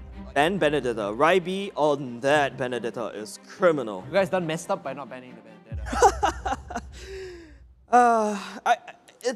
It's early game over the Explorer. Late game, Ryby is just creating so much space to allow Monchichi to push. I feel like Monchichi's role is here. I'm the YSS.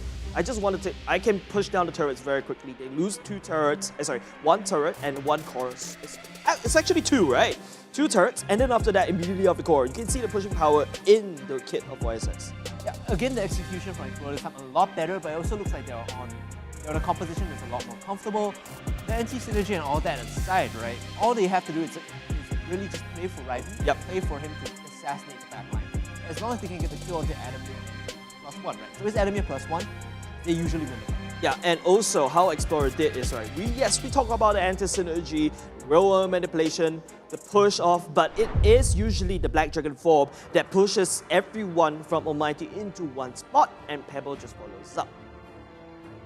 The items coming in too, like this Sylvana, like I said, I understood the concept, I understood the value of what it does for the composition, but they gave me fall off so hard. Like, you couldn't even walk up to auto the carries, and it feels really bad when your Sylvana can't even get a good Imperial just off. Because it's all boils down to the fact that Jay is actually not building tank. Usually if you want to do that kind of Sylvana, you want to build tank, but instead Jay opted for the damage build. It's unfortunate, you know, that this Sylvana was unable to really contribute. Ryby, 33%. Wow. Oh, this guy is stacks and stacks, a lot of damage. And Dora, actually, I have to give credit where credit's due. Dora just set it up very well. You know, the Dora's pathway at the right moment to either go forth or retreat.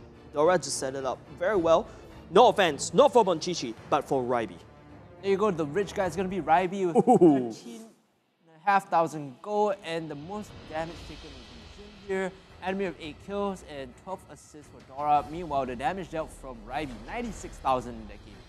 Even more than the YSS. Usually you would expect the YSS to be the one that dishes out a lot of damage, but don't forget, Ryby finds all that angles to come in, and he's like, Ryby is like, oh no, I'm the rich guy. Oh dear. That's a really, really good game coming in. And now, if anyone's watching this, you're going to have or Ryby in the future, just ban the Benedetta, save yourself the headache. You don't have to deal with it, you don't have to think of a solution, just make sure it's not available, it's all good and done against Explorer that way. Yeah, and Ryby is like, oh no, what do I do with 135k gold? Sorry, 13k gold. I'm so bad at math. You have the MVP on your screen for you. In fact, it is going to be Ryby on that Benedetta. 7 kills, 0 deaths, 7 assists, at 679 gold per minute. Yeah, 707, no deaths at all. Usually the Benedetta is the one that dives in, usually gets busted down, even though, you know, Almighty, they pack a lot of CCs. Not a single kill.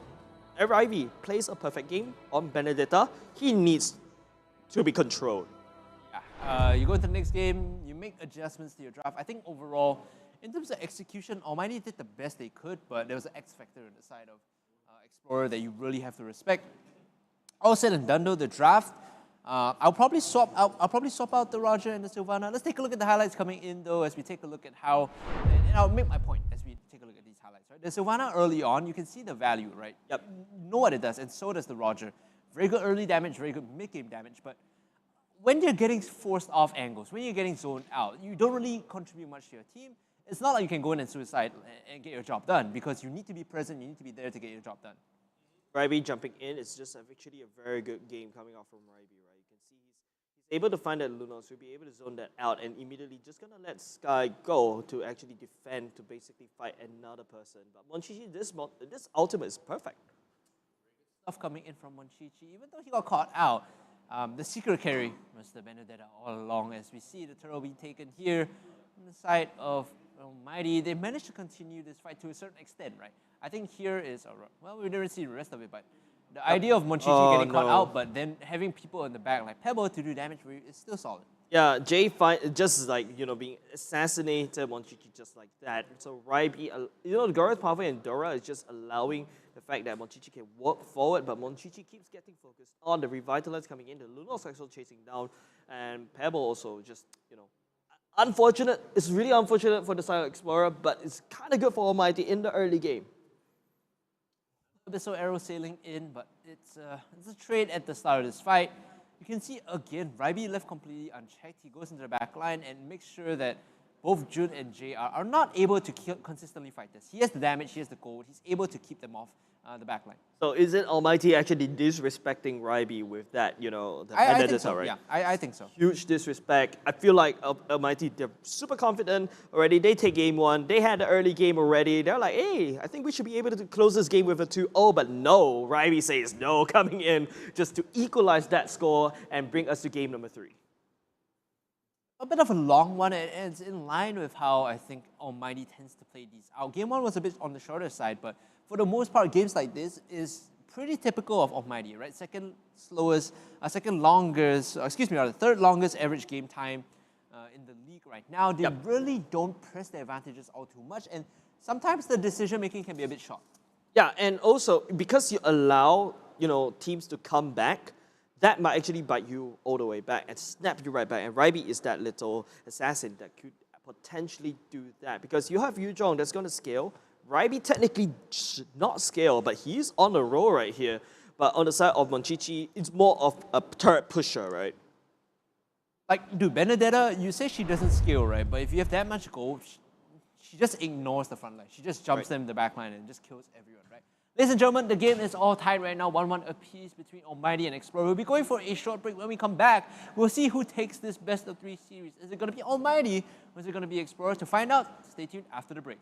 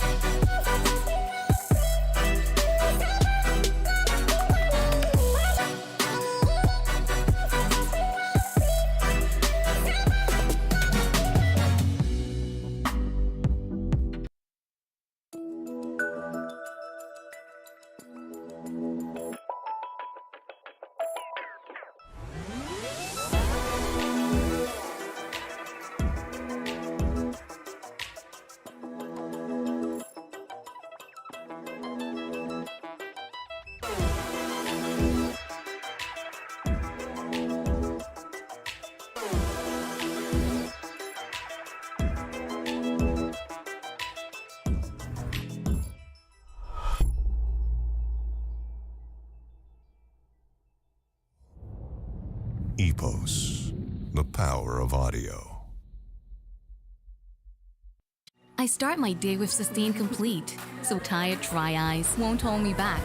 Sustain Complete, the all-in-one drop that relieves all types of irritated, tired, dry eyes. Sustain Complete. 2 drops, 1 unstoppable you. Take the 2-drop challenge.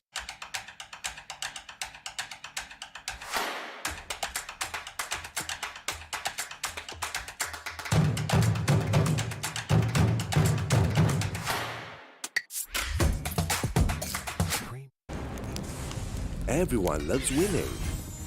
That's why we've made it easy to pay for your apps with a Singtel mobile bill.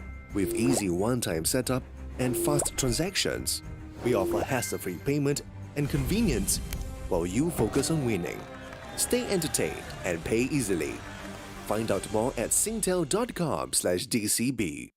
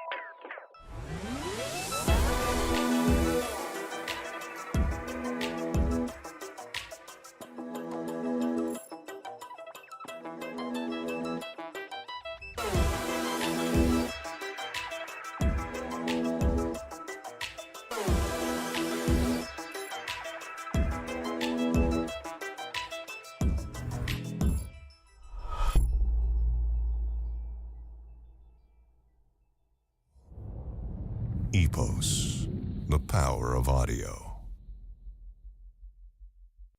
I start my day with Sustain Complete, so tired dry eyes won't hold me back. Sustain Complete, the all-in-one drop that relieves all types of irritated, tired, dry eyes. Sustain Complete. 2 drops, 1 unstoppable you. Take the 2-drop challenge.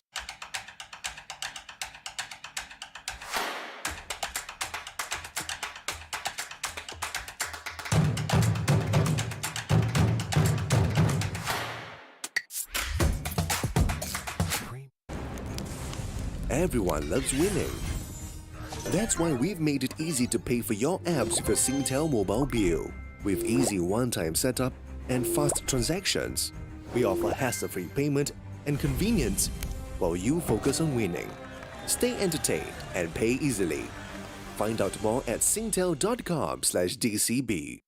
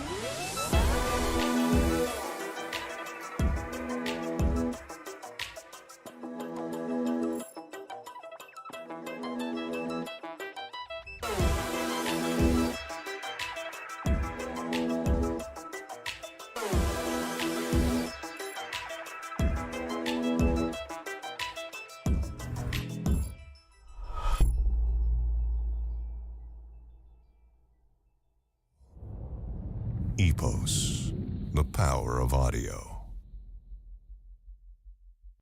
I start my day with Sustain Complete, so tired dry eyes won't hold me back. Sustain Complete, the all-in-one drop that relieves all types of irritated, tired, dry eyes. Sustain Complete. 2 drops, 1 unstoppable you. Take the 2-drop challenge.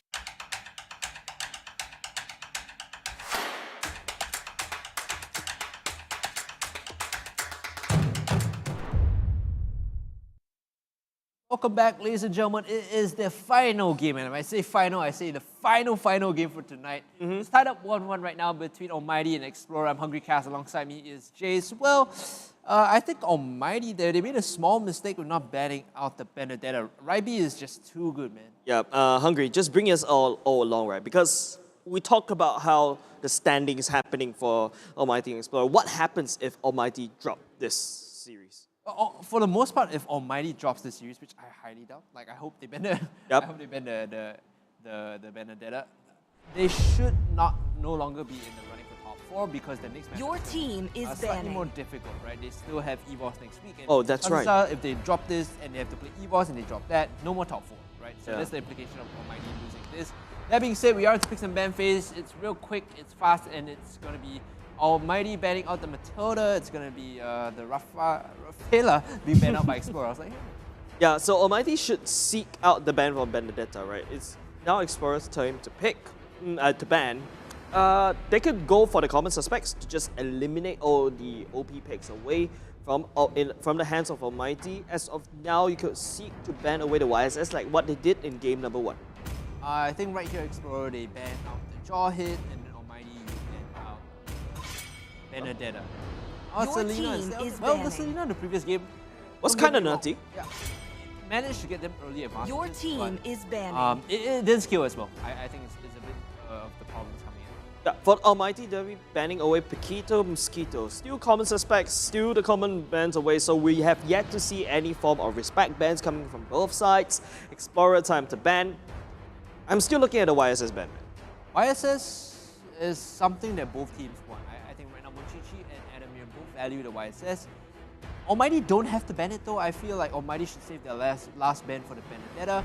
Explorer here might want to consider banning the YSS, or they could potentially take it in first rotation if Benedetta is banned out, and that gives, I think, Uranus jaw hit over. Your team Yeah, so is Explorer banning. will be banning away the Angela. Angela was used to great success in, I believe it's game number 1 as well. So now Almighty, they can look, once again, it's going to be first pick over the side of Explorer, right? They can seek to just pick up Benedetta almost immediately, but I like the fact that, you know, Explorer left that YSS open, Almighty ban away Benedetta, Explorer picks up either the Grandeur or the YSS away. Could probably do YSS here because you deny from Adamir, but that also gives Grandeur. Grandeur, Uranus, also gives Your team Oh, yeah. is picking. jaw hit, right? That was the one that I was thinking about. Because Zan's jaw hit is quite nutty, so they take away the jaw hit, but Uranus is open. Now they could do Uranus YSS, I think. And of course, Eve is still on the table right here. If Almighty picks up that Uranus, it could also, like I was saying, we're always, especially game number 2, you gotta admit, Almighty drafted very nice. It's so open, and it only takes like 2 last picks in order to secure what they actually are gunning for. They like to lead the draft in a very open manner, right? They don't commit. Your team is picking. Right? Okay. So now their core is locked in, the off lane, side lane is locked in, right? They could look to do 2 things here. They could do a Farsa Eve/artillery composition, that's the first. The second is they double down in team fighting and fight front to back with Uranus and YSS. I feel like Explorer should actually counter pick that Eves right on away, because Almighty, if they go for the Eves, however, there's a soft counter for YSS, right? If Explorer were to go for the Eve. Soft counter being The Mountain Shocker, the ultimate. Mountain Shocker available. Also, there are decent tools that they can draft to kind of deal with that as well. For the most part though, I don't think you commit this early on to the Eve pick because it's very Your punishing. team Oh, is they actually went for it. It's a Granger Eve here. Now the problem is Almighty can do, you know, Yuzhong here, and then they ban out any PO. And then your Eve doesn't have positioning anymore. Alternatively, Explorer's next 2 bans are going to be aimed towards the Farsa and the Yuzhong, I think. So both those picks are going to be high prio. Yep. If Almighty doesn't want to commit to artillery, they can leave the Farsa open. They definitely do need the Yuzhong. Almighty can also select the Farsa right away, right? Your team is Or banning. they'll go for the Yuzhong. Yep. The problem is, the reason why I said the Yuzhong is higher priority is because you don't have to commit into playing artillery composition and matching 1-for-1.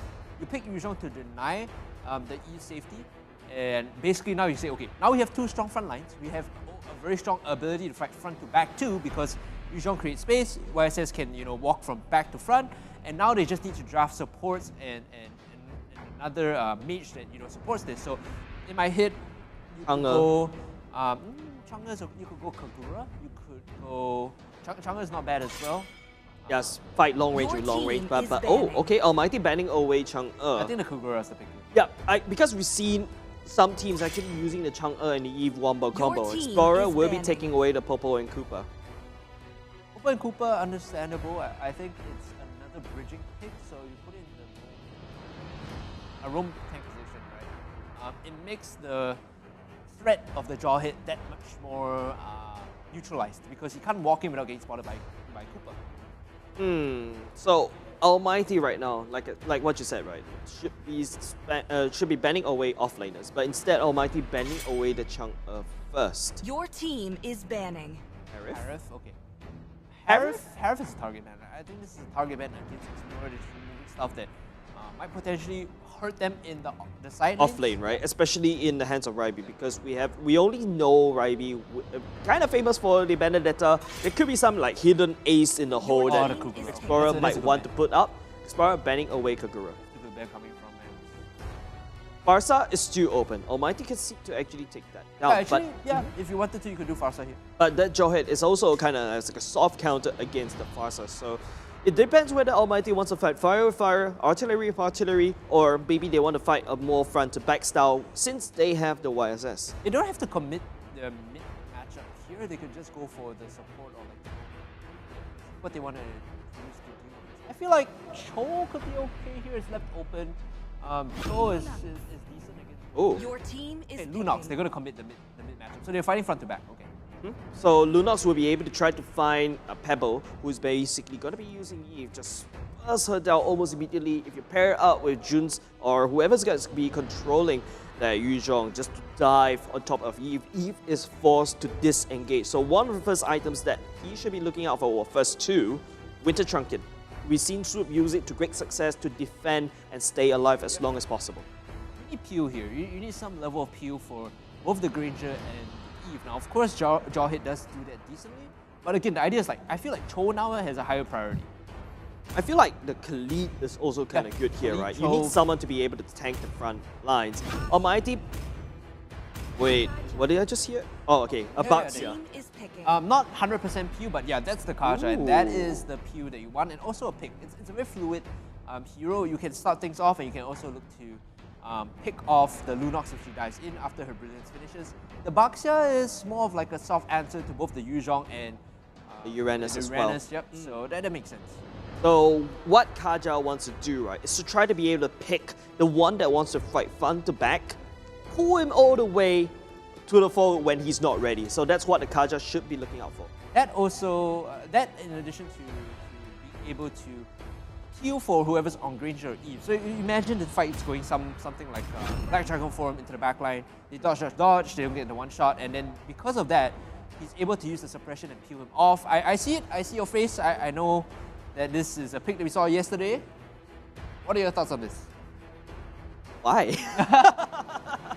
Why? I feel like, okay. Were you not entertained yesterday? I was okayly entertained. I've seen Takeaway with the Franco a lot better. He's actually landed the hooks that's so good. But I feel like Almighty, right, picking Franco right here is going to be more of a pick position. I thought Almighty wants to fight front to back. But right now, because of that Franco, they're going to be trying to pick off. Who are they going to pick off? You want to pick that Kaja over to you, try to lock it down so that that Kaja doesn't do nutty things to shut down your YSS. You know what I would have liked here? Actually, I would have liked Tigreal. I would have liked Tigreal with this composition. It would have provided very strong PU and team fight for the YSS, and it also wombo combos very well together with the Black Dragon form. But Almighty's draft, the damage is going to be locked behind YSS, locked behind that Lunox, right? Yep. If you pick up a Tigreal here... Yeah, because Franco adds damage, right? No, Franco doesn't really add. Exactly, right? I feel Franco is more of that support role right now. Exactly. It used to be a tank, but it turned into a support role. Why pick a hero that's like 50-50 if you hit hooks and then you succeed, versus a Tigreal who is just strong early power, it gives you control, you can disrupt your enemy's jungle, and not only that, when you hit those mid-game fights against your enemy around the turtle, they are forced to not group up. They don't want to group up because of the implosion, so I feel like that would have been a better pick here. Yeah, for the side of Explorer, right, they are more of a, like I said, it's a kind of a they don't really have an identity. Because you want to go for massive team fights with Pebble and Monchichi. They are the ones that with the damage, right? Wait, this is an Eve that's a support, and Ryby's on the side lane as the farming Kaja. So I've seen this actually in MPL-MY. I think it was Hodak that played this, and they built full ability power Kaja, and the ring really hurt. Yep, it does hurt a lot. Like sometimes you're like, oh, the bird actually does damage? He was nerfed to the ground like last year, right? Okay, no, yeah. So Pebble's mid, they're sending Jawhead to roam around. Yep. Okay, that makes sense. Kaja's now. So it's Jawhead, roam, Kaja on the side. Okay, eyes on Franco though. The meta, what Franco wants to do as ALMGHTY, right? It wants to be able to disrupt Monchichi from farming, reset the buff. It's super annoying. Now Ryby on that Kaja, could this be the ace up their sleeve? Oh, he's still getting pressured down. You can see Adam coming in, Mountain Shocker out. Zan's arriving as well. This is a dead Kaja, the hook for the first blood. ALMGHTY micro it well, and they still get some gold from the energy plate. Yeah, it's exactly useless. I think that's like a one-to-one hook. Now, Ryby being a Kaja, not really much of escaping to it, did not burn that flicker. So that's actually a good thing for Explorer because they want to probably use it for this turtle fight. Whereas Explorer, that Kaja, oh, nice hook coming on top of Monchichi as well. Jay will get ejected. Death Sonata goes wide. Now Explorer has the priority on the turtle. Look at the minimap. Sky's coming in from the flank. He finally got Black Dragon form with the EXP inside the top side. And now they're going to the back line. Oh my god, man. The damage onto Dora and to Monchichi and Pebble as well. Now Bento, he's still holding the back line. Eventually they will be able to kill him off. Ryby's still doing damage too. Right now, they're just going to sacrifice Sky, they'll back off. Okay, Sky still seeking out that damage, but will get taken down. But you gotta admit, Sky, he's a monster, he's looking for blood. Came in with the farm and the EXP in the top lane, and they managed to rotate down to put pressure on. Yep. A contest for the turtle. Even though Explorer actually took down the turtle, right? You can see, even though that, they trade kills for that turtle. ALMGHTY and Explorer still even in the goal. Let's take a look at the items right here. Anything that actually jars out towards you? Ryby's building spell damage like we called out. Everything else looks to be... Calamity Reaper instead, right? Yeah. So he's going to do a truckload of damage after with the ring. The build is... Oh, Zan! Nice hook, by the way. Ryby gone. I think you do Calamity Reaper into Holy Crystal for just like raw damage, right? And then from then on out, maybe you do Truncheon, either Lightning or Winter. Yeah, I think Lightning Truncheon will definitely hit that nail, right? We'll be able to find Adamir, be able to burst them down. Now ALMGHTY using what Monchichi did last game, right? But hold on a second, Explorer will be able to try to do the exact same, but... I've seen this before. It's a Uranus, he doesn't die. Well, I mean, there's a bit of a trick coming in about Pebble. Okay, just June sidesteps. Whoa! Goes down. They commented a lot to get that. Remember, they used the Death Sonata as well as the Real Manipulation. So while all that was being spent to kill off June, the rotation comes up from ALMGHTY. Now Zed has to stay alive. There's no way he dies here unless he gets caught. And now the suppress is actually going to get out. Oh man, the Bento play bites back. It is now going to be Zan's play this time round as Explorer and Bento actually kind of greeted right there. Sorry, it is Dora actually greeted right there. The young player coming in, ALMGHTY, he styles on his opponents, and with that, Turtle is going to go the way of ALMGHTY here. We should use, they secure it, they should be able to move over to top tier 1 and mid tier 1 now. See that Zan is actually waiting. He's waiting to hook someone here. Yeah, and Explorer, right, they should have the early game with the Ranger, right? But ALMGHTY is actually dominating in terms of the early game. Oh, Dora. Oh, by the way, we forgot to highlight Dora, high and dry. That is a damage Jawhead. Not really a lot of damage just now. You can see, despite trying to go onto Zan, I mean, there's no value there. Yep, and I feel like what Dora wants to do is to be I hide in your bush, that kind of Jawhead. Hook.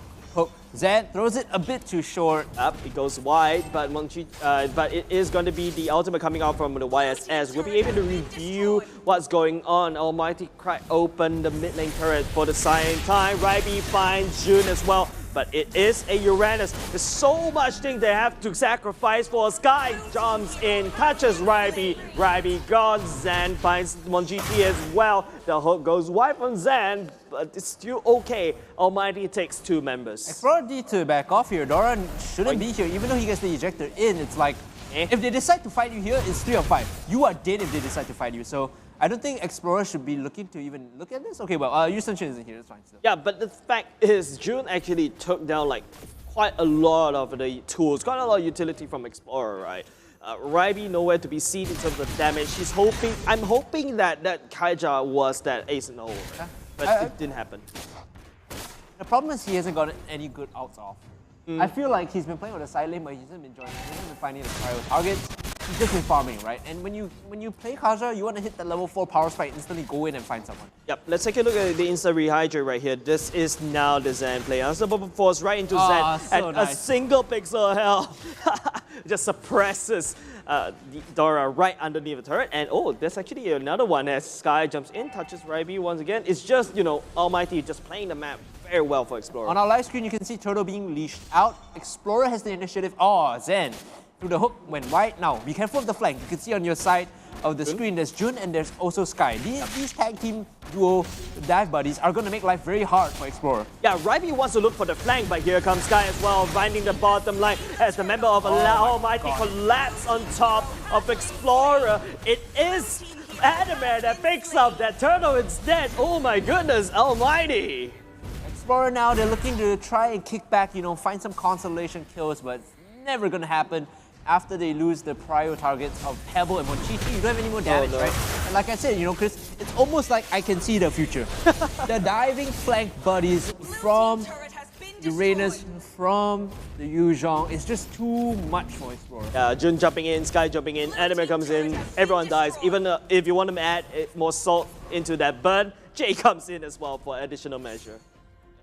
Big advantages being taken by Almighty right now. 6k and slightly less is the goal lead for Almighty. Yeah, I feel like we've seen this before, right? You said it yourself. Almighty, yes, they dominated in early game, but what happened during game 2, right? They dragged the game a little bit too long, allowing Explorer to scale slightly a little bit. This time around, it is that Grandeur. Grandeur doesn't really scale as compared to Adamir in the late game.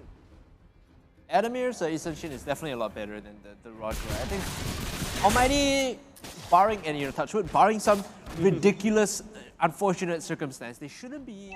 Their composition doesn't allow them to throw the game that easily. Now Monchichi is actually off the map right here. Dora will be able to find. Oh, the Rhapsody lands on top of Sky, but the Death Sonata Zen body blocking the ultimate coming out from Monchichi. What a bro! Hook coming on top of Dora, but not much follow up coming out from Almighty. Get yourself a teammate like Zen protects Sky, man, jeez. And now another injector in. The health bar getting burned down. Zen falling very low. Jay on the side trying his best to pull and push, but the Unstoppable Force gives them the shutdown. And in the center of the fight, still, it is going to be the Lunox that gets a 1-for-1 straight. Sky coming in with the Black Dragon form, looking to do something for his team. Here comes the real manipulation on the back. It's good. They want to take this fight. Adamir arriving. He has the damage. He has the Dauntless. He has the kill. And now he's chasing down. Jun has the flicker away. They still chase on in. Still, it's a 2-for-2 trade. They lose Jay and Zen, but they get Dora and Ryby. Monchichi is constantly getting flanked, right? Like, you see Monchichi tries to step up, but oh, here comes Jun. Oh, here comes Sky. Now, Monchichi is actually getting cut off all the time. Important take there. They get that. Now Monchichi doesn't get the purple. They can rotate down with the buff, get orange soon as well, and then maybe take the Lord. Yeah, they can do Almighty right now. They secured such a leading position that Explorer with Ryby, no matter how Ryby can play, right? The Benedetta is actually Ryby's comfort pick. And Ryby forced to go over to that Kaja. Lord is going to be started up and leashed towards Almighty. We've seen this one happen before, right? They leash it towards the side, and then they set up for the dive. But this time Dora has learned. He sees that there's Sky there, and he's going for the ejector in. Here comes the Mountain Shocker to review their position. The hook from Zen, not really finding its target. Yep, the real world manipulation was baited out, but it's still already going back It's still available, it's still available. Almighty still though, just securing this lord without a problem at all. Dora's trying to look for plays, but don't forget, this Jawhead is not very tanky. Bento coming in, pulling the trigger as well, Adamir, but all eyes on top of that. Finally, Lord taken down by Monchichi, stolen away from Almighty. Oh my goodness! But the problem is, Explorer, they're actually getting punished by the side of Almighty. Almighty is like, yep, you took my lord, I'm gonna take every single one. Bento is the one. Sad, Bet says, Bento, you're not going to go away. I'm not gonna give that lord over to you for free as Almighty sweeping down Explorer like under the rug. There's still 5 seconds before Dora comes up. They need to get an inhibitor and they need to clean the waves as much as possible. Adamir, you can see what he's doing here. He's tanking because he wants to keep the wave alive. They have to deal with the Lord first. Very lucky that the Lord spawned mid instead of bot there. Dora is already alive now. The members like Explorer slowly trickling out. Almighty is securing the, taking down away that mid lane. But let's take a look at this replay. So MLBB manages to steal the Lord at the end of the Finally. fight, right? But it is Sky that's in the backline causing havoc, right? Which is why everyone on Explorer's health bars they just disappear. Yeah, and you know what we're talking about. MLBB never misses, always misses a retribution, but this time around his retribution goes through. But Zen pulling Bento all the way back. Alive? Yep. The Lord is actually pushing down the bot tier 2, so it spawned mid, cleared the wave, and then now it's going bot tier 2. It's up to Almighty now to hold on to this. Zen looking for the hook. Oh, Bento could hear the chains just whistling past his ear there. Yeah, but the Lord, Lord is looking very low. Should be not a problem over the side of Almighty to secure, but June gets ejected all the way out as Sky. The big bad dragon, the burst damage will be able to secure the members of Explorer, and now Almighty looking very strong right here. Bento and Pebble is the only one left. You can see the burst damage coming out from Sky. Holy macaroni. This is why you ban Yuzhong if you want to play Eve or Farsight. Yeah. It's not because they can knock you up, it's not what that or the coming through. It's the damage once he finishes Black Dragon form and gets empowered. The true CC is when you're dead. For sure. You need to respect the Yuzhong if you're going to play the Eve. A small draft mistake coming through from Explorer. Explorer got a slight win, right? They took down that Lord, allows them to penetrate Almighty's bottom side, and now Explorer, their middle side is way too open for the side of Almighty. Now, Almighty does have the YSS, should be able to push turrets down, push down objectives down very quickly. Time on that Lord, 97 seconds. Ryby at 0, 6, and 4. It's not having the best game. Like I said, Holy Crystal. Reaper the Holy Crystal. And, well, what can he really do here? Who is he really going to pull in? It has to be Adamir or no one at all. Yeah, and that means that Ryby is going to be predictable, right? Especially when Ryby is on the Benedetta, he's unpredictable. He can just dash anywhere and can pick off anyone very quickly. But Almighty read Ryby out like a book. It's obviously you want to pull the Adamir. Or if he walks up here, he might just get punished. Zad is waiting for a hook just off Obvious. screen. It's a very obvious hook. But now with the YSS ultimate, we'll be able to see. But Zan's hook goes wide. Yeah, in those moments, you blame Adamir. The Mountain Shocker make them juke away. There's no ult pollution to that, right? Man, he entered now. Look at the minimap. You can see the top wave slowly streaming in. That's going to be pressure for Almighty as it shoves out. Eventually, they will be able to have prio on mid and top as the wave is getting shoved in. So this means that it's in time for Lord to spawn, and everyone on the side of Explorer is going to have to base and take care of the wave. 30 seconds on the clock. They can go ahead and play MLA for the time being. But okay, Dora will be able to eject J all the way out. Zan uses the hook to basically rush check a little bit. Ryby should not be at the backside of Explorer, right? Because as a Kaja, you want to flicker in from the front to back, but to basically from the side, catch Adamir off guard, because Adamir likes to fight front to back. 5 seconds left. Top wave is still pushing in. Mid is pushing towards Almighty, so they need to deal with this wave first. Almighty does have map prio, right? Does have lane prio, because all the waves are actually in the favor of Almighty. As you can see, Adamir will start. Adamir will start on the Luminous Lord right now. Dora just taking a peek right now, looking for free hugs. Mountain Shocker going in. Zam missing that hook, but at the same time, Bento out of position right there. The Revitalize will be brought. MLBB death. Sonata, Pebble coming in, but Sky will be able to find MLBB at the back line. But the Pebble is still alive. He's still raining on fire. But Dora is just dishing out damage. Explorer will be able to push, but holy macaroni, MLBB shuts down that big back dragon, and now Explorer can seek revenge. Unstoppable force from downtown, but unfortunately that won't be necessary as Adamir is online right now. But now, Pebble is only one left. Adamir is on the roll right here. They won this kill, and they will be able to secure this without a doubt right now, because Almighty, they can rotate to this Lord, and they can take this game right now. Or they can just push this in. You report the jaw hit there. He entered so hard by baiting his team in with the unstoppable force. And you know what? Adamir with the Dauntless across the wall was like, okay, that's solid play. But the jaw hit was greedy, he baited his team in, and that is going to be it. Almighty take the game 2-1 in a very odd finishing fashion. Yeah, I would.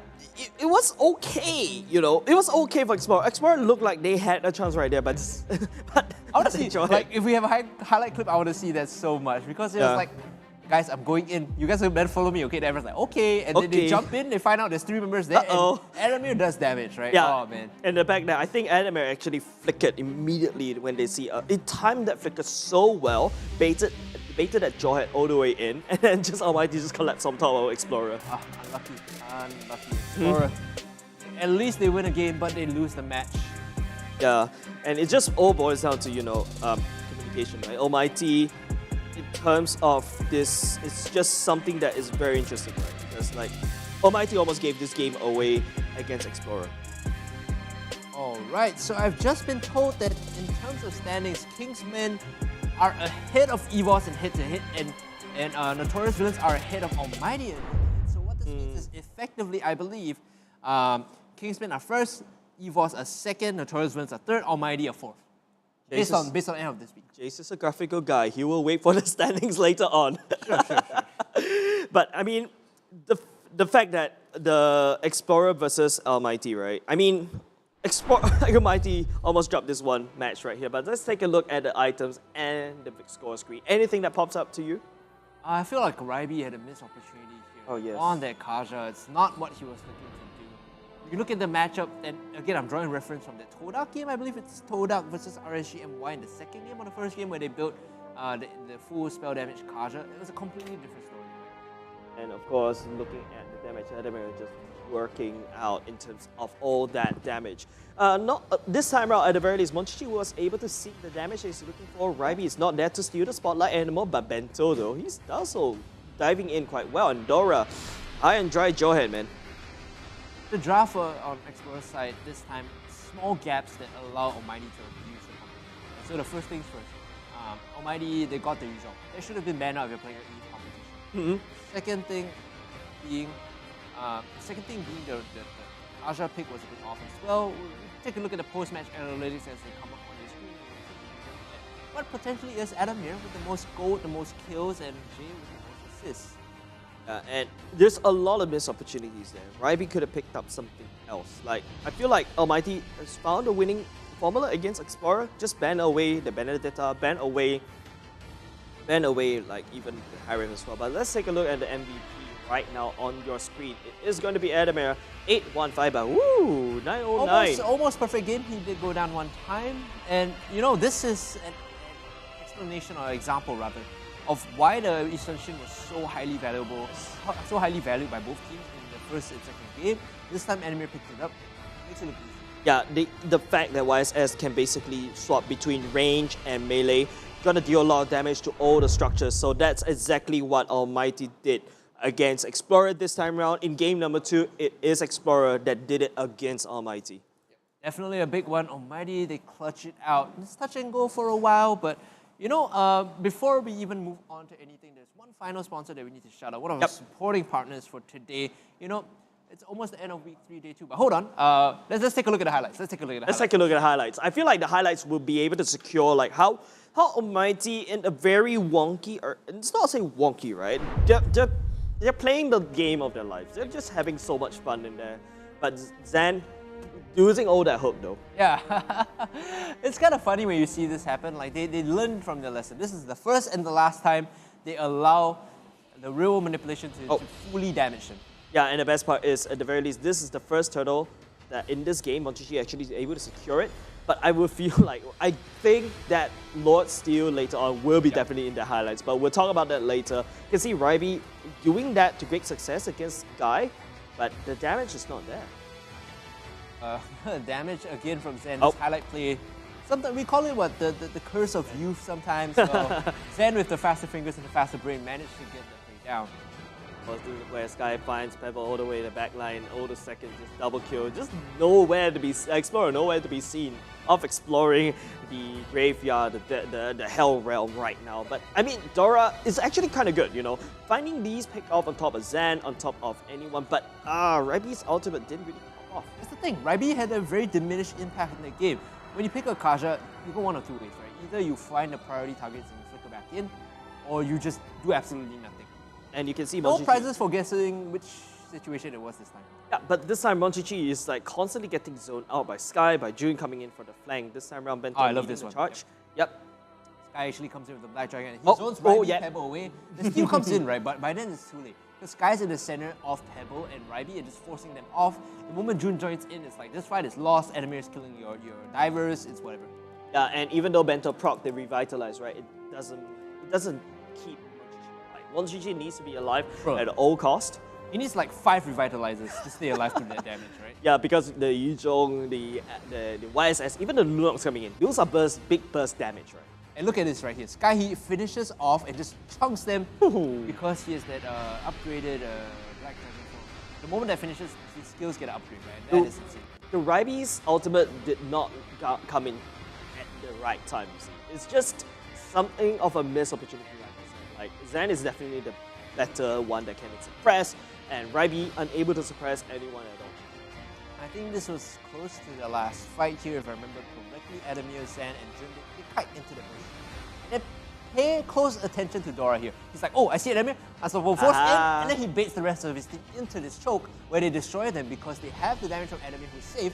They couldn't lock him down. So it's really unfortunate, but equal parts Dora making the greedy play and equal parts Adamir making the right play to balance away. Yeah, and I like to highlight the dash backwards, right? It's just so beautiful. It just baited the side of Explorer right into the loving hands of ALMGHTY. That is the conclusion of the best of 3 ALMGHTY.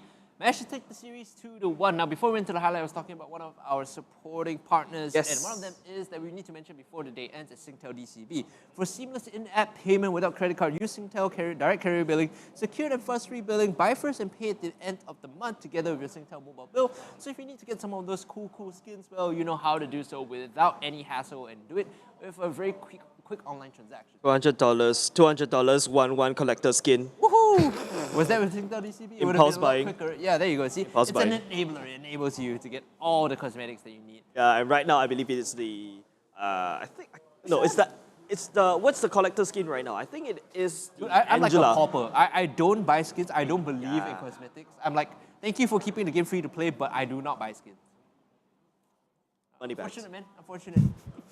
Yeah, but I mean, let's take a look at the QR code, I believe, because, I mean, it just, goes to show that thank you very much for you guys supporting, follow us all throughout this journey. This is the first season of MPL-SG. We need all the support we can get, and thank you very much for supporting us all the way to 10K followers on our Facebook page. But if you are like me, young at heart, go follow go follow that Instagram. Yeah, and on the left side, the Facebook, the more traditional social media. We can find all the updates there. In addition, we have the community Facebook group on your left, and the PvP MPLI Arena, which is, a place where you can find the treasure chest and get some awesome prizes. I believe there's up to 1,000 treasure chests to be won, so definitely do check that out. The registration gap is coming in through when you actually click. Don't forget to register PvPesports.gg to actually find out more about the initiatives as well. But of course, PvPesports.gg/MPL-SG is exactly where you want to get for the freebies. We are hitting the end of, or rather, we are at the end of week 3, day 2. But leading up to week 4, you should head over to PvPesports.gg/MPL-SG. For the week 4, nominate and win. 3 random winners will be selected to receive a random epic skin chest or team merch, depending on your luck of the draw. All that said, week 4, there's only 1 day, so you only have to guess 4 matches worth of results. It's not the hardest thing in the world. It's 50% easier. Well, unless you are, you cannot just pick anyone, right? It's just like 3 winners will be chosen each day. It's gonna open on Monday, 6 p.m. But of course, keep our eyes out on MPL Singapore Facebook page for more updates, and we also give that page a follow because we already hit 10K. Now we're looking at 20K. I'm just gonna ignore the 15K followers because I'm looking at those epic skins. Yep, 20K is the goal here coming in, I believe. We are bordering on 11,000, very, very close. So that was the update that I checked on recently. So we're reaching that point, slowly climbing to the 20K mark, and all good things to come in the future by following the MPL Singapore Facebook page. Yes, and of course, upcoming is the 515E party, right? Because with the celebration coming up, there's 3 limited edition skins that will be released during the 515E party. But let's take a look at the standings right now. Yep, so this is the updated standings. Kingsmen and EVOS SG in first place. Now I said, and I alluded to this earlier, but this is pretty much solidified, right? So Kingsmen are ahead of EVOS SG in terms of head-to-head, so therefore they will be first, EVOS second. Notorious Villains are ahead of ALMGHTY in head-to-head, so they will be third, and ALMGHTY is fourth.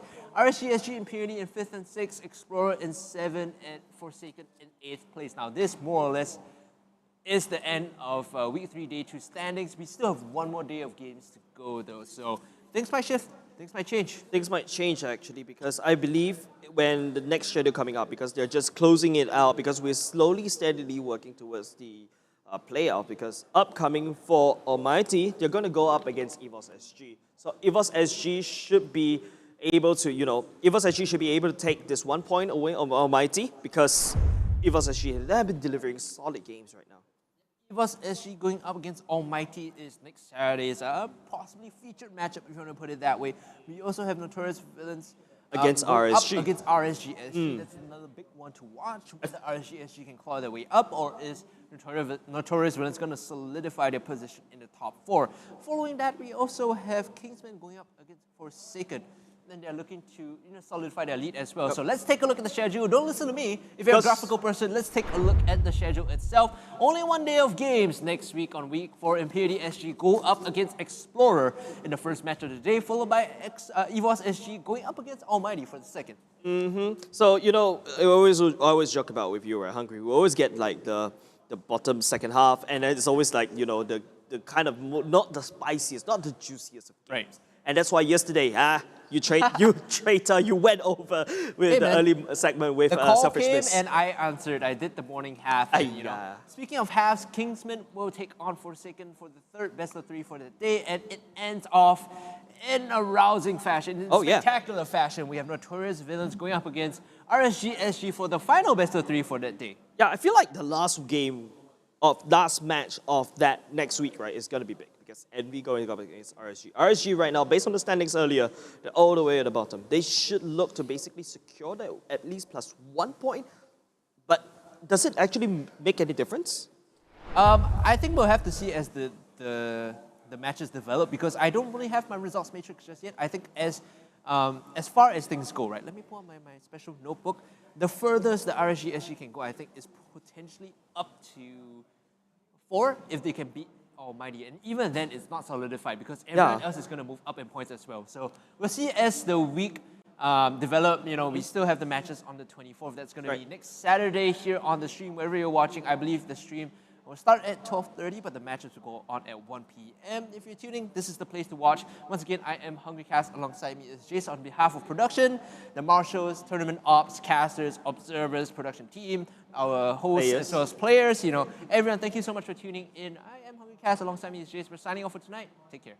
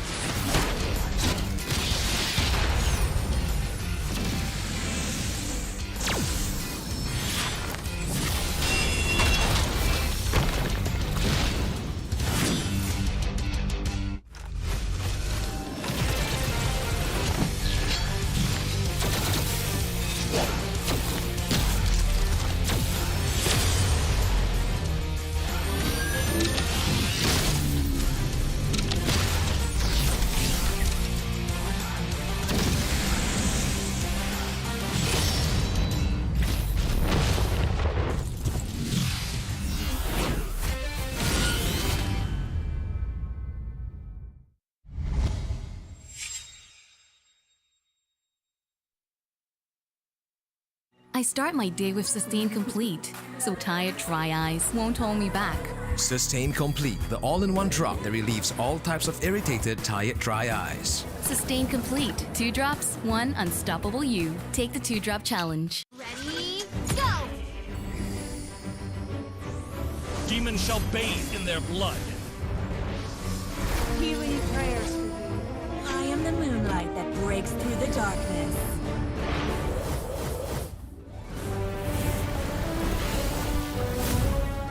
I am Karamet. Welcome back, Anna.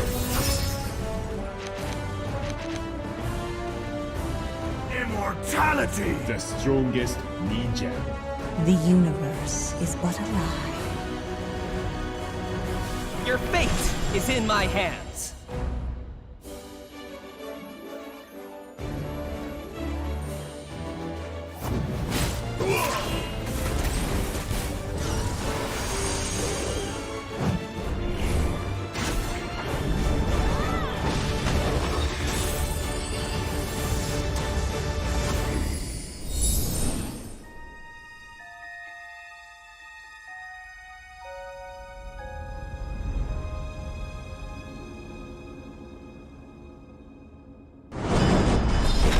New adventure, new legend.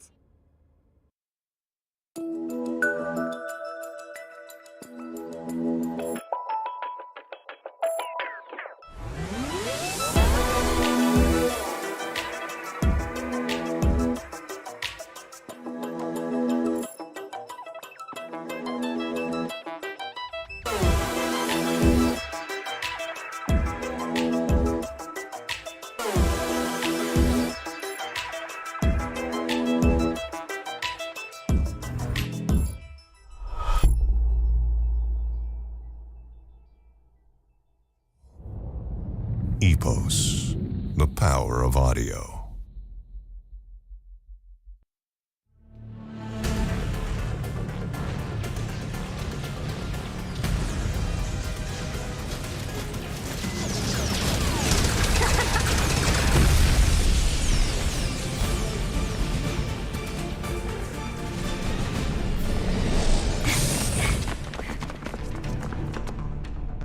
I'm afraid it is over.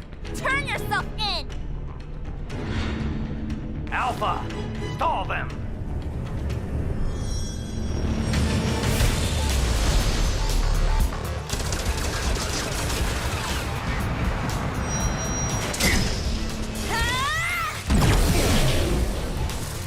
Go!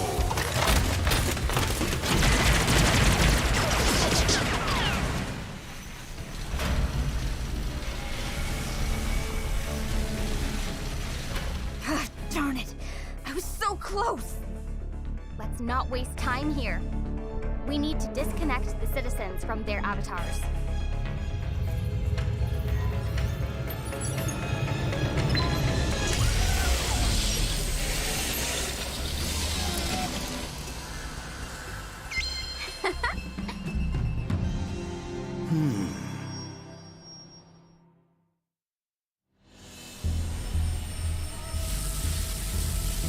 It's time to give you an upgrade.